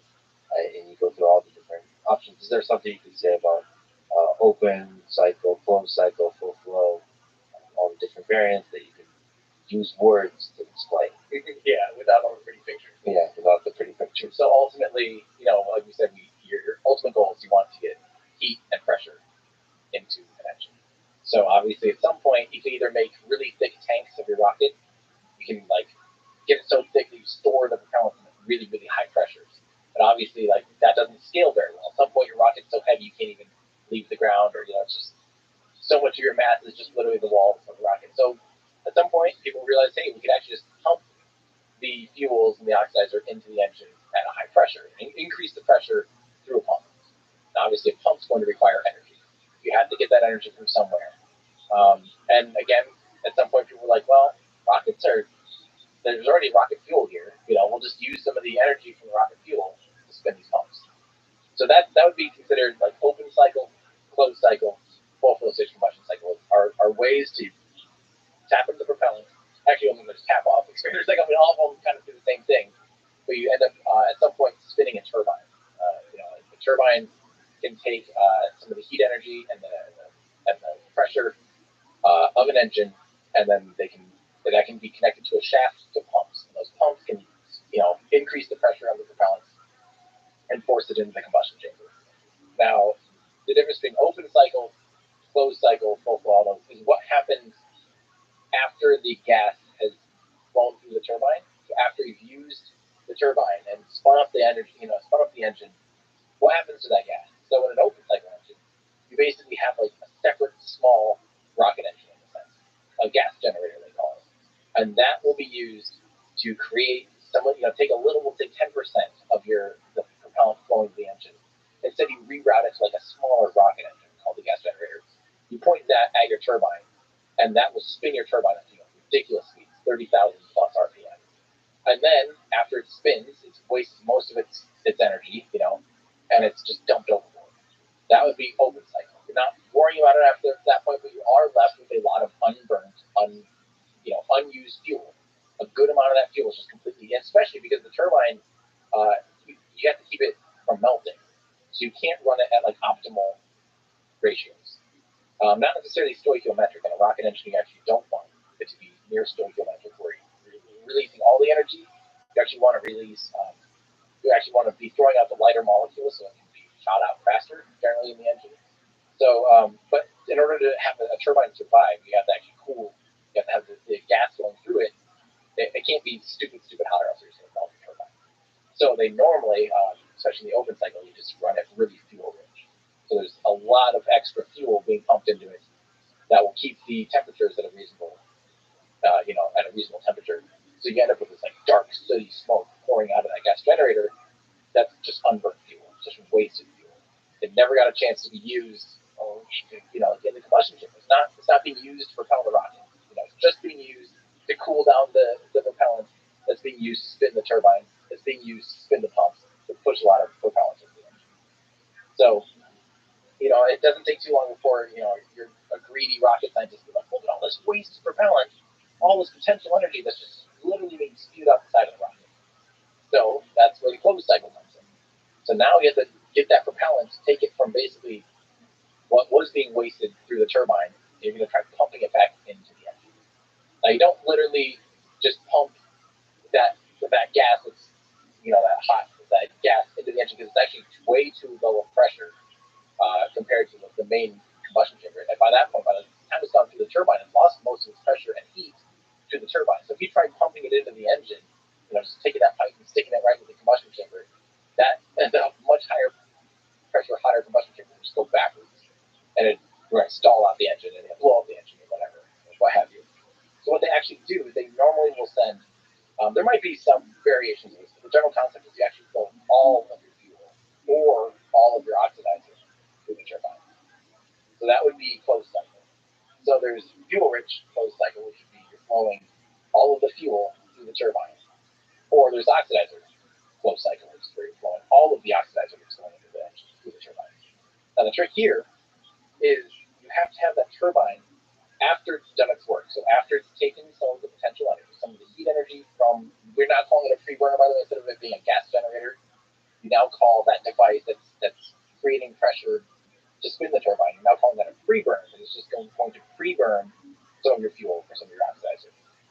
The trick is that has to be, by the time it's gone through the turbine, it has to be higher pressure than the combustion chamber, because otherwise it's going to go backwards still. So you really have to get that pre-burner up to ridiculously high pressures, like at least 20% higher than your main combustion chamber. And these combustion chambers, we're talking about engines that are at 200, 100 to 200, even in SpaceX's Raptor engine up to 300 bar in the main combustion chambers. Like, what is that? 4,500 psi basically. Insane amounts of pressure inside these combustion chambers. So your turbine has to be even above that, or your gas generator, or your pre-burner, has to be higher pressure than that even, in order to have the flow going the right direction at the end. So now you'll have those closed cycles. You'll have fuel rich, you have oxygen rich. The tricks now starting to get crazy. There's so many compromises. Every little decision you have of like, oh, I did this, now I'm going to do this. For instance, fuel rich, if you ran kerosene, fuel rich, how I mentioned soot's coming out of the gas generator. Well, if you run soot through your engine like that, and had to go through your injectors, like back into the engine, it'll clog the pores of the injectors, and it'll end up blowing up the engine. Soot itself is so damaging that you can't really run a fuel-rich kerosene engine. What exactly is soot? So it's like fuel's all mixed up with smoke. I wonder what is it? Is it some weird? It's mostly just carbon. It's mostly just that carbon, that dark, solid chunks of carbon, and it can cake up and just literally it's like ash almost. Like at some point, especially under those high pressures and high temperatures, it can physically build up and turn into like stalactites of carbon, really hard, forged in a rocket engine carbon. I wonder how you figure all that out too. There's some that is chemistry theoretical, but like you're gonna have to build the thing at scale and actually test it. Try and error. There is many decades of trial and error, and many pieces of engines that you're trying to piece back together, going like, what the hell happened here? Yeah. Okay, so that's closed cycle. So how do we get to full flow? So in either of those situations, you're still actually just having the opposite. So if you're fuel rich, all the fuel is going through the turbine, but only a tiny bit of oxygen is actually being put into that pre-burner to spin the pumps, and the rest of the oxygen is actually going through the pump, the primary pump, and straight into the combustion chamber. Now, full flow, the idea is you're going to actually pre-burn both your propellants. Both your propellants are going to go through a pre-burner, and they're both going to end up spinning one of the pumps. So you'll have a fuel-rich pre-burner, and you're going to have an oxygen-rich pre-burner. Each one of those is going to get just, they're going to heat it up just enough and get it up to just enough pressure, spin up that turbine as fast as they need to do to get the pumps up to the right pressure, and still have enough pressure through the turbine to overcome the pressure inside the main combustion chamber. And they're both going to arrive, both your fuel and your oxidizer are going to arrive in the main combustion chamber as hot gas.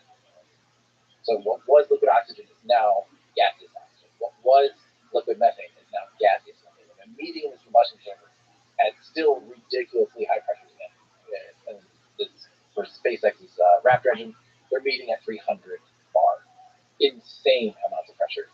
And then they combust from there on, and because they're already a gas-gas interaction, they're happy to go. ready to burn. They're ready to mingle, as opposed to having a gas liquid interaction, which is a lot more normal. You have two different states of matter, and they just might not. They might take a little more cold. Cold seem to. Yeah. Cold. It doesn't sound like that's not correct, right? Coaxing. Yeah. Yeah. All right. I don't know. We'll cut that out. No. Like Morgan Freeman, overdub us. Yeah. Coaxing. The fascinating thing is they're coaxed. There's gases and combustion chamber. But yeah, they just take a little bit more. It takes more time in the combustion chamber to have liquid and gas interaction mixed together and unleash as much of their energy as they can before it exits the system. Are some of the trade-offs here in terms of efficiency, which is most efficient, and then also the complexity of the design, the engineering, and the cost of the design and the engineering? And what are the different trade-offs between open cycle, closed cycle, and full flow? Yeah, it's kind of like a what's the bears, the Goldilocks. It's like you kind of generally the easiest is open cycle because you're just expelling the exhaust gas, the gas generator exhaust. You don't have to worry about it. You just spin up that thing as much as you need and deal with it. Right? No big deal. Closed cycles offers 10 to 15% greater performance generally because you're not wasting that propellant. But it's complicated. It's a lot more complicated, especially if you're doing oxygen rich. Now you're having hot gaseous oxygen in your engine, which just generally wants to react with everything. It's just a recipe. Like hot oxygen is just a recipe for things to catch on fire that shouldn't be on fire. So metals, under those conditions, lots of times will just spontaneously start burning. You'll actually turn your metal and it will now become fuel. It'll be engine rich before you know it because hot oxygen is heating and using that engine as fuel basically. So oxygen rich is generally very hard, but that is what the Soviet Union ended up doing. Right? Almost their entire line of engines was closed cycle oxygen rich. But so those two are kind of generally hard, but offer great performance benefits over open cycle. But at the end of the day, full flow is by far the ultimate of all of them. It's the most difficult, but it also has the most potential to be the most efficient. Starship, the Raptor 2, why is that engine using full flow? Because it's the best. I mean, just physics-wise, if you're trying to extract as much energy out of your propellant, there just isn't another cycle type that is better than it. But of course, it's very, very hard to develop. So far to date, the RD-270 in the 60s was built. There is a powerhead demonstrator built in the United States in the 90s and early 2000s, I think, maybe just the early 2000s. That was just the power, just the pumps and the turbines and the preburners, no chamber, no nothing. That was a big deal. Only in the United States took billions of dollars to just develop that, and then there's SpaceX. So you talked about the combustion chamber and how damn hot things get. High pressure, a lot of heat. How do you keep the thing cool? You have a great video on this. How do you get it from what do you call it, metal rich, engine rich from the metal from nothing? But one of the ways is to let it be engine rich. There's actually you can use a blade of coolant. You literally make the walls thicker than you normally make it out of a material that will ablate away, that will kind of chip away and take some of the heat away with it. Very again, primitive. It's actually what SpaceX first used on their first Merlin engines. They used ablative cooling. So it's basically a carbon nozzle, and you just let it get the carbon, the inner layer of the engine nozzle is carbon. You just let it get chewed away and eaten away. I think that's just something you factor in. It's not very elegant, and it's definitely not reusable in that sense. So there's probably really good models about how it melts away, the rate at which it melts away to know what thickness. Yeah. But boy, is it dangerous. This is part of the design. So silly. So obviously, probably, again, it's not the most elegant. The problem too, your geometry physically is changing too, because as you're eroding the walls, now things like your expansion ratio, the ratio between your throat and the nozzle exit is changing. Because the throat diameter is actually everything's changing. So it's not great. It might not be melting away uniformly. There could be some weird pockets for aerodynamics. A bunch of chaos just in time. I can't imagine having to figure all that stuff out. Yeah. So the more elegant thing to do, there's a couple other things you can do, but the kind of the most most common one, especially when we're dealing with liquid fuel rockets, is something called regenerative liquid. The idea is you basically just flow fuel or fuel oxidizer through the walls of the nozzle in the chamber before they go through like into the reactor or into the actual combustion chamber. By doing that, you're taking heat out of the you're taking heat out of the metal of the walls and you're putting it into propellant. So you're typically heating the propellant up, which is, remember when I said there's gas interaction versus a liquid, like liquid gas. A lot of the times, even if you pump them both at as they both being pumped as liquid, by the time it goes through the wall of the chamber, a lot of times one of them is phase changed into a gas. So now you do have that gas liquid interaction. That's because they're using the fuel or the oxidizer to cool the walls of the engine. So when you look at a rocket engine, although it looks like a nice, beautifully uniform cylinder, smooth thing, there's sometimes like channels actually like milled into the walls that they run fuel through. And even though they're tiny, they can be like 2-3 millimeters thick, they'll actually still have a channel that goes down and U-turns and comes around and comes back, all the way down to the tip of the nozzle and everything. So it's just insane. Isn't that redesigned? And that's like they designed those channels. Yeah. There's probably some optimization there.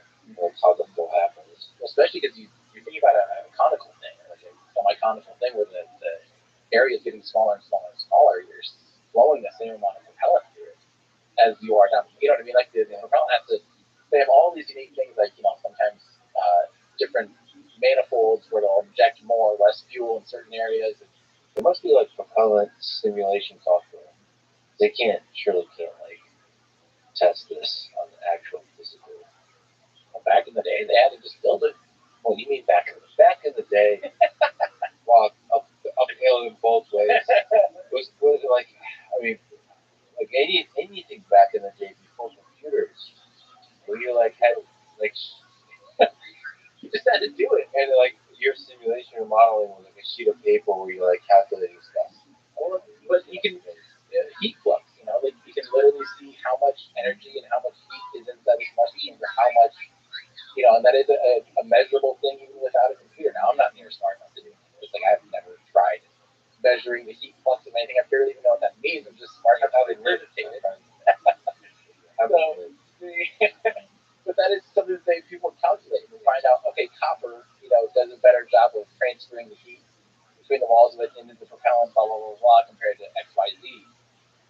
So yeah, Materials, people. I've met just all walks of life, especially just from MITs and everywhere.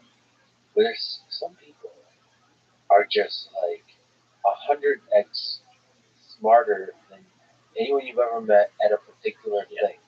Like you mentioned copper. They'll know the heat dissipations of different materials. They'll understand that it's like, holy shit, it's possible for a human being to deeply understand a thing. Dude, aerospace is full of that. You'll have people that are so niche in something that the average person has never even remotely thought of. Yet this person has done it 40,000 different ways in an environment, being like, well, we found out that if we turn it 4 degrees that way and add 4% niobium, like this thing, you're like, what is your life? And how do you know this? And the funny thing about them, they usually don't have a big deal. Yeah. They're usually like, they're so nonchalant about it that you have to know enough. You actually have to know quite a lot to appreciate how much more they know. Yeah. Because otherwise you won't even notice it. Because our popular culture doesn't celebrate the intricacies of scientific or engineering mastery, which is interesting. There's all these people that lurk in the shadows. They're just geniuses. Yeah. Like you have like the LeBrons who are like good at basketball, so we understand that they're good at basketball. They do this thing with the ball and the hoop, and they do it really well, better than a lot of other people under pressure. We celebrate it's a big public spectacle. Yeah. Look how great they are. Yeah. But like the people at these aerospace companies like NASA, SpaceX, the kind of stuff they're doing is really, there's geniuses there. And it's actually really inspiring. I mean, I've attracted a lot of brilliant people in the software world. And maybe because I don't deeply understand a lot of hardware stuff, materials engineering, mechanical engineering, those people seem so much smarter. I mean, it's always like the grass is greener, whatever the right expression is. But there's a depth of understanding that engineers have that do like mechanical engineering. It's just awe-inspiring to me. Not to get too like I don't know what the word would be, introverted or something or whatever, but that's actually kind of the whole point of Everyday Astronaut. Like that's almost the whole point of what I do each year. From the beginning, I did a thing called the Astro Awards, trying to be like an award show, hoping to lift up and celebrate and try to spotlight on the people that are actually doing the hard work and try to treat them like the rock stars that they are that we don't know about. I think that's one of the things that for sure I think Elon definitely helped make spaceflight cool. Helped make that like a celebration thing where people are physically out cheering for rockets and science and space exploration. But I think that's just the beginning. I think like this should be a thing where the general public looks to these people as the coolest ones, as the coolest places to work, as the most important thing. Sports are great and everything. I'm a big Formula One fan and things like that, but at the same time, like we should be celebrating the people doing this crazy work, clocking in countless hours just trying to figure out this one little thing that's going to help us further our understanding. I mean, what's cooler than a giant thing with a really hot fire that goes boom and it goes up into the air? I mean, like, there's no. It's like to me, like bridges are inspiring. It's like incredible architecture design, or like humans are able to work against nature, build these gigantic metal things, but like rockets, with like a tiny little human on top of them, flying out into space is the coolest possible thing.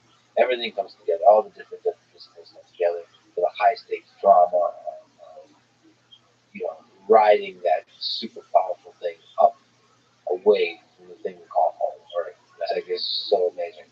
So freaking amazing. Well, I think that's kind of part of my story arc. Is I just used to be like a huge car and motorcycle guy. Like I just loved things that go fast and kind of loud and go fast and make lots of power. And at the end of the day, like at some point you realize nothing goes faster and is louder and makes more power in your pocket. I think that's kind of where I eventually just ended up. Wound up there just because there is nothing to it. Yeah, that's the ultimate level of reach as a car guy is to become a rocket guy. Yeah, 100%. And at some point, some car guys literally become rocket guys and strap rockets to cars to try and break land speed records. Like it's the same universe here. Yeah. So Elon, with your conversation with him on the Raptor 2, was talking about, like you were talking about, like there's an excessive amount of cooling to be on the safe side as you're developing the engine. What kind of cooling is that? So that would be film cooling. So remember how a little bit ago we were talking about keeping the turbine from melting? You can just run it off nominal, basically off typically fuel rich. Just run more fuel through that so it's cool enough. You can actually do that locally, kind of in your engine. So you can keep it so imagine a combustion chamber, and the top of it's flat. Like imagine a shower head, and then you have the combustion chamber attached to it. The outer perimeter there, the part where the flame front would be touching the walls, you can actually have just more fuel injectors. So you're injecting locally a more fuel-rich zone along the entire nozzle, and that would be called film cooling. So it's less efficient though. Again, you're kind of wasting fuel. There's fuel that's running, and your mixture ratio is off, but only for a little portion of the big picture. So that's one of those compromises that you can do additional film cooling to make sure you're not melting your engine, but at the cost of performance usually. But you can also be smart and use foam cooling. There's fun little clever tricks. For instance, you'll notice on the F1 engine that was on the Saturn V, the biggest rocket that has been built to date prior now to the Starship. The F1 has this huge engine. There's 5 of them on the Saturn V, and you'll notice that the gas generator has a pipe that comes down, and then it actually splits off in a manifold and wraps around part of the nozzle. And that manifold takes the hot gas from the turbine, which is actually, it's not hot. It's actually cold gas compared to the combustion chamber. But it's, in human terms, it's still, you wouldn't want to put your hand in it. It's not close. And it actually pipes that gas into the nozzle so that it creates a film cooling, an actual boundary layer of cooler gas against the hotter combustion chamber gas. So basically repurposing that gas that was normally wasted, they pump it back into the engine and then into the nozzle, kind of further down. So the trick there is it has to be far enough down that the pressure in the nozzle, because remember, as the nozzle gets bigger and bigger, the pressure is getting lower and lower, and the lower and lower. So you have to find this trade-off point where the pressure is lower than that gas from the turbine, and then you pump it in, and it's cooler than the gas still is in the nozzle, and it can help not melt the nozzle. So you'll notice that the F1 is actually a good example of regen cooling. So the chamber walls, you can physically see the I like when I cough and hiccup at the so same big, and time. they just literally use pipes. My And podcast then is even you can see the cooling channels all the way makes down up a the little edge, bit of and you still use that manifold. Then from there on, it just has what's called a nozzle extension, and it keeps going and going and going, and that section of the nozzle is cooled by the film cooling of the gas chamber. They need the aerodynamics of cooler gas and a hot gas, because you have to have this kind of layer, right? To protect the layer of cooler gas. Like understanding that, obviously, probably has to do in modern times. There's probably really good simulation of aerodynamics, but and to do that in terms of pressure too, like make sure it's in the right place. Yeah, it doesn't like go backwards. Exactly. If they have that manifold even 6 inches too high on that nozzle, it's just gonna go upward. And pressure always wants to flow from high to low. The number of options you have here that result in icy is very large. Infinite, yeah. Especially because you can't do like a small model of it. No, you can't. No, you have to do the full testing, and that's why you have all these kind of. That's why you have the Starship all the testing. You think, why would you need to do so many static fires and so many tests, and why is it failing so many times? Can't you get it right? But it's very tough to get it right. Well, and when you're pushing the boundaries, you want to know where and how it's going to fail. That's right. So you can engineer around them. So that's a luxury that SpaceX does have with the scale of Raptor. They're building Raptor cheaper than probably almost any other engine. Maybe besides some of their own, at least at that scale. Than before the testing, I think since last March or last April, they've tested 1,000 Raptors, 1,000 engine parts, I guess, not just Raptors, but that's just an insane amount of data and an insane amount of edge cases to learn. Oh my God, we found out that we were actually slightly overspinning our turbine in this degree, in this frequency, it's harmonic at this blah blah blah, and all of a sudden we realize it's rattling, and it did this, and then you can engineer around that. It's like ultimately. I think Elon said something like high production rate solves many ills or something along those lines. And it's just true. If you have an insane amount of engine, an insane amount of data, an insane amount of failures to learn from, you just know your system inside and out. You know those margins. You know where the failure points are. You know how to engineer around them. That's how I approach dating. I'm just kidding. If we're talking about engines, so most rockets, I think all rockets have multiple stages. Today, maybe they'll take us into discussion of what ideas that could be for single stage orbit rockets. But can you describe this whole thing we've been mentioning here and there, multiple stages of the rocket? Yeah. Hot butt syndrome is what they should call this, girl. Hot butt syndrome. She really should be called spicy asshole. And so that skin weighs a lot. Skin and the engines do weigh a lot. Like I said, the Falcon 9 spicy asshole. Just the booster is about 20 metric tons. So it's not a really significant amount of weight. Could be called upside down volcano. If you ditch anything you don't need. So in the upside down volcano. Falcon 9 is a perfect rocket to think of this because you have an upper stage and you have a booster, our first stage. Encapsulated. The first stage burns all the fuel. Once it's out of fuel, you let go of the second stage, and you basically started and went this shit. A brand new fresh rocket. This brand new fresh rocket now doesn't have all that 20 tons attached to it. What is that thing called? Trench foot? Nearly as many what is trench foot? Kind of what I got going on in my pants. It's actually be optimized for the vacuum of space as opposed to having to operate at sea level with all that. It's actually pretty big atmosphere, relatively. So staging is basically the idea that you get rid of things you don't. On Earth, again, kind of that whole 10% harder, 10% easier. If it was 10% easier, single stage rocket would be no big deal. And it probably would have been like the way to get to orbit by choice, just because it's not that hard. But with our Earth as it is, with physics as it is, it's doable. And we've had, almost kind of actually the first orbit to take humans, or the first rocket to take humans into orbit from the United States, which was the Atlas rocket, was kind of a stage and a half. It actually only had like one big fuel tank. You know what they did? They actually dropped off 2 of its 3 engines. So it just ditched some of the engines. But if it hadn't done that, so kind of people were like, well, that was single stage. It's like it still had a staging event. It still had to ditch mass in order to even make it orbit. Had it not done that, it would have not been able to. Jungle Rock. I got Jungle Rock. You pretty quickly look at your trade and say, okay, well, if I want to stick to single stage orbit, my payload mass becomes tiny. You might be able to put like, a Falcon 9 booster on its own. Like you just flew one of the side core boosters. I got a Jungle Rock and trench foot in my pants. I'm just gonna fly this on its own. You might be able to put like 10 kilograms into space or something. A very small amount. We'll throw a second stage on that thing, and now you can put 17,000 kilograms into space. So it's just orders of magnitude more payload capacity because you didn't stage it, because you ditched the situation. So I've got trench rod. the other thing hard about that too, is that the engines again that operate at sea level are often not great in space and vice versa. Like you physically can't most optimized for space engines you can't even operate at sea level. They'll destroy themselves due to something called flow separation.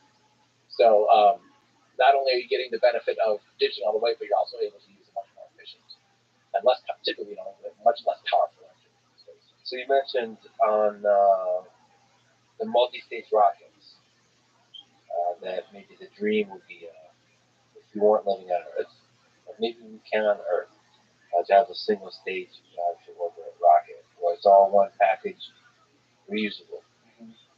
And reusable with even harder. Yeah. So first of all, what is just the link on it? What is the single stage to orbit rocket?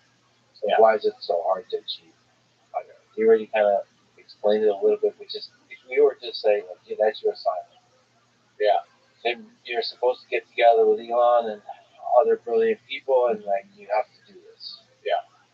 Why is it so hard? Why is it so hard? The payload fraction of a rocket is like 3 to 5 or 6 or 7%. What the fuck?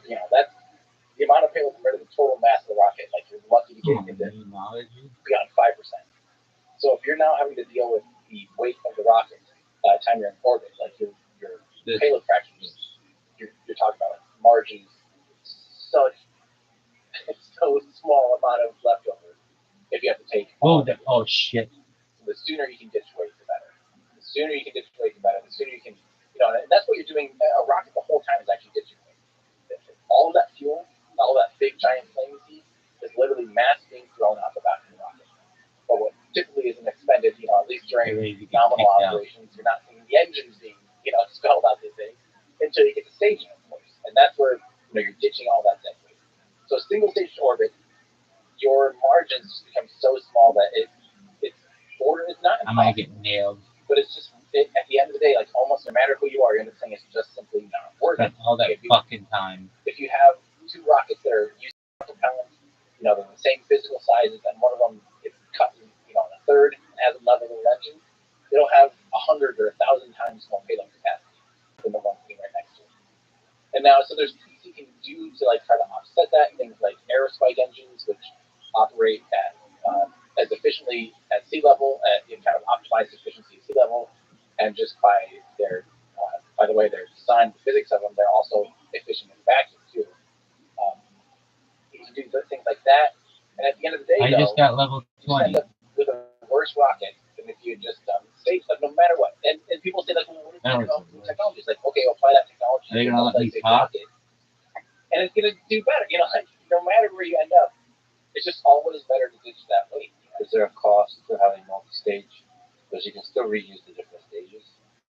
That's the dream is, becomes easier to reuse multiple stages because now, the booster doesn't have to survive orbital reentry temperatures and extreme environments, and you only have to, make survivable the upper stage. You only have to put a big heat shield. I mean, Starship's the perfect thing of this. The upper stage has a big giant heat shield. The booster doesn't need it because the booster's not going to orbit. It's only going a fifth or a quarter of the orbital velocity. So its heat that it experiences is just by the stainless steel. You don't need an additional heat shield.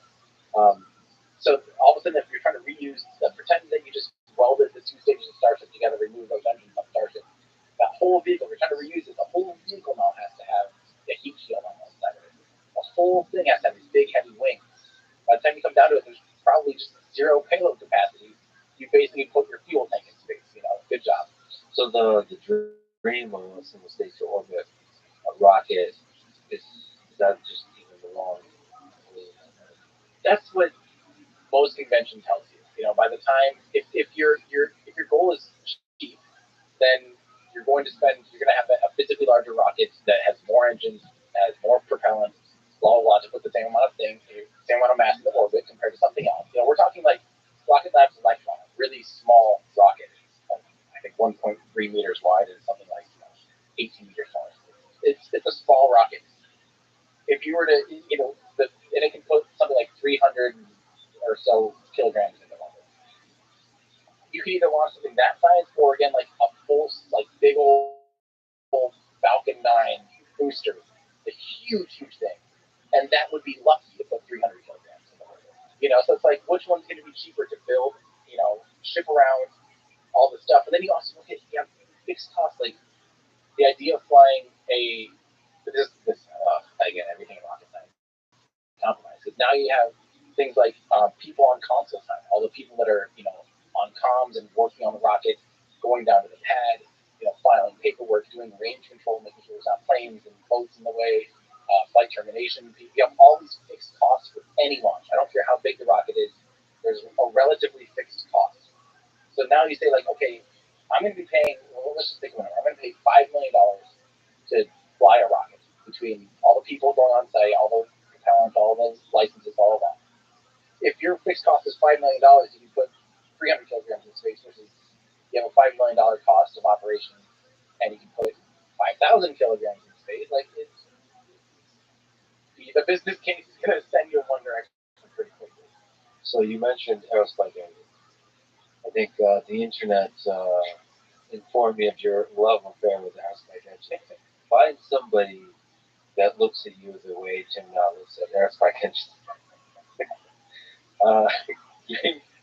Explain what these are, how do they work, what's beautiful to them, how practical are they, why don't we use them? Does it just boil down to the design of the nozzle? So maybe can you explain how it's possible to achieve this thing for an engine to be as efficient as in the vacuum, at sea level? You know what I love about this? Every question you ask me is like a 1-hour video on my exactly. Now boil it down to 45 seconds. Go. So the aerospike engine basically is an inside-out engine, more or less. So with a traditional engine, we talked about the combustion chamber and the throat, and then it expands out into the nozzle. Those walls are containing the pressure, right? Aerospike is the opposite. Basically, the pressure of the engine on the outside of it, and it's pushing inward against a spike. So it's almost like the difference of if you were, you were standing like a tent or a teepee, right? And you put your arms at the top and you push your arms out like into an iron cross or something else. You can physically lift the tent just by pushing outwards on the tent wall. Oh right? man, my butthole. That would be like a traditional nozzle. Aerospike would be almost like squeezing an ice cube. If you squeeze an ice cube, you push in on it, and kind of that wedge force will shoot that ice cube. So that's kind of what has happened. We have the high pressure gases on the outside of the spike. How about Korean barbecue? How y'all doing? On that spike, and then Hey, Korean barbecue. Because it's equal on both sides against that kind of the ram. It's pushing up against the rocket. So that's where that force comes in. It's against the nozzle. Well, I guess I'm not in the fucking mining industry, so I mine for data, baby. I'm a data miner, which is better than oil and better than gold. In space, you can have what's known as really big expansion. People have their own shitting of themselves and then describing it and then rewatching it all in the same remember video. How the bigger the nozzle is, continually just converting more and more. This is the worst. Hot, high pressure gas into cooler. KBBQ. And cooler, lower pressure, and faster gas. So each little millimeter along that nozzle is just getting it lower pressure and cooler, but faster. Now, if you take a big nozzle on Earth and at sea level and you fire it, you can actually get, even though we're going from say 300 bar to engines. Our atmosphere at sea level is about 1 bar, exactly 1 bar, depending on conditions. But you can actually get a nozzle to get way below 1 bar of pressure. So every little, you can go from 300 bar in just 2 meters down to 1 bar or below 1 bar. There's actually a limit. You can actually only expand it below, we'll say something like 70%. So you get down to like 0.7 bar at nozzle exit before the pressure of the atmosphere is actually squeezing in on that exhaust and tearing it away from the walls of the engine, the walls of the nozzle exit. And what happens is it's kind of unpredictable with these pockets, these oscillations, and they'll be so extreme that they'll end up just destroying the nozzle. So you can't you can't have a bigger expansion ratio. And again, relatively speaking, something like 0.7. Like you can't go below, you can't get that pressure exit too much below ambient air pressure before flow separation can destroy the engine. So how come this engine can do so well in different pressure conditions? So because it's inside out, the ambient pressure is pushing the exhaust gas into the wall, as opposed to a conventional engine, that exhaust gas, or the ambient air is actually squeezing. Yeah, like my boyfriend, his dad's. And that squeezing away from you get there. Yeah. Since it's kind of inside out, the ambient air is pushing the exhaust gas into the engine wall. Yes. You can't have flow separation. Really? You won't have flow separation. I didn't know what that is. Is that so you have this huge, amazingly the only thing I've ever vacuum engine that one girl who was fucking 200 to 1 expansion ratio, which is really big. A lot of engines are 35, 40, 50 to 1 expansion ratios. And then makes little space TikToks. common to use like 150, 180, then her 200 boss to 1 expansion ratios. Celebrate. So an aerospace can have something like 200 to 1. It's just that the I want to see this tip drop. Oh, like the bitches do. Like, it doesn't matter. It's not like destructive. It's just not running at its maximum. Really? As it climbs, titty drops are thin. I can watch them all day. That and then I do the hair. It just inherently pushes less and less Fuck and him less now. the walls of that. This is the worst stuff. So it actually Really? continually gets more efficient at terrible. There's so much liquid coming out of my butt. As is the normal engine, but the difference is that you can use that huge expansion ratio at sea level, and you can't use a huge expansion ratio at sea level with a traditional nozzle. Has anyone actually flown on an aerospace engine? No aerospace engine to date has ever been flown on a nozzle rocket. Why not? And would you like to see it that are used? Purely because I think they're cool. Yeah. In the same way. That's the core of your love affair with aerospace engines. It's just, and I said this in my video. Actually, outside before I came in here, I saw an RX-7 in the streets. I just love, and that uses a rotary engine. On paper, the rotary engine is like more efficient, does smaller, more efficient, all these things. But in practice, it's like the thing is actually just like unreliable, hot, and it blah blah blah blah, burns oil. Kind of the same thing with the aerospace engine. Like, yes, on paper, it's more efficient, but now you have a lot more surface area of your throat area. No matter what, is going to have the throat of the rocket engine is always where it's the hottest. That's the hardest thing to cool. And with an aerospike, if it's inside out, now your throat is, no matter what, like way bigger. It's almost like the size of the nozzle exit normally. But now it's your hardest thing to cool, and you have a ton of it. And you also have 2 edges of it, no matter what. So even if you have like a circle inside a circle, you have like just insane amount more surface area to cool with a limited amount of fuel. Don't forget using your fuel as your coolant. So if you all of a sudden now take your throat area and you have X amount of space that you need to cool, you have a limited supply. It's like stuff that are there ideas for cooling? Tool. For cooling aerospace really? engines? It's the same physics applies for an aerospace as they would. So you just want to do a limit. All right, let's go back to my pimp. I'm not long enough to count. Right? Scales. My babies. Scales kind of. You know what I mean? Like you can increase the thrust of an aerospace by making it bigger and increase the mass flow from the fuel to the throat or the throat. But really? It's at the end of the day, maybe it's physically possible. It's a lot more complex. You have a lot of issues with cooling, and you end up kind of right back where you started. So it's like, is it worth it to just keep going down this rabbit hole? Trying to engineer this thing to work when you could have probably spent a tenth the amount of time just slightly increasing the performance of your normal engine in the first place.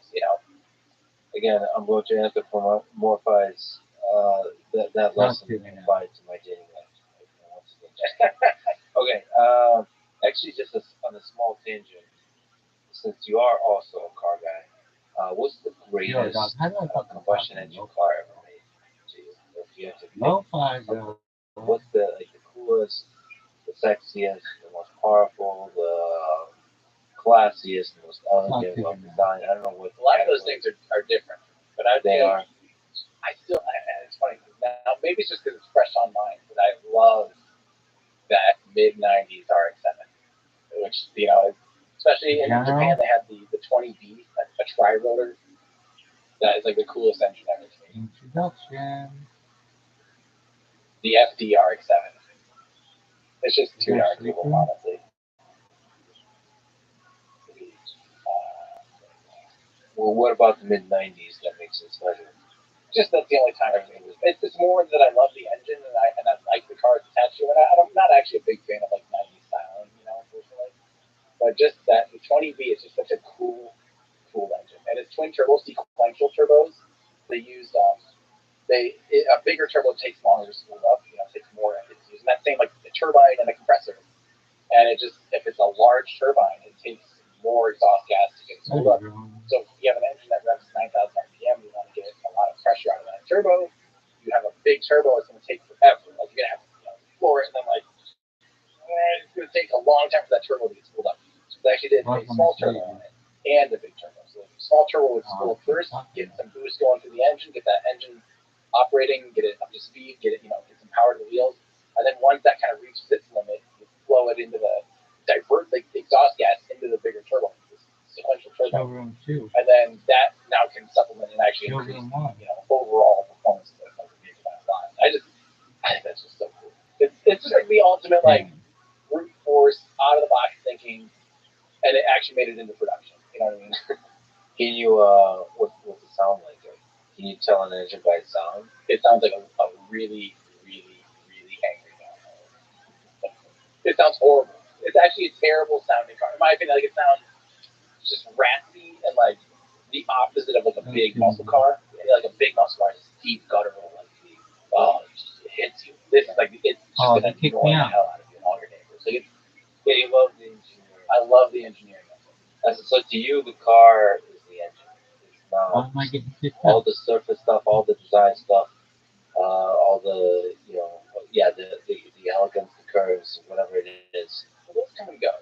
To me, styles change forever. Yeah, I'm gonna apply that to my dating life once again. Metaphors, just keep on coming. Well, if you think about it, like my taste has changed throughout the years. When I first saw a Model 3 Tesla, I thought it was the most hideous car I've ever seen. Out the grill, I think this is so stupid. It took me all but 2 months to think that it was one of the coolest cars. Same with the Cybertruck. I'm born Cybertruck. When I first saw that thing, I was at that thing with, and I went with, we used to do a podcast called Our Ludicrous Future. So we talked a lot about cars and EVs and stuff. We went to that unveiling and literally we had almost a non-alcohol induced hangover the next morning of mourning the hideousness of Cybertruck. Come 6 months later, a year later, and I'm like, damn it, I think that's actually kind of cool. That also teaches you something about it's the thing you said earlier. So, going against the current of the experts and the beliefs and whatever, and making decisions for first principles. Some of that also applies to design and style and fashion and culture and all that.